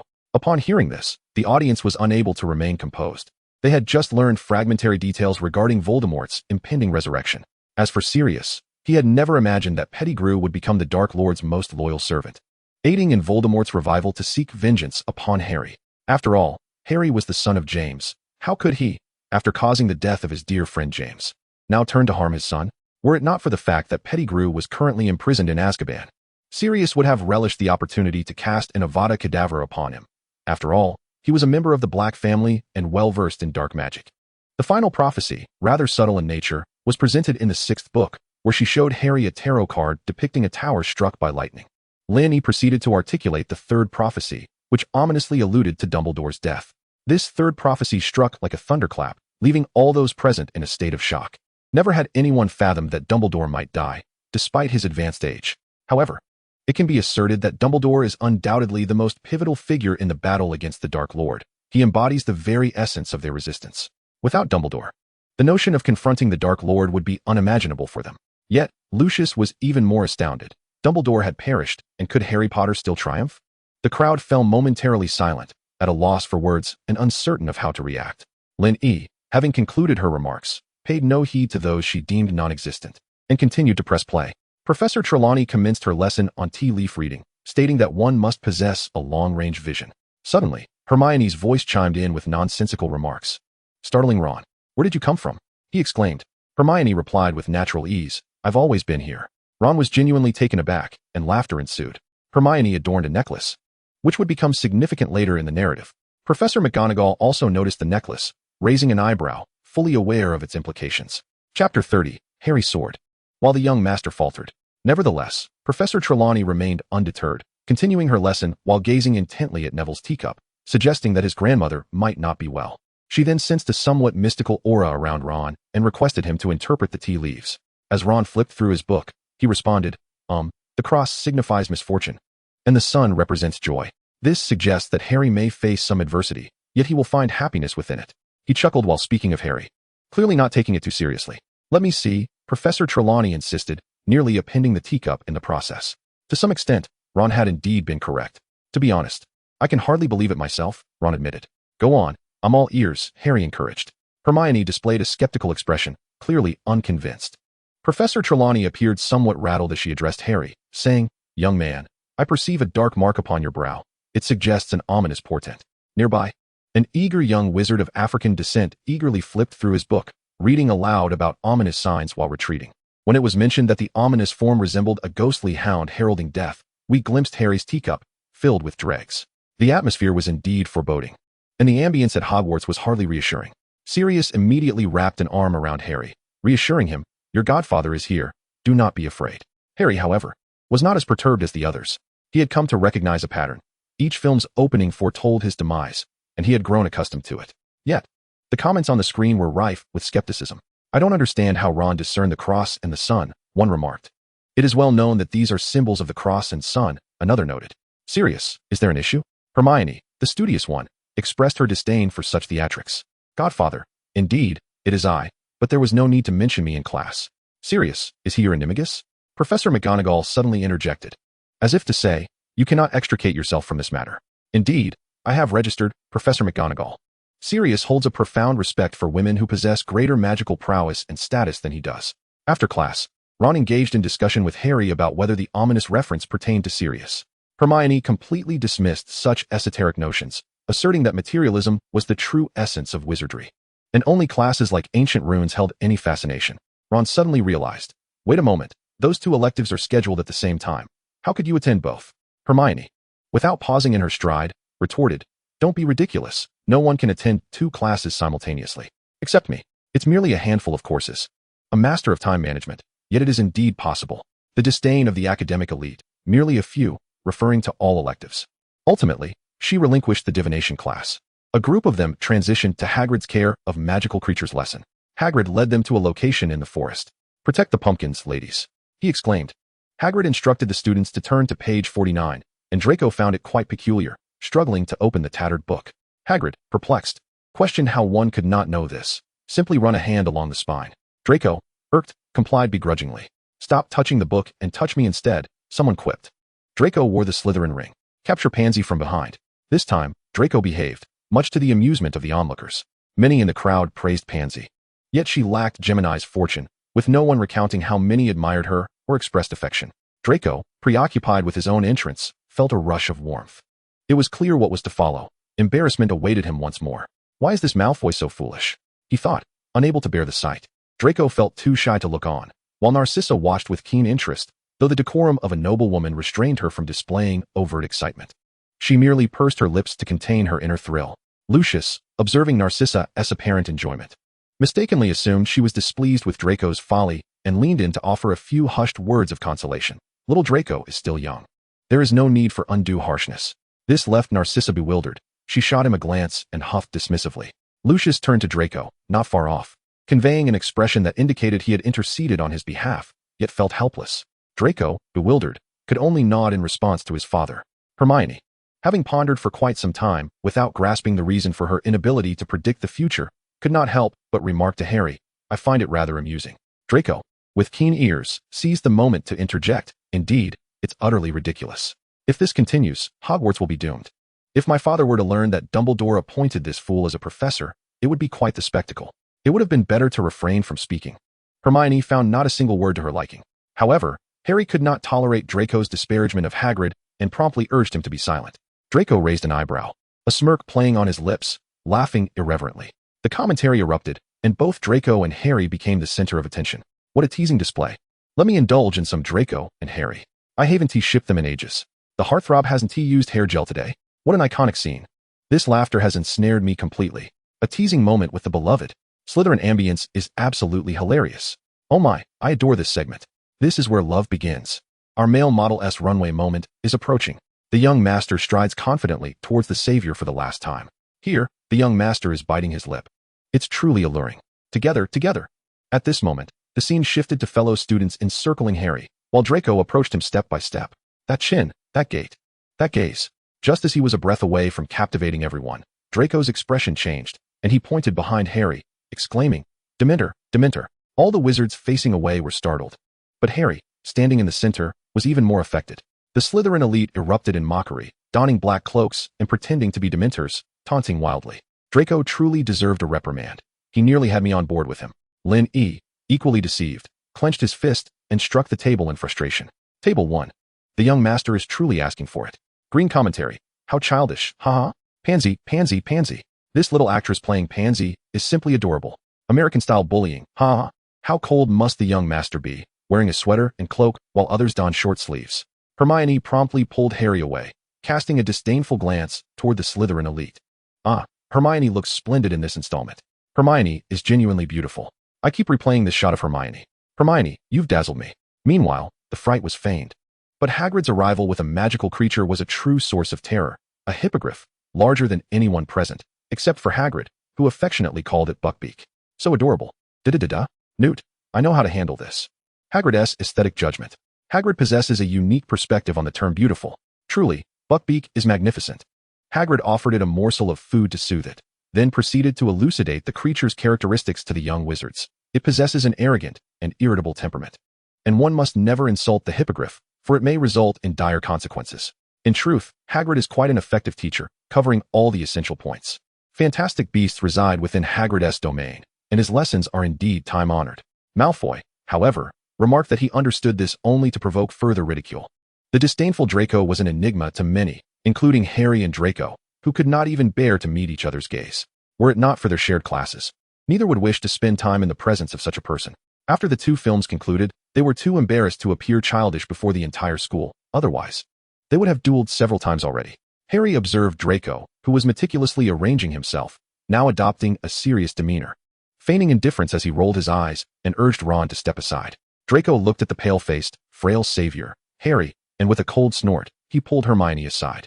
Thus, a galaxy of distance formed between Ron and Hermione. Hermione, puzzled, and Ron, equally confused, exchanged glances. Lucius was intently watching Dumbledore, astonished that such antics could unfold right beneath his nose, pondering how to reclaim his dignity as a board member. Nearby, Narcissa noticed Draco's subtle movements. She swiftly turned her gaze toward him, then slowly directed her attention to Hermione. Her eyes flickered for a moment as she scrutinized Hermione, before nonchalantly resuming her focus on the film. After Hagrid's introduction, he eagerly invited the wizards to greet Buckbeak, but everyone recoiled. No, thank you. Neville even crouched down to hide behind others. Hagrid, spotting Harry, exclaimed, "Ah, Harry, you're willing, aren't you? Step forward." Harry replied, "Is this a performance?" A blatant betrayal of his companions. Einstein once said that motion is relative. How amusing. Ron quipped, "A true brother would lend you a hand." As Ron nudged the hesitant Harry forward, Hagrid emphasized the importance of politeness and how to earn Buckbeak as trust. Bow, and if it bows back, you may touch it. If not, then we shall see. Perhaps Hagrid did not comprehend why some fail to receive a courteous response. Truly, he is the ideal instructor for this lesson. A memorable scene was about to unfold as Harry attempted to ride. Green comments, "If it does not respond, young Master Malfoy will demonstrate for us." Harry successfully followed the instructions, and Buckbeak elegantly returned the bow. As Harry approached the majestic creature, Malfoy, who had previously retreated, forcefully pushed through the crowd, brandishing an apple and admiring Harry's progress. During the process, Harry inadvertently snapped a branch, startling Hermione, who instinctively grasped Ron's hand. Ron remarked, "I'm nearly blushing." Despite the tension in the atmosphere, there was an undercurrent of innocent affection, and the spectators were fervently shipping the couple. However, Hermione and Ron themselves felt no romantic inclination. Instead, they were engulfed in profound embarrassment. They had always been the best of friends alongside Harry, sharing countless exhilarating moments together. Yet, before they had even begun to entertain such feelings, it was publicly declared that they were destined to be married, a notion that soon became common knowledge throughout Hogwarts. Initially, they attempted to create some distance to alleviate the awkwardness, but fate had forged an unbreakable bond among the trio. This predicament compelled Hermione and Ron to be even more cautious in their interactions, as they were subjected to the scrutinizing gazes of their peers, each critical of the other, exacerbating their discomfort. Draco Malfoy, unable to tolerate the sight of them, repositioned himself to stand on Hermione's other side, effectively placing himself between her and Ron. After Harry affectionately patted Buckbeak, the creature allowed him to stroke its head. Hagrid instantly recognized Buckbeak's delight and lifted Harry onto its back, enabling Buckbeak to take him on a flight around the area. How would other professors handle this? One wondered. It's simply adorable to lift him up like that, another mused. Everything is so clear-cut, someone else commented, while Hagrid exclaimed, "A great wizard is born in Britain." Once the first lesson concluded, the second began. Ron yearned for the scar-headed boy's attention, and a reminder echoed about the significance of Buckbeak's feathers for future assessments. Hagrid briefly instructed Harry not to take any feathers from Buckbeak before Harry soared into the air. "How magnificent!" exclaimed Hinny, who felt a pang of envy, wishing to experience the thrill of flying and imagining how exuberant she would be as a girl riding through the skies. "This lesson is truly delightful. I wish I could attend," someone expressed. "The scar-headed boy is quite charming, isn't he?" Another laughed. "He truly is a prince." With Buckbeak carrying Harry, amidst the envious gazes of the crowd, they glided over the forest, soared towards the castle, navigated through the towers, and circled Hogwarts before landing gracefully on the surface of the Black Lake, gliding freely toward the setting sun. "This moment is so beautiful," someone sighed. "If only it could last forever." Although the weather was not particularly favorable, with clouds obscuring the sky, the ever-elusive sunlight managed to pierce through the gaps in the clouds, creating the Tyndall effect above the lake. In that fleeting moment, Harry felt a genuine sense of joy. Yet, happiness is often ephemeral. With a sharp whistle from Hagrid, Buckbeak descended rapidly, stirring up a cloud of dust. Everyone applauded in delight, except for Malfoy, who wore a scowl. strutting towards the freshly landed Buckbeak with an air of arrogance. "Danger, Master Draco," someone cautioned. In the midst of an exhilarating scene, Draco Malfoy, with a foul expression, seemed to have realized the folly of his actions. He promptly shut his eyes, took a deep breath, and attempted to retreat into a state of oblivion. His body tense as he awaited the moment to pass. This anxious demeanor elicited laughter from Hermione. "Do not worry, it's all right," she softly reassured him.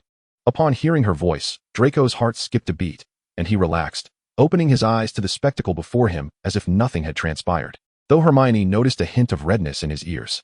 Chapter 31. The Boggart transforms into Aunt Snape. As Harry had yet to steady himself, Draco rushed forward to berate Buckbeak, hurling insults without a trace of humility. Provoked, Buckbeak, under Hagrid's terrified gaze, raised itself and delivered a kick to Draco, who fell to the ground injured. Clutching his wound, which was on the verge of healing, he rolled on the ground, feigning distress, exclaiming, "It's going to kill me. It's going to kill me." With a sense of relief, the atmosphere lightened, and laughter ensued. "Such a spoiled demeanor, how endearing," someone remarked. "I've lost count of how many times I've listened to this." The scene was delightfully comical, with Draco's pained expressions drawing smiles from all around, especially from the Draco Hermione supporters. As Hagrid, still inexperienced in his role as a professor, floundered in panic, Hermione rushed to his side, urging, "He is injured. We must take him to the hospital wing," and effortlessly swept Draco into her arms. The sight of her petite figure carrying the injured boy away was striking. Linny, observing the unfolding drama, shook her head with an expression that conveyed her understanding of the situation, remarking, "I wager Harry was stifling laughter during the filming of that shot." Witnessing this, Draco's face turned pale, bewildered by the woman's nonsensical chatter. The gentlemen present, particularly Hagrid, appeared equally flustered, surpassing even the chaotic demeanor of the characters in the film. Fortunately, Dumbledore managed to calm him, assuring, "It's all right, Hagrid. I trust you shall not encounter such a scenario." He then cast a glance at Draco, pondering whether the boy would be inclined to attend Hagrid's class again. In the student lounge, some were diligently studying while others engaged in lively conversations. The Slytherin group fell into the latter category. Pansy expressed her concern for Draco's injury, to which he replied, "I'm fine. I consider myself fortunate." Madame Pomfrey mentioned that had I arrived a minute later, my arm would have been beyond repair. "Madame Pomfrey, you would have healed by the time you arrived." Pansy Parkinson harbored affections for Draco Malfoy. It is indeed a pity for both Pansy and Draco. This rendition of Pansy is exceptionally beautiful. Her voice is remarkably melodious, captivating all who hear it. The comments section erupted with enthusiasm, as it is a vast world where individuals find admiration in the most unexpected places. However, Draco's discomfort is palpable, given that while Ron and Hermione can be classified as good friends, the relationship between first-year Draco and Pansy was virtually non-existent, and the events that unfolded thereafter only deepened this divide. All of Hogwarts was entranced by this spectacle, as the fervor surrounding Harry Potter surged, leaving little room for concern about other matters. "I must admit, I do not hold a particularly favorable view of Pansy," Linny expressed amidst the chorus of sympathy. "I had previously come across comments indicating that the original Pansy was truly malevolent, rivaling even Bellatrix in her wickedness, which has always colored my perception of her unfavorably." Undeterred by the counterarguments surfacing in the comments, Lynn paused momentarily before continuing. "Moreover, back then, I was preoccupied with Harry and his companions, and Draco. I barely had any impression of Luna. The rest have faded from memory entirely. Indeed, it is typical for an ordinary person to recall only the protagonists of a film after several years, with other characters slipping from memory unless specifically highlighted." On one side, Draco boasted, while Ron, listening, felt discomfort and criticized his behavior. Harry remained neutral, noting that it was fortunate Hagrid had not been expelled. Hermione interjected, asserting that while it appeared so for the moment, she had heard that Draco's father was furious, suggesting this matter was far from resolved. The fervent commentary continued as viewers expressed delight at Hermione's exclamations. Draco was quite pleased, although he did not hear it directly. Hermione's casual remark in the film brought him satisfaction. Harry, however, was not as pleased, for the explosive news brought by the brilliant Seamus about Sirius Black prompted the trio to gather closely to listen. "In Hogsmeade, that is not far from us." The Gryffindor team began to speculate, wondering if Sirius might make an appearance at Hogwarts, while another mentioned the presence of Dementors at the entrance. Someone questioned how the Dementors had allowed him to escape once before. At that moment, the insightful classmate from divination chimed in. "Indeed, Sirius could be anywhere. Capturing him is as elusive as grasping the moon reflected in water with bare hands." Such a talented atmosphere creator, the comments noted. "This young man certainly knows how to perform. I hadn't noticed him in the corner until he spoke, which startled me. It's true, I completely missed this fellow." The absurdity of it all increases with every word. Yet, who could truly know? The Dementors had circled Hogwarts several times, their chilling presence freezing the surrounding vegetation. As they awaited the opportunity to ensnare Sirius, Sirius found himself exasperated upon witnessing the unfolding events. To be candid, he had contemplated escape ever since Harry first arrived at Hogwarts, having calculated the timing meticulously. However, he refrained from making his presence known, fearing that Harry, being unfamiliar with the magical realm, might be startled by his sudden appearance. Little did he anticipate that before he could enact his plan, he would be liberated instead. Now, he roamed freely like a bird, or rather, a free-spirited dog. Yet, he never imagined that, should he have escaped, he would confront Harry in such a disheveled state. Fortunately, he had managed to retain a semblance of his former dignity, albeit to a limited extent. Professor Lupin commenced his inaugural class on defense against the dark arts, which was evidently far superior and more substantive than the previous lessons under Lockhart. A pragmatic man, Lupin introduced a boggart for the young witches and wizards to practice with. Hermione, ever the diligent student, nearly earned additional points for Gryffindor, but Lupin, being an academic in his own right, merely appreciated the brilliance of another scholar without resorting to the trivialities of point allocation. After imparting the incantation to dispel the boggart, he promptly called upon Neville for practical demonstration. Severus Snape, oblivious to the impending chaos, furrowed his brow at the tumultuous commentary flooding the screen. Sensing that the forthcoming scene would pertain to him in a significant manner, surprisingly, he felt somewhat composed. After all, had he not endured numerous embarrassing moments in the past? Yet, a nagging unease lingered within him, an inkling that something was amiss, until Neville confessed that his greatest fear was Professor Snape. Lupin, with a glint of mischief in his eye, inquired if Neville lived with his grandmother. When Neville affirmed this, but added that he did not wish for the boggart to take the form of his grandmother, Lupin swiftly intervened, clarifying that it sufficed to merely envision her typical attire. As the commentary continued to escalate, Snape's discomfort grew palpable, gazing at the visages he equally loathed on the screen. His otherwise impassive countenance betrayed a simmering resentment. Now he was eager to discover what defensive measures this insufferable Lupin would impart to these young wizards. I recalled a rather amusing tale. Laughter erupted, a cacophony of mirth. The headmaster, I apologize, elicited further chuckles. Memorable scenes unfolded before us. Lemus, I assure you, I am not persecuting Severus. What a plight for Professor Snape. At that moment, a glimmer shone in Lupin's eyes, a spark of excitement. Such fervor in the audience piqued even Lucius's curiosity. Ignoring Severus's visibly displeased countenance, he inquired, "How do you suppose you might embarrass yourself, Severus?" Severus need not respond, for the scene revealed Lupin discreetly whispering the answer to Neville, before Snape could react to Lupin's quip about imagining him clad in his grandmother's attire. A more explosive image appeared on the screen. Clad in a wizard's black robe, Snape emerged from the cupboard, striding towards Neville. Just as he was about to utter something, Neville pointed his wand. Instantly, Professor Snape transformed into a figure adorned with an extravagant hat, a fur scarf, and a fitted green ensemble. Clutching a large red handbag, an outrageous spectacle indeed. Witnessing this scene, Snape's face reddened, surpassing even that of the largest festive envelope, a vivid embodiment of humiliation. He couldn't help but ponder. Perhaps it would have been better not to assume the role of defense against the dark arts instructor. Yet, amidst the chaos, one audacious individual dared to laugh even louder. That thunderous laughter belonged to none other than the insufferable Black. Unable to endure any longer, Snape unleashed his fury upon Sirius. "You arrogant fool, Black." His voice trembled with suppressed rage. "Do you truly believe yourself to be superior? Perhaps you should take a glance at your filthy, stray-dog persona, flitting about as if it were something to admire." Severus's words poured forth, leaving no room for Sirius to interject. "Your untidy appearance, devoid of even the simplest cleaning charm, is a disgrace. Do you believe your annual antics frighten anyone? Your disheveled exterior evokes images of uncouth muggle strays. I warn you, Black. Should you fail to curb your behavior, you shall come to understand true fear." Severus had unleashed a torrent of words, rendering Black momentarily speechless. "Ah, the snot-nosed fool. Still so feeble after all these years. You must have endured this humiliation for quite some time," Sirius Black retorted, a mocking smile gracing his lips, his eyes glinting with provocation. Gazing directly at Snape, hands casually tucked into his pockets, he exuded an air of nonchalance. "Do you honestly believe I fear your threats? Merely trifles. I need not rely on my appearance to demonstrate my true power. The disheveled image merely represents my challenge against those superficial rules." Just as the two individuals were fully engaged, brandishing their wands at one another, their quarrel was abruptly halted by Dumbledore. "Enough, Sirius and Severus," he said, his voice both gentle and resolute, instantly quelling the dispute. He first turned his gaze towards Snape. "Severus, I understand your discontent with Sirius. Yet we must honor each individual's uniqueness." He then shifted his attention to Black. "Sirius, I recognize your pride, but that does not grant you the liberty to disregard rules and order. Such behavior demands proper restraint. After delivering equal admonishments to both parties, Professor Snape and Sirius quickly regained their composure, particularly Severus, who felt embarrassed by the recent altercation. The atmosphere lightened noticeably, no longer as tense as before. The four younger ones quietly exhaled and returned to their original positions, untouched by the discord. At this juncture, the scene transitioned to Harry facing Boggs. The previous girl had transformed Boggs into a wobbly clown, but as it came to Harry's turn, the clown's demeanor swiftly morphed into something terrifying.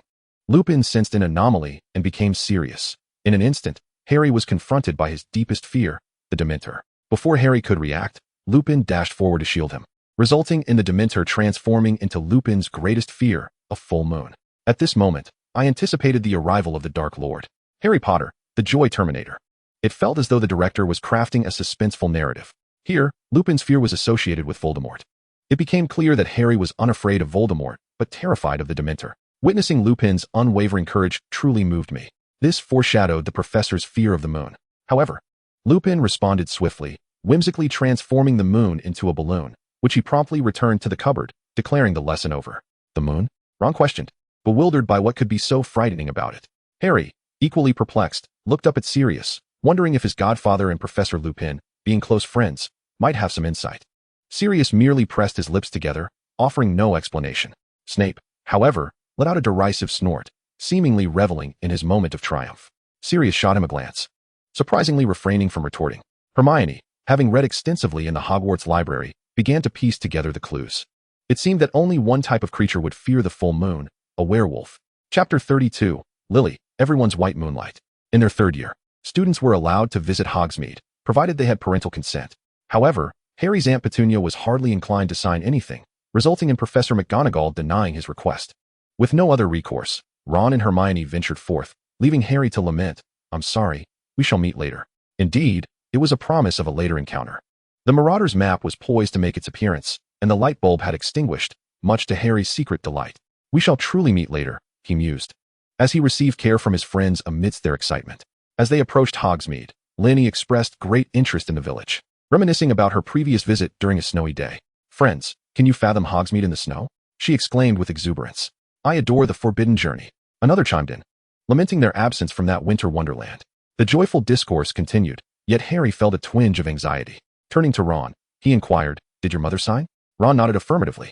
He then sought Hermione, but she was regrettably obstructed by the insufferable Malfoy. Undeterred, he pressed on, "And you, Hermione?" Without hesitation, Hermione replied, "Of course, Harry. You know my parents will consent to my endeavors in the wizarding world." Harry felt a wave of despair wash over him. Would he truly be unable to attend? How could that be? Had he forgotten about Sirius? "Oh, fret not, Harry. As your godfather, I shall certainly provide my signature. Hogsmeade is a delightful place. I believe you will enjoy it," Sirius said, a mysterious smile gracing his face as he reminisced about joyful times shared with James and their friends. Alas, those moments were irretrievable. Sirius regarded the Marauder's map, merely mentioned in passing, and fell silent. Yet Harry felt elated. This time he could venture out openly. Subsequently, Harry approached Professor Lupin, seeking to understand why he had not been allowed to confront the Boggart on his own. Lupin revealed his fear of Voldemort's emergence. Harry explained that while he had initially thought of Voldemort, his mind had swiftly shifted to the Dementors aboard the train. Recalling the piercing scream of a woman, "I believe that was my mother." Lupin felt a pang of anguish at this revelation, unable to maintain eye contact with Harry, instead gazing skyward. "You know, Harry, the moment I first laid eyes on you, I recognized you, not because of your scar, but because of your eyes. They are just like your mother Lily's," he confided. Severus Snape remained silent, his lips pressed together. A Slytherin by nature, it was Lily who had ensnared him in an unending entanglement with Gryffindor. Lily, once understood, enveloped one in an inescapable warmth, a warmth that Severus Snape had never known. Lupin reminisced about the aid Lily had bestowed upon him during their years at Hogwarts. She is an exceptionally gifted witch, imbued with a remarkable kindness that allows her to perceive beauty in others, particularly the beauty they themselves are unaware of. Amidst the camaraderie of friends and the whimsical tales of their adventures, her presence is a cherished beacon. As Remus concluded his reflections on Lily, he also touched upon James. "Talent tends to attract trouble, a gift that is said to have been passed down to you." Laughter erupted when he humorously remarked, leaving even Lynn, who had been quietly listening, in stitches. The legacy of mischief-making is ever present, and Remus's affectionate gaze is truly endearing. The talents of Gryffindor shine brightly, even as the official commentary brings forth a chuckle. James was indeed quite the character in his heyday. Harry's endearing habit of scratching his neck adds a touch of charm, contrasting starkly with the descriptions provided by his aunt. Remus, ever the gentle guide, exemplifies the nurturing spirit of a mentor. Amidst laughter, there lingers a poignant reflection. What has passed is forever gone, yet memories remain warm, a blend of sorrow and beauty. Sirius found himself unconsciously reciting this line. In truth, the year since his escape from Azkaban had not been particularly kind. He was barred from Hogwarts and reluctant to reside at Grimmauld Place. The transformation of Peter from brother to foe, the mysterious absence of Remus, and the loss of James left him adrift, unsure of where to seek solace. His only remaining ties were to Harry and Draco, whom he had vowed to protect alongside Narcissa. Yet within the walls of Hogwarts, he found solace in Dumbledore, Professor McGonagall, and, it must be said, Snape. He trusted that neither Harry nor Draco would face anything fatal. Their petty squabbles seemed trivial compared to the challenges of yesteryears. Were it not for Dumbledore's insistence that he retrieve Harry that summer, he might still be lost. Now, upon reading that phrase, his long-stagnant thoughts began to awaken. He still had Harry, and he still had the moonlit visage of his past. Upon returning from Hogsmeade, Ron eagerly shared his experiences with Harry. Honeydukes is delightful, but I prefer the joke shop. We didn't manage to visit the Shrieking Shack this time, which is the most terrifying haunted house in all of England. As they approached the portrait of the Fat Lady, they found it surrounded by a throng of people. No Gryffindor could enter the common room. Why? Because the Fat Lady was missing. Not only had she vanished, but her portrait frame bore 3 distinct tear marks. The individuals depicted within the frame appeared more agitated than the wizards of Gryffindor, each one gossiping about the whereabouts of the Fat Lady and the unfolding situation. Goodness, one can actually traverse the paintings, someone remarked. It all began when Snape, while deriding Gryffindor on the train, brought up James. The portraits collectively lamented, what a tragic sight. The atmosphere was thick with unspoken sorrows. When the wizarding students found themselves at an impasse, Dumbledore and Filch hurried to the scene. Ultimately, Dumbledore instructed Filch to summon all the ghosts to search every painting within the castle for the Fat Lady. True to his nature as a capable caretaker, Filch's keen eyes quickly spotted her hiding behind a large hippopotamus on the African savanna. With a pointed gesture, he directed the Gryffindors to disperse. Percy shouted, I am the head of the student council, his desire for authority evident. Each year brought a new issue, each distinctly different from the last. Rowling herself once stated that had it not been for Snape's dalliance with dark magic, Lily would have been with him. Yet, in Rowling's canon, there are no what-ifs. Snape is consumed by his obsession with the dark arts, while Lily harbors no affection for him. This paw print, could it belong to Sirius? Snape pondered, momentarily taken aback. Was it due to dark magic? It seemed plausible. Lily never harbored animosity towards any Slytherin merely for calling her a mudblood. She did not despise Slytherin. She simply abhorred dark magic. Lucius cast a sidelong glance at Snape.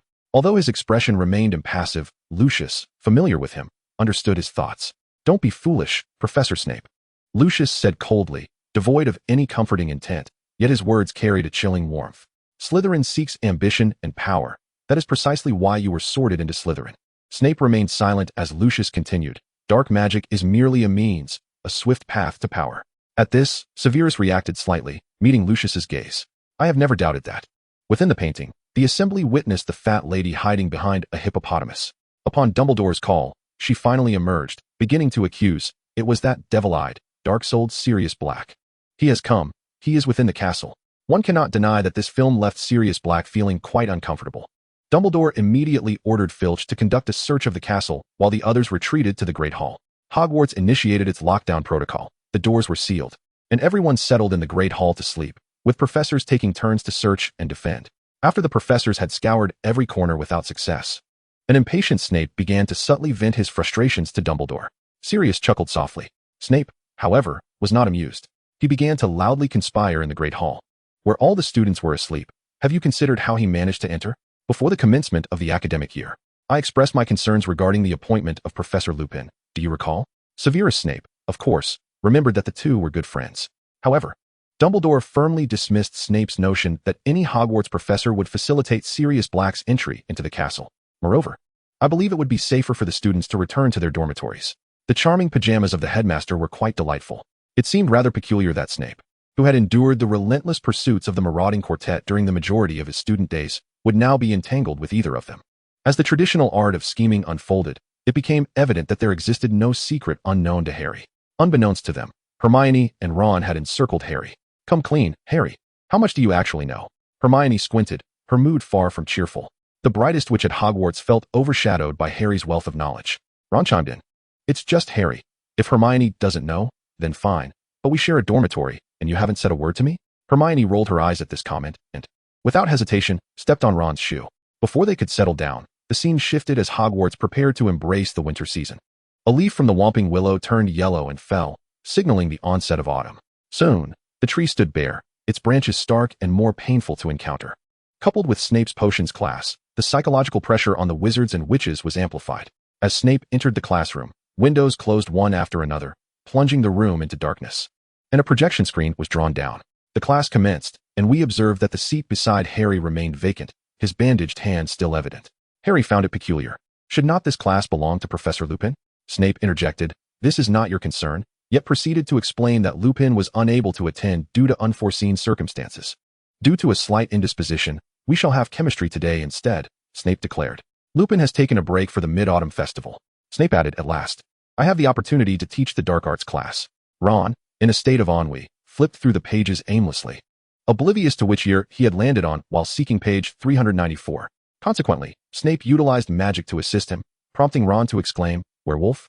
At that moment, Hermione, who had suddenly appeared next to Harry, inquired, "Professor, we haven't yet reached the lesson on nocturnal creatures." Finally, Ron could no longer restrain himself and asked Hermione, "How do you manage to appear so suddenly?"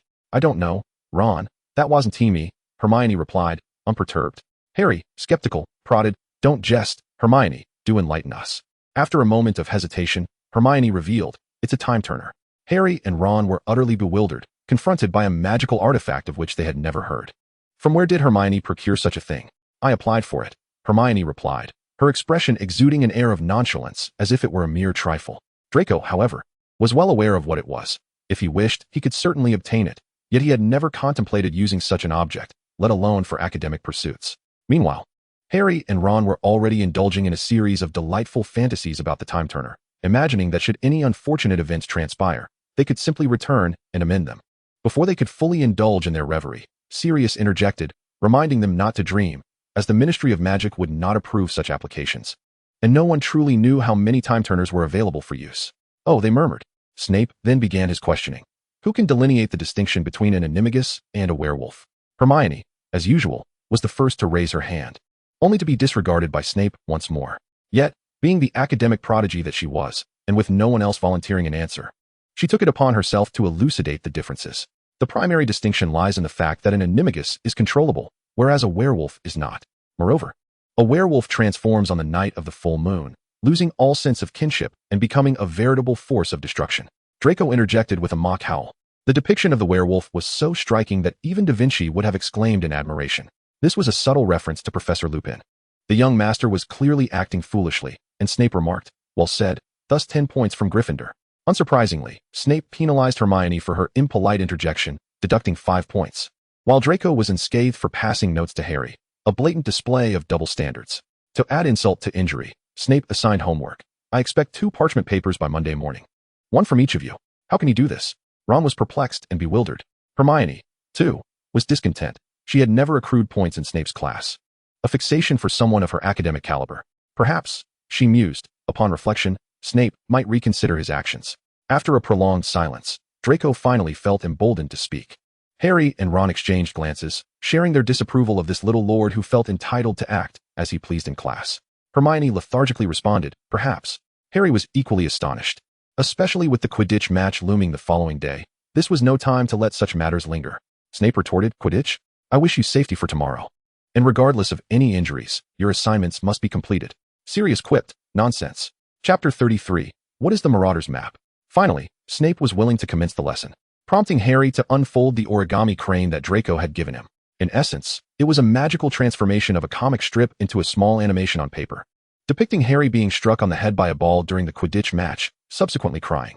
It must be said, Draco's behavior was reminiscent of a primary school child. Anyone with an intellect surpassing 10 years would not engage in such antics, Lynn E. remarked with disdain. Draco Malfoy glared fiercely, yet his futile displays of childishness were evident to all. However, Lynn E. swiftly shifted the conversation, remarking, "But he is indeed rather endearing. The young master possesses a charming contrast." She even offered a gentle smile. This made Draco feel somewhat embarrassed, though Narcissa was not at all shy. She too found her little dragon quite adorable. Despite the torrential downpour, the Quidditch match commenced, featuring Gryffindor against Hufflepuff. These Quidditch players, if nothing else, possessed remarkable eyesight.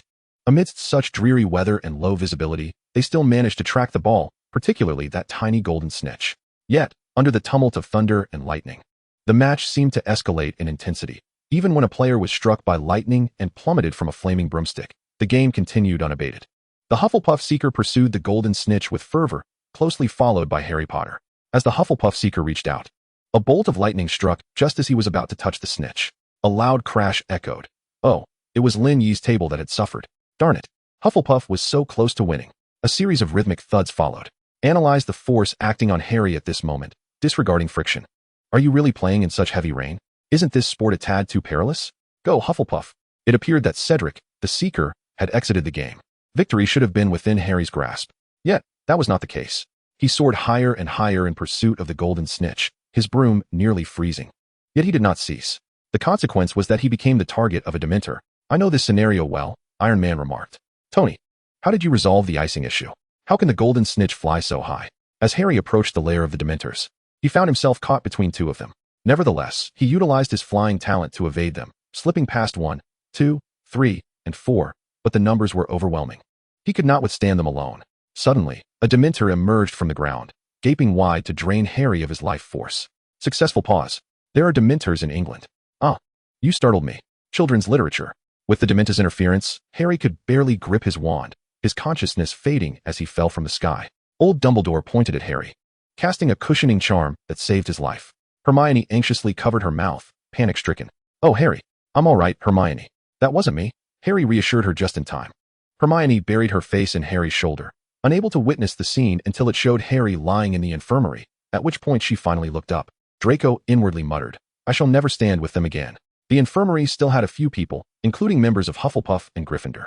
However, upon awakening, Harry immediately inquired about the outcome of the match. Hufflepuff has triumphed. The Badger House truly excels in Quidditch, as depicted in the original text. Said could even propose a rematch. What a kind soul he is. Yet would asserted that the victory was entirely legitimate. It seems my two husbands are quite commendable. She mused. Hermione's first instinct was to reassure Harry, clarifying that no one blamed him. It was due to the Dementors. This was disheartening news for Harry. But there was worse to come. Ron, clutching a pile of shattered broomstick remains, hesitantly informed Harry, your broom was blown into the Whomping Willow. It's ruined. Oh.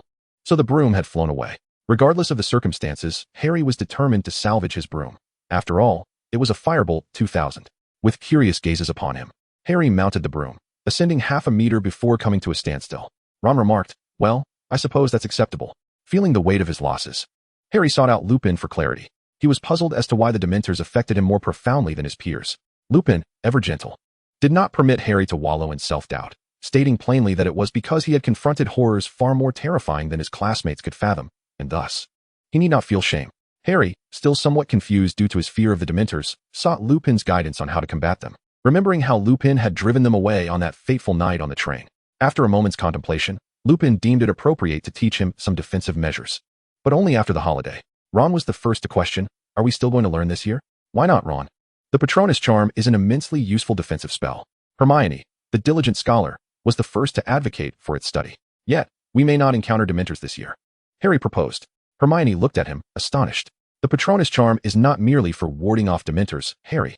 It is the most renowned and exceedingly difficult defensive spell, and being able to conjure a Patronus is typically regarded as an indication of extraordinary magical prowess. Her tone exuded determination. Such a charm must be mastered.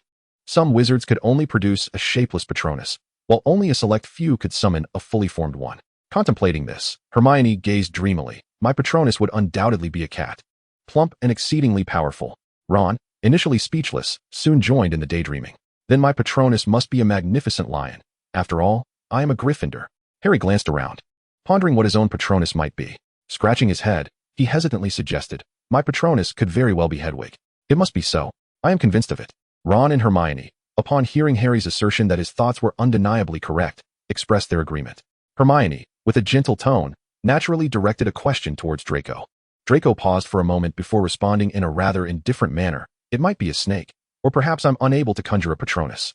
Among the Slytherin students, few possess the ability to cast the Patronus charm, not due to a lack of capability, but rather because their house largely revered dark magic and frequently encountered dark magical creatures, making such spells unnecessary, thus leading them to abandon the practice altogether. That sounds quite promising. I shall await the outcome, Hermione encouraged him. believing in his potential to master the charm. Draco, maintaining an outwardly nonchalant demeanor, internally resolved to diligently learn the incantation. As Hedwig gracefully soared through the air, the scene transitioned to a snowy day at Hogwarts. On the high tower of the clock tower, a solitary Harry gazed at the other wizards preparing to venture to Hogsmeade. Feeling a pang of sorrow.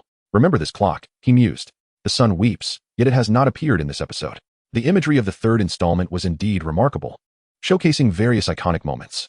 The Marauders map, the twins. Harry, trust me, don the invisibility cloak and follow them, a voice urged.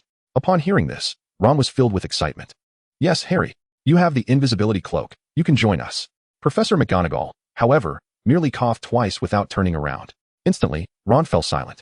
Harry leaned in closer to whisper to Ron. It's all right, Ron. Sirius will sign for me. Ron nodded in understanding. The wizards quickly followed suit, departing, while the twins continued to build a snowman. Once everyone had left, the two moved forward, only to suddenly feel a weight on their shoulders, as if someone had pounced upon them. Indeed, it was Harry, concealed beneath the invisibility cloak. Professor McGonagall's expression shifted dramatically. Albus Dumbledore. I believe it is imperative to impose restrictions on the young wizard's use of the Deathly Hallows. She turned to Harry, though she refrained from directly naming him, aiming to prevent reckless students from utilizing them for irreparable deeds. Her tone was grave, firm, and unyielding. Harry felt a surge of anxiety. After all, this was a forbidden artifact, or rather, a vital tool for survival. He glanced at Dumbledore, hoping he would provide some clarification. Minerva, do not be overly concerned, Dumbledore replied, his voice lightening. I doubt any young wizard would dare to treat this lightly. You may supervise them at any time. Suddenly, he raised his voice, calling out, Right, Harry. Ron, Hermione, and Draco. The four were taken aback by Dumbledore's presence, yet his words seemed to compel them to make a silent vow. Can promises be made so casually? Indeed, they chorused in unison. The twins led Harry Potter along a path, leaving a trail of footprints in the snow. The twins truly excel in their craft. A voice remarked. The twins. The director has instructed us to engage in a performance devoid of physical props. The active point map is now live. It appears that the two uncles are genuinely concerned for Harry. The two of them tug at Harry, yet they do not head towards Hogsmeade. Instead, they guide him into another building, depositing him in a stairwell. Bewildered, Harry wonders why he has been brought here when he wishes to go to Hogsmeade. The twins, shoo. They then hand Harry a piece of parchment, each taking turns to explain its significance. With a flourish, one of them proclaims, I solemnly swear that I am up to no good. Suddenly, the parchment in Harry's hands reveals intricate designs, inscribed with the words, Moon Face, Wormtail, Big Foot, and Sharp Fork, grandly introducing the active point map. I solemnly swear I am up to no good. This is the second prop of the play. Your teacher, your enemy, your godfather, your father. Truly, I could never part with such a splendid item. The death of the Marauders in reverse, my heart weeps. Upon unfolding it, a map of Hogwarts appears, detailing the location of every individual within the castle, such as Dumbledore pacing in his study, his habitual manner. The twins are well versed in its usage. Harry is astonished. Can this map truly reveal the whereabouts of everyone? Indeed, everyone, regardless of their location or activity, minute by minute, day by day. This is extraordinary. Where did it come from? Naturally, it was pilfered by Filch during their first year. Oh my, the twins are so charming. Who could possibly dislike them? Lenny, too, holds them in high regard. I adore this segment. Their seamless dialogue flows so effortlessly. It is a delight to listen to, followed by one of them crossing his arms, leaning back, with a satisfied expression. This is real-time surveillance. I, too, absolutely adore the way the twins converse. It's like a comedic routine. I simply adore the twins. Ron forces a smile. I will inform them. Now, the crux of the matter. This map not only monitors every individual within Hogwarts, but also reveals 7 secret passages leading out of the castle. George Weasley. Fred Weasley. This furious outcry emanates from Molly. Had the school year commenced and the twins been present, this letter of reprimand would have already been dispatched.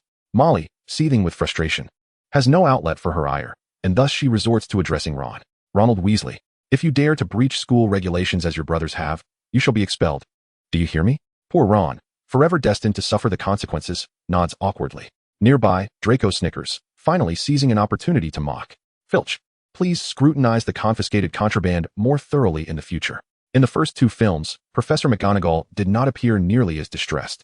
The twins promptly recommend to Harry a passage known as the One-Eyed Witch, leading directly to Honeydukes Cellar without the need for transfers.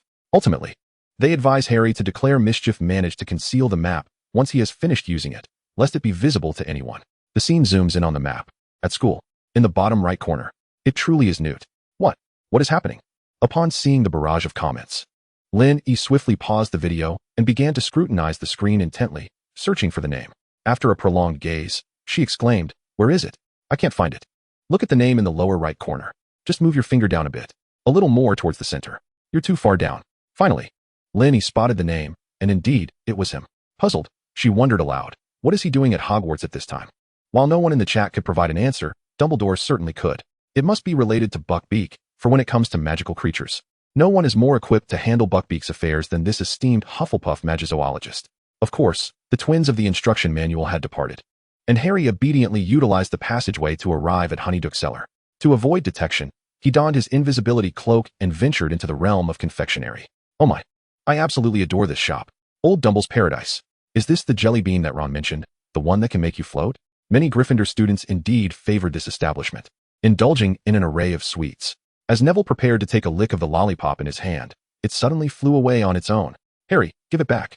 Ron remarked, "Thank goodness Neville isn't here."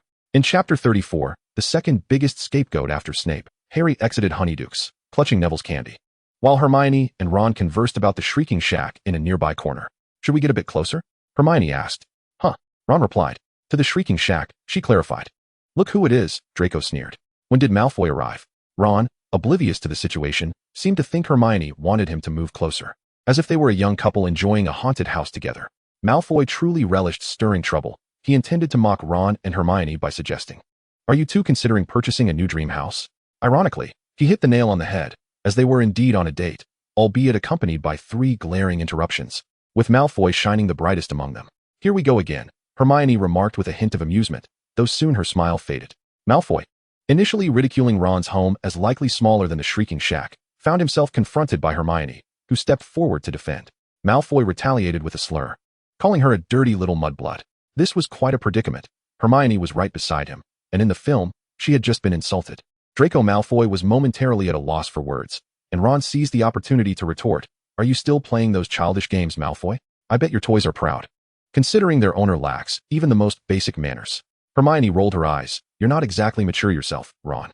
Disregarding the 3 boys, she distanced herself, standing alone in a more remote location. This group of boys simply failed to comprehend the sentiments of girls. The 3 boys exchanged puzzled glances.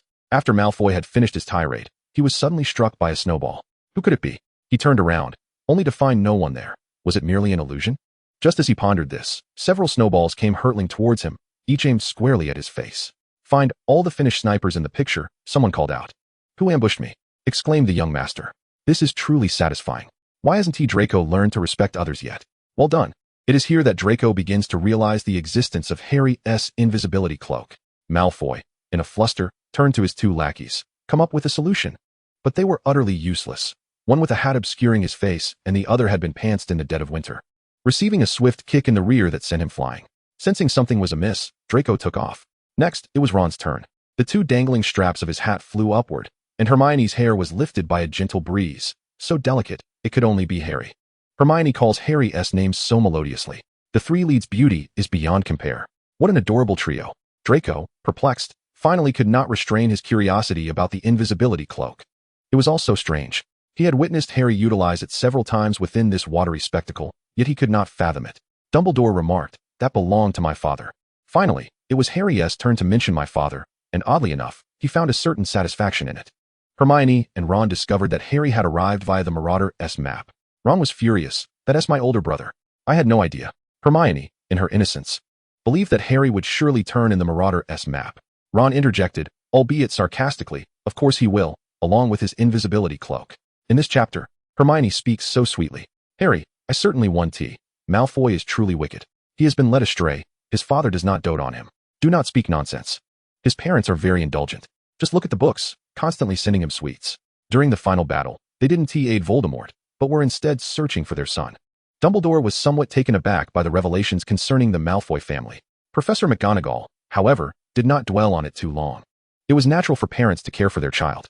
What concerned her more was that she could not confiscate the invisibility cloak, and Harry would never possess the Marauder's map. As the trio strolled, they spotted Madame Rosmerta of the 3 Broomsticks conversing with Minister Cornelius Fudge. The Dementors had reached Hogsmeade Village, but there was no choice. They were searching for the murderer Sirius Black. The trio overheard everything clearly, and Harry began his traditional skill of eavesdropping while cloaked in invisibility. Professor McGonagall closed her eyes briefly, resolving to disregard the past. Otherwise, she would be at odds with herself. Ron and Hermione intended to follow Harry inside, yet minors were prohibited from entering the pub.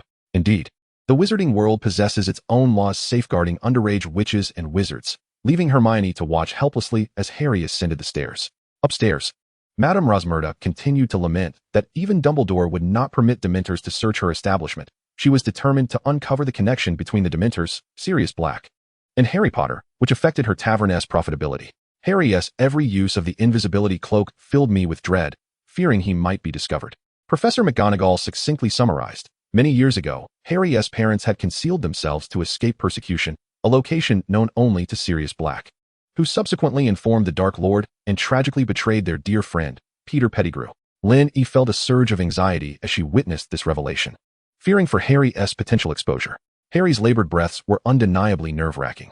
Lynn E. too became anxious. Every time he eavesdropped while cloaked, it seemed as though someone was listening in his direction. I genuinely suspected that everyone might have noticed him. Now, the blame fell upon Sirius. Harry Potter, also known as the Blame Game Compendium. Harry's parents met their demise because Severus Snape disclosed the prophecy, and upon realizing his error, he contacted Professor Dumbledore. But it was too late. Peter had already betrayed them. Harry widened his eyes, absorbing every word regarding the truth behind his parents' deaths, yearning to comprehend the events that transpired. Harry, don't dwell too much.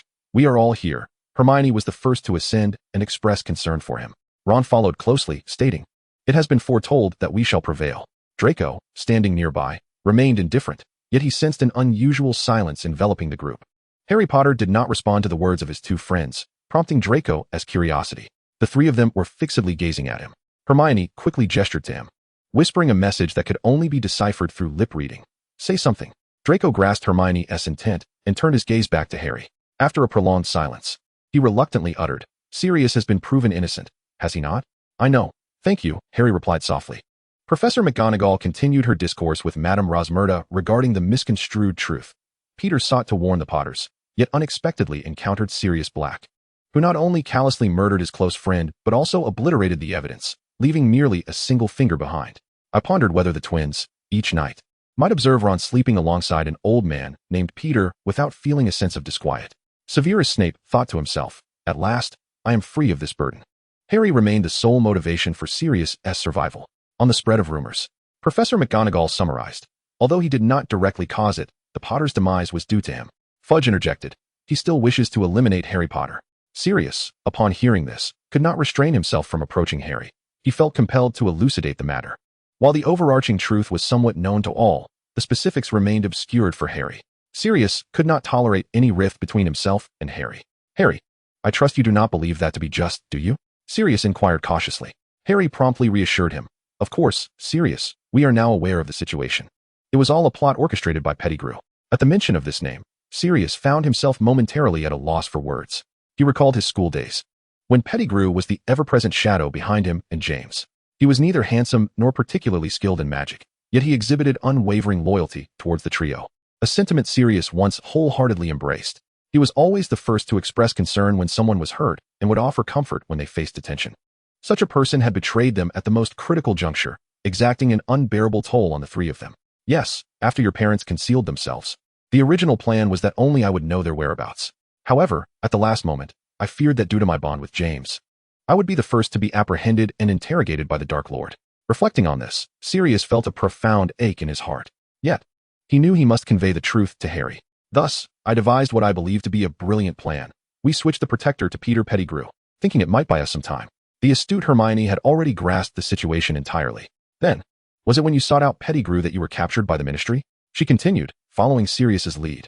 "Indeed, upon learning of James and Lily's demise, I sought to confront Peter, which inevitably led to a duel. He vanished in a burst of explosion, leaving only a finger, while I was sent to Azkaban." This memory haunted Sirius throughout his time in Azkaban, and now, prompted by Hermione's question, he was able to recount it with clarity. "And what of Professor Snape?" Ron cautiously inquired. "Ultimately, it was Pettigrew who disclosed the address, which is sufficient," Sirius replied with a stoic expression. He did not intend to absolve Snape. In fact, he harbored a deep disdain for him. However, he wished to spare Harry any additional resentment. He had already taken a stand against Voldemort, and Sirius simply wished to shield Harry from further anguish. After absorbing this account, Harry felt considerably relieved. his emotions returning to normal, allowing him to continue reading. Madame Rosmerta expressed disbelief at this turn of events, to which Fudge replied, "You are underestimating the situation. It could be far worse." Madame Rosmerta responded, "What could possibly be worse?" Professor McGonagall, from the past to the present, Sirius has always been Harry's godfather. Upon hearing this, Harry could no longer endure it and fled the tavern. The title of godfather holds profound significance, sanctioned by God. Harry lamented, "My godfather killed my biological father." McGonagall's words evoke tears every time they are heard. Harry expressed, "Each year brings a new surprise. I am not here merely to study, but rather to endure trials." Arthur remarked, "I surmise you have forgotten what I once told you." Outside the tavern, Hermione was the first to notice the sudden appearance of snow footprints and hurriedly urged Ron to follow. Fueled by anger, Harry, cloaked in his invisibility robe, recklessly charged forward, leaving Hermione behind, profusely apologizing, while Ron offered words of encouragement. Ron even wished, "Merry Christmas." His thoughtfulness is endearing. It is no wonder that these two have grown close. As they remain together whenever Harry embarks on solitary errands, Draco silently noted this remark. The duo followed the footprints and soon heard Harry's cries. Hermione cautiously approached, lifting Harry's invisibility cloak and gently inquiring about his distress.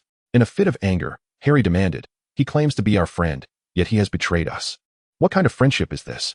I wish he would confront me, so I could retaliate." Snape, too, was not exempt from disdain. There are numerous individuals who harbor dislike for Professor Snape. Wrongdoings must bear consequences. His mistakes warrant the aversion he faces. Wormtail, despite his proximity, could not divulge the whereabouts of Harry's parents. Even Voldemort, with his face pressed against their window, would remain oblivious. The discussion concerning Snape resurfaced in the barrage of comments, prompting Lynn E. to interject. "We are fully aware of how Harry's parents met their demise. There is no need for constant debate regarding Professor Snape's morality. We must examine the circumstances objectively and recognize our subjective judgments. It is entirely valid to hold diverse perspectives on Snape, but we should not impose uniformity of thought. Ultimately, it is Harry who will determine how to regard Snape." Harry was profoundly affected by this statement. His 2 years in the Wizarding World had been tumultuous. Though he had only attended magic school for 2 years, it felt as if he had endured 4. From the moment the water screen appeared, his perceptions of everyone had undergone a significant transformation. At that time, the trio firmly believed that Professor Snape wished to harm Harry, and even in the film, the older Harry maintained this belief. He was under constant scrutiny and misguidance. Each individual had their own vision of what they deemed best for the Savior. Yet none had inquired about Harry's own thoughts. Hermione seemed perpetually attuned to Harry's emotions. She stepped forward to embrace him, offering silent comfort. As the snow at Hogwarts slowly melts, it seems to herald the arrival of spring and the promise of renewal. Harry begins his studies of the Patronus charm under the guidance of Lupin, who first cautions him, "Are you truly prepared to learn?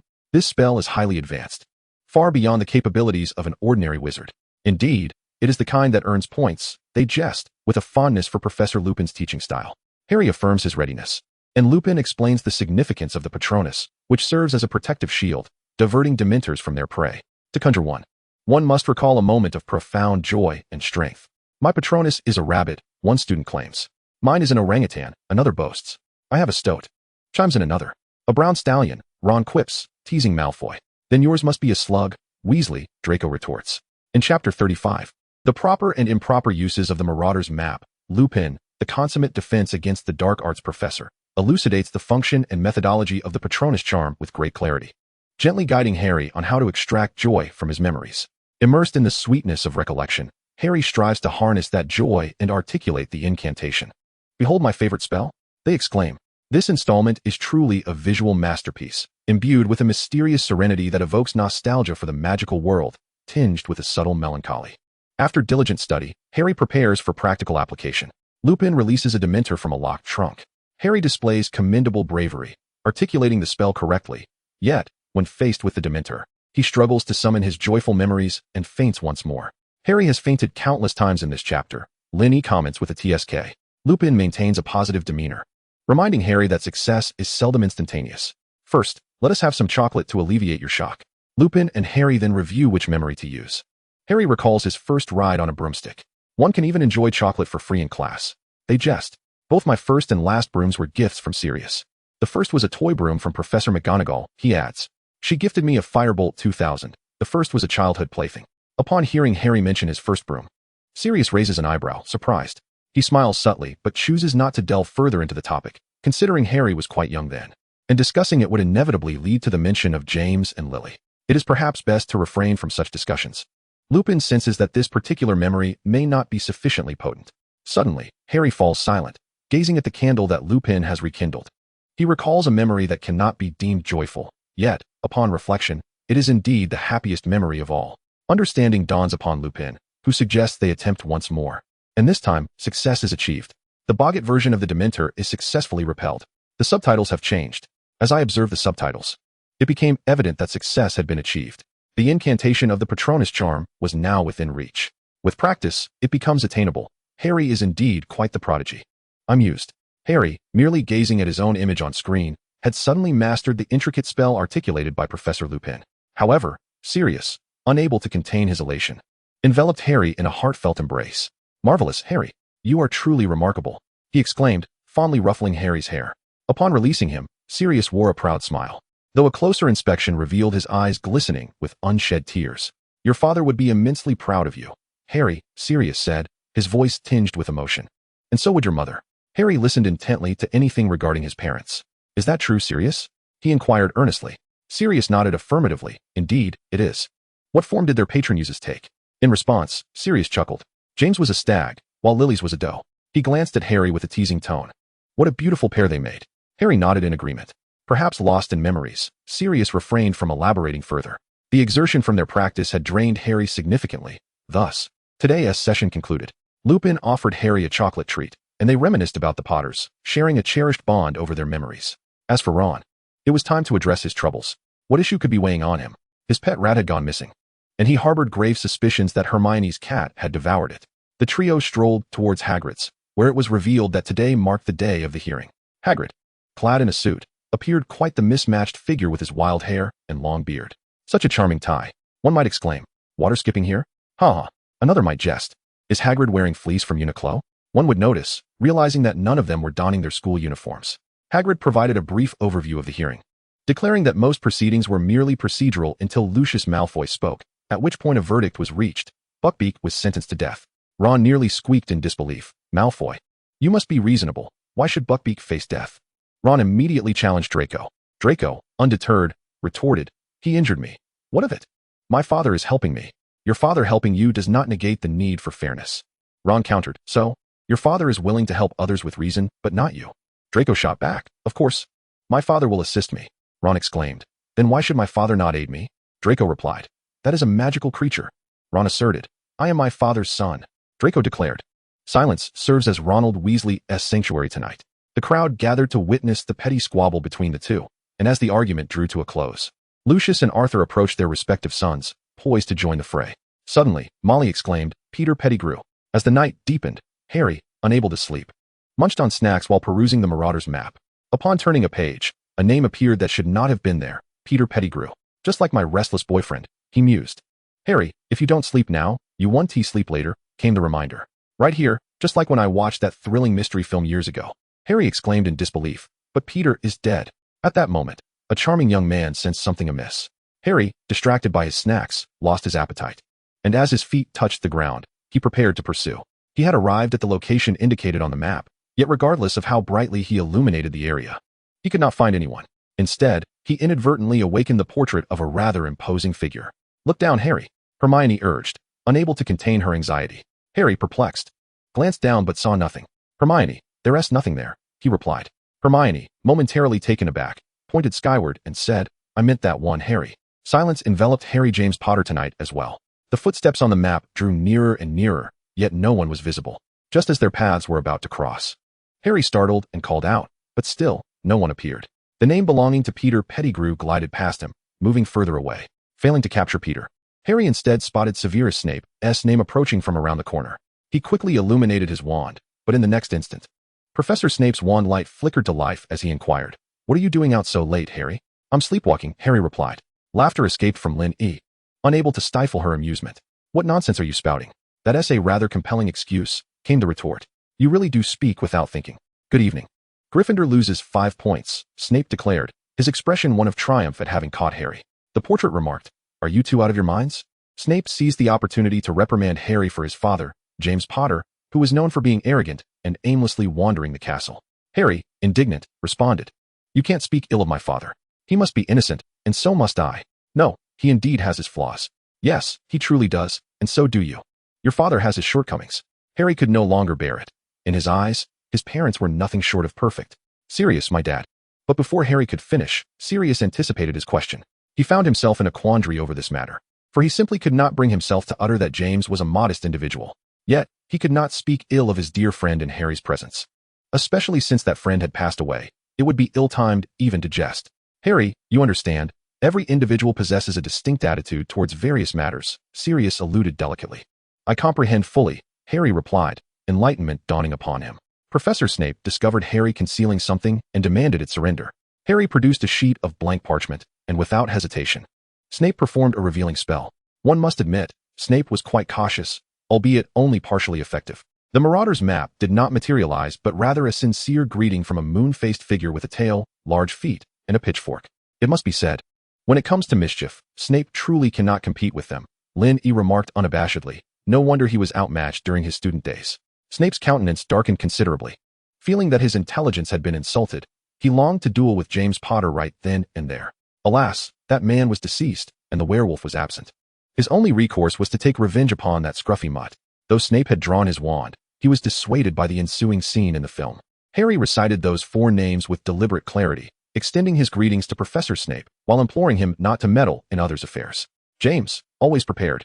It was initially presumed that Harry had fabricated this to irritate Snape, only to discover through the text that it was indeed written as such. The iconic scene unfolded, with the Marauder's map eliciting laughter. You truly dare to read it aloud. Snape, incensed, prepared to unleash a tirade when the moon-faced individual arrived. Immediately, Snape shifted to a sarcastic demeanor, justifying the confiscation of the parchment from Harry, asserting that it was a seized item. Shall we see if my claims hold water? Well then, let it be returned to its rightful owner. Not only did Lupin take the Marauder's map, but he also escorted Harry away. Protective Lupin has entered the fray. Snape, I am utterly aggrieved. 2 failed rivals meet. Snape is left in disarray, laughing in the wind. What should have been a joyous occasion left Sirius somewhat perplexed. Could it be that the moon-faced one harbored feelings for Lily that he was unaware of?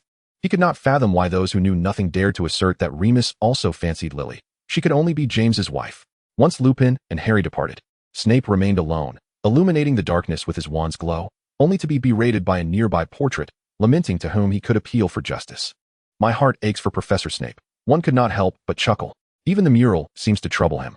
The portrait immediately chimed in with a jab at Gryffindor. Snape stood in complete silence, turned, and extinguished the light. Harry, why don't you take me along to find the little star? Ron chimed in once more. Hermione rolled her eyes dramatically. It had been quite some time since that incident, yet he still recalled it. So, your rat ran away on its own. Not because my Crookshanks devoured it. Hermione held on to her grudges as well. Draco immediately seized the opportunity to mock. If you had gone along, Gryffindor would have lost more than just 10 points, you fool. With Professor Lupin around, Professor Snape can't deduct points, Ron retorted. Though he had yet to truly know Professor Lupin, it did not hinder him from attempting to ingratiate himself. Hermione countered, Ron, Professor Lupin doesn't agree with everything. Ron was left flabbergasted. Just help him, Hermione. You might as well join Slytherin. Silence enveloped Hermione Granger that evening, akin to the tranquility of Cambridge. Professor Lupin ushered Harry into an empty classroom, taking the initiative. I am genuinely astonished that you did not submit this item. If it had fallen into the hands of Sirius Black, he could easily locate you. Goodness, as if you ever submitted it back in your day. Astounded. Godfather, am I no longer your friend? A brief clarification. At this point, Lupin was unaware of the truth. He discovered it later through the map. Godfather, ultimately. Love has faded. Lupin was truly infuriated by Harry's blatant disregard for his life. He was the child protected by his parents' sacrifice. Lupin admonished Harry sternly. You do not honor their sacrifice. Knowing that a murderer is at large, you wander the castle without caution. Is this how you repay them? Lupin was genuinely worried for Harry, and Harry understood, obediently returning to the dormitory. Lupin is indeed correct in his admonition, and he is not jesting. Lupin is truly a responsible elder. In the original text, Lupin's reprimand was even more poignant since Harry had ventured into Hogsmeade. Lupin gestured toward the map, cautioning Harry against wandering aimlessly. He would find out. At that moment, Harry suddenly recalled something. Professor, I just saw a dead man's name on there. Lupin inquired, who? Harry replied, Peter Pettigrew. Lupin exclaimed, astounded. What nonsense are you speaking? User feedback to the creator. Lupin, shock my mother. Pupils in shock. Lupin was well aware that the map does not lie. Thus, his disbelief intensified. Lupin, this is a serious problem. Lupin could hardly believe it. He found it impossible to trust this revelation. Yet, Harry insisted that it was what he saw before departing. leaving Lupin alone, his mind racing. Main plotline triggered. Lupin's fur bristled. Lupin was about to commence his investigation. The few individuals at Hogwarts grasped the unfolding events. Even Lucius and Narcissa are aware of the impending events. However, they remain attentively engaged until the broadcaster utters these words. "It's coming, my friends." He rubs his hands together in anticipation, exclaiming about the iconic moment when Hermione delivers a punch to Malfoy. Silence envelopes Draco Malfoy, a poignant atmosphere tonight at the King's Cross. Chapter 36. Masterpieces of the World, The Three of Us. Remus has likely spent the entire night without sleep, while Harry managed to rest, but must attend divination class the following day. This session involves crystal ball gazing. Yet the lesson appears to echo the same rhetoric. Broaden your horizons. Look beyond. After the first class, Ron and Harry seem to grasp that they can afford to be lax, resulting in one staring vacantly with open eyes and the other dozing with eyes shut. Ron, are you sleeping with your eyes open? Harry, is that how you define napping? Ron, your quality of sleep evokes my envy. Ron, there are no villains in this episode. You all carry on, I'll just take a little nap. Upon reaching this point, Sirius breathes a sigh of relief, at last. His unfortunate godson has avoided life-threatening peril in his third year. Yet, he remains unaware that all of this is merely a prelude to something grander. Suddenly, the professor steps forward, instructing them to demonstrate their abilities.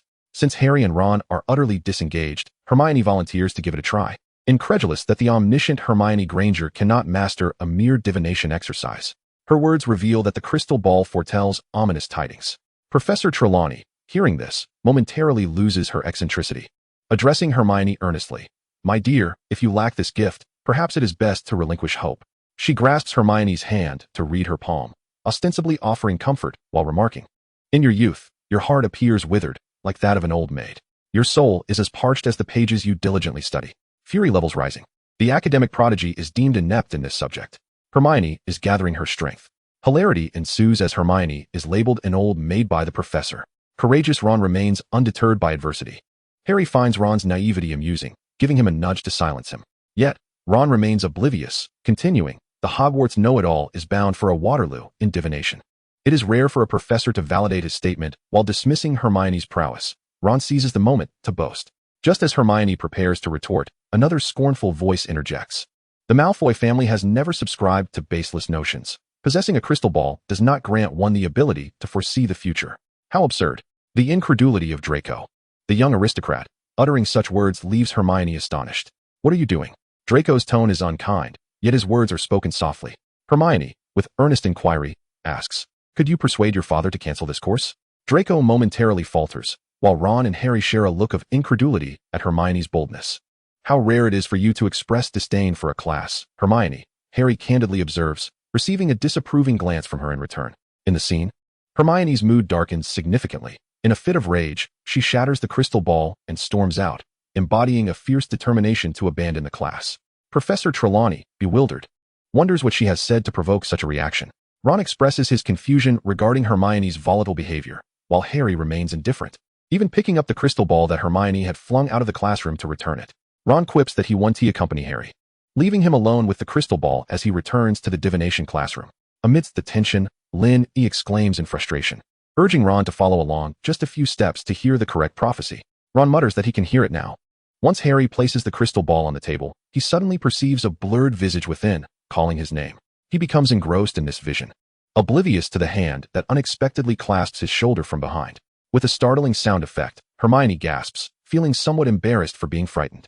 However, the trio of screams from Harry, Ron, and Draco fill the air, questioning why this professor is so terrifying.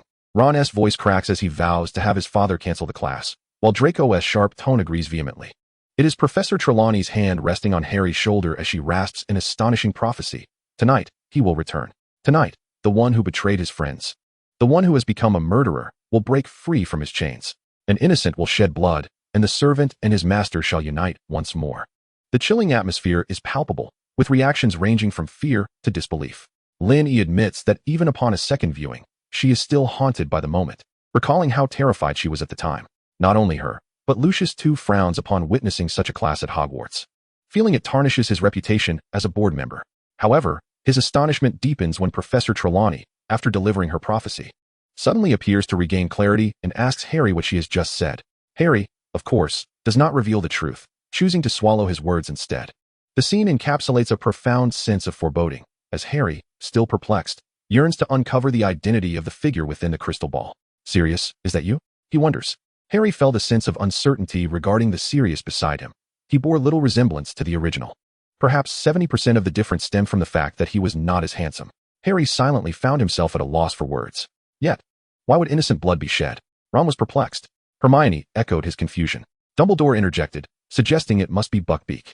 At that moment, the trio turned their terrified gazes toward Draco. I too would not choose care of magical creatures, Draco muttered resentfully, waiting until their attention had shifted away from him. It was then that Harry seemed to have an epiphany and quickly fled after a brief departure from Professor Trelawney.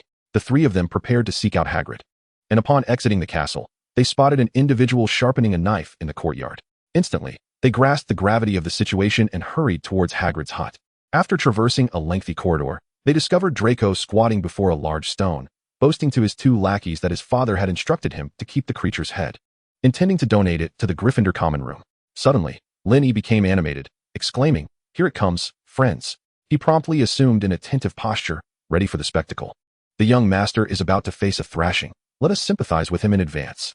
Draco grimaced, realizing the earlier remarks referred to this very moment. He wished to avert his gaze, but pride compelled him to endure. In a sudden burst of action, Hermione lunged forward, brandishing her wand toward Draco's face, nearly casting a spell. Before Draco could utter a few taunts, he found himself on the receiving end of the wand's threat, his expression shifting to one of dismay. The young master is quite the timid creature, someone remarked. He unexpectedly reached an adorable threshold. It seemed Hermione's rigorous academic schedule had rendered her a bit irritable. The young master is a whimpering fool.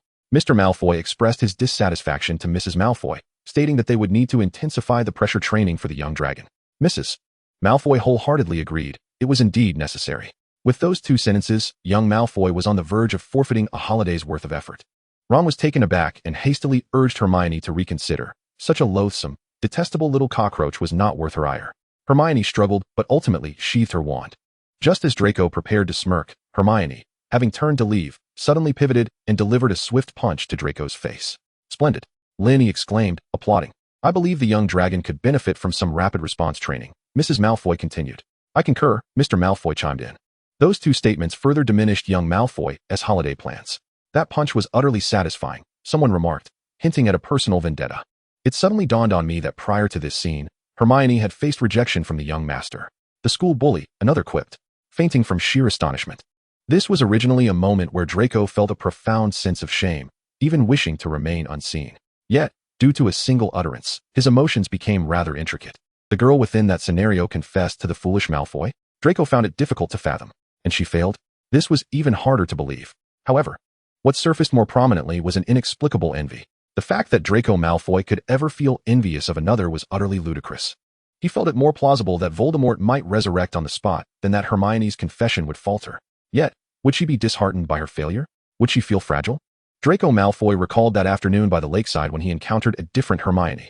When did he and those three others become so harmonious? They stood together for so long without engaging in conflict. Draco himself found it astonishing. Though they remained who they were undeniably not the same as before. The four of them were among the most prominent characters in the Harry Potter films.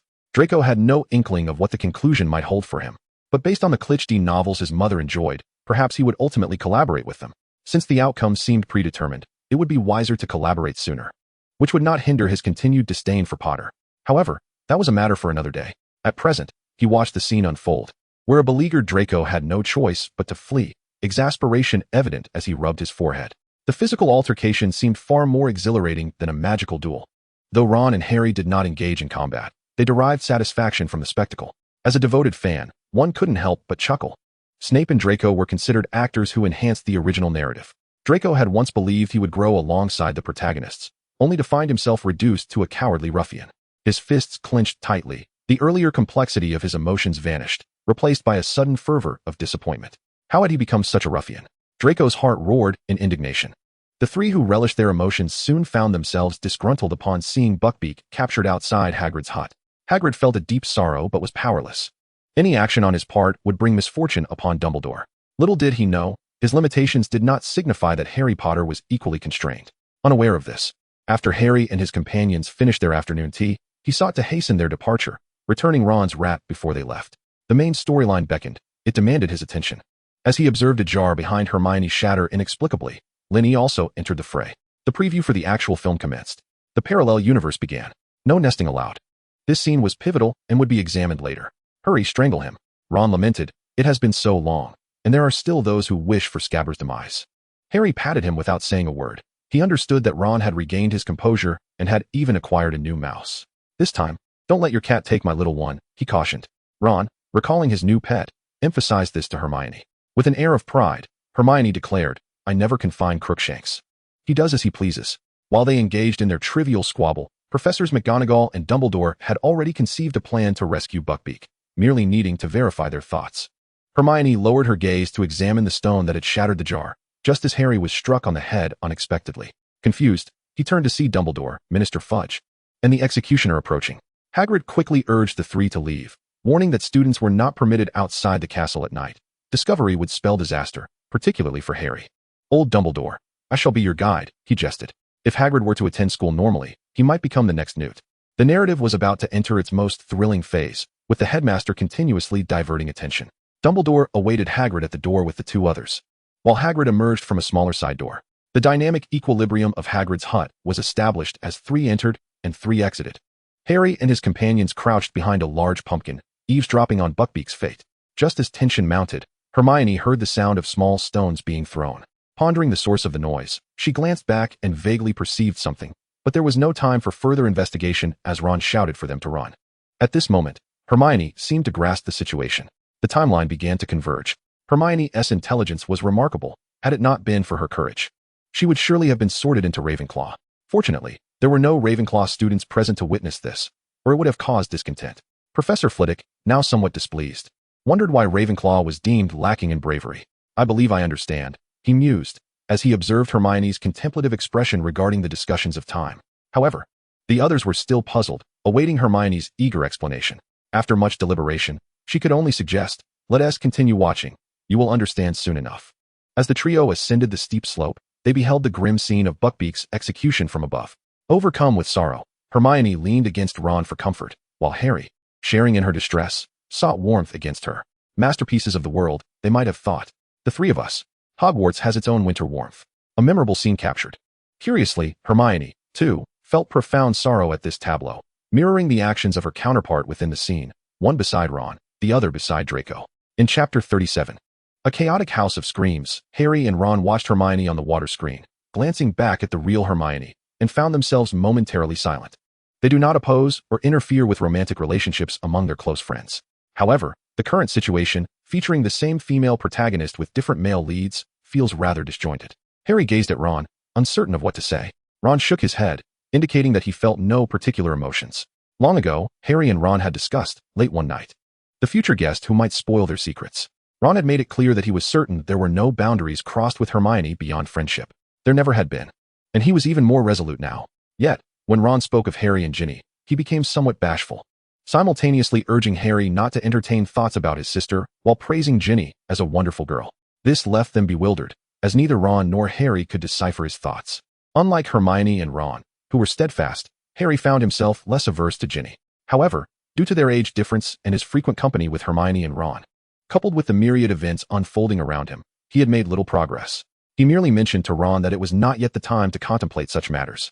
Once Hermione had calmed her emotions, it seemed that a protective barrier enveloped her and Draco, isolating them from the outside world.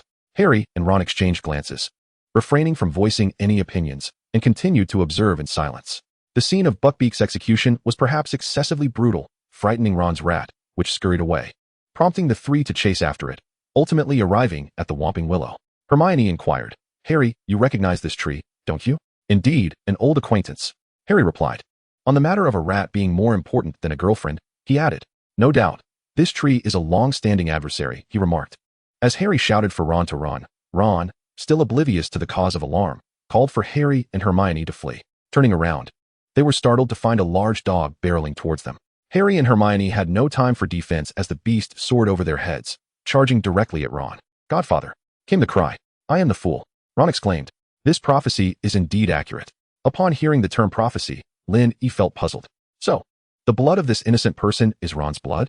Ron was taken aback, not expecting to be involved in this matter.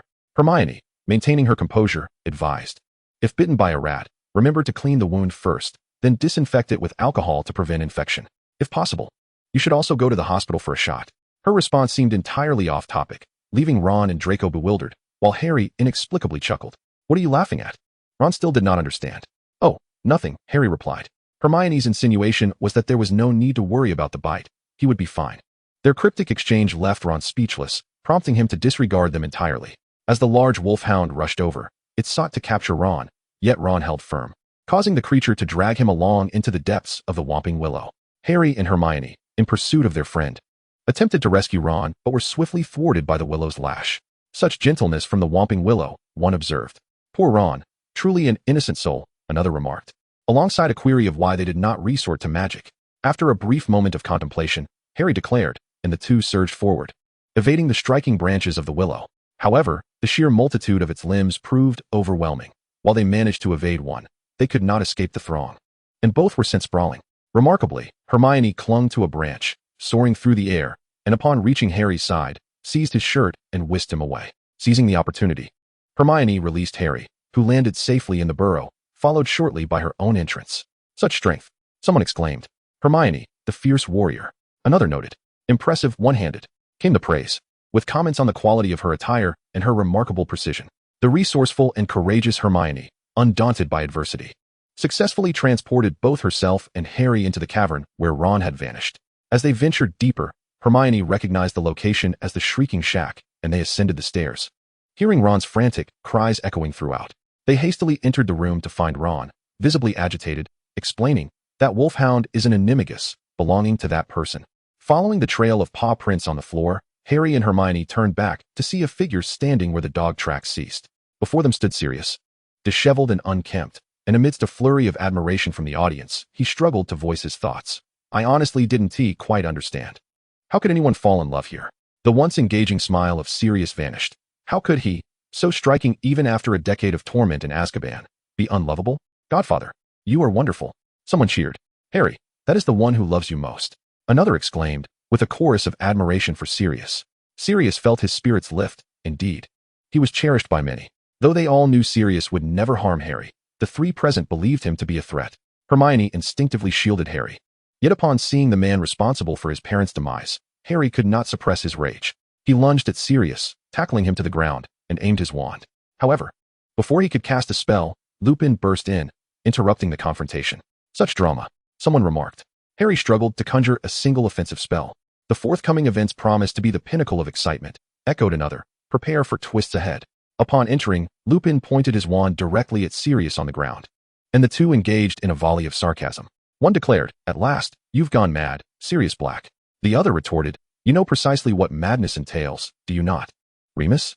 They exchanged smiles, a shared joy in their reunion, as Lupin swiftly pulled Sirius to his feet, embracing him, leaving Harry and Hermione in stunned silence.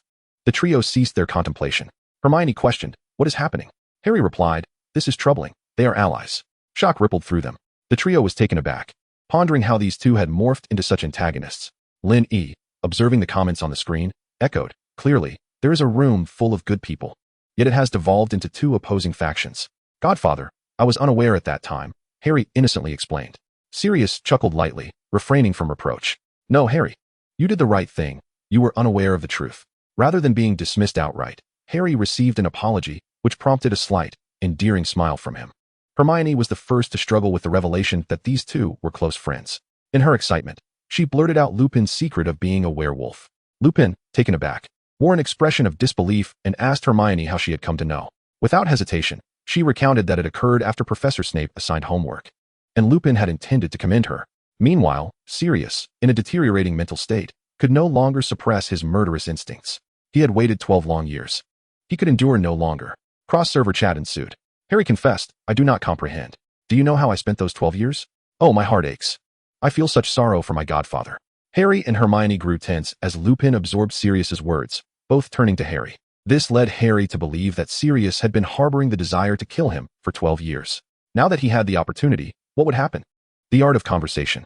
This segment is remarkable. It can be interpreted in myriad ways. All a misunderstanding. Lenny mused. I understand now what they were discussing. But at that moment, I was as anxious as Harry. I was nearly terrified. The current inhabitants of Hogwarts were equally aware of the conversation's content, thus they watched intently. Even Snape, along with Lucius and Narcissa, appeared relaxed.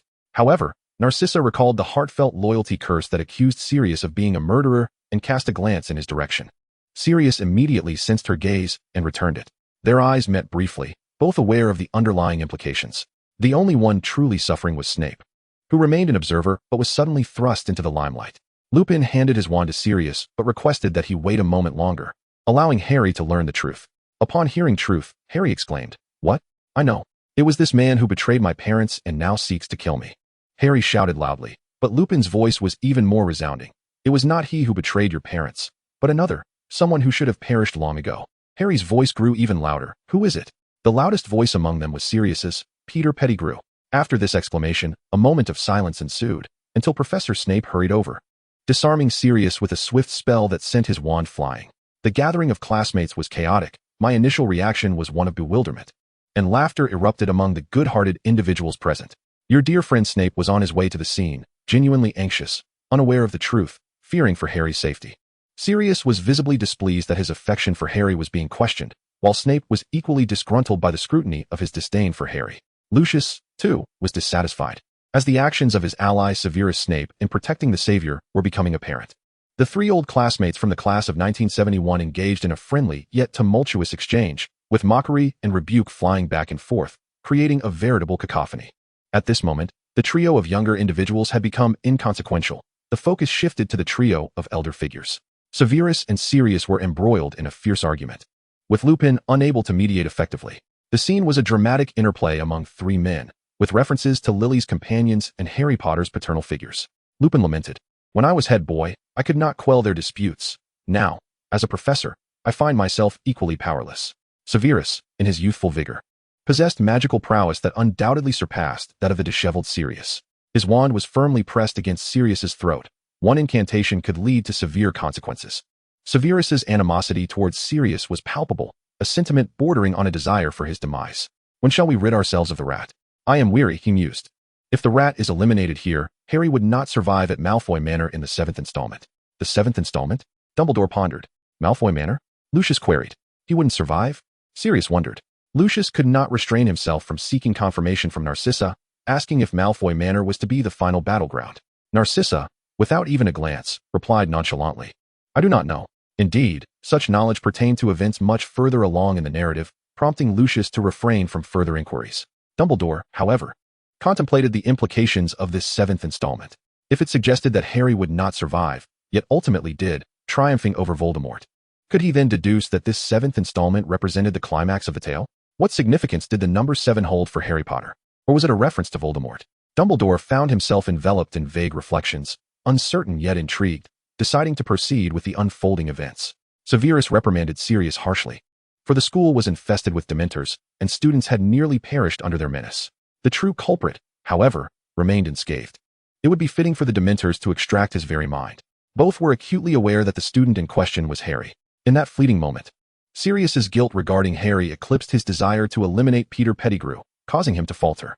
Severus gestured for Harry to exit, and in a furtive act, Harry pilfered Hermione's wand. He aimed it at Severus and cast a spell that sent him flying. Hermione was taken aback. "Harry, are you attacking a professor?" This outrageous behavior was intolerable even for Lynn E., who erupted in expletives, entirely forgetting that she was live streaming. "What are you doing?" Gryffindor's conduct incurred a penalty of 100 points. "My dear head of house." Severus was bewildered. The scene descended into chaos, with murmurs of disbelief echoing through Hogwarts. Suddenly, the twin screens above dimmed. The film that had been playing abruptly ceased, and the screen displaying the streamer and comments bore a striking red message: "Uncivilized behavior detected during the live stream. The broadcast will be temporarily suspended for 10 minutes for rectification." The onlookers were perplexed, having never encountered such an occurrence. They could only wait and see what would unfold in 10 minutes. At that moment, Dumbledore called out to Harry. Startled, Harry looked up, and Dumbledore beckoned him over. Approaching, Harry followed Dumbledore to Severus's side. Severus frowned, uncertain of Dumbledore's intentions, while Narcissa and Lucius hastily withdrew. "Harry, I believe there are some words you ought to convey to Professor Snape," Dumbledore stated. Harry, somewhat bewildered, glanced at Dumbledore and, from the kindness reflected in his eyes, understood he indeed needed to apologize to Professor Snape. Regardless of the tumultuous history between Snape and his parents, the professor had not harbored malice towards him nor caused him any harm. It was he who had misconstrued Snape's intentions. Severus pressed his lips together, appearing exceedingly reluctant to partake in such a circumstance, yet he found himself unable to depart. As Harry contemplated his words, Sirius interjected, "Dumbledore. I believe Harry owes no one an apology." His tone was as brazen as ever. Yet, when such arrogance was directed at Dumbledore, it was bound to backfire. "Mr. Black, I understand your sentiments, but we must adhere to Hogwarts regulations," Dumbledore replied with calm authority.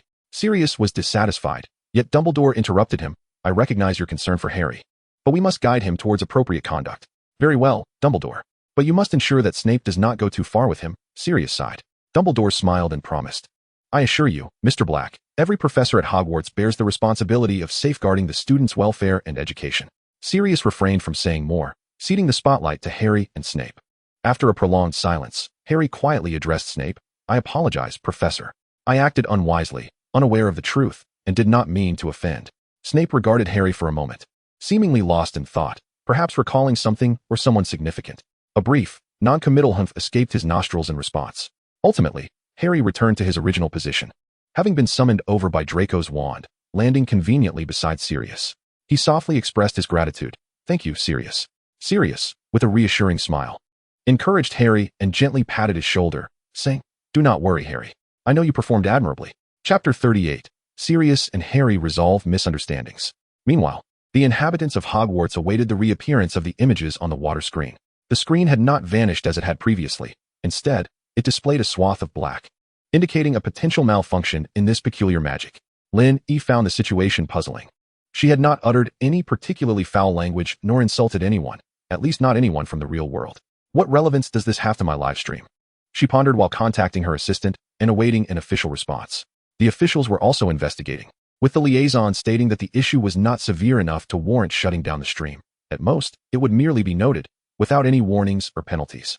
They were equally baffled as to why the stream had been interrupted and needed to consult their company to examine the code.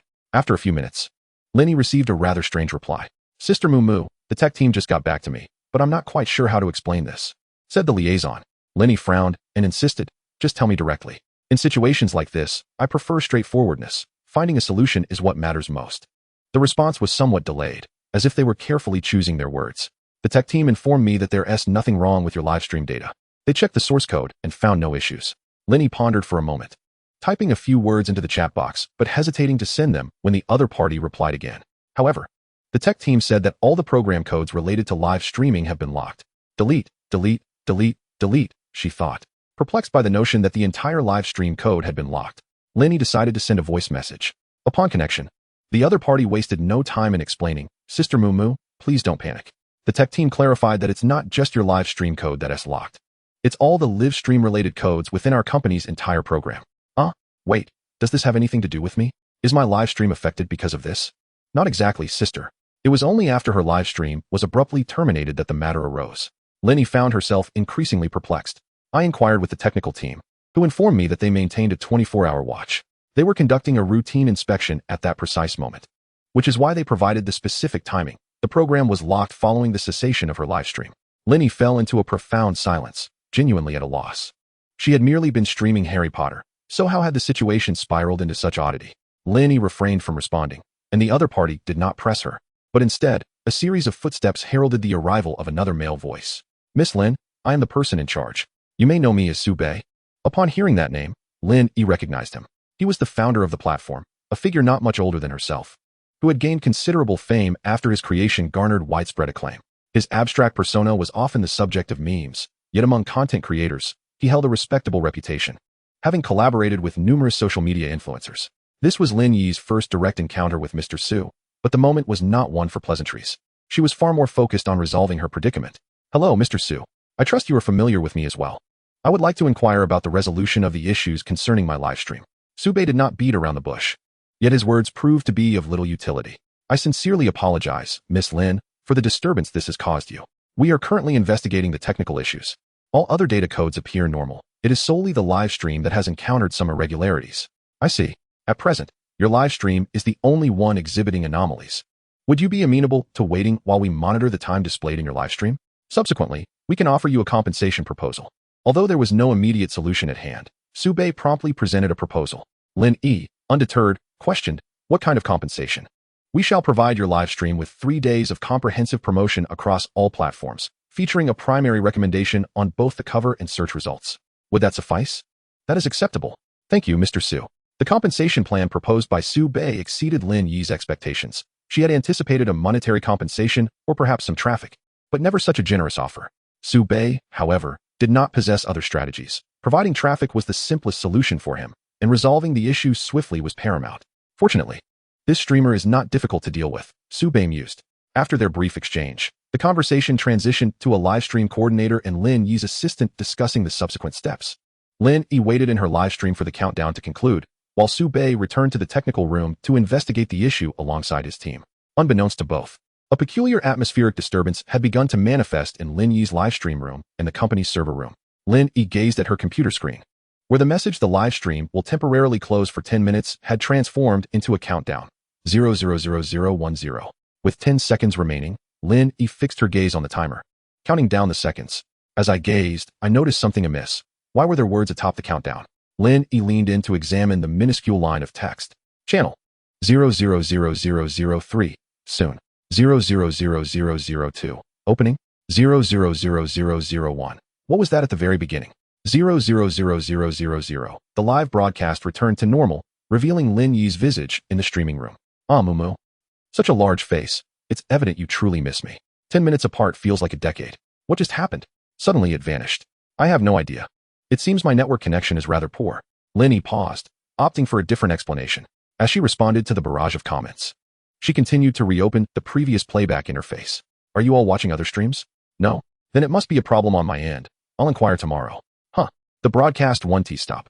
Let us carry on. It's no big deal. Lin Yi persistently replied to the viewers' queries with a calm demeanor. Aware that the issue was not merely a network failure, the program had been directly locked. What network could cause such a predicament?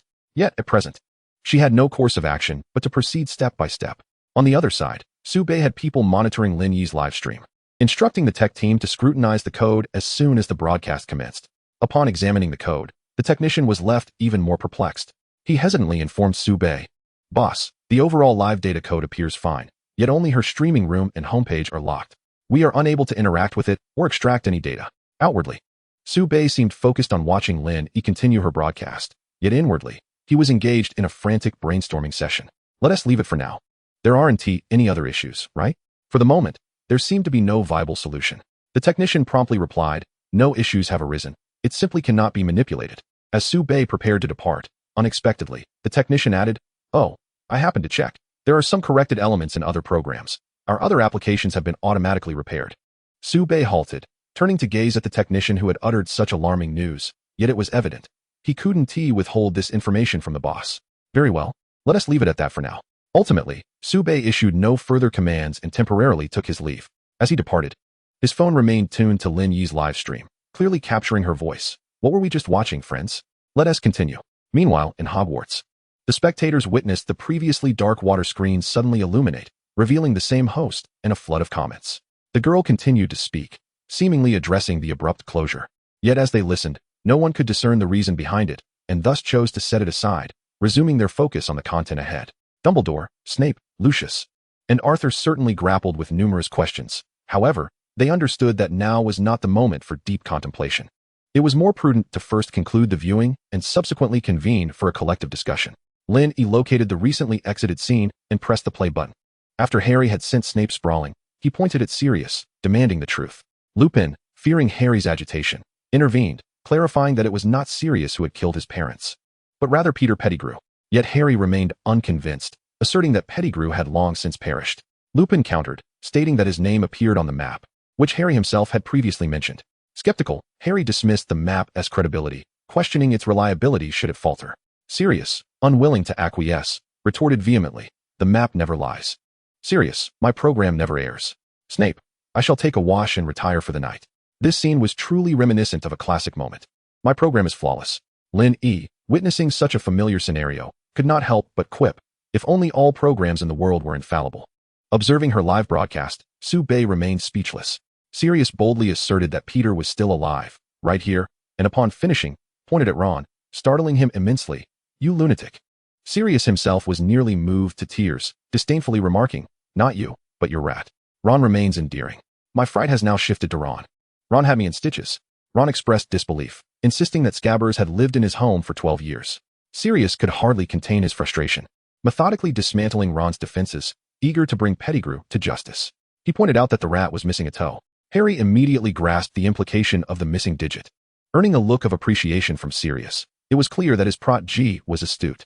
Harry insisted that Sirius provide proof, prompting Sirius to snatch the rat from Ron's grasp and move towards the corner. Dog captures rat. Everyone is after the rat, haha. This is hilarious. Snape remains persistently offline. Sirius and Lupin, each wielding a wand, sought to reveal the rat's true form. However, after years of evasion, the rat's escape skills were formidable.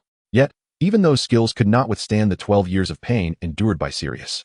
Just as the rat was about to flee, it transformed at the mouth of its hole into a man, Peter Pettigrew. Harry was taken aback, completely unprepared for how they had managed to uncover Pettigrew's whereabouts. He had nearly been driven to kill Sirius Black. Meanwhile, Snape was still reclining. Snape, this bed is quite comfortable. I shall rest a while longer. Snape observed the former underling, now a diminutive rodent, his expression contorted with distaste at the sight of someone who had hidden for 12 years. Narcissa and Lucius were more direct, turning their heads away, choosing to listen to the unfolding drama rather than witness it, as if seeing it would taint their eyes. Among those sharing similar sentiments were Draco and Ron. Indeed, there was Ron, who could scarcely fathom that he had spent 3 years in the company of such a man. The thought made him feel nauseous, far more so than the time he had expelled mucus. As he retched, he sought a scapegoat, too. In fact, he resolved to demand compensation for emotional distress from George and Fred upon his return. His demeanor was fierce, yet his voice lacked conviction. What have I endured? Harry, don't you dare come near me. I am utterly bewildered. Ron, this moment will require a lifetime to heal. Ron truly felt this resonated with his heart. Tears welling in his eyes, though no solace came. Peter Pettigrew, realizing his exposure, immediately began to forge connections and curry favor, yet Sirius was not swayed by such tactics. He and Remus cornered the traitor. Peter attempted to slip under the table to escape, only to find Harry blocking the exit, leading to Sirius seizing him. Just as Sirius prepared to unleash a curse, Harry called for a halt. Why? Quickly send him to his demise. The audience was fervently engaged. Yet Lin-E took a moment to clarify. Here, Harry was not acting as a saint. If Peter perished, no one could attest to Sirius's innocence. Truly, I am lost in confusion. What a wild twist. In this moment, Harry desires to clear Sirius's name, thus sparing Wormtail in exchange for atonement. Upon understanding this, Sirius was deeply moved, realizing the lengths to which Harry would go to protect him, a worthy endeavor. Harry wished to bring Peter to the castle for the Dementors to deal with him. The collective grasped Harry's intention, and with Sirius and Harry supporting Ron, they exited the tree hollow of the Whomping Willow, with Hermione trailing behind. Remus remained inside. Snape, have you forgotten something? Snape, are you performing for me? Humph. As one who had long endured bullying from Gryffindor, Snape found solace in being overlooked. He had no desire to associate with Gryffindor at all. Upon their emergence, they failed to notice that it was the full moon. Sirius seemed lost in thought, walking ahead alone. Hermione urged Harry to accompany Sirius while she remained to tend to Ron. This scene was meant to be one of beauty, with Hermione and Ron enjoying a lovely date, while Sirius could reminisce about Hogwarts with Harry.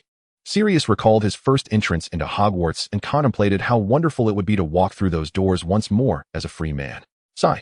Lin-E sighed, saying little, yet the audience understood. Yes, on that day he met a friend for life. However, Sirius would never again enter the castle as a free man. This part brings me to tears.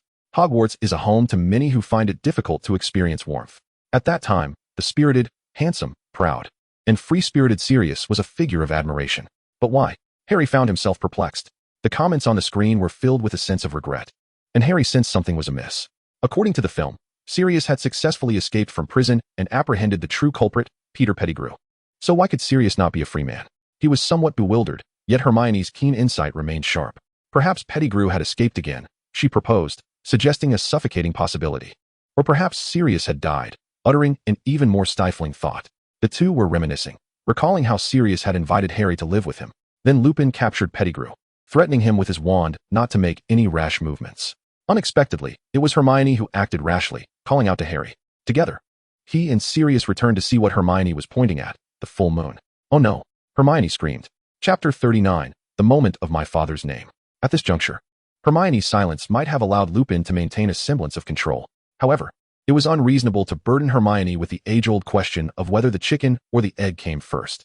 Hermione was acutely aware that Professor Lupin was a werewolf. And given her nature, her concern and caution were entirely justified. Her failure to alert them could lead to disastrous consequences when Lupin transformed. The unpredictability of such a situation was undeniable. Yet now, with Lupin on the brink of transformation, addressing the immediate crisis was paramount. As Lupin beheld the full moon, he struggled against the primal urge surging within him, caught in a tormenting limbo between transformation and restraint. Pettigrew, glancing around, seized the moment. Everyone's thoughts were consumed by Lupin's predicament. Sirius attempted to comfort Lupin, urging him not to succumb to the wolf's instinct, while Hermione sheltered the injured Ron behind Harry, who stood ready with his wand drawn. Seeing this as an opportune moment, Pettigrew immediately transformed into a rat and scurried away. Meanwhile, Lupin could not escape his fate of becoming a werewolf. Watching this scene unfold once more, Lynn had lost her fear and found herself reflecting on the narrative. How delightful it would be if the werewolf were to devour the rat at this moment. Please, not that. It is no ordinary rat, came the retort. Consider its wormtail. Could one truly feast upon him? Help.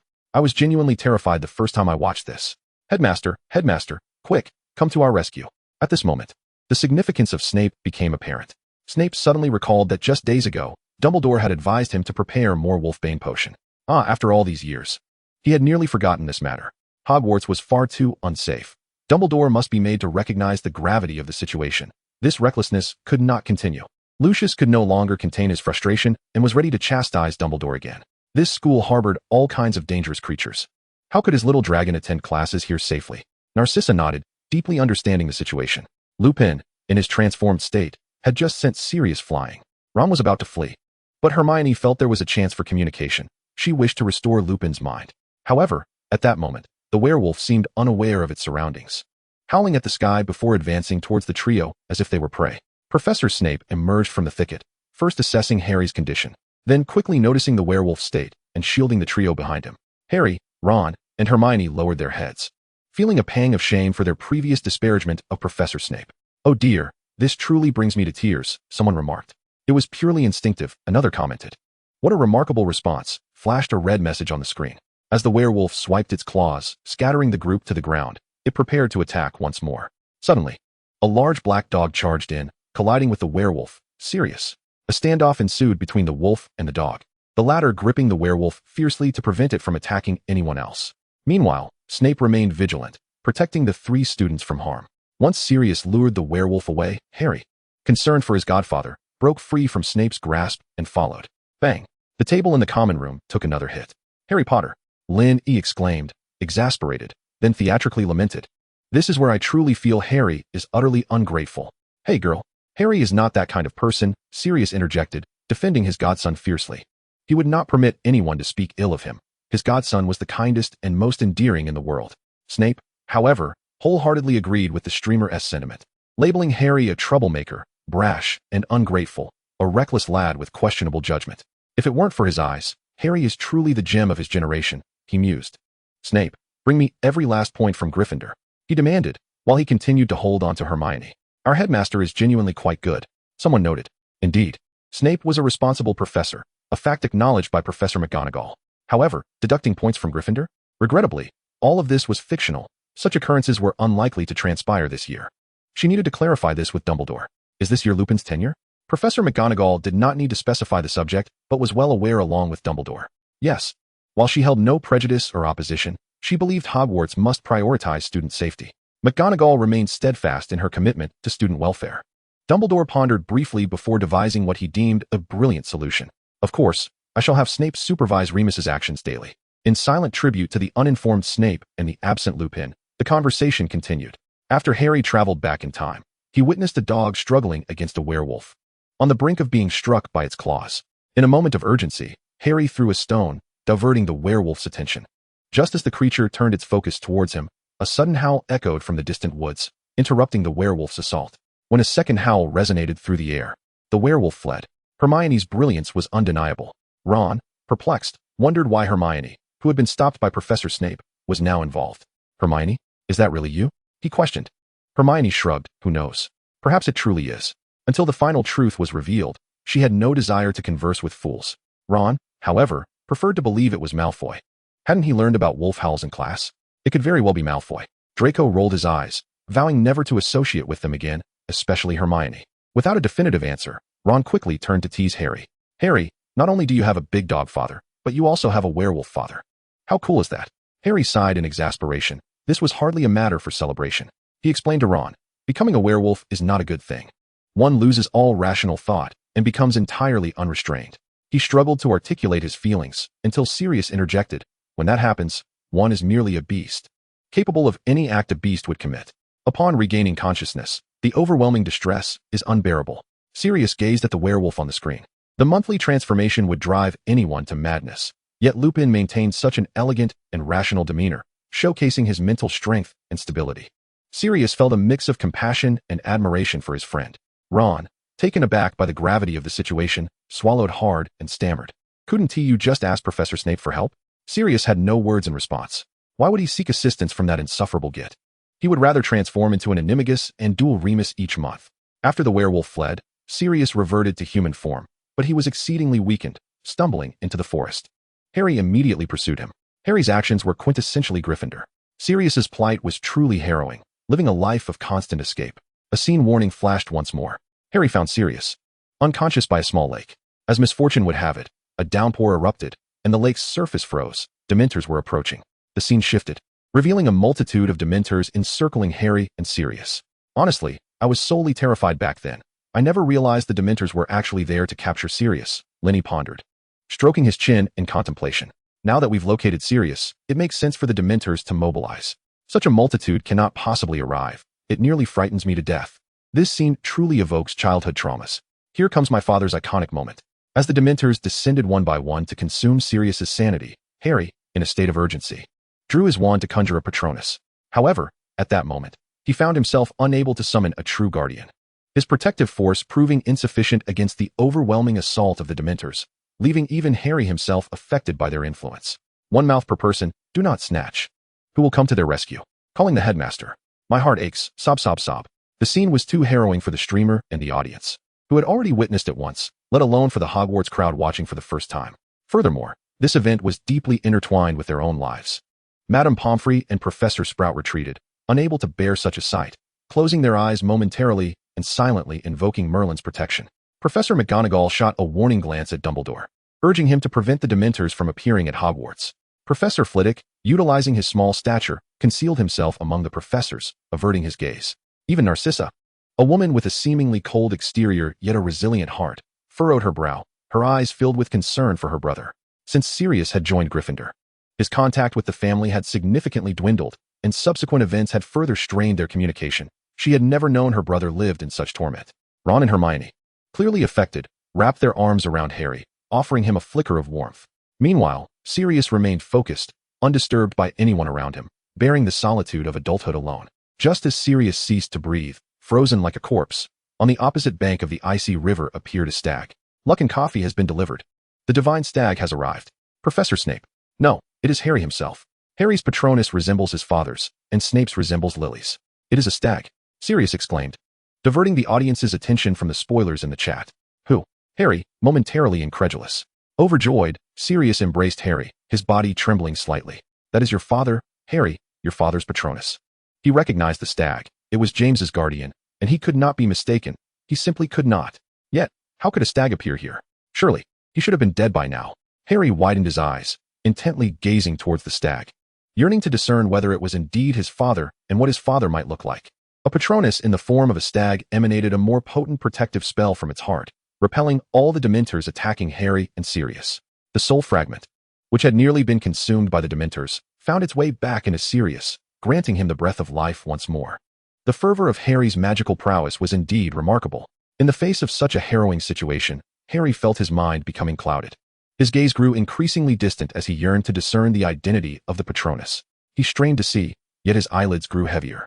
As the magical illumination faded, he caught a fleeting glimpse of a figure before succumbing to unconsciousness. It seemed only Snape could provide salvation. In haste, Harry inquired of Sirius, "Was that my father?" His expression was one of urgency, yet Sirius wore a tense demeanor, though Sirius could not definitively ascertain the identity of the figure. His intuition and familiarity with James led him to doubt that it was indeed him, but he hesitated to shatter Harry's illusion. This matter was best left to Hermione. "Of course it is not your father, Harry. That was you yourself." Hermione's words not only startled Harry, but also shocked Ron, Draco, and Sirius. Dumbledore, however, wore a mysterious and satisfied smile, as if privy to secrets untold. "Harry, your father has long since passed away. I regret to convey this. But the dead cannot be resurrected, not even wizards. Hermione remained frank, leaving Ron to feel the awkwardness of the moment. Draco chimed in with a taunt. Scarhead. Stop wallowing in fantasy. The words of the young master are ever so vexing. Under the persuasion of his companions, Harry began to grasp reality. Unlike the Harry portrayed in the film, upon opening his eyes, he exclaimed, "I saw my father." This astonished Hermione, and he went on to claim that he had witnessed his father's Patronus driving away all the Dementors. Hermione, perplexed, expressed her inability to comprehend his words, but insisted that he must understand the current predicament. She informed him of Sirius's capture, emphasizing that he would endure far worse than death, as the Dementors sought to extract his soul. As the main narrative commenced, Lynn sat upright, declaring, "Just watch. Once you finish, everything will become clear." Dumbledore entered the hospital wing, where the group succinctly conveyed the truth to him. Sirius was innocent, and the true culprit was Peter Pettigrew. Dumbledore, of course, believed them, yet others remained skeptical, lacking any witnesses. He then remarked on the profound and potent nature of time, warning that when time is disrupted, peril ensues. Dumbledore, in his enigmatic manner, continued speaking as he approached the entrance of the hospital wing, his back to the trio. After delivering his statement, he revealed that Sirius was imprisoned in the highest cell of the Black Tower. Pausing momentarily, he turned to Hermione, cryptically stating, "You know the rules. Miss Granger, it must remain unseen, and I believe you shall return before the last chime." The principal subtly hints at the clever Hermione. Sister's moment of glory has arrived. She proclaims, embodying the master of time management. The principal guides you on the art of bending the rules. Linny is so amused that she bursts into a dialect. Indeed, this principal possesses a knack for subtle suggestions. The four little ones suddenly realize that the upcoming information is crucial, and all focus intently. Ron wishes to inquire but refrains from wasting precious time. He glances at Hermione, then at Harry, holding back the words he longs to utter. Dumbledore emphasizes the necessity for Hermione to adhere to the rules, warning of severe consequences if not followed, yet assures her that compliance could save an innocent life. Harry, bewildered, struggles to comprehend their discourse. "Watch me clear this level effortlessly," Hermione declares. Just as Dumbledore is about to close the door, he leaves behind a final piece of wisdom. When in doubt, retracing your steps is a prudent choice. The principal's indulgence is evident. Once he departs, Hermione springs into action, producing a necklace to ensnare herself and Harry, adjusting the pointers upon it. Harry, eager to assist, is firmly brushed aside by Hermione, leaving him to stand still. The necklace spins thrice, and time reverses. "I'm sorry, Ron, but this time you're not included." Ron, unable to contain his frustration, exclaims, "Why? Why not include me in such an exhilarating adventure?" Hermione candidly explains to the disheartened Ron, "Your injuries would hinder us." "Fine then. You two are the best in the world," Ron concedes. Chapter 40, Time Reversal, where all events follow a traceable path. Harry and Hermione arrive at 7:30, encountering their past selves without detection, and they begin to sprint. Though Harry is perplexed, he follows suit, incessantly questioning Hermione about the unfolding events. It isn't until he witnesses Hermione striking Draco that he momentarily realizes, this was our past. Once they identify the precise timeline, Hermione finally has the opportunity to elucidate the situation, beginning with her acquisition of the Time Turner. Receiving such an artifact in the first semester, a validation from Ravenclaw. The ticking of a second hand lingers in the background. "Hermione, I can't believe you possess such a device." Ron exclaims in disbelief. Is this truly the realm of the academic elite? At this moment, the quartet comprehends the magnitude of what Hermione has brought to class. This is far cooler than the Deathly Hallows. Though Ron has some knowledge of the world, it is limited. In this instant, Harry envies the character in the movie who traverses time alongside Hermione, excitedly turning to her. "Hermione, can you take me along for another experience?" "Really? Really? This time you must include me." Ron insists, unwilling to be overshadowed. Draco, setting aside his pride, felt compelled to join in. Everyone who sees must partake. Upon witnessing the eager, hungry eyes of the trio, Hermione scoffed, "None of you will experience this." Ignoring the despondent expressions that fell upon their faces, she continued, "The use of the Time Turner is bound by strict regulations. It cannot be employed whimsically. Until now, I have managed alone, being cautious enough to evade detection. Bringing Harry along was already a considerable risk, yet under the circumstances, it seems unavoidable. If the sole purpose were to indulge in a frivolous experience with three others, then truly, we might as well cease to exist." Hermione, accompanied by Harry, navigated their way, evading others. Fortunately, the three of them had previously visited Hagrid's hut, a secluded spot that afforded them some measure of concealment. They stealthily positioned themselves behind a pumpkin, just as Dumbledore approached with Fudge and the executioner. Harry, eager to rescue Buckbeak, was halted by Hermione, who warned that any rescue would arouse Fudge's suspicions toward Hagrid. Noticing Ron's rat, Peter, Harry instinctively wished to confront him, but Hermione restrained him again, insisting they must not be discovered by anyone. Hermione, feeling burdened by her ineffectual companions, chastised Harry with a sharp slap to awaken him. Harry felt a pang of shame, realizing Hermione was indeed correct. It was his recklessness that had led them to this predicament. "Do not fret, Harry. You have performed admirably," came the comforting words from his godfather, whose concern for his vulnerable pupil was evident. As the moment to depart approached, Hermione found it peculiar that their past selves had yet to move. Glancing around, she noticed a small stone atop the pumpkin. After a brief contemplation, she decisively threw it, shattering a ceramic pot within Hagrid's hut, thereby attracting the attention of her past self. She immediately followed up with another stone, hitting the past Harry. "Excellent, a perfect loop," she mused, recognizing her own remarkable combination of speed and cunning. Narcissa, observing the unfolding events, was increasingly satisfied. This scenario truly showcased Hermione's exceptional intellect. Paired with bravery and strategy, an ideal match. She glanced at Draco, now mingling with the Gryffindors, and then at Hermione beside him, nodding inwardly, sensing potential. At that moment, Harry finally comprehended who had thrown the stone at him, yet he realized there was no time for dwelling on it. He had to commend the clever execution. The trio of executioners had now reached the door of the hut, preparing to knock.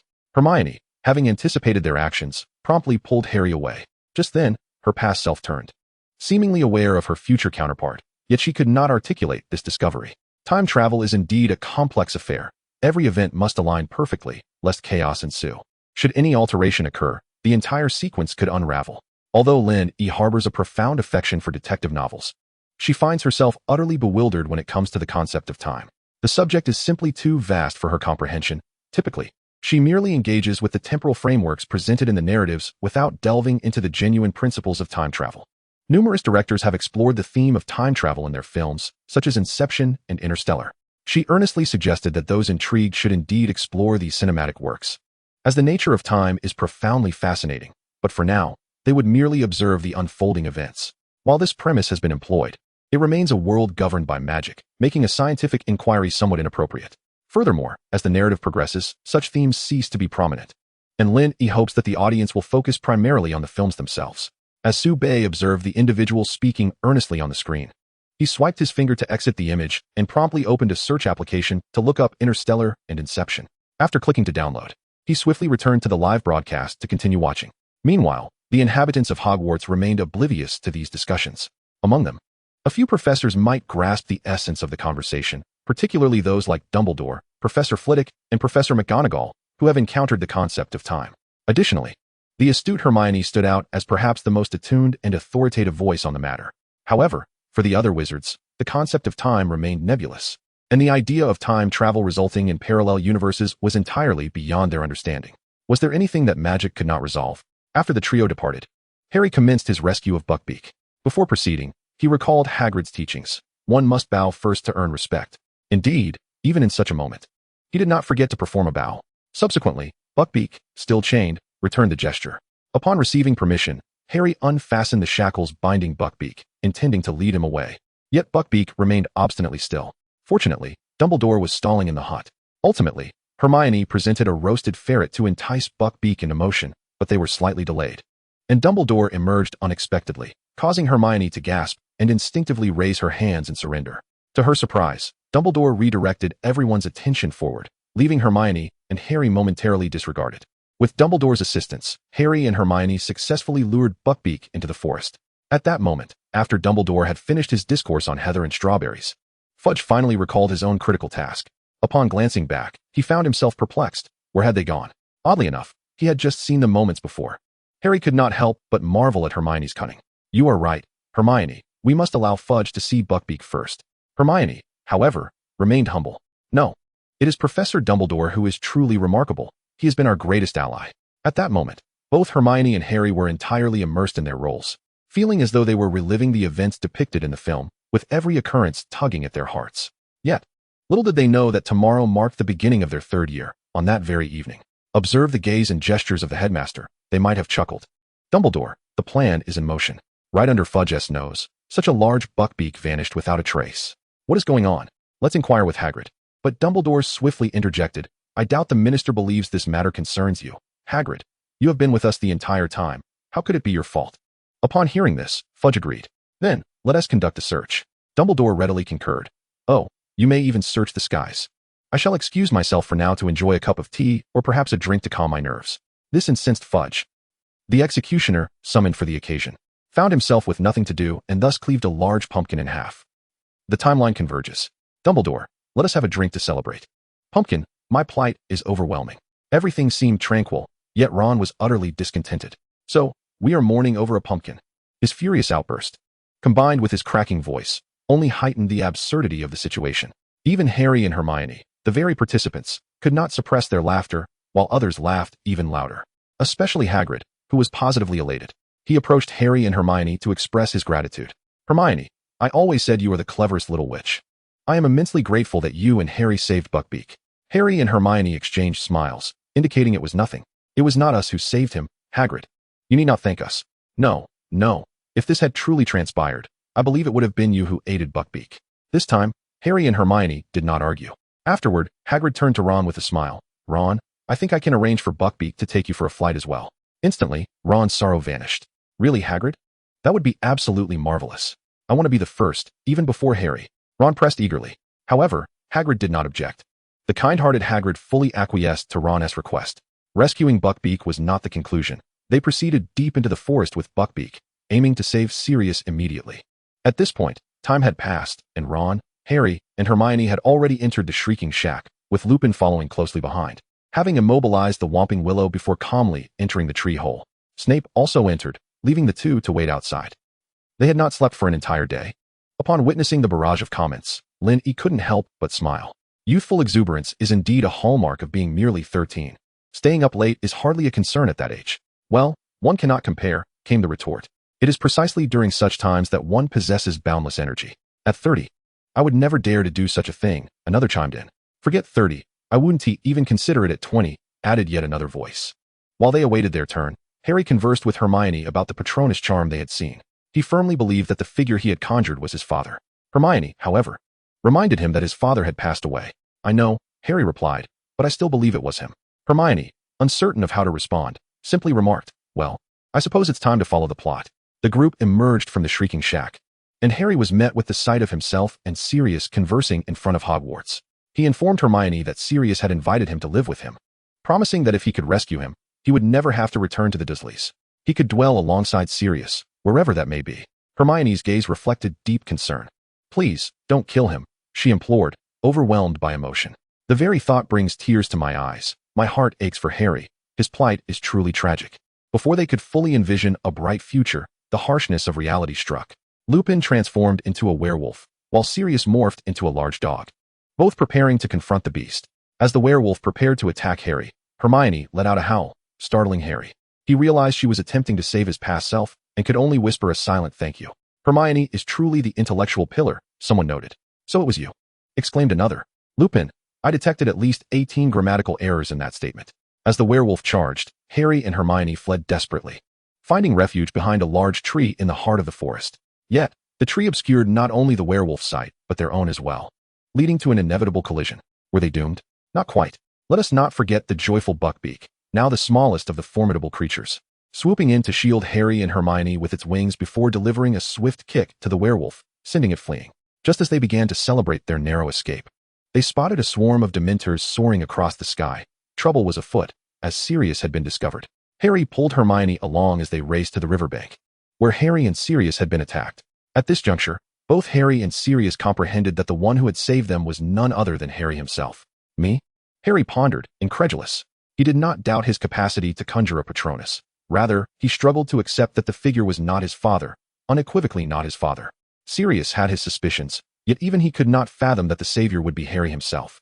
He had considered Dumbledore or anyone else, even the unthinkable Severus Snape. But never once did it occur to him that it could indeed be Harry.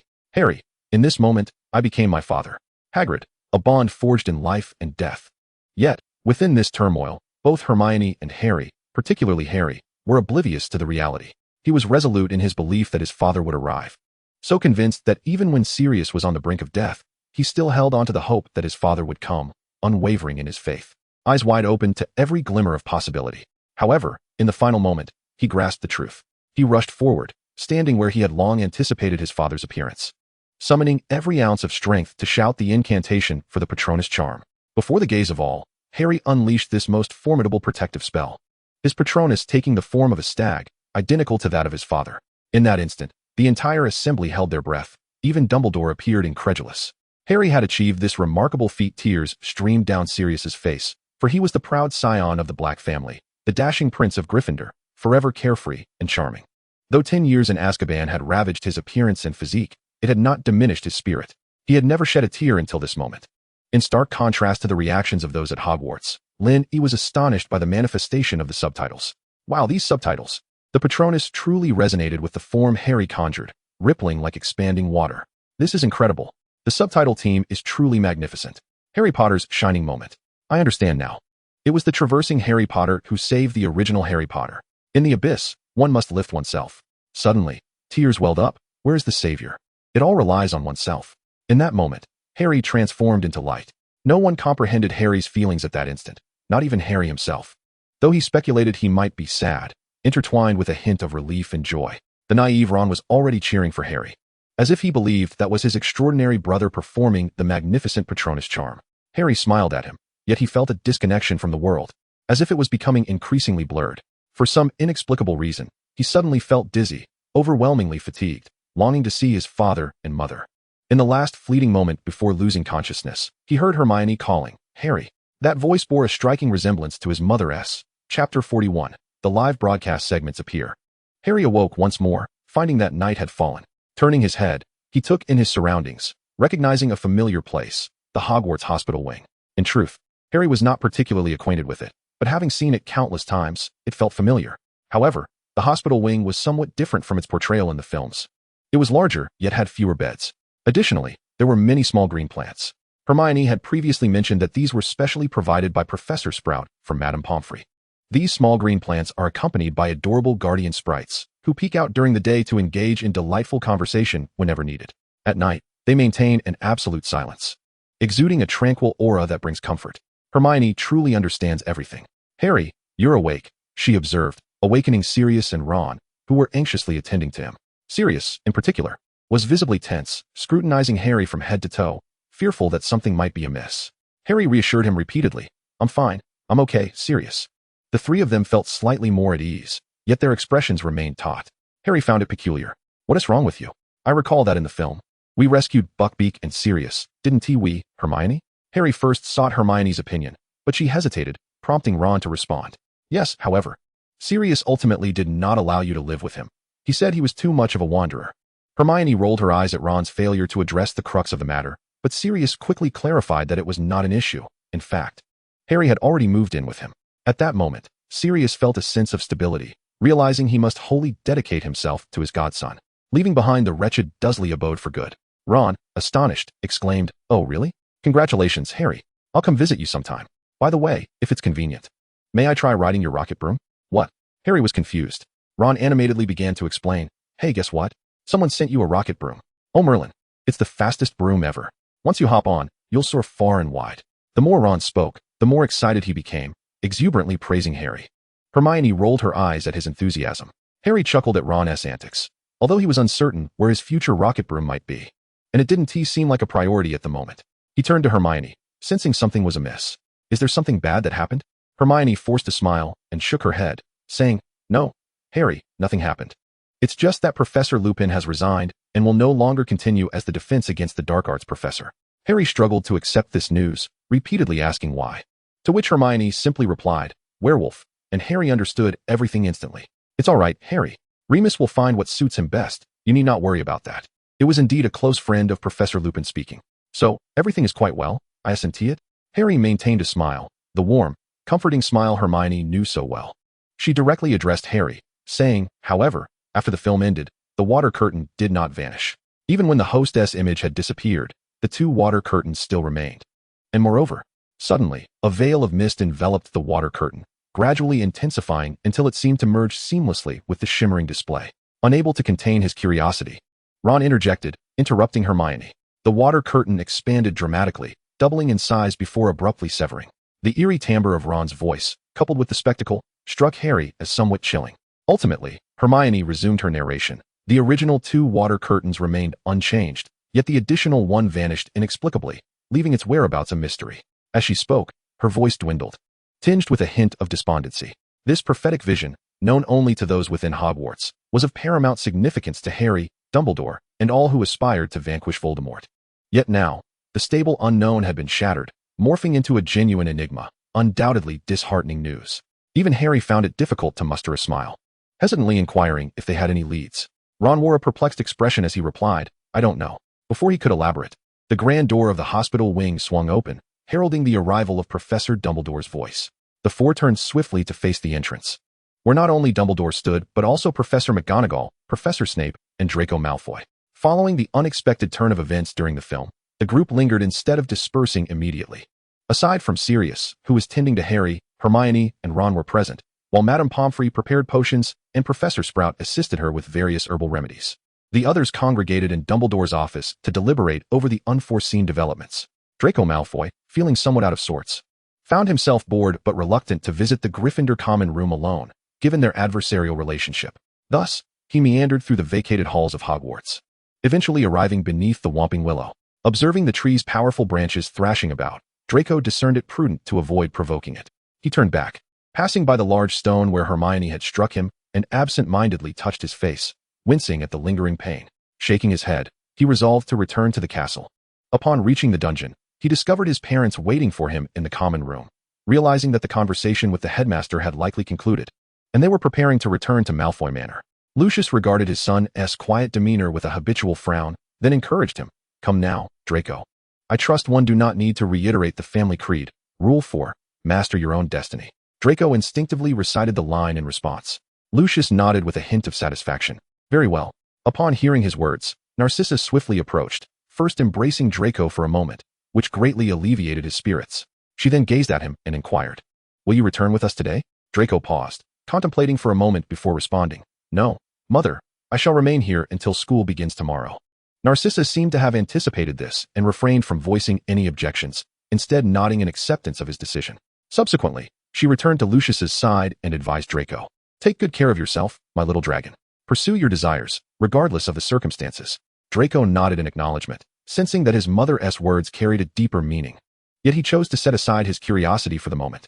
After Narcissa and Lucius exchanged nods with Draco, they departed using Floo powder, leaving the Slytherin common room in silence, save for the crackling of the firewood in the hearth.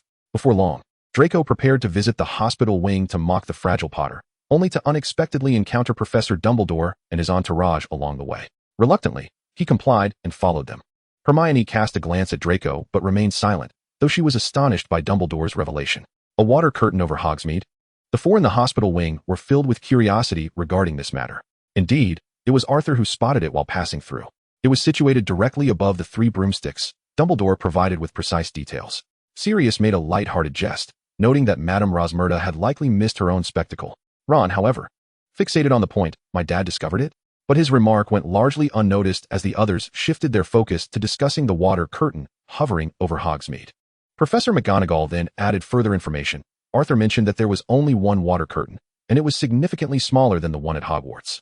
Sirius pondered for a moment, concluding that they would only uncover the truth when the next film emerged. The others concurred, resigned to this notion.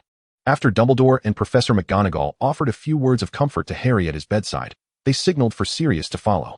Hesitating for a moment, he glanced at Harry, who had awakened and appeared well, reassured by the presence of others, and thus he followed Dumbledore out. After the group had departed, Professor Snape slowly approached Harry's bedside, fixating on him in silence. This left Harry feeling bewildered, wondering if he had done something wrong.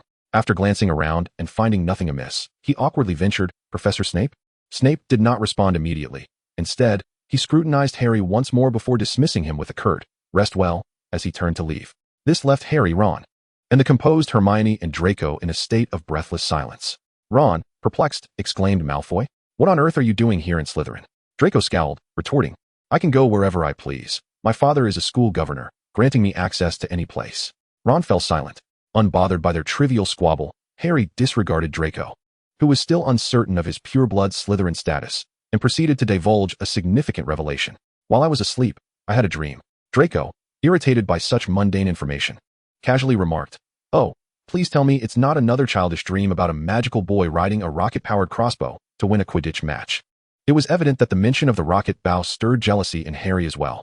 Hermione shot him a disapproving glare, prompting Draco to fall silent. his expression one of encouragement for Harry to continue. Harry, undeterred, recounted the dream he had experienced in slumber. I found myself in a dimly lit room, which was rather empty, save for a few items. As he reminisced, Hermione, sensing something amiss, promptly inquired, "What items?" After a moment of contemplation, Harry replied, "It was Tom Riddle. He stood on the far left, clutching a diary. Strangely, he appeared to be fading." Fading? Ron questioned, perplexed. Indeed, for there were other objects present. Adjacent to him, there was a display stand adorned with a beautiful ring, encased within a box. The stand was covered in dust, yet the ring radiated light. Unlike the other items, Draco's interest piqued. "What else?" he asked. Beside it stood an open cabinet, revealing a mannequin adorned with a luminous diadem shaped like an eagle, crowned with a massive sapphire. Upon hearing this description, Hermione's eyes widened, yet she refrained from interrupting Harry, allowing him to finish. Then, there was a bookshelf from Dumbledore's office, housing a glowing trophy I had seen before. Following that, there was a figure I recognized, Sirius's brother, Regulus Black, holding a radiant object, a locket box containing a pendant, the centerpiece of which was crafted from tiny green gems. At this point, Draco sensed something was amiss. He recognized Regulus, and the description of the locket box bore a striking resemblance to Slytherin's locket. But how could Harry dream of such a thing? Before he could ponder further, Harry added, "The golden trophy is indeed in Dumbledore's office. I've seen it before, and at that time, I was suffering from a severe headache." A heavy silence enveloped the group, as they all understood the implications of Harry's headache. Ron swallowed hard and asked, "Is there more?" Harry looked at him with certainty and replied, "Yes, there is a snake. Not the basilisk from the Chamber of Secrets, but a smaller one." Struggling to articulate the image, Harry hesitated. "What happened to it?" Ron inquired. There was a female specter trailing behind the snake, following it closely. As the serpent spoke, the young woman also opened her mouth, creating an unsettling illusion that she was, in fact, the serpent itself. The scene was truly terrifying. Merely hearing the description could frighten Ron to death, yet he remained unaware that even more chilling revelations awaited. They all gazed at me. Harry turned his eyes towards the trio. Tom Riddle, the lady adorned with a crown, the man clutching a golden cup and a locket, alongside the girl positioned behind the serpent, all fixated upon him. Harry struggled to articulate the peculiar sensation that enveloped him. Yet he distinctly felt that they harbored no intentions of harm. Rather, it seemed they wished for him to join them. Join them? Hermione was baffled by this notion. But Harry nodded, affirming his peculiar feeling. Regardless, it did not strike him as a dreadful nightmare. Instead, it resembled a prophetic vision. Especially with the presence of the diary he had previously destroyed and the golden cup he had encountered in Dumbledore's office. Strangely, while the diary appeared to fade, the other objects remained luminous. Hermione had some notions, but could not pinpoint them just yet, when Harry provided her with further clues. "By the way, Hermione, there's something else," he prompted. Hermione gestured for him to continue. "When I stayed at Sirius's house, I encountered that man, the brother of Sirius, Regulus Black, the one holding the locket in my dream." "That's impossible," Draco exclaimed, his surprise resonating through the air. The three gazed at him in astonishment, and Draco, tired of mincing words, declared, "Regulus is my uncle, yes, and Sirius is also my uncle. However, Regulus has been deceased for a long time. How could he possibly be in possession of the Slytherin locket?" What? Came the bewildered inquiries from the other three. Chapter 42, Dumbledore discerns the truth. Upon hearing Draco declare that Sirius was his uncle, Ron's mind suddenly clicked into place. Without a moment's hesitation, he blurted out, "So, Harry, you and Malfoy are brothers." Harry and Draco were momentarily at a loss for words, struggling to articulate a rebuttal, as the shocking revelation left them reeling. It wasn't until they exchanged glances that they comprehended the absurdity of being brothers with such a person. After a shared look, an overwhelming wave of nausea washed over them, prompting them to turn away and retch. Hermione was genuinely exasperated. Dealing with two ineffectual boys was one thing, but now she found herself burdened with three. Who could possibly come to her rescue? She felt as though she might need to call for help. Realizing that this trio was unlikely to produce anything of substance, Hermione resolved to take charge. She recalled another significant point raised by Draco. "You mentioned that it was the Slytherin locket?" she inquired. Draco swiftly responded with a nod of affirmation. The description he provided, with the green gem forming a specific shape, is indeed that of the Slytherin locket. "I've seen a picture of it in my family's books. My father mentioned that only this locket possesses such a design." Upon hearing Draco mention his father, they instinctively regarded the matter as relatively credible, albeit with some reservations.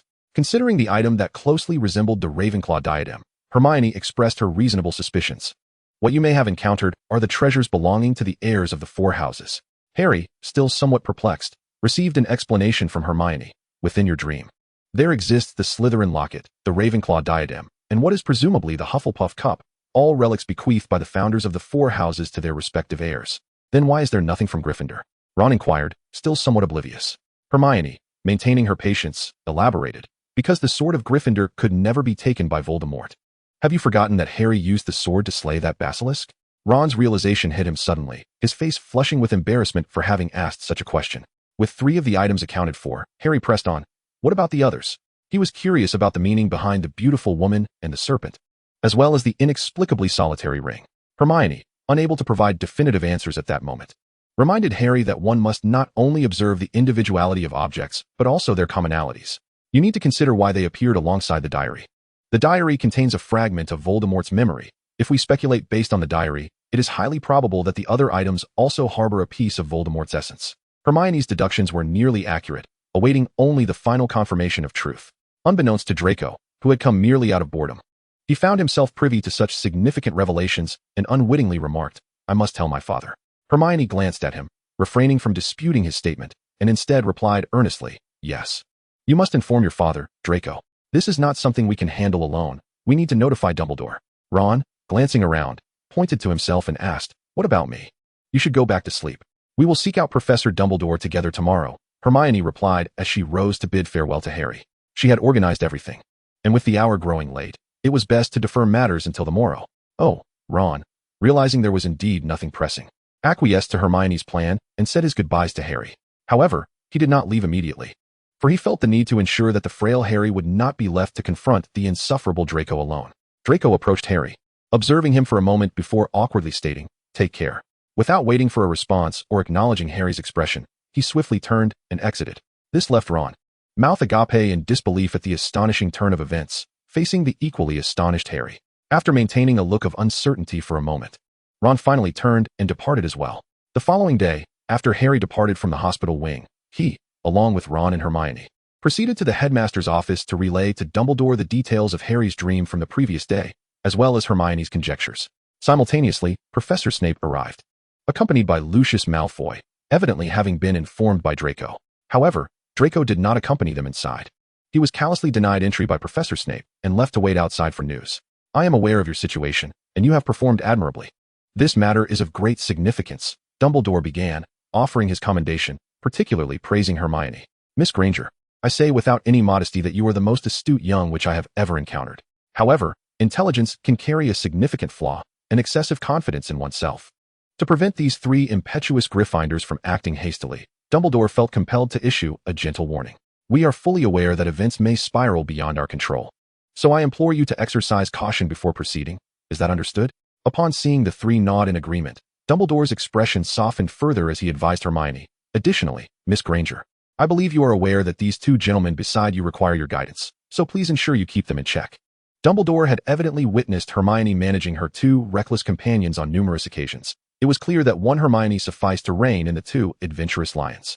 Oh, one must note that Hermione had the remarkable ability to control a small snake as well, a skill that proved to be exceedingly useful. Instantly, Hermione felt the weight of responsibility upon her shoulders. She had to accept the task and fulfill it. Harry and Ron, who had moments ago been eager to investigate on their own, were suddenly deflated. Without Hermione, they were indeed incapable of achieving anything. They did not require her assistance per se. As long as Hermione interacted with them normally, avoiding discussions about Voldemort, they were utterly lost, clueless about where to begin. As the trio exited the headmaster's office, Draco beheld 2 dejected figures alongside one standing tall. Draco discerned that some event had transpired, yet he was indifferent. After all, it was the scarred boy and the impoverished lad who were at a disadvantage, certainly not an unfortunate turn of events. Today marked the start of term at Hogwarts, with the train set to arrive in the evening for the new student sorting ceremony. Thus, the 4 of them dispersed to engage in activities of their choosing. Harry and Ron ventured to the Great Hall to play chess, while Hermione headed to the library to conduct research. She sought to unravel the connections between certain artifacts and Voldemort. Naturally, Draco accompanied her. He would not simply stand by and watch the 2 individuals he still despised engage in a game of chess. After their departure, Dumbledore took a moment to gather his thoughts, gazing at the unpredictable Severus Snape and the even more unmanageable Lucius Malfoy before him. He suggested, I believe we ought to swear an oath in the name of integrity. Severus and Lucius exchanged a glance, an unspoken understanding forming between them in that moment. Upon the completion of a heartfelt loyalty incantation, Dumbledore expressed his thoughts to 2 individuals. I surmise that Voldemort has created at least 6 Horcruxes capable of harboring souls. This revelation struck like a thunderbolt. Even those seasoned by experience, such as Severus and Lucius, were left momentarily stunned. Yet, this conclusion was entirely the result of Dumbledore's profound contemplation and meticulous verification. Just moments ago, he gleaned this extraordinary information from Harry, which fortuitously refined Dumbledore's hypothesis to an extent surpassing even Hermione's meticulousness, rendering it akin to the very essence of truth itself. However, this matter must not be disseminated widely. Even within the Order of the Phoenix, it shall remain unspoken. Dumbledore needed to identify an individual to undertake this task, and Lucius could not possibly be that person, for he was once Voldemort's most trusted lieutenant. With his assistance, Severus would be more adept in his endeavors. Indeed, Dumbledore intended for Severus to destroy the Gaunt's ring. Upon hearing Harry's description, he had already deduced that the ring in question was the ancestral heirloom of the Gaunt family. When Tom Riddle was in his 5th year, his family met an untimely demise one fateful day. Although the Ministry later attributed the incident to his uncle, Dumbledore remained unconvinced. From that moment, he harbored suspicions regarding Tom Riddle. Consequently, when Riddle sought a position as the defense against the dark arts professor after graduation, Dumbledore, now the headmaster of Hogwarts, outright refused him. This rejection incited Riddle's wrath, leading him to cast a curse upon the position, ensuring no professor would last more than a year. Thus, when Harry mentioned a ring, Dumbledore immediately thought of the Gaunt family ring. Coincidentally, at that moment, Snape and Malfoy entered, prompting Dumbledore to contemplate that certain actions could now be set in motion. He would only enlist trustworthy individuals for this undertaking. The 3 of them briefly strategized, deciding that on the night of the school opening, Lucius would accompany Severus. On that evening, many magical families would be somewhat relaxed and less vigilant, unaware that an even greater event would soon unfold to divert their attention. After discussing this plan, Dumbledore inquired of Lucius regarding potential locations of other Horcruxes. Lucius, reflecting, admitted he possessed no further information. I only know about the diary and the Hufflepuff cup. As for Slytherin's locket, it seems to be hidden in a very clandestine place. From Lucius's perspective, the mere knowledge of the Hufflepuff cup indicated that Voldemort had not taken excessive precautions against him. Otherwise, given the significance of such an item, his character would dictate that he would be most wary of his closest followers. Lucius was unaware that Severus knew even less. However, what he was most concerned about was how you intended to assist me in destroying the Gaunt ring. I trust you do not expect me to eliminate it solely by disarming you. Dumbledore immediately broke into a smile. Of course not. He then stepped back slightly, opened the drawer of his desk, and produced a serpent fang. A basilisk's tooth? Snape's expression was peculiar, revealing a restrained reaction typical of a potions master confronted with rare materials. Indeed, this is a fang that Harry obtained when he vanquished the basilisk.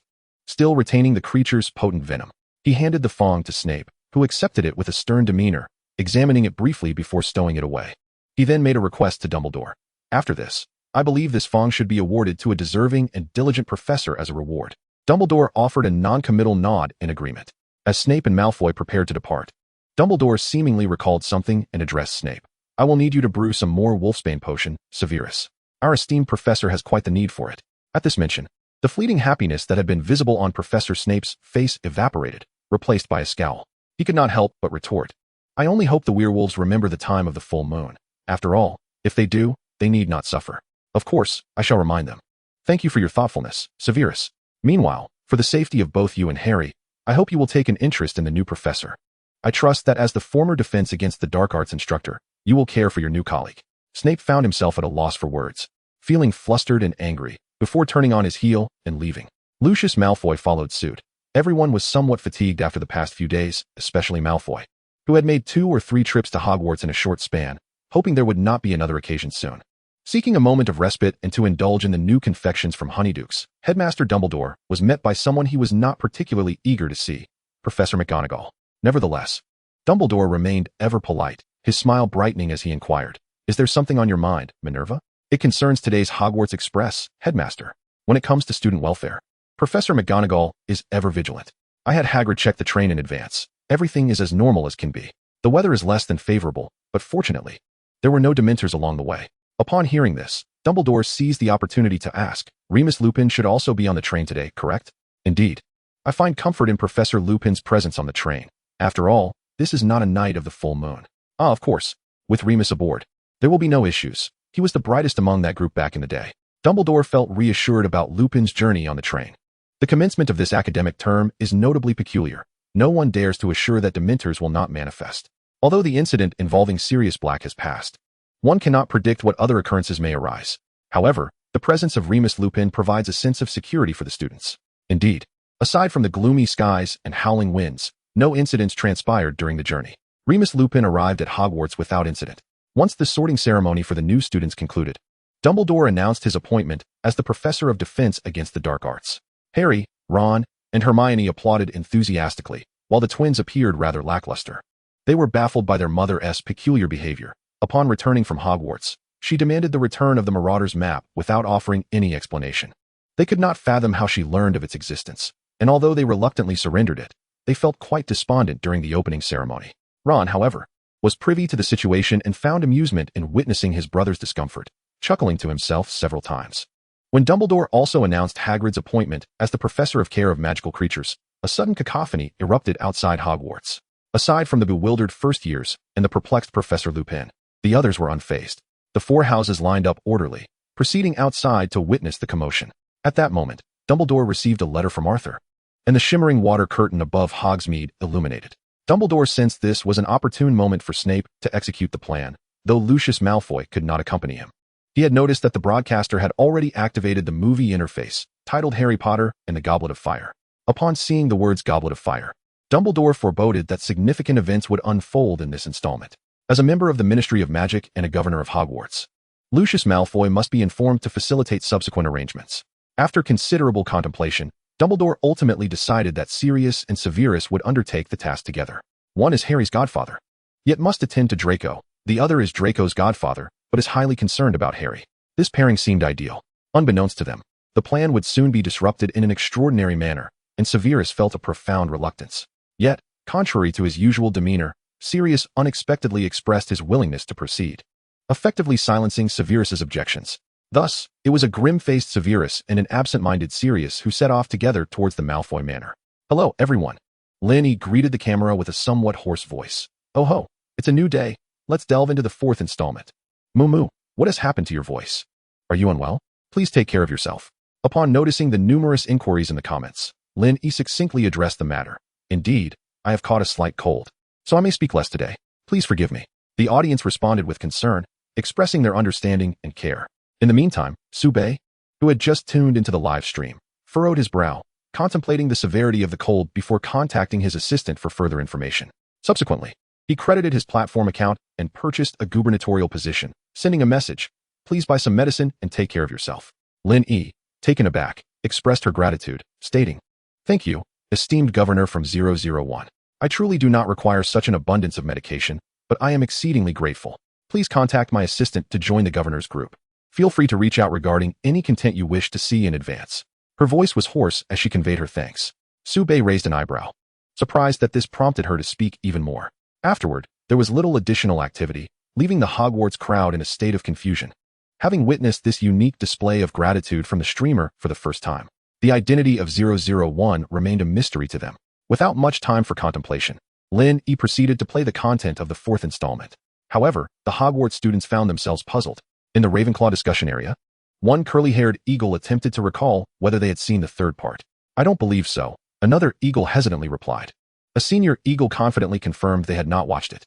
In the Hufflepuff discussion area, a curious badger inquired, "Why are we starting with the fourth part? Where's the third?" The black-skinned badger was genuinely intrigued. "I don't know. Perhaps the streamer made a mistake," came the reply, with the badger resolutely deciding not to engage in unnecessary conflict. In the Gryffindor discussion area, a little lion exclaimed, "Can someone tell her she has played the wrong part? It should be the third." His voice echoed throughout Hogwarts. Meanwhile, in the Slytherin discussion area, Draco scoffed, thinking to himself how foolish some were. Returning to his comfort zone, he displayed his signature arrogant demeanor. Zabini, seated beside him, queried, "Malfoy, aren't you curious about the absence of the third part?" Although Draco professed disinterest, he secretly thought, "I've seen it already, what a bunch of fools." Zabini, feeling somewhat disheartened, managed a polite smile and ceased the conversation. Additionally, Dumbledore learned from Arthur that the water screen in Hogsmeade displayed only the film footage, devoid of the streamer's image or the so-called comments, merely a pure cinematic experience. Many speculated whether this was a new magical tactic employed by Voldemort to control his audience, causing a reluctance among many to venture into the square, preferring to remain in their chambers. Upon hearing this, Dumbledore did not feel any semblance of relief regarding the additional information concerning Hogwarts, their perspective being more comprehensive. granted them a vantage point akin to that of a divine observer. Furthermore, those attending classes at Hogwarts were well aware of Harry's daily activities, rendering them less affected by the spectacle. In contrast, the inhabitants of Hogsmeade were experiencing the film in its purest form, leaving their reactions uncertain. However, such considerations were not pertinent at the moment. It was better to await Arthur's return from Hogsmeade before discussing the matter further. Lucius, standing beside Severus, let out a barely audible sigh. Having recently departed from Hogwarts, he pondered whether it would be more prudent to request Dumbledore to arrange a private chamber for him. Despite his internal grievances, he still brought Narcissa along for the important occasion. They were the only two parents present, with Professor Sprout and Madame Pomfrey standing beside Narcissa, both of whom had taught her during her time at school. Narcissa greeted them, and both professors nodded in acknowledgement. All attention turned towards the shimmering water screen, foretelling a restless night ahead. Dumbledore observed the unfolding scenes, lost in thought. Yet, he underestimated the gravity of the moment, as he had not anticipated that the film's opening would feature Voldemort directly. Prior to the film's commencement, Lynn provided a brief introduction. From this point forth, Harry will officially confront the forces of Voldemort, and the path to resistance shall grow increasingly arduous. Prepare yourselves for the ensuing narrative. Just as she concluded, the screen came to life. Amidst the skull-engraved stone walls, a serpent emerged. Harry was taken aback, recognizing it as the very snake from his dreams. He quickly grasped Hermione's arm, urging her to observe the serpent closely. Hermione soon comprehended Harry's point and scrutinized the creature with heightened attention. Lucius, narrowing his eyes, discerned that it was Nagini, the serpent that perpetually accompanied Voldemort. What was it doing there? The serpent slithered past a gravestone inscribed with the words Riddle Family Tomb. At this sight, Dumbledore's expression tightened. He had just dispatched Snape and Sirius to the Riddle family estate, believing all to be well. Though both matters pertained to Voldemort, the Gaunt residence and the Riddle family were not located in the same vicinity. The narrative began to unfold, marking the pivotal moment of the Goblet of Fire within the Harry Potter series. In the Hufflepuff discussion forum, the innocent Badgers had yet to discern anything unusual. They merely noted that a considerable number of individuals identified as Hufflepuffs, more than in previous films. "Wow, there are so many Hufflepuffs," exclaimed an exuberant second-year Badger, pointing towards the sky, relishing the moment as if it were a cherished memory. Indeed, one might ponder why this was so. The young ladies engaged in a spirited discussion. One of them interjected, "I suspect it will be Hufflepuff who claims this year's House Cup." Their conversation captured the attention of a nearby young wizard, who expressed enthusiastic agreement. "I believe you are correct. Wow, that would be splendid. I cannot wait to see how Hufflepuff secures the House Cup. Perhaps we can learn a thing or two afterward." At that moment, the wizards of Hufflepuff were enveloped in joyous laughter, seemingly unfazed by the serpent depicted on the screen. The scene revealed an ancient castle, with a weathered path leading to a quaint little cottage. Adjacent to the cottage, a small hill was dotted with gravestones, precisely where the snake had recently slithered. Suddenly, the light within the cottage flickered on, revealing an elderly gentleman who, using a primitive Muggle method, struck a match to ignite the gas stove for boiling water. The old man, laboriously preparing hot water, glanced out the window and noticed that the long-abandoned Riddle house had a light on in one of its upper rooms. "How peculiar. Which thoughtless little Muggle has come to stir trouble?" he muttered angrily, grasping a light bulb as he set out to confront the mischievous children. "Don't go, Grandpa, don't go." "Dear sir," a notification chimed. "Your friend Voldemort is online." Dumbledore furrowed his brow, sensing an inherent difference in this installment compared to the previous three, as it exuded an ominous air from the very outset. He pondered whether to send the students back to their dormitories. The first-year wizards were too young and wholly unfamiliar with the unfolding events, and he feared they might suffer adverse effects. He resolved to observe the situation further. The old gentleman ascended the stairs of the house, guided by the illuminated room, when suddenly he heard a low, hollow voice discussing something about a rat's tail. "Grandfather, I'll go fetch the gourd babies." "Sir, I merely wish to ascertain if there is any danger. It's not too late to flee now." For clarification, this elderly gentleman was the caretaker of the Riddle family. Harry reacted strongly to the mention of the rat, his face contorting with anger, eager to confront someone. Hermione, perplexed, inquired, "Harry, what is the matter?" "Wormtail harmed my parents. I must find him and make him pay." Hermione's confusion deepened. "But Harry, Wormtail has long been imprisoned in Azkaban. Do you not recall? Dumbledore informed us of this outcome after our first year." Harry paused, struck by realization. "Ah, yes. How could I forget?" This revelation left Ron visibly anxious. "Harry, you aren't letting this affect you too deeply, are you?" he whispered, fearful of alarming Harry. Harry shook his head, reassuringly stating, "Do not worry." Despite appearing utterly unperturbed, Hermione and Ron chose to remain silent for the moment. An elderly gentleman, hearing the voices of several individuals engaged in conversation within, including that of Voldemort and a boy, stood outside to discern the unfolding events. Upon peering inside, he observed a large sofa occupied by an unknown figure, revealing only a claw-like hand, while a lecherous adult man bowed before this hand. Suddenly, a strikingly handsome young man, many times more appealing, knelt before the sofa, exuding an air of obedience to his master's commands. The old man thought, "This claw is utterly ridiculous. Looks hungry. Little Barty is so handsome." To his astonishment, Barty Crouch Jr. was indeed present. Lucius sensed impending trouble, his expression darkening. He had received no word regarding Voldemort's return. While two peripheral servants possessed crucial information, a disconcerting development for him. It indicated that Voldemort had begun to regard him with suspicion. Fortunately, he had prepared for this. He still held the reins of the situation. With this thought, Lucius's mood lightened slightly. Conversely, Dumbledore's demeanor grew increasingly grave. Barty Crouch Jr. was a devoted Death Eater who had never set foot in Azkaban. While his ignorance of previous intelligence was forgivable, the abnormalities now surfacing in Hogsmeade were alarming. If Barty was indeed present, there was a risk he might inform Voldemort ahead of time. This was perilous. Arthur must be warned. The elderly gentleman stood at the doorway, bewildered by the scene unfolding within. At that moment, a snake unexpectedly slithered past his feet, startling him, yet his composed nature prevented him from exclaiming. However, his silence was futile, as Nagini had already begun to relay information. Although the old man could hear the hissing of the snake, he discerned nothing else.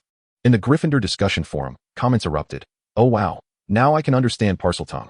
A foolish young wizard, oblivious to the tension that gripped others, attempted to lighten the atmosphere. Here, Nagini is speaking in a female voice. The old man remains remarkably calm. Hey, high energy ahead. Rest in peace, Grandpa. Expecto Patronum." The barrage of comments was chaotic, reflecting the tumultuous emotions of the moment, as what transpired next sent shockwaves throughout the Wizarding World. Upon hearing Nagini's words, Voldemort unleashed a killing curse directed at the doorway. "Ah, help. Somebody save me. Dumbledore, quickly, get them back to their dormitories." This scene terrified all the students of Hogwarts. Those in their third year and above fared somewhat better, possessing greater psychological resilience, having followed the live broadcast from the water curtain, despite many having missed the third installment. However, they possessed a certain awareness of Voldemort's ruthlessness and darkness. They simply did not anticipate such a formidable display at the outset. The suddenness of it all was indeed quite shocking, yet once they regained their composure, it seemed less alarming. Nevertheless, for the first and second year novice wizards, this was truly more terrifying than they could ever have imagined. No wizard could foresee that someone might casually utter the killing curse, not even those from Slytherin. The young wizards present were thoroughly frightened, some even fainting from the shock. Madame Pomfrey and Professor Sprout immediately sprang into action, escorting students to the hospital wing and preparing medicinal ingredients, with even Narcissa being enlisted to assist the overwhelmed Madame Pomfrey. Other professors, particularly Professor McGonagall, instructed the older students to lead their respective houses back to the common rooms, even if they wished to observe further. They were to do so from the safety of their dormitories, forbidden from lingering outdoors. McGonagall emphasized that any concerns should be directed to the head of their house, or any professor.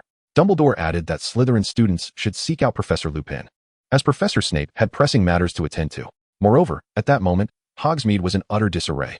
Chapter 44. The Dark Mark at the Quidditch World Cup. Hogsmeade lacked substantial information to support the chaos. It was purely a scene from the film. Although the Daily Prophet had reported on the incident previously, a year had passed without any further updates, leading many to gradually forget the event. Later, someone spotted Rita Skeeter, a reporter from the Daily Prophet, in a secluded shop in Hogsmeade, which prompted a slow realization that this was indeed the legendary dark magic that had allegedly appeared at Hogwarts. Before they could delve deeper into discussion, they were taken aback by the unexpected presence of the not-dead Peter Pettigrew and the seemingly out-of-nowhere Barty Crouch Jr., along with Voldemort, leaving everyone in shock. It dawned on them that there had indeed been a case of Sirius Black's wrongful imprisonment in Azkaban, where he had been incarcerated for a crime he did not commit, while the supposed deceased Pettigrew was alive. Just as their memories began to intertwine, a tremendous flash of the killing curse startled everyone in Hogsmeade. This was particularly alarming for Minister Fudge, who had come specifically to witness the event. This minister had felt quite proud during Voldemort's disappearance, regarding it as a significant achievement of his tenure. Consequently, he had maintained a cordial demeanor towards Harry Potter, the hero credited with Voldemort's vanishing, and his ally, Dumbledore. Now, however, he was forced to confront the unsettling reality that Voldemort might still be alive, having even used the killing curse to take a life. He could scarcely believe it. Initially, he attempted to accept this uncertain premonition, only to internally reject the possibility of Voldemort's return. He would not allow anyone to believe that Voldemort was still alive. He was poised to issue orders from the Ministry of Magic. However, before he could do so, Arthur Weasley found him. Arthur had learned from others that Minister Fudge was also present that day. Considering Fudge's usual demeanor, A sense of foreboding washed over him, prompting him to seek out the minister urgently. Upon seeing Arthur, Fudge's face lit up. Weasley, just in time. Go to the ministry and send out a magical notice to everyone. We must not mention Voldemort again. Arthur felt a sudden pang in his chest. The minister was clearly overly concerned about his reputation, eager to paint everything in a more favorable light. After a moment's thought, he concluded that only Dumbledore could handle this situation. Minister, I believe you are aware that Hogwarts was the first place the external water barrier appeared. Why not pay a visit there? Arthur delicately suggested. To his surprise, Fudge dismissed the idea without a second thought. No need. We must first address the pressing matters at hand. With a sense of resignation, Arthur replied, Minister, my sons have mentioned that the water barrier at Hogwarts seems different from ours, as there are 2 barriers there. At this, Fudge began to reconsider. He recalled having heard of some peculiarities at Hogwarts, but had not taken them seriously until witnessing the frightening water barrier in Hogsmeade today. It seemed essential for him to visit Hogwarts. If necessary, he would send Dementors to investigate. Once Fudge departed, Arthur finally breathed a sigh of relief. At least the situation here had stabilized somewhat. He trusted that Dumbledore would manage matters at Hogwarts effectively. Fudge exited the headmaster's office, where Dumbledore awaited him. Dear Minister, I trust you recall our previous discussion regarding the external magic. Dumbledore initiated the conversation, leaving Fudge feeling somewhat cornered and mumbling vague responses to evade responsibility. Dumbledore had no intention of pressing the matter further. He merely sought to prevent Fudge from issuing any directives detrimental to Hogwarts. Come with me, Minister. I believe you will gain a different perspective here, Dumbledore stated, leading the way. Fudge smirked, clearly skeptical. Yet he decided to humor Dumbledore and follow him to see what awaited. Meanwhile, in the courtyard outside the castle, only a few remained. Even Harry and his friends had been sent back to their dormitories, forbidden from watching any longer. They were instructed to return to their quarters to view the events. This delay had caused many to overlook the earlier developments concerning Harry's dreams. The scene had progressed to Arthur gathering his family, along with the future Weasley family, Hermione and Ron, as they planned to attend the Quidditch World Cup together. Arthur greeted his colleague Amos Diggory from the ministry when suddenly a handsome young man leaped down from a tree, Cedric Diggory. After a few individuals convened, they utilized the newly unlocked teleportation method, the door key. Harry felt a surge of curiosity. Hermione, don't you find that boot rather peculiar?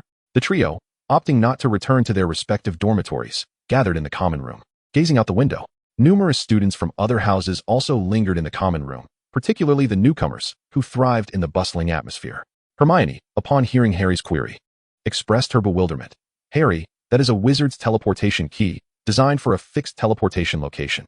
It is typically employed for journeys to distant places. Observing Harry's expression of comprehension, Hermione sighed. You ought to familiarize yourself with some basic knowledge of the magical world. Harry shrugged nonchalantly.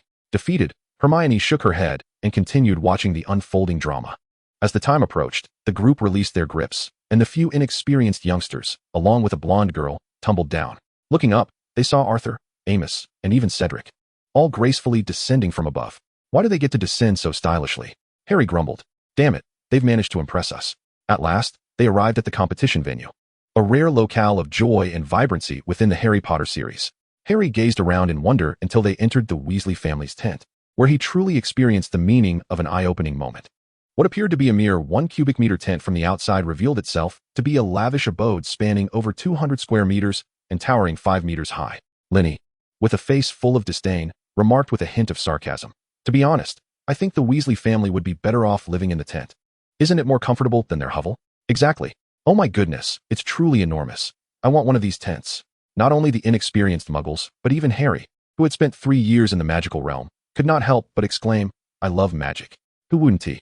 This competition was akin to the magical world's football World Cup, passionately adored by all wizards, except for Snape. The extension charm not only expanded the tent, but also enlarged the competition grounds, revealing a vast Quidditch arena stretching several hundred meters into the grassy expanse, teeming with spectators. Upon witnessing this, even the once tense Dumbledore and Minister Cornelius Fudge relaxed considerably, joining in the excitement of this quadrennial spectacle. Indeed, the competition was due to take place next year, which stirred a bit of excitement in Fudge. Harry and Hermione, at last, shared a unified expression. Despite having read every book at Hogwarts, Hermione had never witnessed a World Cup match in person, which left her brimming with excitement. Gradually, the young wizards began to regain their composure in this vibrant atmosphere, becoming more willing to engage in conversation with those beside them. The Ravenclaw students, known for their inherent calmness, had already commenced an earnest discussion on the history of the Quidditch World Cup. In contrast, the Slytherin wizards remained rather silent. Having attended the event live, they found watching from a screen to be somewhat unfulfilling. Most of them had privileged seats, and the perspective offered by the Weasley family felt rather mundane to them. Yet, they dared not voice their thoughts, silently processing their emotions while continuing to watch. Meanwhile, the Gryffindor and Hufflepuff houses were abuzz with excitement. Gryffindor, being the house of the protagonist, was always lively, and this occasion was no exception. It was a rare opportunity to witness the match not from Harry's viewpoint, but from Ron's perspective as the Weasley family's star, which filled him with pride as he chattered incessantly. As for Hufflepuff, their enthusiasm stemmed from Cedric, the current Hogwarts heartthrob, who was indeed a source of pride for their house. Since Cedric's admission, the title of the school's most charming student had never strayed far from him, greatly enhancing Hufflepuff's reputation. Additionally, as the captain of the Hufflepuff Quidditch team, he was undoubtedly a figure of significance, leading to jubilant discussions among his peers. Of course, such a grand event would not be complete without the Weasley family's rivals, the Malfoys, who boasted a mountaintop ticket and an inner circle seat. What a stark contrast. Lucius continued to revel in his penchant for taunting Arthur, while Draco maintained a composed demeanor, merely smiling indulgently at his father's remarks. Lynn was utterly captivated, declaring, "This is the pinnacle of the young master's charm. Surely no one disagrees?" Her inquiry seemed directed at the screen, yet her gaze was fixated, unable to tear away. Initially enjoying the film alongside Linny, Subay's expression fell flat. Laughter escaped him. No objections. This charm is undeniable. Cedric has been overshadowed, and the young master has risen. Our Hufflepuff smiles have vanished. Cedric is indeed the heartthrob. The Hufflepuff wizards echoed in agreement. The young master in a black suit. His charisma is undeniably on the rise. As the two father and son exchanged provocations, the Weasley family, left speechless, settled into their mountaintop seats. The match commenced. Each team made a notably distinctive entrance, with the green-clad Ireland facing off against the red-clad Bulgaria. The twins and their father, Mr. Weasley, were staunch supporters of Ireland, yet Ron sported a red emblem on his face. Gryffindor battles Slytherin. Hermione's first boyfriend makes his appearance. Crumb. Indeed. Watching the match ignited fervor and passion. Linny, disregarding her cold, shouted enthusiastically, Crumb, wow. Crumb truly deserves the title of the most formidable seeker in the world. With a mesmerizing three-sided screen broadcasting the event, the spectacle is utterly astounding. It bears a resemblance to Ron. What a delightful sight indeed. There's even a wave of support. Upon witnessing the unparalleled display of talent, Lynn could not suppress his daydream.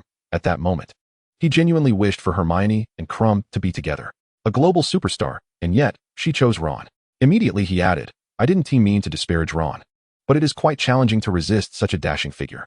At that moment, Subay, Ron, and Draco found their sentiments in perfect harmony. Subay was quite displeased. What is so remarkable about that man? He is boorish. Ron shared his discontent. He is merely a seeker. If he had any skills, he would excel at chess instead. Boorish. Draco echoed their sentiments. Such a hulking brute can only excel in competitions. What else could he possibly do? Their dissatisfaction, however, did not dampen the spirits of others, who remained elated. Later, Wood also enjoyed the same admiration. The Gryffindor team erupted in cheers, with several teammates rushing to embrace Wood, congratulating him. Wood, equally exhilarated, felt motivated to strive even harder to surpass Crumb. Meanwhile, in the presence of the crowd, the Bulgarian powerhouse emerged, signaling the arrival of a rival. Those in the know recognized that Draco now had competition for Hermione's affections, while the oblivious remained puzzled as to why Hermione and Ron were a pair. This realization left Draco quite irked. At that moment, in the Slytherin common room, he was entirely unaware of Hermione's thoughts, which only intensified his vexation. As for Hermione, she was utterly delighted and resolved to attend the Quidditch World Cup next year. She simply had to. Minister Fudge appeared on a separate platform, wand raised to his throat, his voice booming as he declared, the 422nd Quidditch World Cup final has commenced. With a flick of his wand, a dazzling golden spell illuminated the scene, and then, astonishingly, the match concluded. Hermione, still caught up in the excitement, was bewildered.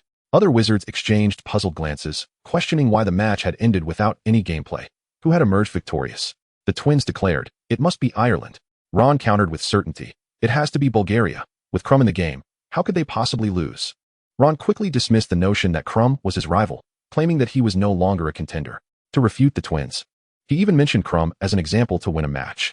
While the wizards were baffled by the lack of a match, the commentators understood all too well insufficient funding. And thus, it concluded, how utterly realistic. The original text contained extensive and thrilling details. The reason for the absence of gameplay was that the minister employed a forgetting charm, causing everyone to forget. I longed to see the beautiful Vila and witness Crumb capture the golden snitch. Ron had completely become a devoted admirer of Crumb. exuberantly praising him in front of the dancing twins, lauding his grace akin to that of a bird and asserting that he was not merely an athlete, but an artist as well. Even Ginny noticed the unmistakable affection Ron harbored for Krum. The twins, with their endearing charm, heightened the excitement, which stemmed from the truly spectacular nature of the event. The book devoted 200 pages to this segment of the World Cup. Lynn lamented the missed opportunity, acknowledging that those genuinely interested should delve into the original text, which is indeed captivating. Such a mysterious magical competition, if witnessed visually, would have been profoundly astonishing. Yet it remains an unattainable vision. Sue Bay raised an eyebrow, temporarily setting aside her bias against Krum, and ordered a complete set of the original Harry Potter books. Amidst the revelry, the air outside the tent was filled with various exclamations, with the twins joking that the Irish seemed to be celebrating as well. Suddenly, Arthur stepped forward, halting the playful antics of Ron and the indistinguishable George or Fred, and gravely announced that it was not the Irish celebrating. Something was amiss, and they needed to leave quickly, immediately seeking out Ginny to secure her safety. Outside, the cheers were not in celebration of the match, but rather in response to a large-scale attack by Death Eaters. Chaos reigned as everyone fled for their lives. Harry, in a haze, glimpsed a group donned in pointed hats and dark robes, brandishing torches and setting tents ablaze. Momentarily stunned, he was separated from the Weasley family in the ensuing pandemonium. Hermione's voice calling for Harry resonated like a mother's desperate plea for her lost child. "I found a wand here at the scene, 11 inches, likely made of willow. Is anyone here to claim it?" Came an unexpected voice.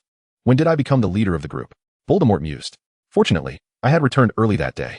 The initial joy dissipated, overshadowed by the gravity of the previous encounter with the killing curse, prompting everyone to huddle together, bracing themselves mentally for what lay ahead. In the midst of the tumult, the vulnerable and helpless Harry was inadvertently kicked during the frantic escape, rendering him unconscious. When he finally regained consciousness, darkness enveloped the area, and the tents were reduced to mere skeletal remains. In the desolate Quidditch campsite, young Barty Crouch Jr. cast a dark mark into the sky. Fudge's expression darkened instantly. He was about to voice his thoughts when Dumbledore interjected. "Minister, the Quidditch World Cup is scheduled for next year." Fudge fell silent, his demeanor grim as he observed the unfolding chaos.